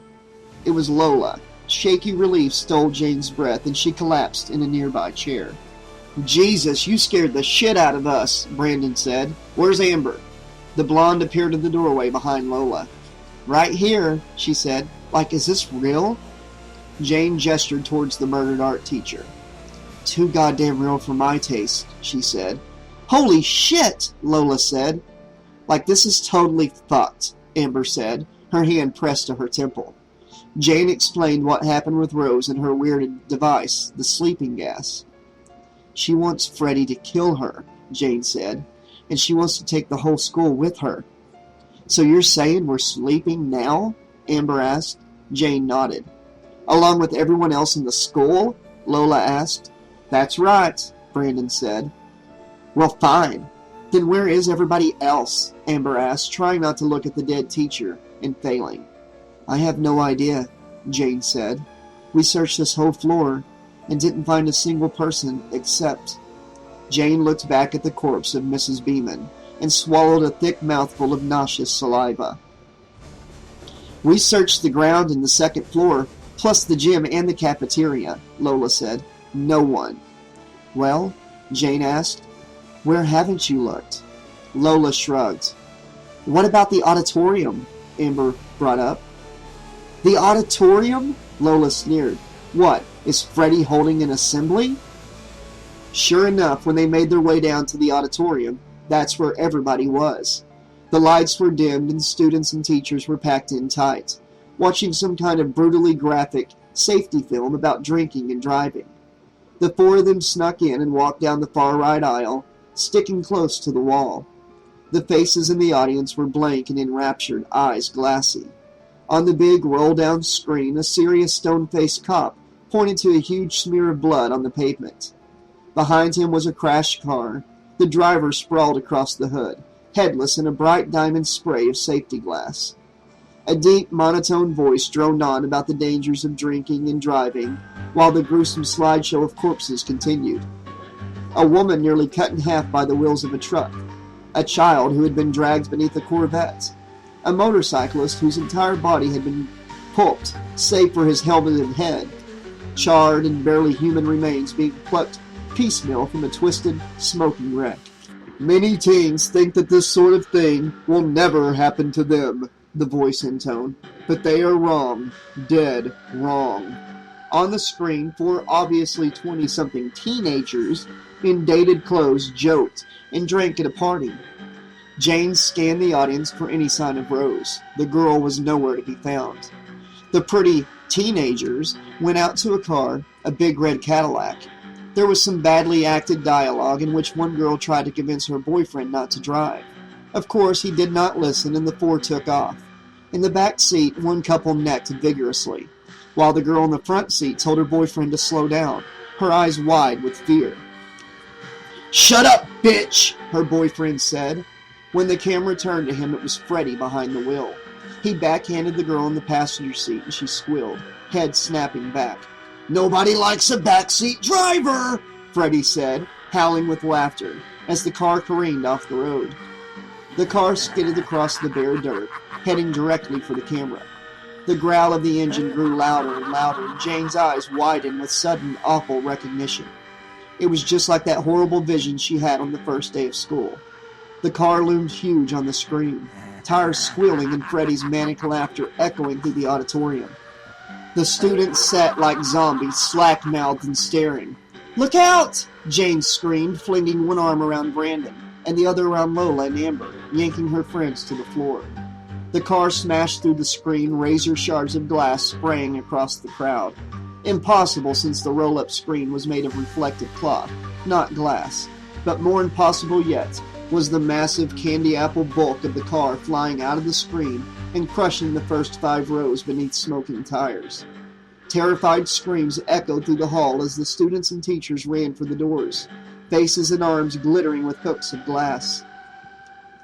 The doors slammed shut and the crowd jammed up against them, fists banging uselessly against them as more and more people pressed mindlessly forward. Jane saw a teacher go down, screaming as she was trampled by the panicked students. Jane watched with drowsy horror as Freddy kicked open the reluctant car door. His companions inside the car were twisted, bloody ragdolls, lolling lifeless in the seats. And there were over a dozen dead and dying students smashed beneath the body of the car. He casually brushed a few cubes of safety glass from his red and green sweater and strolled around to pop the trunk. "We gotta get out of here," Brandon said urgently. "The doors are all blocked," Amber said, voice tight with panic. "There's no way out." Freddy extracted a tire iron from the trunk and smacked it against his palm, a smile spreading across his lips like a man about to dig into a good meal. He walked slowly over to a female student sitting dazed in the aisle. Jane recognized her as the waif with the clarinet from her homeroom class. The girl's eyes were filled with glass, hands reaching blindly as she sobbed. Her frantic fingers found the rough weave of Freddy's trousers, and she turned her blind face up to him. "Help me," she begged. "I can't see anything. I can't see." Freddy smiled and raised the iron above his head. "Take a better look!"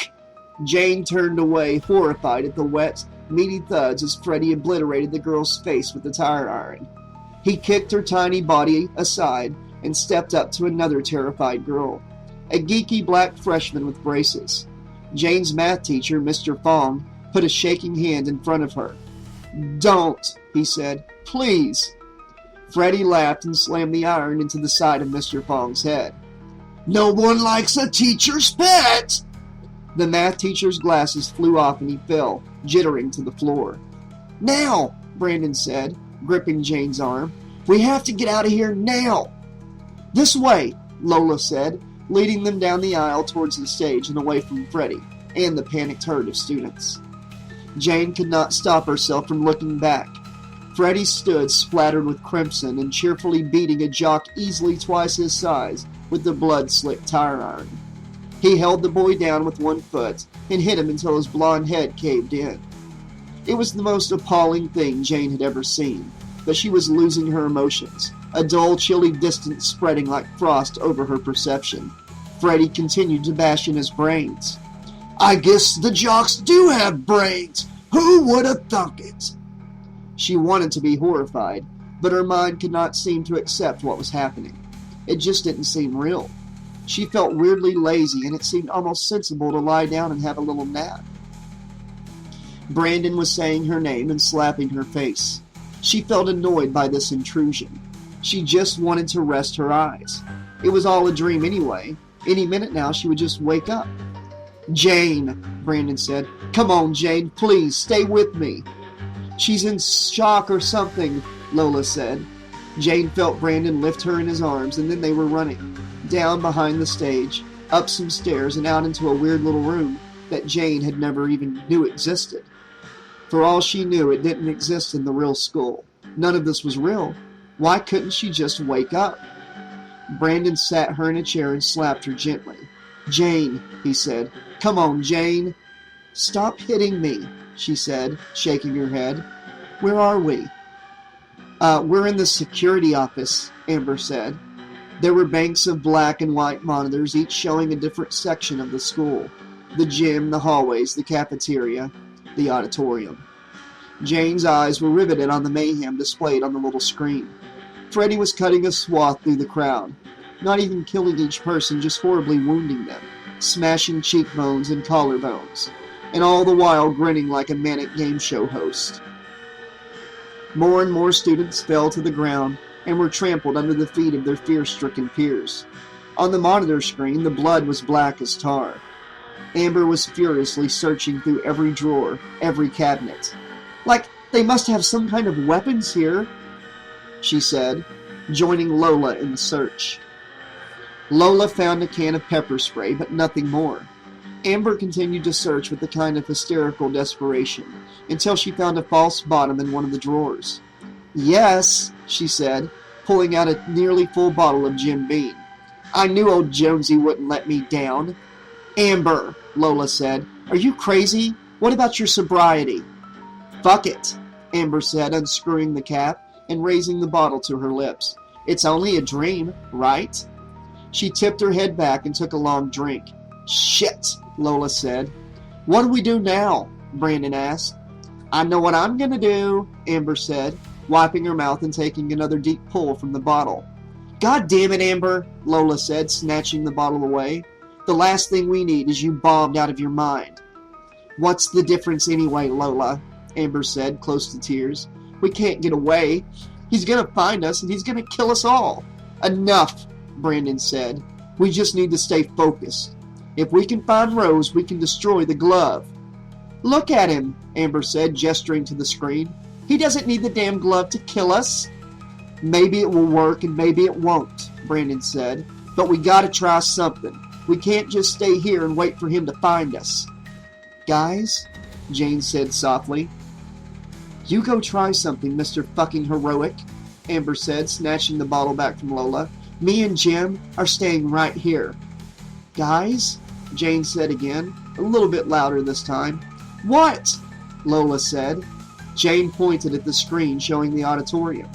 The majority of the students were dead or dying. A few still beat hopelessly against the door in the middle of it all. And in the middle of all of the room, Freddy stood completely still, staring right up at the lens of the camera.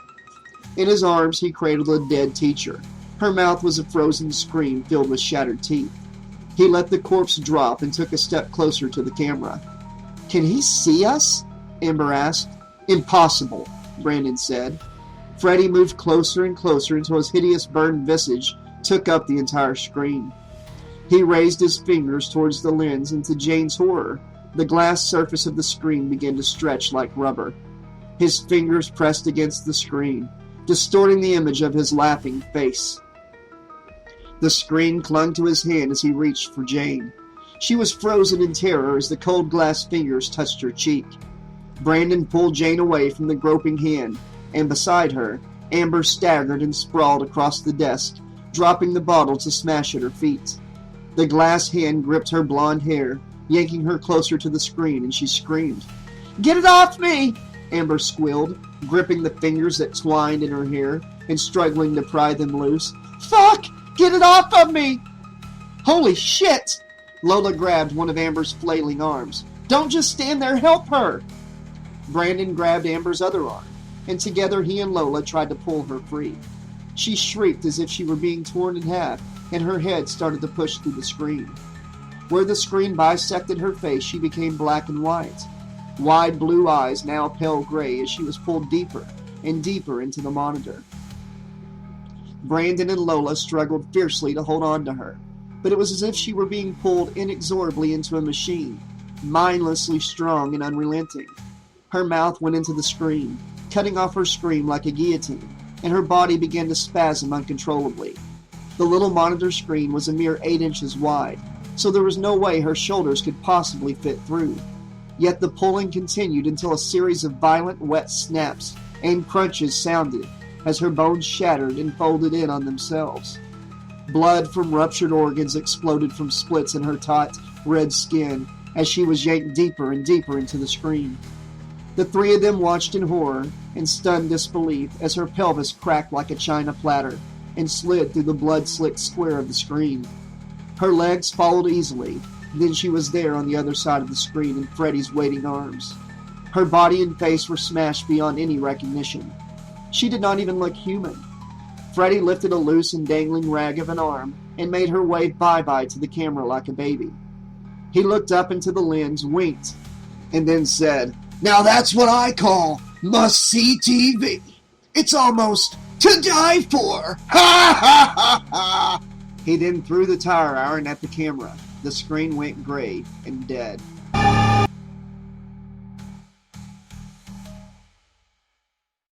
Chapter 20. Kayla and Ashley huddled together behind a dusty length of curtain as madness reigned in the school auditorium. Ashley had been breathlessly screaming over and over until Kayla finally had to slap her several times, shaking her and telling her to get a grip or she would have to find her own hiding place. Now the blonde just stood there with her fingers crammed into her mouth and her eyes wide as saucers staring at nothing. When Kayla ventured a peek into the chaos of the auditorium, she wished that she hadn't. It was far worse than before, if that were possible. Hundreds upon hundreds of students, people Kayla knew, were flopped on the floor like dying goldfish. and that horrible, disgusting guy was just laughing and laughing in the middle of it all. Kayla saw her ex-boyfriend Ty, kneeling about 3/4 of the way up the center aisle, his face masked in blood. Her mother had forced Kayla to break it off with Ty, because she felt that he was too ghetto and a bad influence on her daughter. He was funny with a wide, easy grin and a rubber face that never failed to make Kayla smile, even on her worst days. He could imitate anyone, teachers, students, celebrities, and his impersonation of Amber had been particularly hilarious. He was a good lover, too, unselfish and devoted. He was heartbroken when Kayla told him it was over, and looking at him now, crumpling to the floor with his life leaking slowly away, Kayla realized with a sudden spike of anguish that she really did love him. If only she had the guts to stand up to her mother, things might have been different. Maybe Ty would still be dead, and she might be dead beside him, but at least they would have been together. But Kayla knew that could never happen. She was more likely to run out into the auditorium and snatch the tire iron out of the burned man's hand than she would be to ever stand up to her mother. Kayla's mother, Alana, had been born dirt poor, as she frequently reminded her daughter. Dirt poor in South Central Los Angeles, a bleak and nightmarish ghetto war zone more terrifying than Afghanistan, where Kayla would wind up as an unmarried mother on welfare as she dated boys like Ty. Kayla's mother threatened her with South Central the way that Catholic parents threaten their kids with purgatory. Kayla had no real idea of where South Central actually was, other than the obvious fact that it must be somewhere to the south of central Los Angeles.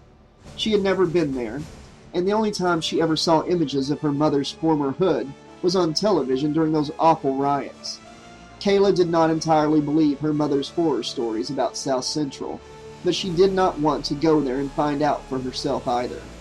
Alana had worked for most of Kayla's early life as a television executive for a cable channel that catered to the demographic of middle to upper middle class black women. She spent every penny she made making sure that Kayla had all the things she never had. Ballet lessons, horseback riding lessons, designer clothing, everything. They lived in the quiet and mostly white San Fernando Valley neighborhood of Toluca Lake, close enough for her mother to commute to the cable station in Hollywood, but not close enough for Hollywood's urban decay to rub off on her sheltered daughter. Eventually, with careful and meticulous investments, Alana was able to save enough to buy a house out in the more affluent suburbs, far, far away from Los Angeles, Hollywood, and most importantly, away from South Central. She quit her high-stress job in order to make Kayla her full-time career.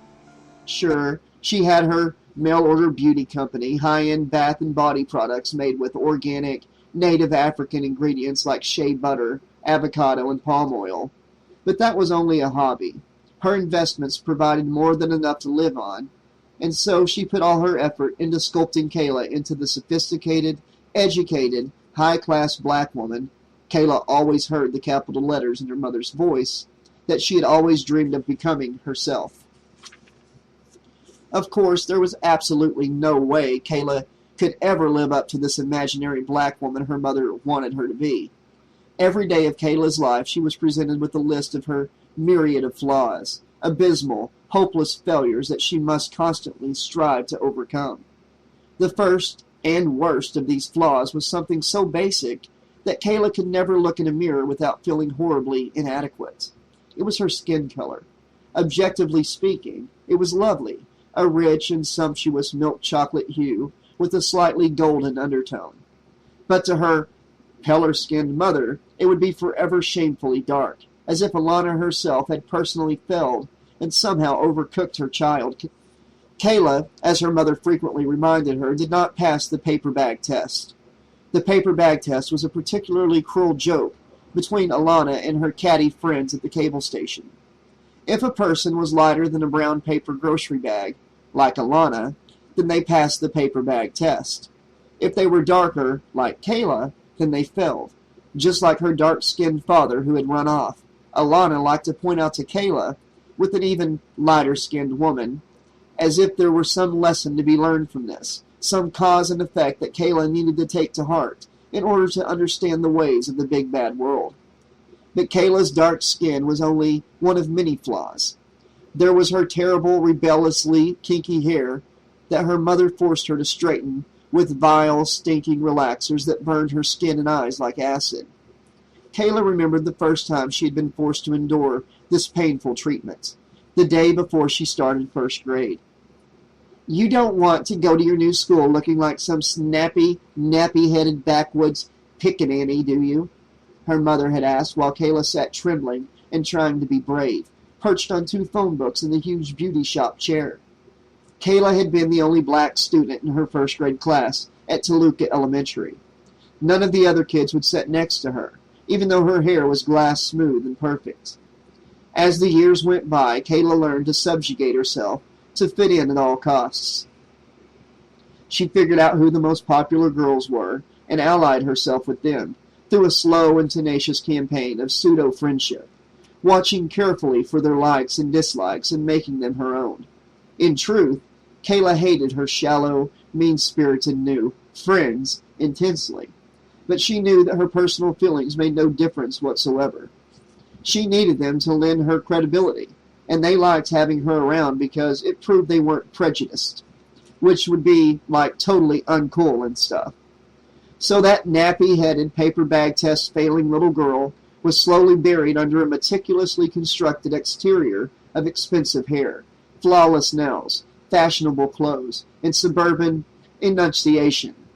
Kayla's mother was pleased with her creation and liked trotting Kayla out like a show dog at her frequent cocktail parties. Alana's friends all oohed and awed over Kayla's suburban perfection and bemoaned their own children's hopeless shortcomings. Just to make sure Kayla didn't get a big head or anything, Alana would always point out Kayla's various flaws, and Kayla would stand there, dying, while the adults clucked over her and nodded, agreeing that it was unfortunate that she couldn't seem to do better than a B- in math. Yes, it was an awful shame that her hair was so hard to manage. When that traitor Amber and her horrible geek friends had forced Kayla to cut her hair, she had been so utterly terrified of her mother's reaction that she had spent most of that night sitting alone in the sleazy all-night donut shop. Of course, her mother flipped out completely and called the police. When a patrol car spotted Kayla and brought her home, her mother looked as if she had been shot, collapsing breathlessly into a chair at the sight of Kayla's bald head. As soon as the officers were gone, Kayla received the worst beating of her life. She could have come home pregnant or on crack, and her mother would have been less upset. You would think that it was for her mother's own head that had been shaved. For over a week, Kayla's mother gave her the poisonous silent treatment, refusing to even acknowledge her daughter's presence in the house. Then, the following Saturday afternoon, her mother marched her into the salon with an iron grip on her upper arm and sat glaring at her while her stylist spent 6 hours meticulously gluing pricey human hair extension onto the meager hair that was tentatively growing in on her fuzzy scalp. The tight, heavy braids made Kayla's head and neck ache all the time, and Kayla's mother took the $250 bill out of Kayla's allowance. She supposed it could be worse. Ashley's parents made her work in their restaurant to pay off the exorbitant bill for her silicone breast enhancement. Of course, Ashley's mom had picked up the bill for her daughter's nose job.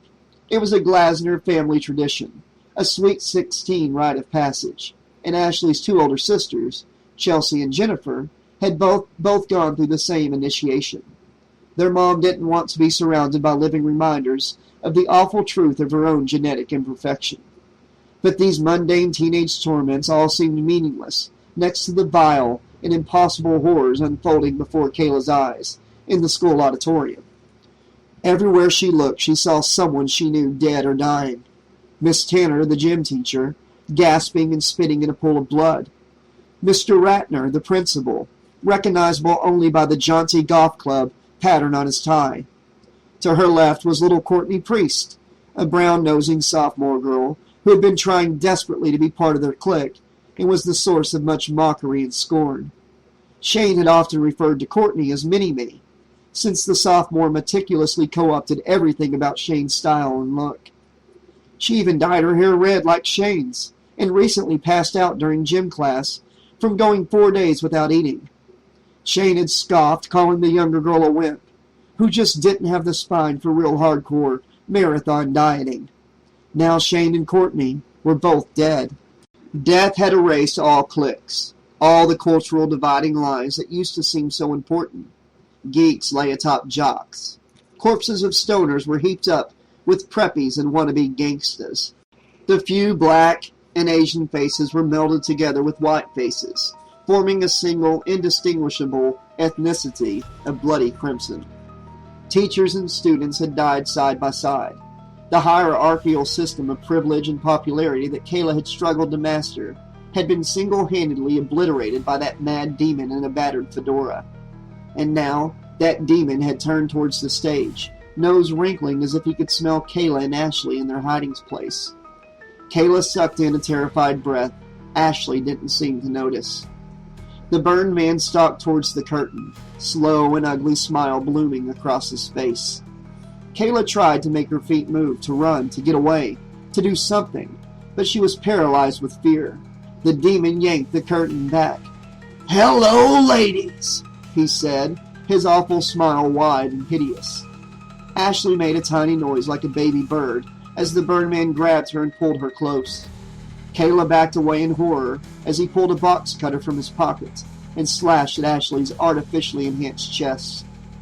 A wet splatter of blood and thick, clear jelly sprayed across his cheerful face, and Ashley screamed. Kayla broke and ran. She got less than 6 steps when the burned man leapt at her, tackling her and sending her sprawling on her belly on the stage.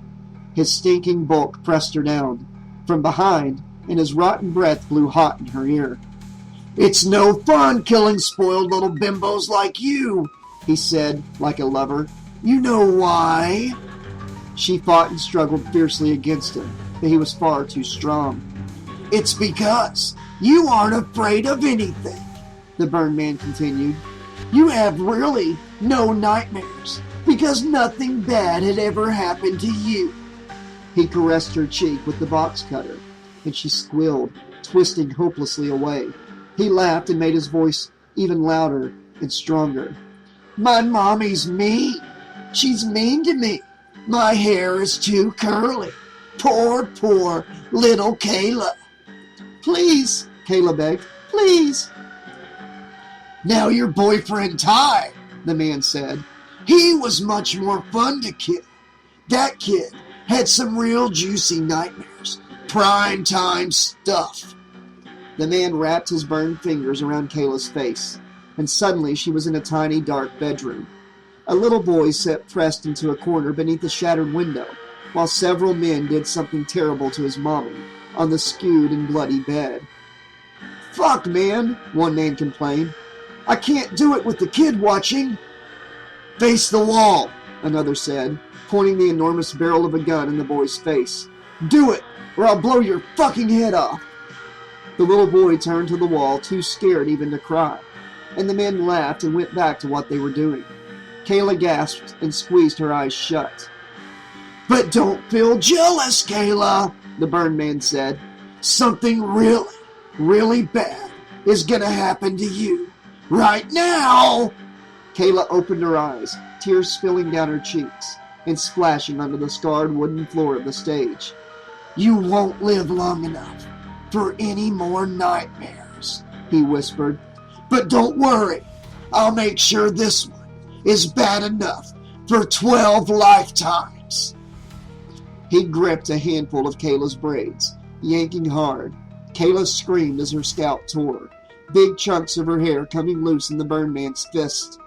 The pain was huge and blinding as he tossed the bloody braids aside and turned her roughly over on her back. She fought to keep the box cutter away from her face, but she was not successful. He was able to peel more than half of the paper bag test failing skin off her face before she sank into cold, merciful unconsciousness. "Sweet dreams, Kayla!" Chapter 21. Monica Moore ran down what felt like an endless hallway, pulling Devin Berlin and Katie Koch along with her as they fled the massacre in the auditorium. Devin continually stumbled and Monica was forced to pick her back up, practically dragging the blonde more than half the time. When you really thought about it, wasn't that kind of how it had always been? Monica, the vice president, who was dark-haired with severe angular features, who drove a Saturn, whose single mother owned a beauty salon. Monica, the power behind the throne, carrying her pretty blonde president like the useless puppet she was. Katie was one of Devon's generic underlings, some perky and eager new freshman who was notable only for her profound stupidity and her parents' astronomical tax brackets. She seemed much too scared to be any help at all, but at least she could keep up and didn't fall, even in her trendy new high-heeled rhinestone flip-flops from Chinese laundry. The whole massacre thing was totally ruining everything. Monica had every day of the fall campaign planned out to the millisecond, and right now they were supposed to be working on their campaign signs and making buttons in the art studio, not running blindly down a never-ending hallway while some ugly freak murdered everybody in the school. Monica had even budgeted an extra 30 minutes to work on her fashion designs as a special treat to herself for all the extra work she had done the day before on the petition to introduce more healthy, low-carb and low-fat alternatives into the school lunch program. She had this great new concept for a series of fun, pink and black retro Jackie O pillbox hats to be paired with the new 80s-inspired asymmetrical separates for a bold and unique look that Monica thought really captured the plucky, forward-thinking, but still grounded soul of the new millennium girl. Now she could throw all that right out the window. She couldn't even find the damn art studio. There was nothing but hallway, and more fucking hallway. Devon fell again, and this time she would not get up. Her strappy $300 purple suede Marc Jacobs shoes were slowly sawing bloody welts into her ankles, and she had lost her matching purse back in the auditorium. She was crying. "I can't," she wailed. "Can't we just hide somewhere?" For about the millionth time, Monica wondered why Devon was so rich and pretty, and why she got spoon-fed everything she ever wanted, when it was Monica who wiped her cute little ass for her, and sculpted her into the popular icon that she currently was. Why Devon could afford to wear the latest collections by designers like Marc Jacobs and Vera Wang, while Monica had to troll eBay and the internet and search through outlet stores to find irregulars and discounted styles, sniffing out designers who were still unknown, but sure to be the next hot thing. Why Devon could eat anything she liked and stay slender, while Monica had to struggle and starve to keep up with her rail-thin model figure. But all of Devon's money and beauty and privilege would never give her what Monica had, and that was ambition. Ambition and discipline. Devon seemed to think that she was entitled to be class president simply by virtue of being the richest girl in the school, but she would be nothing without Monica's drive to succeed. Monica frequently fantasized about finding a way to take over Devon's body, like an alien or an evil spirit. How much easier that would be than having to manipulate her from the outside. "Devon!" Monica hissed at the shivering blonde. "Do you want to die before the election or what?" Devon shook her head miserably. "Okay then," Monica said, hauling Devon to her feet. "Move your ass."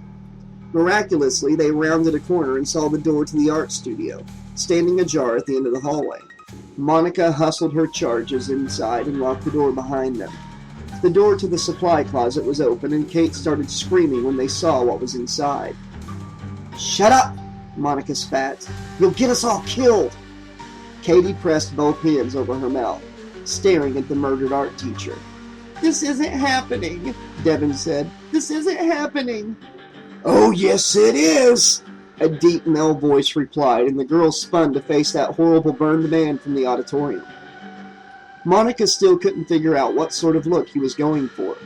The red and green striped sweater might have worked as a kind of tongue-in-cheek retro 70s thing, if he had paired it with some nice low-rise khaki painter's pants and vintage sneakers or something like that.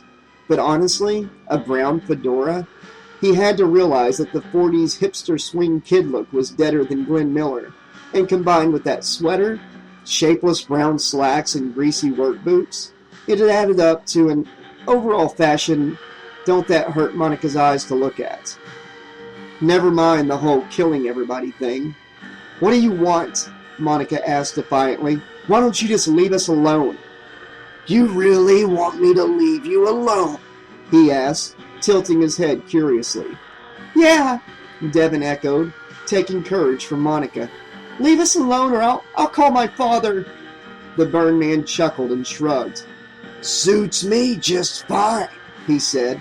I have bigger fish to fry. Can't waste my valuable time on minor characters like you. He turned and passed inexplicably through the wall, leaving the girls clinging together in a fearful knot in the center of the room. Monica was furious. Minor characters? What the hell was that supposed to mean? Who could be more important than the class president and vice president? He must have meant Katie. Is he really gone? Katie asked, eyes huge and terrified. I don't know, Monica said, but we'd better get the hell out of here. But somehow the door to the art studio was no longer there, replaced by a seamless wall. Shit, Monica said. What are we supposed to do now? Shh, Devon said, cocking her head. Do you hear that? There was an odd rustling sound in the far corner of the room. It was coming from the direction of a series of Monica's fashion designs that Mrs. Beeman had pinned up on the wall. Monica squinted at the drawings and realized that one of them was blank. Katie yelped. When they looked down, they saw something so strange that it took several seconds for them to realize what it was they were looking at. It was the figure from Monica's drawing, just under a foot tall and inhumanly lanky with long, stylized arms and legs that ended in narrow points and no features on its blank, triangular face. Its hair was a solid, helmet-like black blob, and it wore a cute flounced mini in pink and black striped stain with the lingerie-look pink camisole top. Its tiny head was tilted up on its overlong neck, as if it were looking at them, even though it had no eyes. It jabbed one pointed and handless wrist into Katie's calf, drawing blood. Ow! Katie squealed, kicking at the little figure. Oh my God! Devon exclaimed. A second figure had joined the first, this one dressed in a casual denim A-line skirt and a white knit poncho. Waves of squiggly yellow hair radiating from beneath a blue bandana tied around its featureless head. It leapt up and jammed its pointy wrist into the soft back of Katie's knee. A third figure was clambering up the back of Katie's blazer, this one in an asymmetrical bias-cut gown of filmy cream-colored silk. Katie danced and shrieked, bug-eyed as if covered with tarantulas. Monica and Devon backed away from the flailing freshman. Help me! Katie cried, spastically brushing at herself. Get them off of me, please! The figure in the gown stabbed its arm into the soft spot above Katie's collarbone, and her scream spiraled up into a piercing, desperate octave. Two more figures joined the three, all energetically making their way up Katie's body towards her head. She stumbled backwards, skull bouncing off the corner of a metal drafting table and falling semi-conscious to the floor.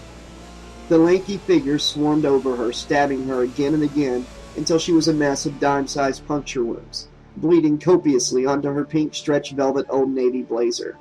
Oh my God! Devon said. Oh my God, oh my God! Monica backed away from Devon. There had to be some way out of here. Katie had basically stopped moving now, and the figures were starting to lose interest in her, making their way around the legs of the chairs towards Devon and Monica. Monica grabbed a pair of scissors and snipped at the closest figure, a kind of hippie cowgirl outfit consisting of a fringy suede skirt and tie-dyed top, with a turquoise and leather choker that Monica now thought might not have been such a good idea. The figure's closest arm was unevenly severed, and it looked up at Monica with a silent hatred radiating from its smooth, featureless face. It slashed at her knee with its other arm, a thin, hot slice of pain fueling Monica's anger. She stomped on the figure, crushing it beneath her tan suede Ugg boot. There were more clustered around Devon's ankles, too, and Monica hollered and stamped, slashing with her scissors. She ran to the window and picked up a chair, hurtling it into the glass as hard as she could. The glass shattered, and Devon screamed as little figures jammed their sharp wrists into her ears and eyes. As Devon crumpled to the floor, Monica had a passing thought that she ought to try and grab Devon's shoes, seeing she wore a size 7 like Monica, and there was no point letting a pair of $300 shoes go to waste. But the figures were all swarming towards Monica, and so, without thinking, she climbed up onto the windowsill and out through the broken pane. Beneath her was the curved back of the gymnasium. There was a kind of ledge that ran around all the third-floor windows, and if she could make it to the next classroom, she could climb back in and find some way out of this nightmare. Cautiously, she inched out onto the ledge. The little figures climbed out after her, and she kicked at them. 2 of them fell and seesawed down through the air like autumn leaves. But Monica nearly lost her grip and had to cling, shaking to the rough concrete skin of the building until she regained her balance. While she fought to keep from falling, the figure in the poncho scaled her boot and jabbed its arm into her inner thigh. "Fuck!" she cried, ripping the struggling figure loose from her leg and flinging it away. Blood soaked into the lamb's wool lining of her boot. She took several tiny sliding steps towards the next window.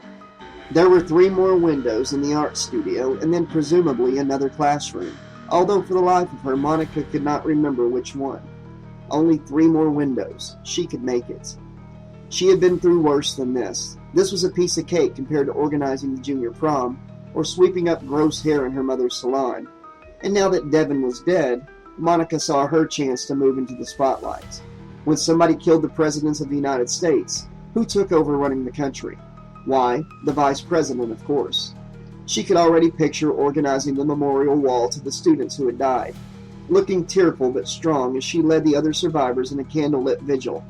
Of course, there would be news cameras. They would want a spokesperson for the student body to express sadness and outrage, while still looking ferociously cheap, in some kind of raw silk black shell dress with the matching 3/4 sleeve jacket by Donna Karan, and maybe some nice, understated calfskin pumps, lightened up with a fresh, plucky, my best friend's dead but the show must go on accessory, like maybe a cute, quirky charm bracelet, or something like that. All she had to do was make it to that next classroom. As she inched slowly past the second art studio window, the little figures launched a particularly vicious attack, peppering Monica's legs with puncture wounds, and she clung fearfully to the window sash, swatting wildly at her tiny attackers. When she had knocked most of them off, she forced herself to continue inching along the ledge, desperately trying to think of anything other than how high up she was, how many of those evil little figures were left, and where that horrible guy was. She looked down at her boots. They had protected her ankles well against the brutal assault, but she was beginning to suspect boots like these were on the downswing of trendiness. It didn't really matter since they were ruined now anyway, but she feared what people might think if the networks replayed the footage of her brave escape in, say, a month or two, when the Ugg boots she wore would be hopelessly out of style. Why hadn't she thought of that when she was dressing for school that morning? If she ever doubted the necessity of always striving to achieve the very cutting edge of fashion, not just on the weekends, but every single day, its importance had been proven now, beyond a shadow of a doubt. You never know when you might be on television, and God forbid you should get your 5 minutes of fame while wearing some tired old leftover from last season. Monica easily slipped past the third window. The figures were hanging back now, wary and seemingly almost afraid of her. She was in the home stretch. Just 10 more feet and she would be at the neighboring window. As she slid closer and closer, the little figures started to back down, sidling backwards and disappearing into the back of the art studio. The puncture wounds on her legs were excruciating, like splatters of boiling oil. She was going to have to wear opaque tights for a few months, but lucky for her, they were going into the winter season.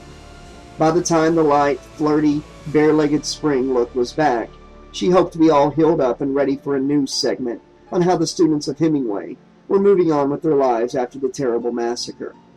She let out a victorious little cackle as she reached the next window. Resting for a moment on the sill, she wiped the sweat from her palms on the front of her cream-colored silk Betsy Johnson peasant blouse and then gripped the sash. The window would not open. She pounded her fist against the frame and pressed up on the sash with all her might. Nothing. She was wondering if she could kick through the glass in her Ugg boots and not cut herself, when all of a sudden the window shattered noisily, and 2 large scarred hands gripped her ankles. She let out a breathless squeal and tumbled backward into space, swinging back and down and slamming her head against the cement wall as the vice-like hands held her suspended, upside down from the window ledge. A head appeared looking down at her. It was that horrible guy in the tacky hat and dirty sweater. "Nice try, Monica!" the burned man yelled. She screamed, bending her body in half and struggling to reach back up to the edge of the sill when, to her horror, he abruptly let her go. She fell. The rush of air as she plummeted downward stole her breath, and she could not scream. She hit the dusty gymnasium skylight, and it shattered along with her consciousness. She was dead before she hit the glossy wooden floor. Chapter 22. "We gotta get out of here," Brandon said. "Do you think Freddy knows where we are?" Lola asked. "Why take a chance?" Brandon said. "We're sitting ducks here." Jane heard this conversation as if through a long tunnel. All she could do was stare at the dead gray screen through which Amber had disappeared.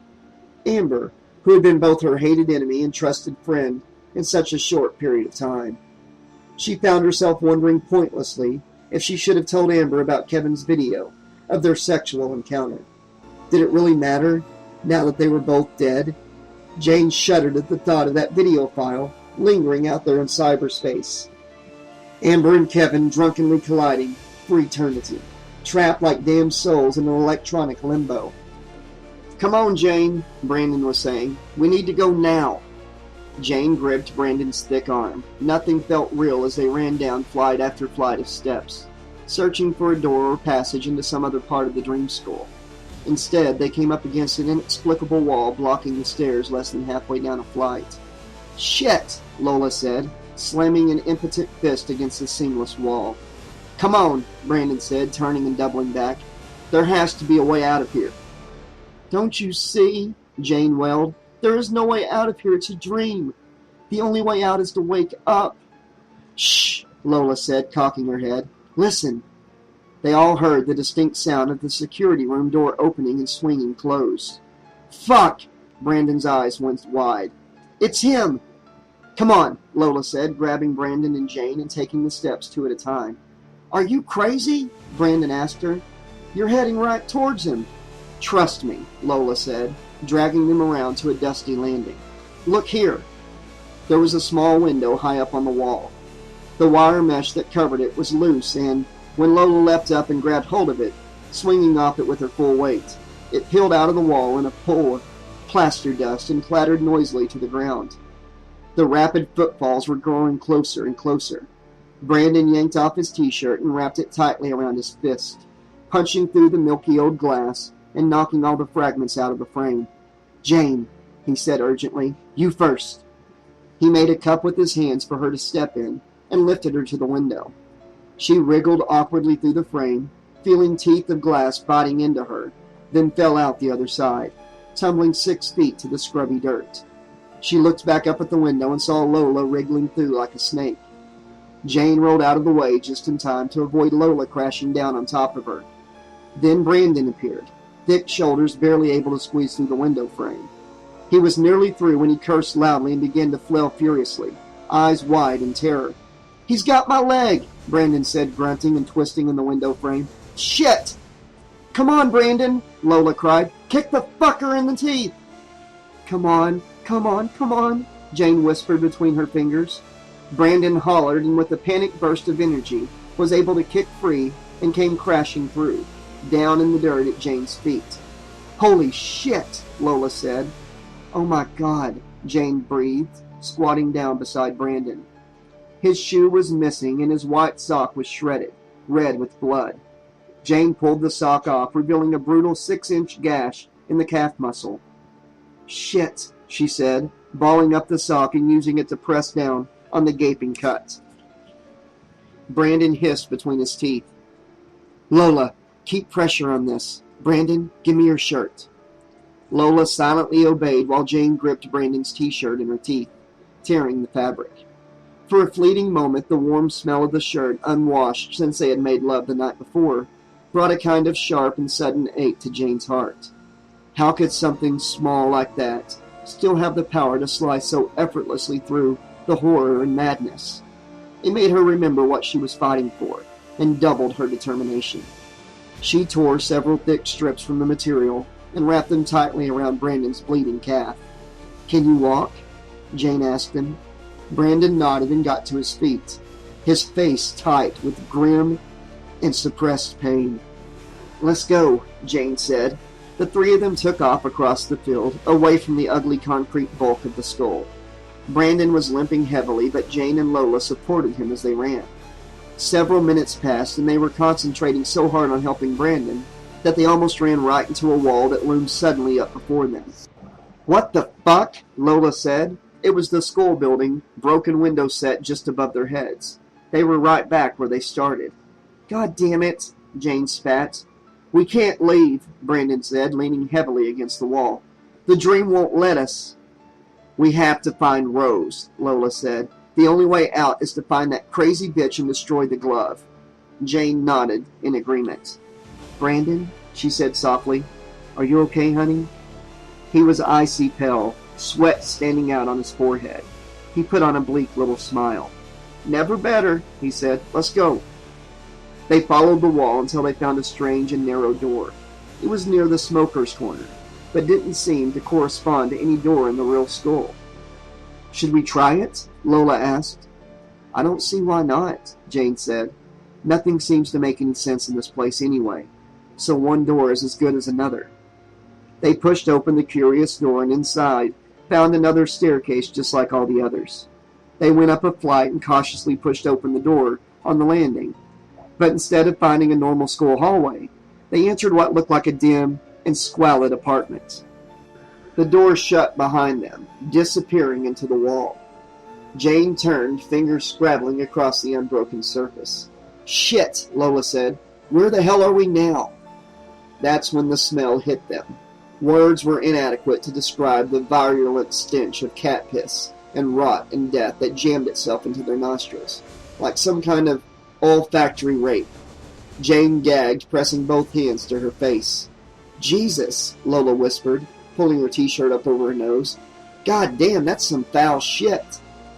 Cats appeared like sleek shadows twisting silently around their ankles. They were all variations, the same black and white pattern, and some of them seemed to have odd deformities, clubbed feet or misshapen heads. They were everywhere, crowding every surface, some kittens, some ancient, and all with huge dilated eyes that seemed to flash metallic green in the darkness. Jane spotted several cats that were dead or dying. Many of the corpses were missing large chunks of flesh, as if others had been snacking on their fallen brethren. There was a sofa and a chair, both so covered with cat hair that their original color could not be determined. The carpet, too, was buried under drifts of hair. Hundreds of bowls covered the floor, smeared with dried crust of old cat food. Although it had been daytime out in the schoolyard, here in this place it was clearly long after midnight. Appalled and silent, Jane, Lola, and Brandon carefully wove their way between the bowls and shit and cat corpses, heading for the only door in the room. Jane paused for a moment, one hand on the doorknob and the other pressed tight across her face. Brandon nodded encouragement to her, and she slowly pushed open the door. On the other side of the door was a bedroom, and on the bare king-size mattress lay an enormous, dark, and stinking mountain. It took a moment for Jane to realize what she was looking at. It was a human corpse. Its sex was impossible to determine, but it had clearly been dead for weeks. The skin was black and puffy, and the features were fly brown and bloated beyond recognition. In life, the person must have topped 500 pounds.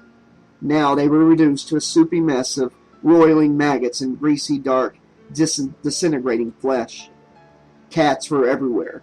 Jane screamed and turned away, gagging. "Stay the fuck away from me!" a familiar voice said, cracking with panic. When Jane was able to look again, she saw someone on the far side of the bed crouched into a corner of the room. "Who's over there?" Lola asked through gritted teeth. The three of them walked slowly around the bed.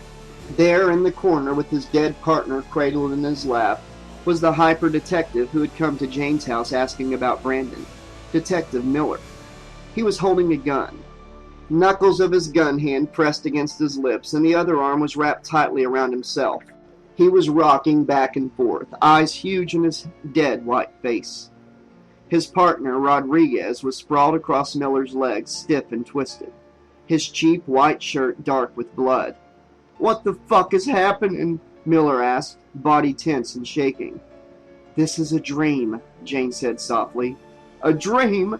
Miller looked up at her, seeming to see her for the first time. Who is that guy? That fucked up burn guy who killed Chai? He looked back down at his partner. Fuck, man, this can't be happening. That's Freddy Krueger, Lola answered. He gets into your dreams and finds ways to fuck with you. Miller frowned. How does he know about the cat lady? Jane cocked her head. The cat lady? Miller nodded towards the corpse on the bed. Christ, that was more than 10 years ago, he said. I was just a rookie back then, and always pulling shit duty like the dreaded neighbors report of foul odor calls. But the cat lady... He shook his head and wiped his mouth with the knuckles of his gun hand. Christ, I still have nightmares about her, about this place. He's just fucking with you, Brandon said. Just like he's fucking with all of us. You, Miller said, suddenly recognizing Brandon. You bolted on me. I'm going to need to take you downtown for questioning. Brandon took a step closer and offered his hand to the detective. Tell you what, partner, Brandon said. If we make it out of this fucked up dream world alive, I'll go anywhere you want. Donuts are on me, okay? The detective frowned and then tentatively reached out and took Brandon's hand. His partner's body rolled off his leg as he stood. But what about Chai? Miller asked. We can't just leave him here. We have no choice, mister, Lola said. Come on. Was that door here before, guys? Jane asked, quietly, pointing to a numbered classroom door against the far wall.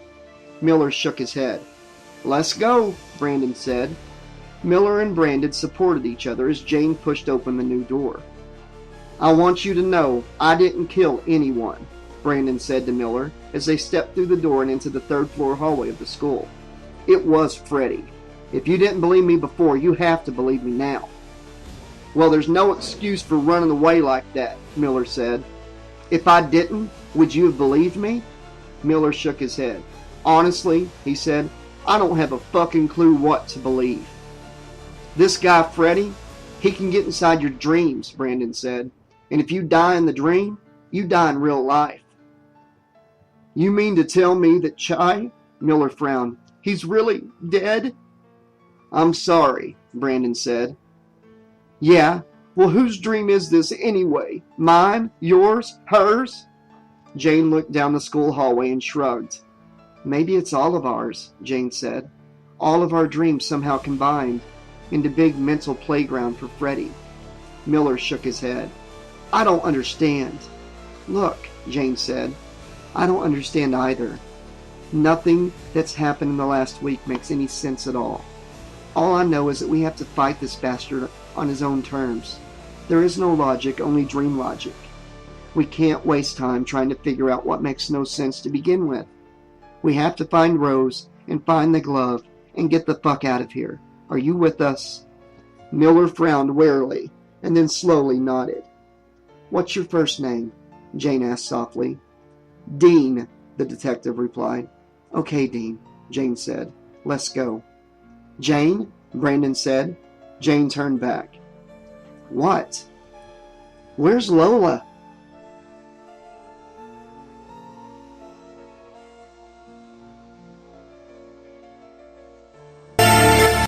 When Lola stepped through the door from the awful cat lady apartment, she did not find herself in the hallway with the others. Instead, she was in the auditorium, surrounded by horrifying slaughter.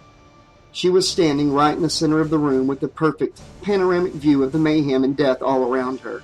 It was then that she realized that she was looking through the lens of the camera. On her shoulder, she held a 35mm Aeroflex camera, taking in the scene with a nice, steady, handheld sweep. When she turned to the battered red bulk of the Cadillac, her lens captured a perfect medium shot of Freddy, lounging against the hood. He winked. Hello, Lola, he said. She staggered back and tried to put the camera down, but it was as if it were welded to her eye. It's your first big-budget feature, kid, Freddy said, and you'll be manning your own camera, just like Peter Jackson. How rebel without a crew of you. He stepped away from the car, leering at her. This isn't DV kid stuff, Lola, he said, so don't waste film on my pretty face. He gestured towards the doors with his chin. You're missing the action. And remember, you only get one take. She turned reluctantly away from him, and her lens caught a shudder of movement in the large pile of bodies by the door. To her horror, she saw a deceased student pull herself slowly free of the tangle of corpses and stagger to her unsteady feet. It was one of Devon's little blonde fashionistas, her cheek, asymmetrical retro-look dress soaked with blood, and her head lumpy and misshapen beneath her carefully disheveled bedhead hair. Her eyes were hemorrhage red and unseeing as she stumbled forwards, broken fingers reaching hungrily towards Lola. Icy terror flooded Lola's belly as she backed away from the still-stirring pile of bodies. Several others were struggling to their feet, bludgeoned faces turning blindly towards her. A pair of jocks, identical in the severity of their facial trauma, pushed their way past the struggling teacher, crouching on hands and knees and trying to get her head set straight on a wobbly, broken neck. Freddie stood, hands on his hips and laughing, as the bloody rag that used to be amber twitched and spasmed at his feet. Lola ran, the widescreen frame of her vision bouncing like a horror movie chase scene as she went. She scrambled up onto the stage and back to the door, leading to the staircase in the security room. Shuffling footsteps and mushy, incoherent moans echoed behind her, and when she chanced to glance backwards, she saw a huge crowd of the walking dead pressing doggedly after her. She let out a terrified sob and crashed into the door, slamming it shut behind her. As she stood back to the door, she saw she was not in the stairwell behind the stage. Her first realization was that the camera was gone. The second thing that she noticed was that everything was black and white. She was in an old farmhouse, doors and windows hastily boarded up. It took her only a second to recognize the house from one of her favorite films of all time, Night of the Living Dead. Fists were pounding on the windows, hungry, mindless grunts filtering in between the boards, and Lola backed away from the door, heart in her throat.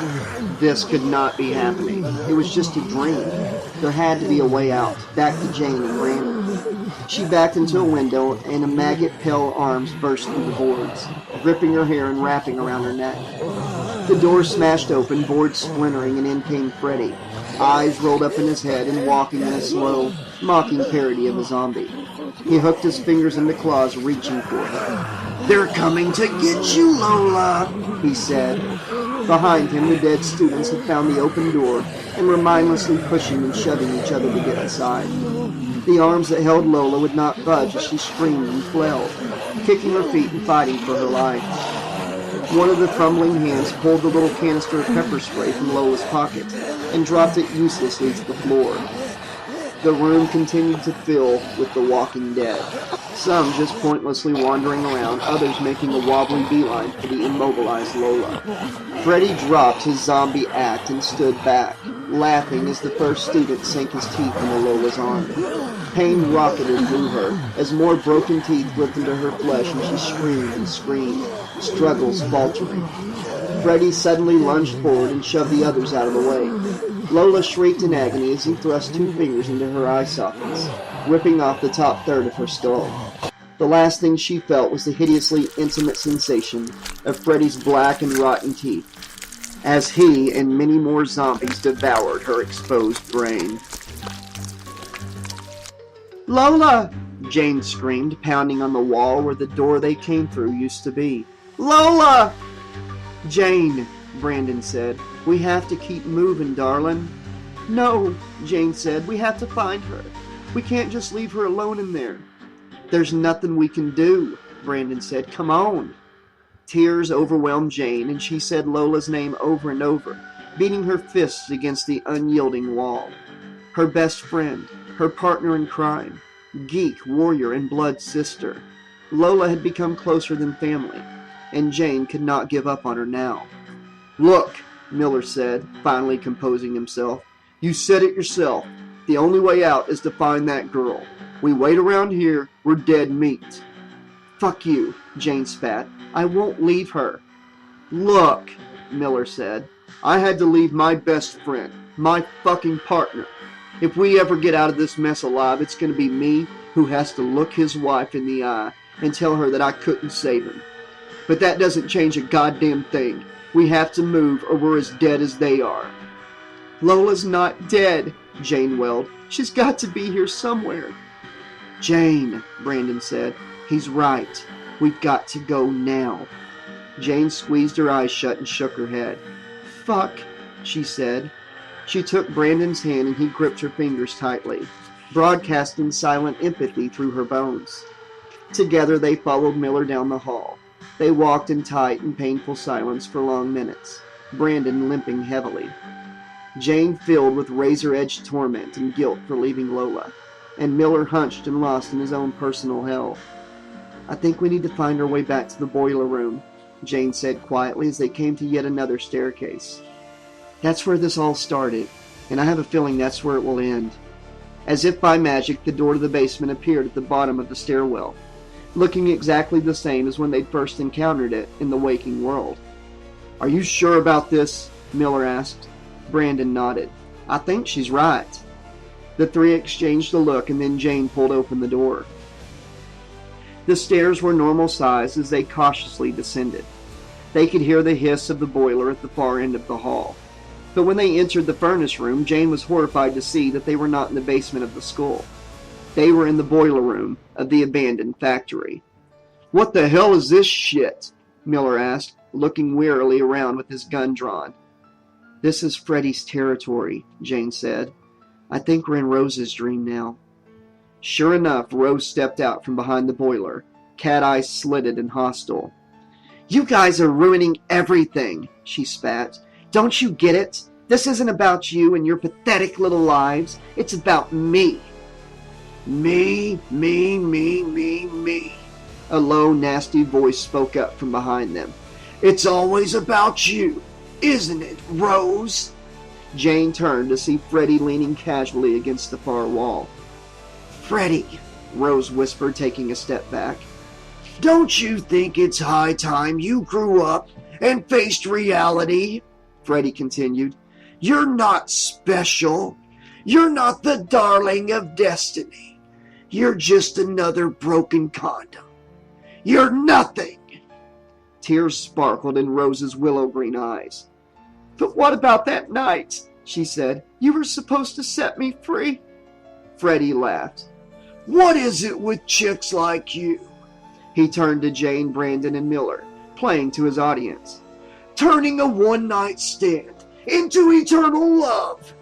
He snickered and then turned back to Rose with savage suddenness. I don't owe you a thing, bitch. He took a step closer to her. And frankly, I've had it with your manipulative bullshit. Your little game is over, Rosie. Rose took an awkward step back and fumbled inside her knapsack. When she pulled out her shaking hand, she was clutching Freddy's glove. She held it out towards him. As long as I have this, you have to do what I say, she said, her voice breaking and petulant. You promised you would set me free. Freddy shook his head and lunged forward, grabbing the front of her shirt and pulling her close. She dropped the glove and it clattered noisily to the cement floor. Nuh-uh-uh. It doesn't work that way, Rose, he said. You taught me that yourself.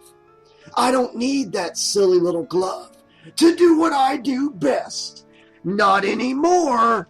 He held his bare hand up before her eyes, and the tips of his fingers began to split, shiny blades pushing up through the skin and growing longer and longer. Rose's eyes widened in terror, and then a kind of swooning madness swept across her features, and she went limp against him, eagerly awaiting the killing blow. A sinister chuckle bubbled up out of him. He shook his head. Not a chance, sweetheart, he said. He cocked his other hand back and punched her square in the face. She spun away from him as he let her drop, semi-conscious to the floor. Now where was I? He asked, spinning back towards Jane. Aw, yes, little Jane.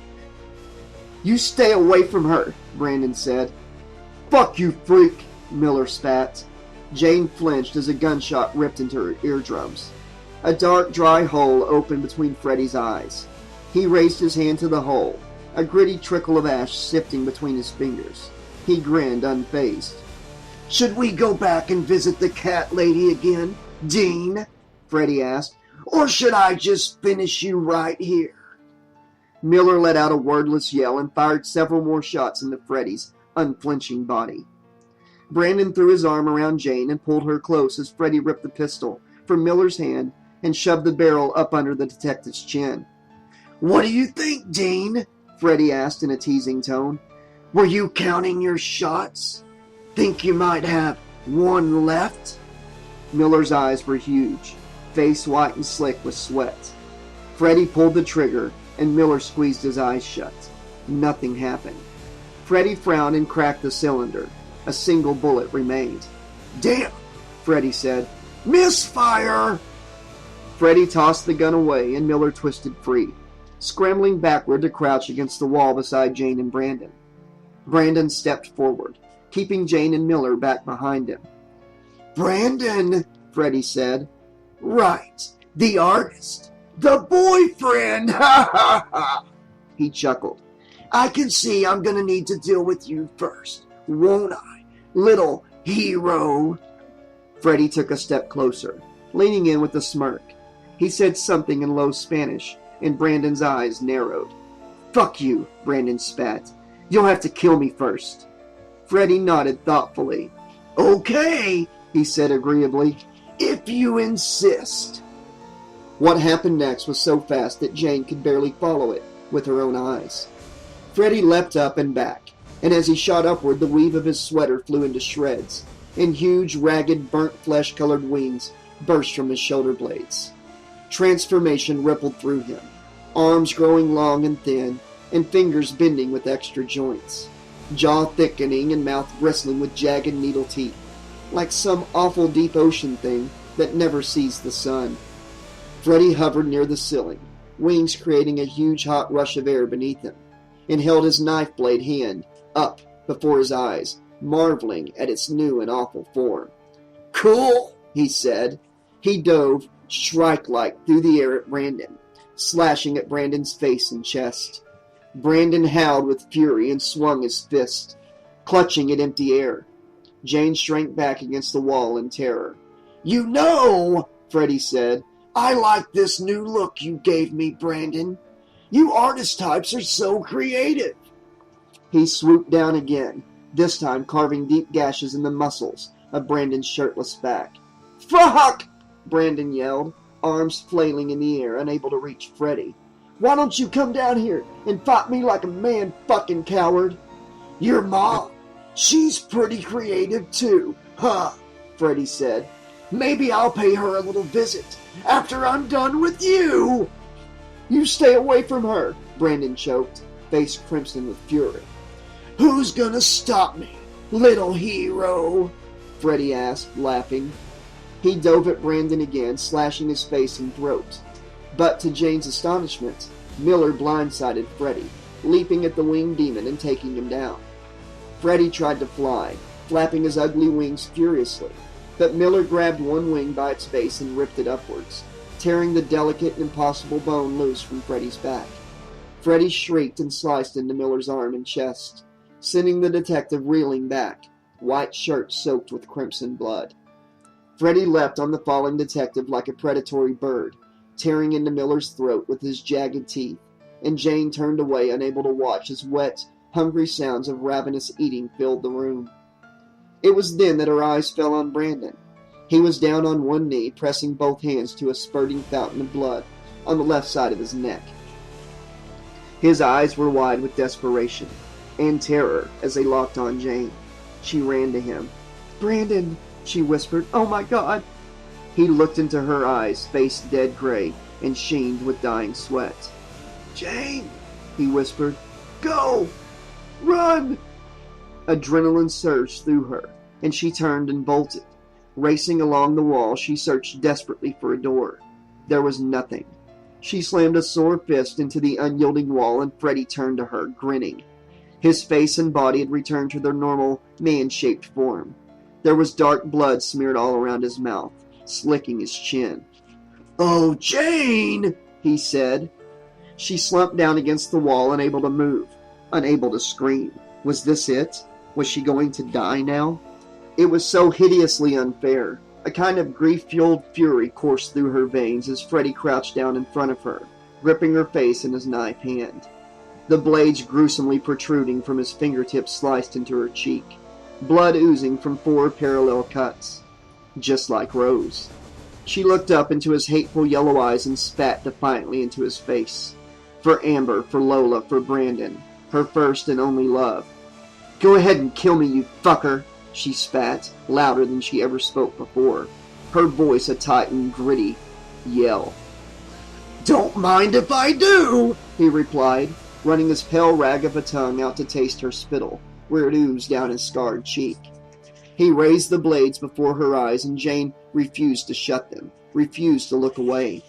The hate she felt ran so deep that it erased her fear, and she stared back at the monster who took away everything that mattered in her life.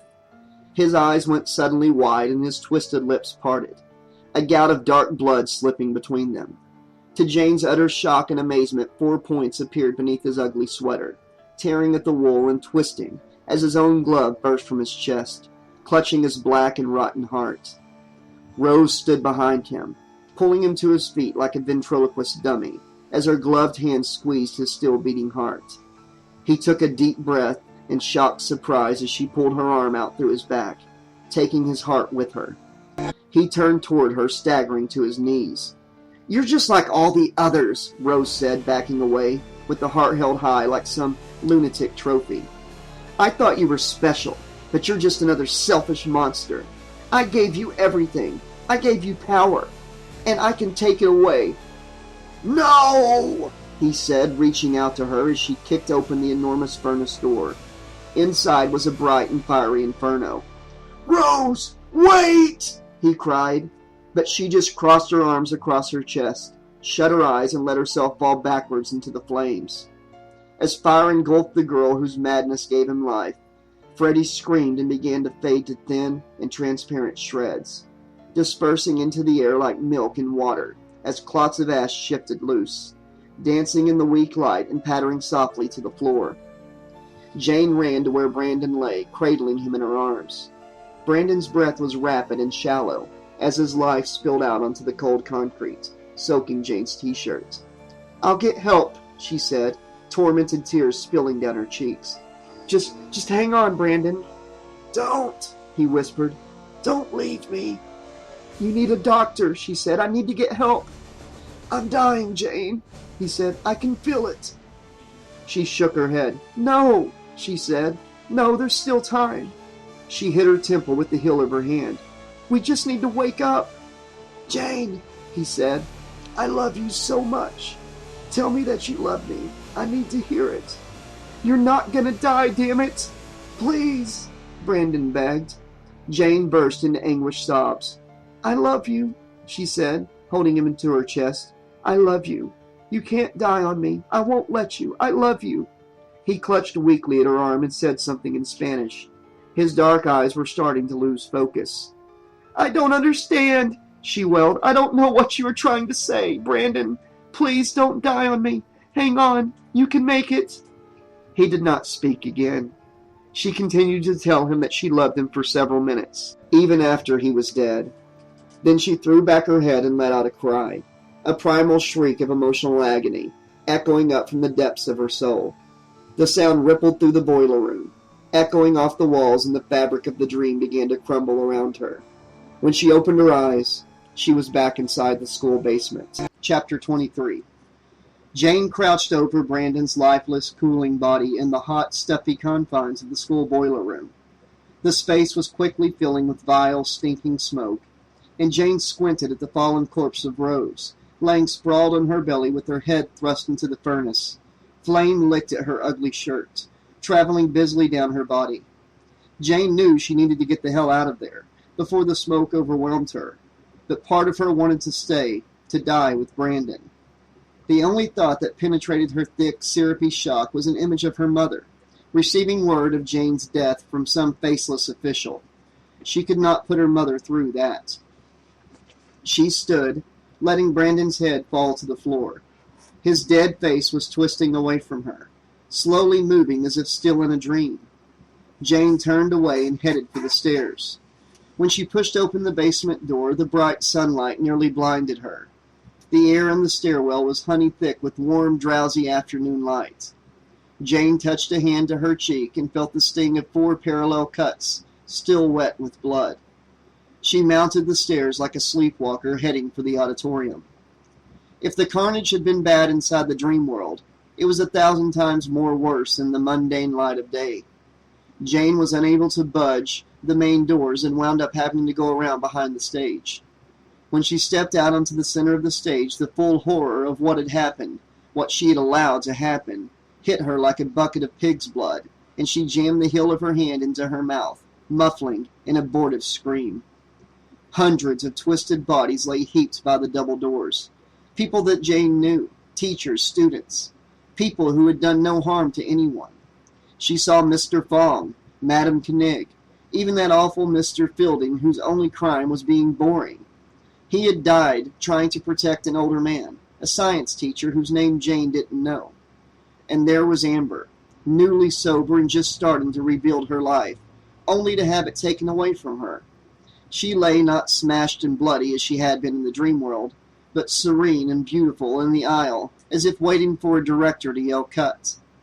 Worst of all, in the center of the auditorium, draped across the smashed and broken seats, was Lola. Jane ran to her friend, clutching Lola's stiffening hand. There were no visible injuries, nothing wrong with her that Jane could see.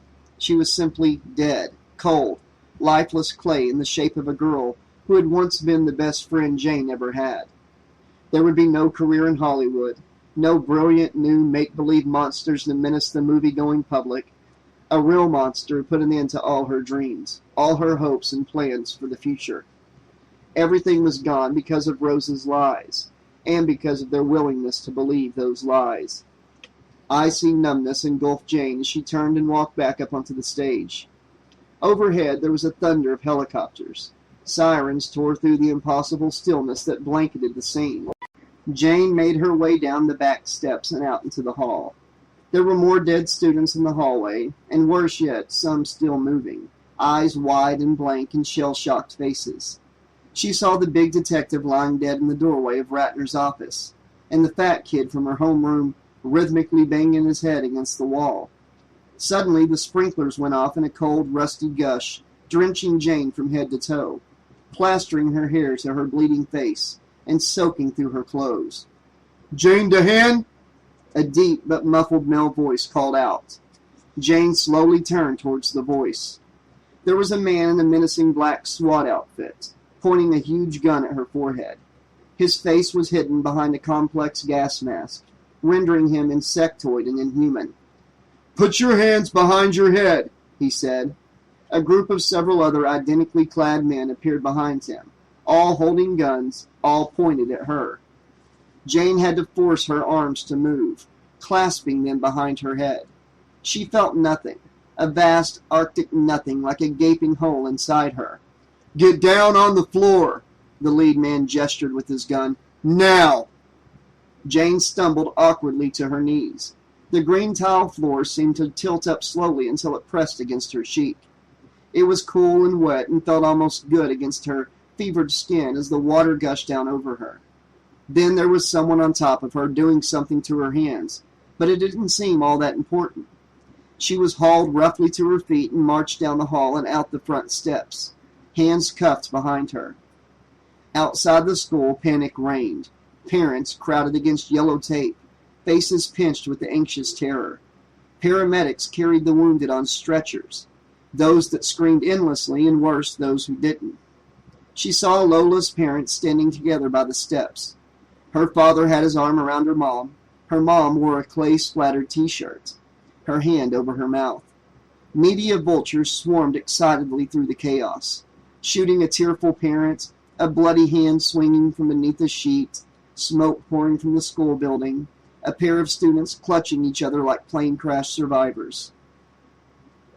When the cameras spotted Jane and her black-clad escort, they rushed at her like blood-frenzied sharks. "Jane DeHaan?" a blonde woman shouted. "Over here, Jane!" an older man called. "Jane!" "Right here, Jane!" "Jane!" "Jane!" "Why did you do it, Jane? Tell us about the petticoat mafia, Jane. Were you angry at your fellow students?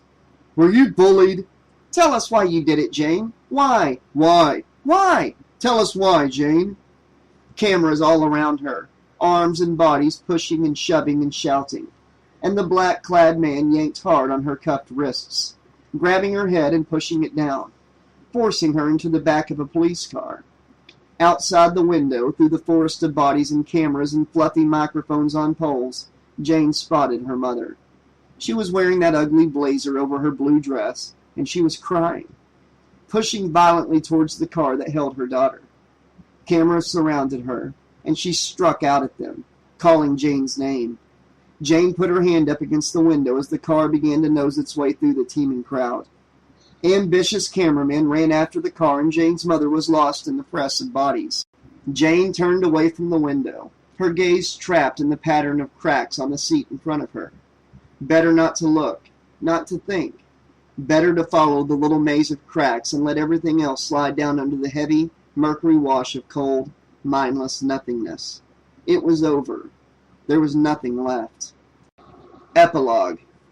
It was late, but the television in the activity room still droned on, the weak speakers buzzing with the overtones of the anchorman's voice. The television slept during the day, its eyes closed to the room while the patients created pointless crafts, making magazine collages of their lives and things that they loved when they were on the outside. No one let the television open its eyes during the group therapy sessions either. While the Hispanic lady in the periwinkle polyester skirt and white cotton blazer encouraged the inmates to talk about their problems so that they could find their commonalities, the television slept. The television even slept while everyone ate in the little cafeteria, eating bland, suicide-proof finger food. At night, the nurses doled out medication to keep everyone peaceful and compliant, and herded everyone into the long dormitory. Those who were considered especially dangerous would be locked down in private cells. Each person would lie on a cot and wish that the television was awake instead of the nightlight. Everyone was afraid of the dark. Who knew what kinds of dreams the television dreamed behind the dark gray lid? It only awakened when the activity period started at precisely 7 p.m. But it continued to dream. Sometimes the inmates didn't notice because they were too medicated to be as awake as the television. Often they didn't realize the television was on at all. They dreamed with their eyes open and talked openly with their dream images to the exclusion of what or whoever was really there, sort of like the television. Tonight, as soon as dinner was over, medications were administered and therapies were concluded for the day. The television awoke. There was really only one person who cared that the television opened its dark gray lid to reveal its dreams. Some of the others pretended to care, but other things chattered in their heads and their vision blurred from the medication. Others were positioned as if they did care, catatonics with waxy arms and legs that could be pressed into any chair to look as if they were aware of the television. But the television was not fooled. The television knew who was watching, who needed its dreams, who felt the impact of the images it shared. It wasn't fooled. But the one person had been watching for days on end. This one person needed the television's dreams, because this person had no dreams of her own. Hopeless, friendless, sleepless, and lost. No dreams. She watched every single night. The television anticipated that she would be there on the functional, stain-proof vinyl couch in the activities room every night. And she was. The television imagined that it only showed its dreams to her, that it dreamed especially for her, its faithful lover. She watched with a strangely intense detachment, and the other patients were fearful of her and let her watch whatever she wanted to watch. She always watched the same thing. The television did not mind. It could have shown her much worse things, like tired sitcoms with grating laugh tracks, or the brainless reality shows, whatever that meant, or soap operas that had been on so long that Luke and Laura's grandchildren now ran spy operations with Robert Scorpio's grandchildren on mysterious islands in the Bermuda Triangle, or formulaic dramas about pretty teenagers in Los Angeles who hurt each other's feelings. The television had tastes. It just didn't have control over what it showed. Its unconscious ran much like that of the humans who watched, out of control. But not this human. Tonight the programming was like the last several nights. 60 Minutes, CNN, Fox, whoever had that latest report with the newest tidbit of information, on this latest and most horrific high school massacre. They usually ran something like this. Outside of a high school in a leafy suburb, reporters of every stripe, sensational, respectable, fanatical, reputable, crowd around a pale young woman with long black hair, wet and silent. She wears all black clothing. It's not a good sign. They pick up on the black and immediately label her a freak. Troubled, she's not an anorexic ting, but a real girl with a real body, perhaps a few pounds overweight by popular standards. A fierce, stone-faced SWAT team leader, also dressed completely in black, though no one seems to comment on that fact, hovers over her as he tries to push her head down into a waiting car. It is almost as if he is afraid of her, the way he keeps her arms at length, as if her homicidal madness might be contagious. The reporters shout question after question. The young woman seems to be looking somewhere else, moving sluggishly like a sleepwalker. The man in black puts her into the car and wipes his hands on his bulletproof vest. A voiceover intones. 461 dead. The worst high school massacre in history. Petticoat Mafia.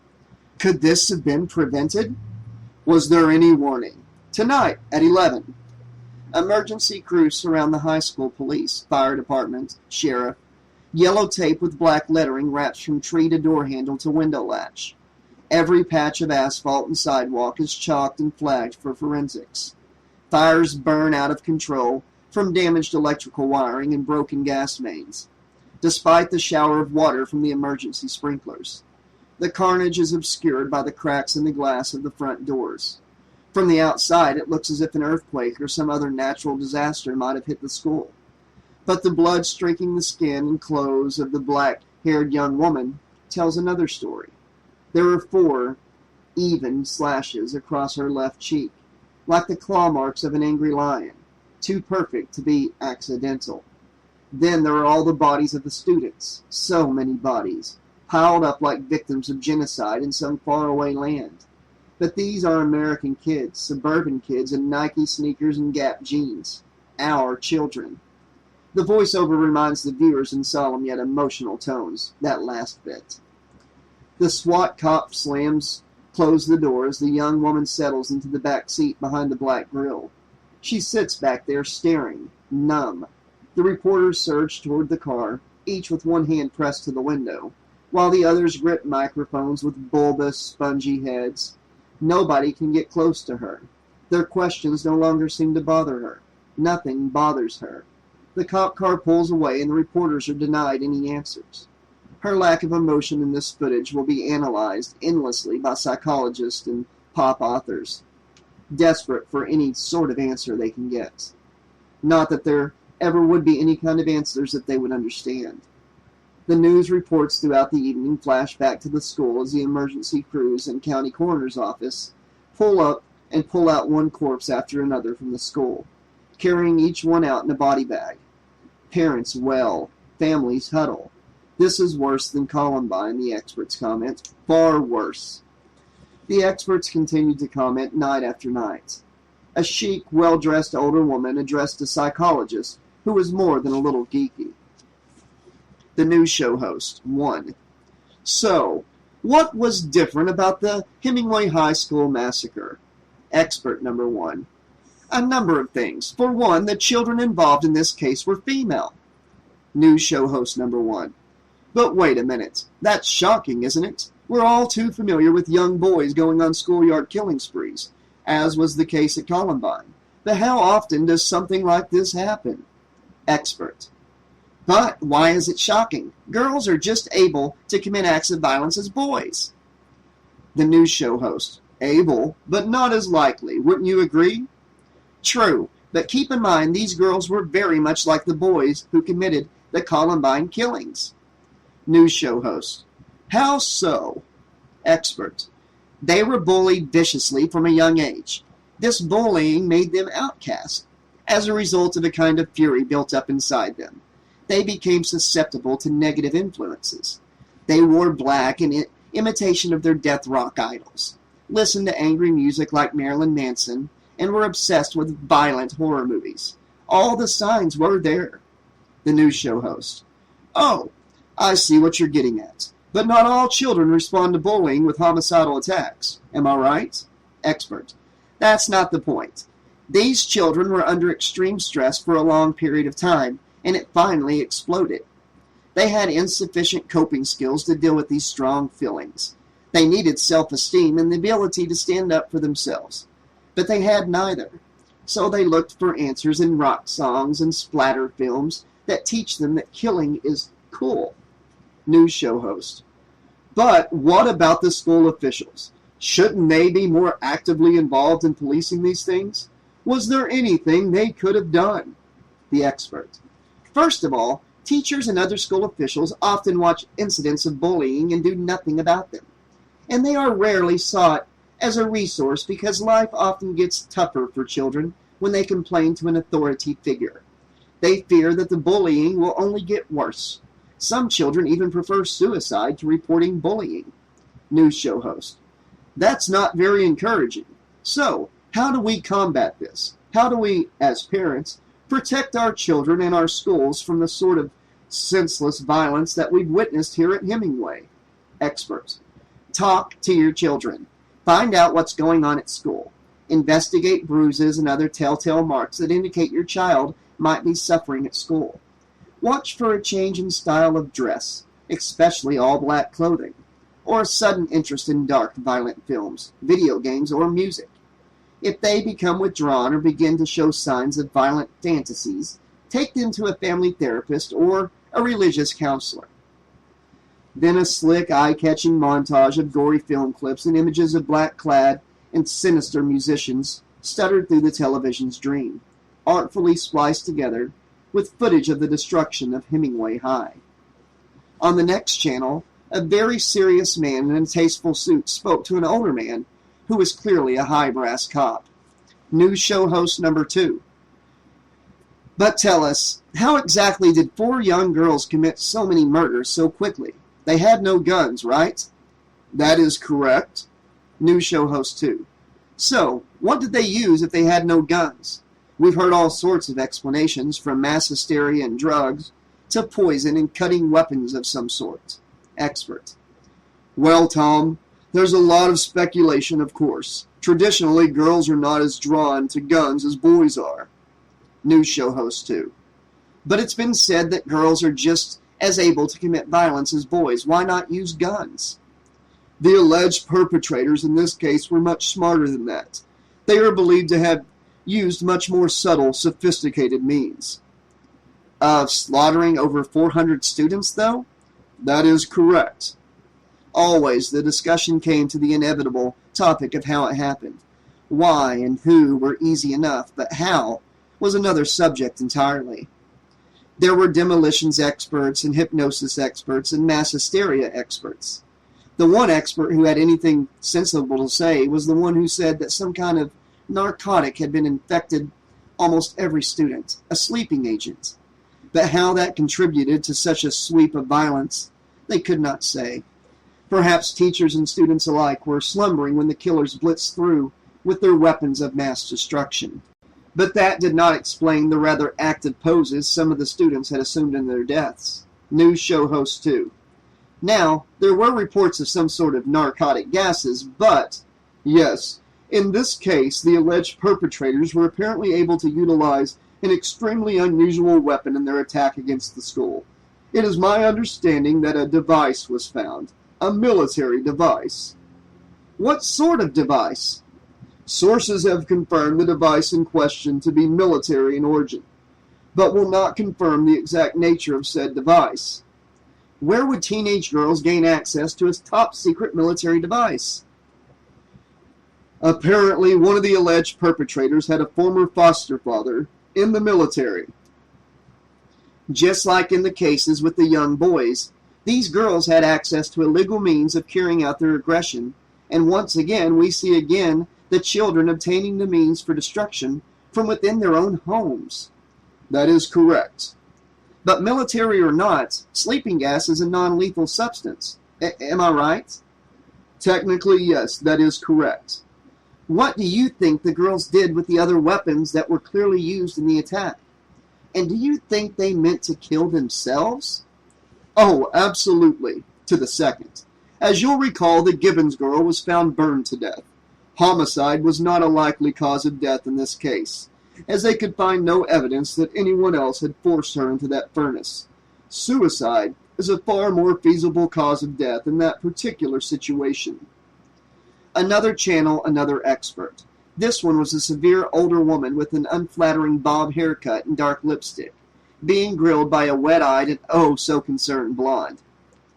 Is it true that the members of this petticoat mafia had substance abuse problems and were sexually abused as children? That's right, Sheila. They were also quite sexually promiscuous, often with older men. This is frequently seen in victims of childhood sexual abuse. And tell us more about Jane DeHaan, the ringleader and sole survivor of the Petticoat Mafia. Jane was an honor roll student, highly intelligent, creative, and imaginative. As is frequently the case, the leader of this gang was far more intelligent than her underlings, so she was easily able to manipulate them into participating in the massacre. She was also a follower of the so-called goth movement and was obsessed with death. Her room was decorated with photographs of corpses, and she often wrote of her desire to kill on her internet journal. And I find this home video footage to be particularly telling. It cuts to the footage of the dark-haired girl, happy and laughing with her friends. She pulls a demonic monster mask over her head and waves a huge knife at the camera, chanting, "Kill! Kill! Kill!" This is unbelievable. I know for me personally, the blonde host paused and clutched her heart, turning teary-eyed towards the camera. As a parent of 2 young daughters, this case strikes very close to home. We need to be there for our children, communicate with them, and above all, watch for the signs. What kind of signs? Dressing in all black clothing, listening to certain types of music.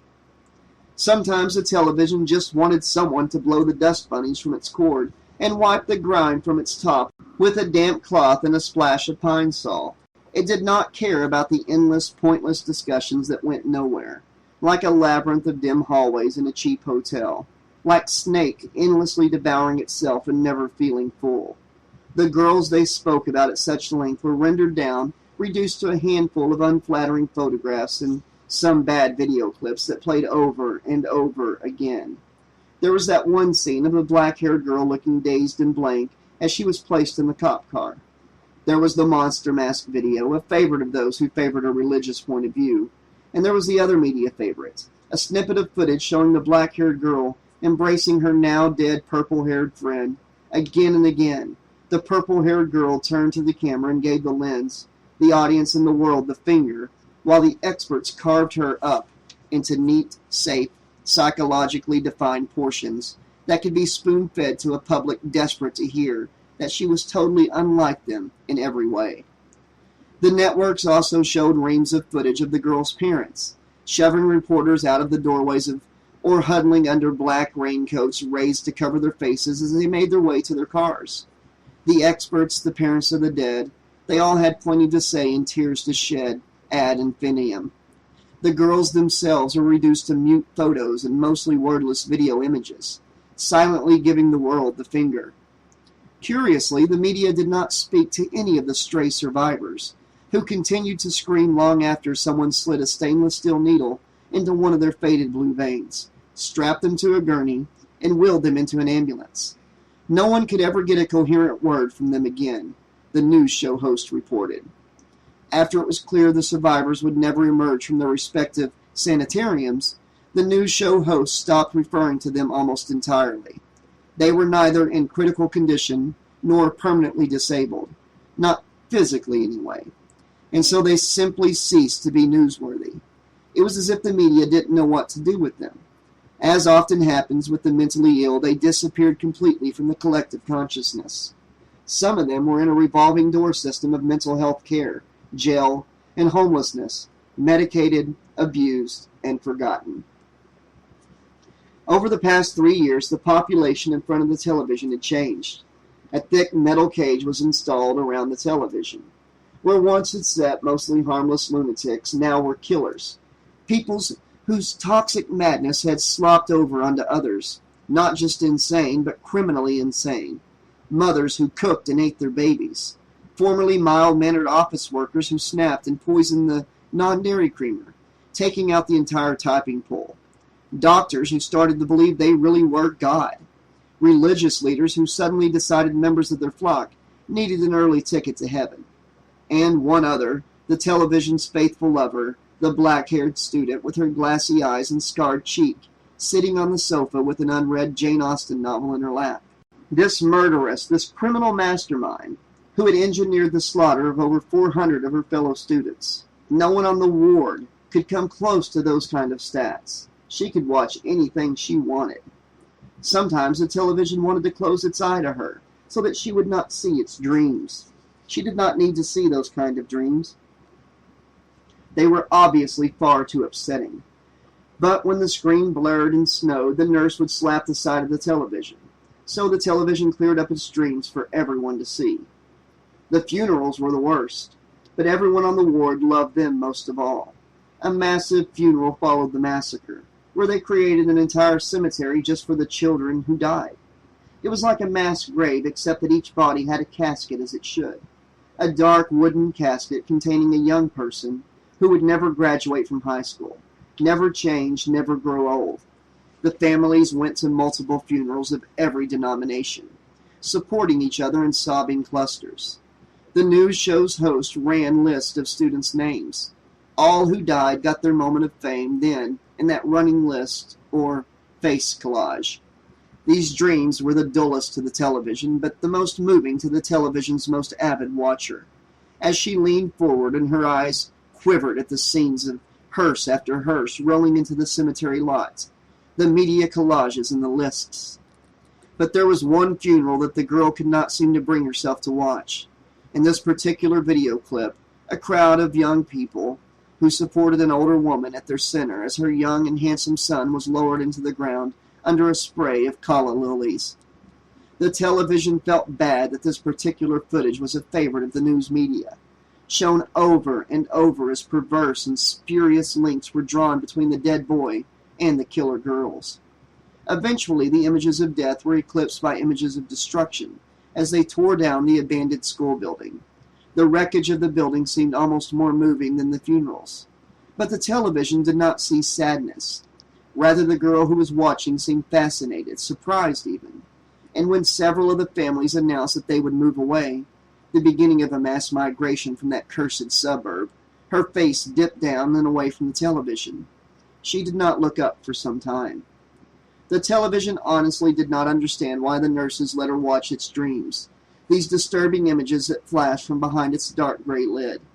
But that was not for it to understand, just to dream in its waking. Maybe the nurses were as cruel as the killer girls they spoke of, or maybe they were just unfeeling. As long as someone was not banging their head against the wall or pulling out their neighbor's hair, the nurses seemed unconcerned with whatever happened to the patients for whom they cared. Most of the patients seemed pacified by the dreams of the television. But now that the television had such different dreams, they often grew agitated. One of the patients stood before the faithful and declared that, as the Son of God and secret agent of Napoleon, she had been given the special responsibility of governing the viewing population of the activities room. She tucked the fingers of her right hand into the opening of her flannel shirt between the white plastic buttons and declared to the assembly of drillers and droners that he, Jesus of St. Helena, King of the Exiles, had accepted the responsibility and would adjudicate the night's viewing.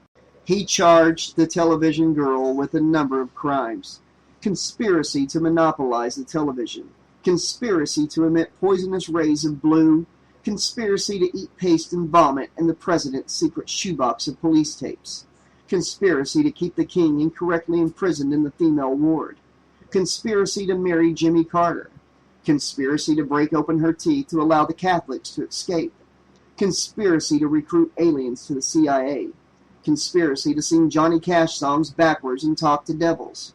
It was a heavy list of accusations. The girl just stared at her accuser and said nothing. The other patients stirred when they heard the list of accusations.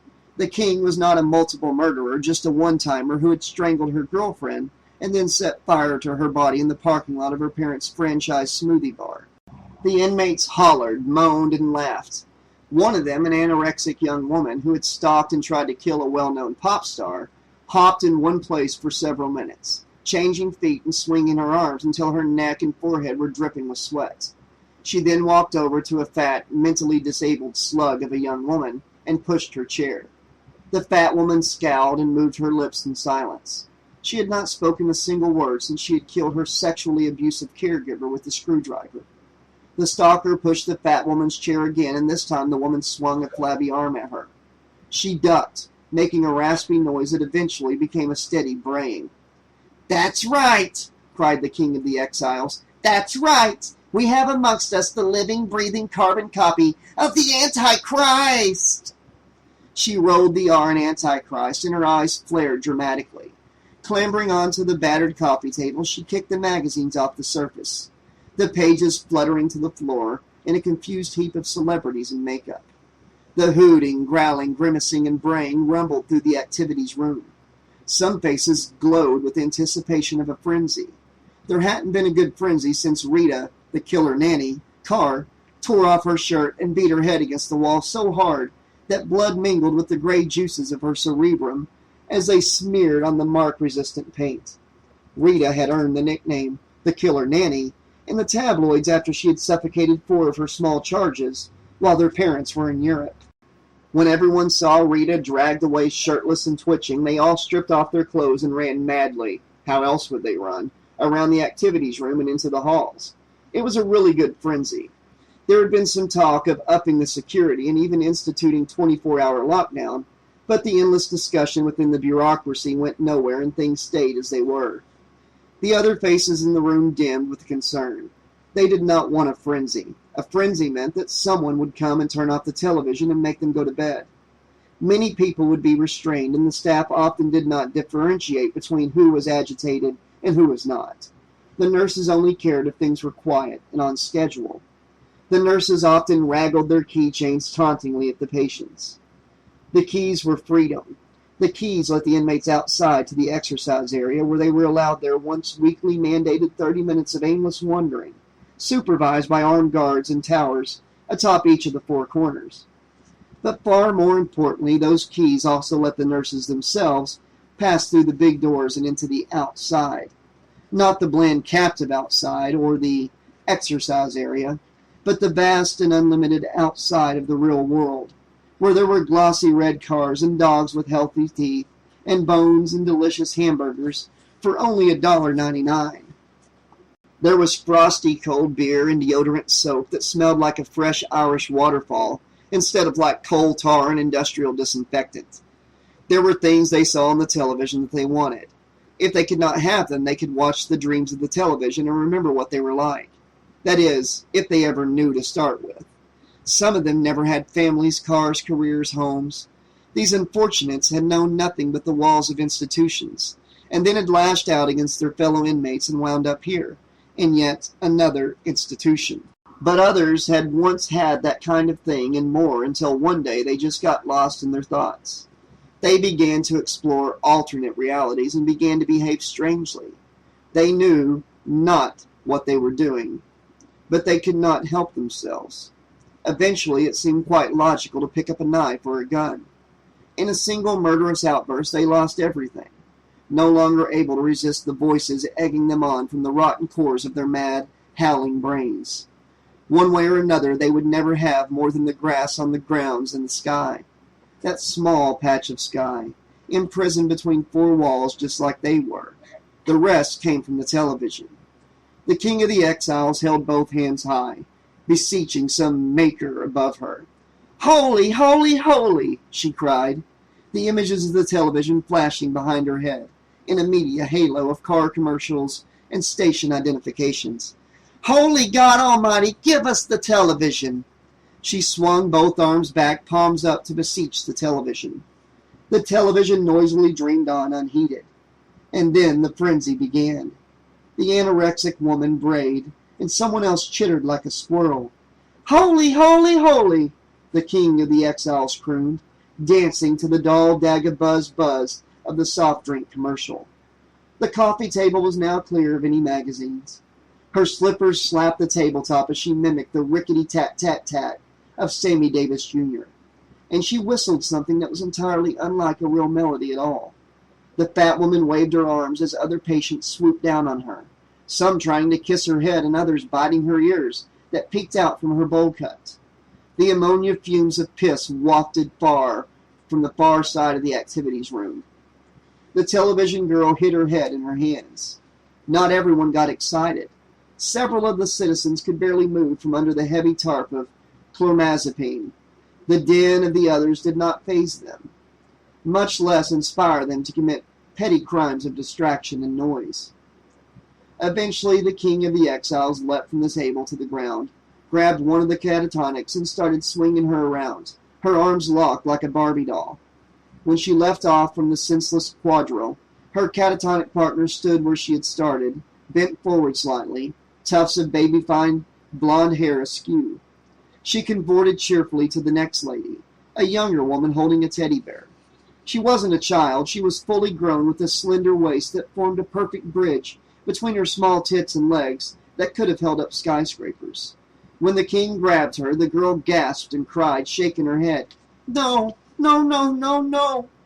The king threw both arms around the girl's waist and squeezed her like a tube of toothpaste, shaking her so that her breast bounced against the king's sunken and concave chest, where she had cut off her own breast with a Swiss Army knife. I don't like to dance. Let me down.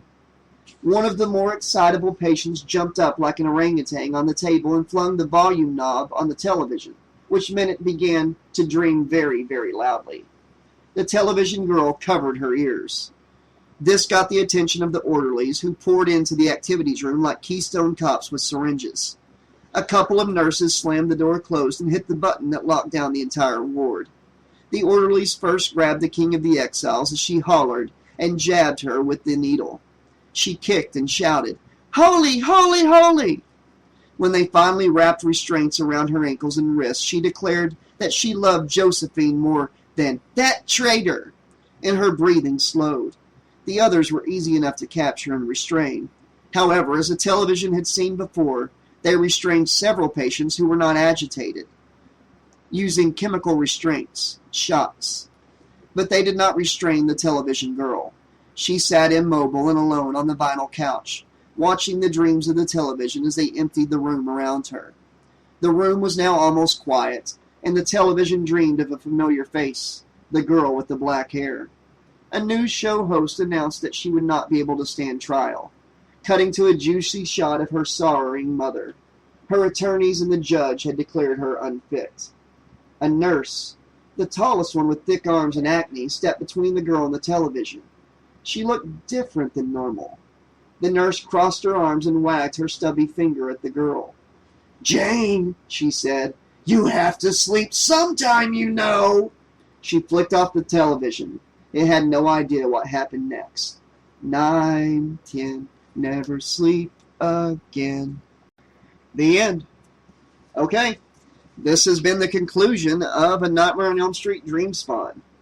And I gotta say, up until like page 200, I really liked the characters, but I was like, man, I wish they'd hurry up and bring Freddy into this book. But once they did, I think the book played out quite good. I think the writing was good. There might have been a little too much character development and a few pages that were just filler pages, but all in all, I would say this book was really good. I enjoyed the story. Not quite sure how I feel about the epilogue and the way that they knew Jane's name and that she had done all that before they even got to investigate it. So I'm not sure what to think of that. But I'll sit with it for a while, and I'll return to my opinion on it later. Guys, if you haven't done so already, please subscribe. Click that like button. Drop me a comment. Love to hear from you guys.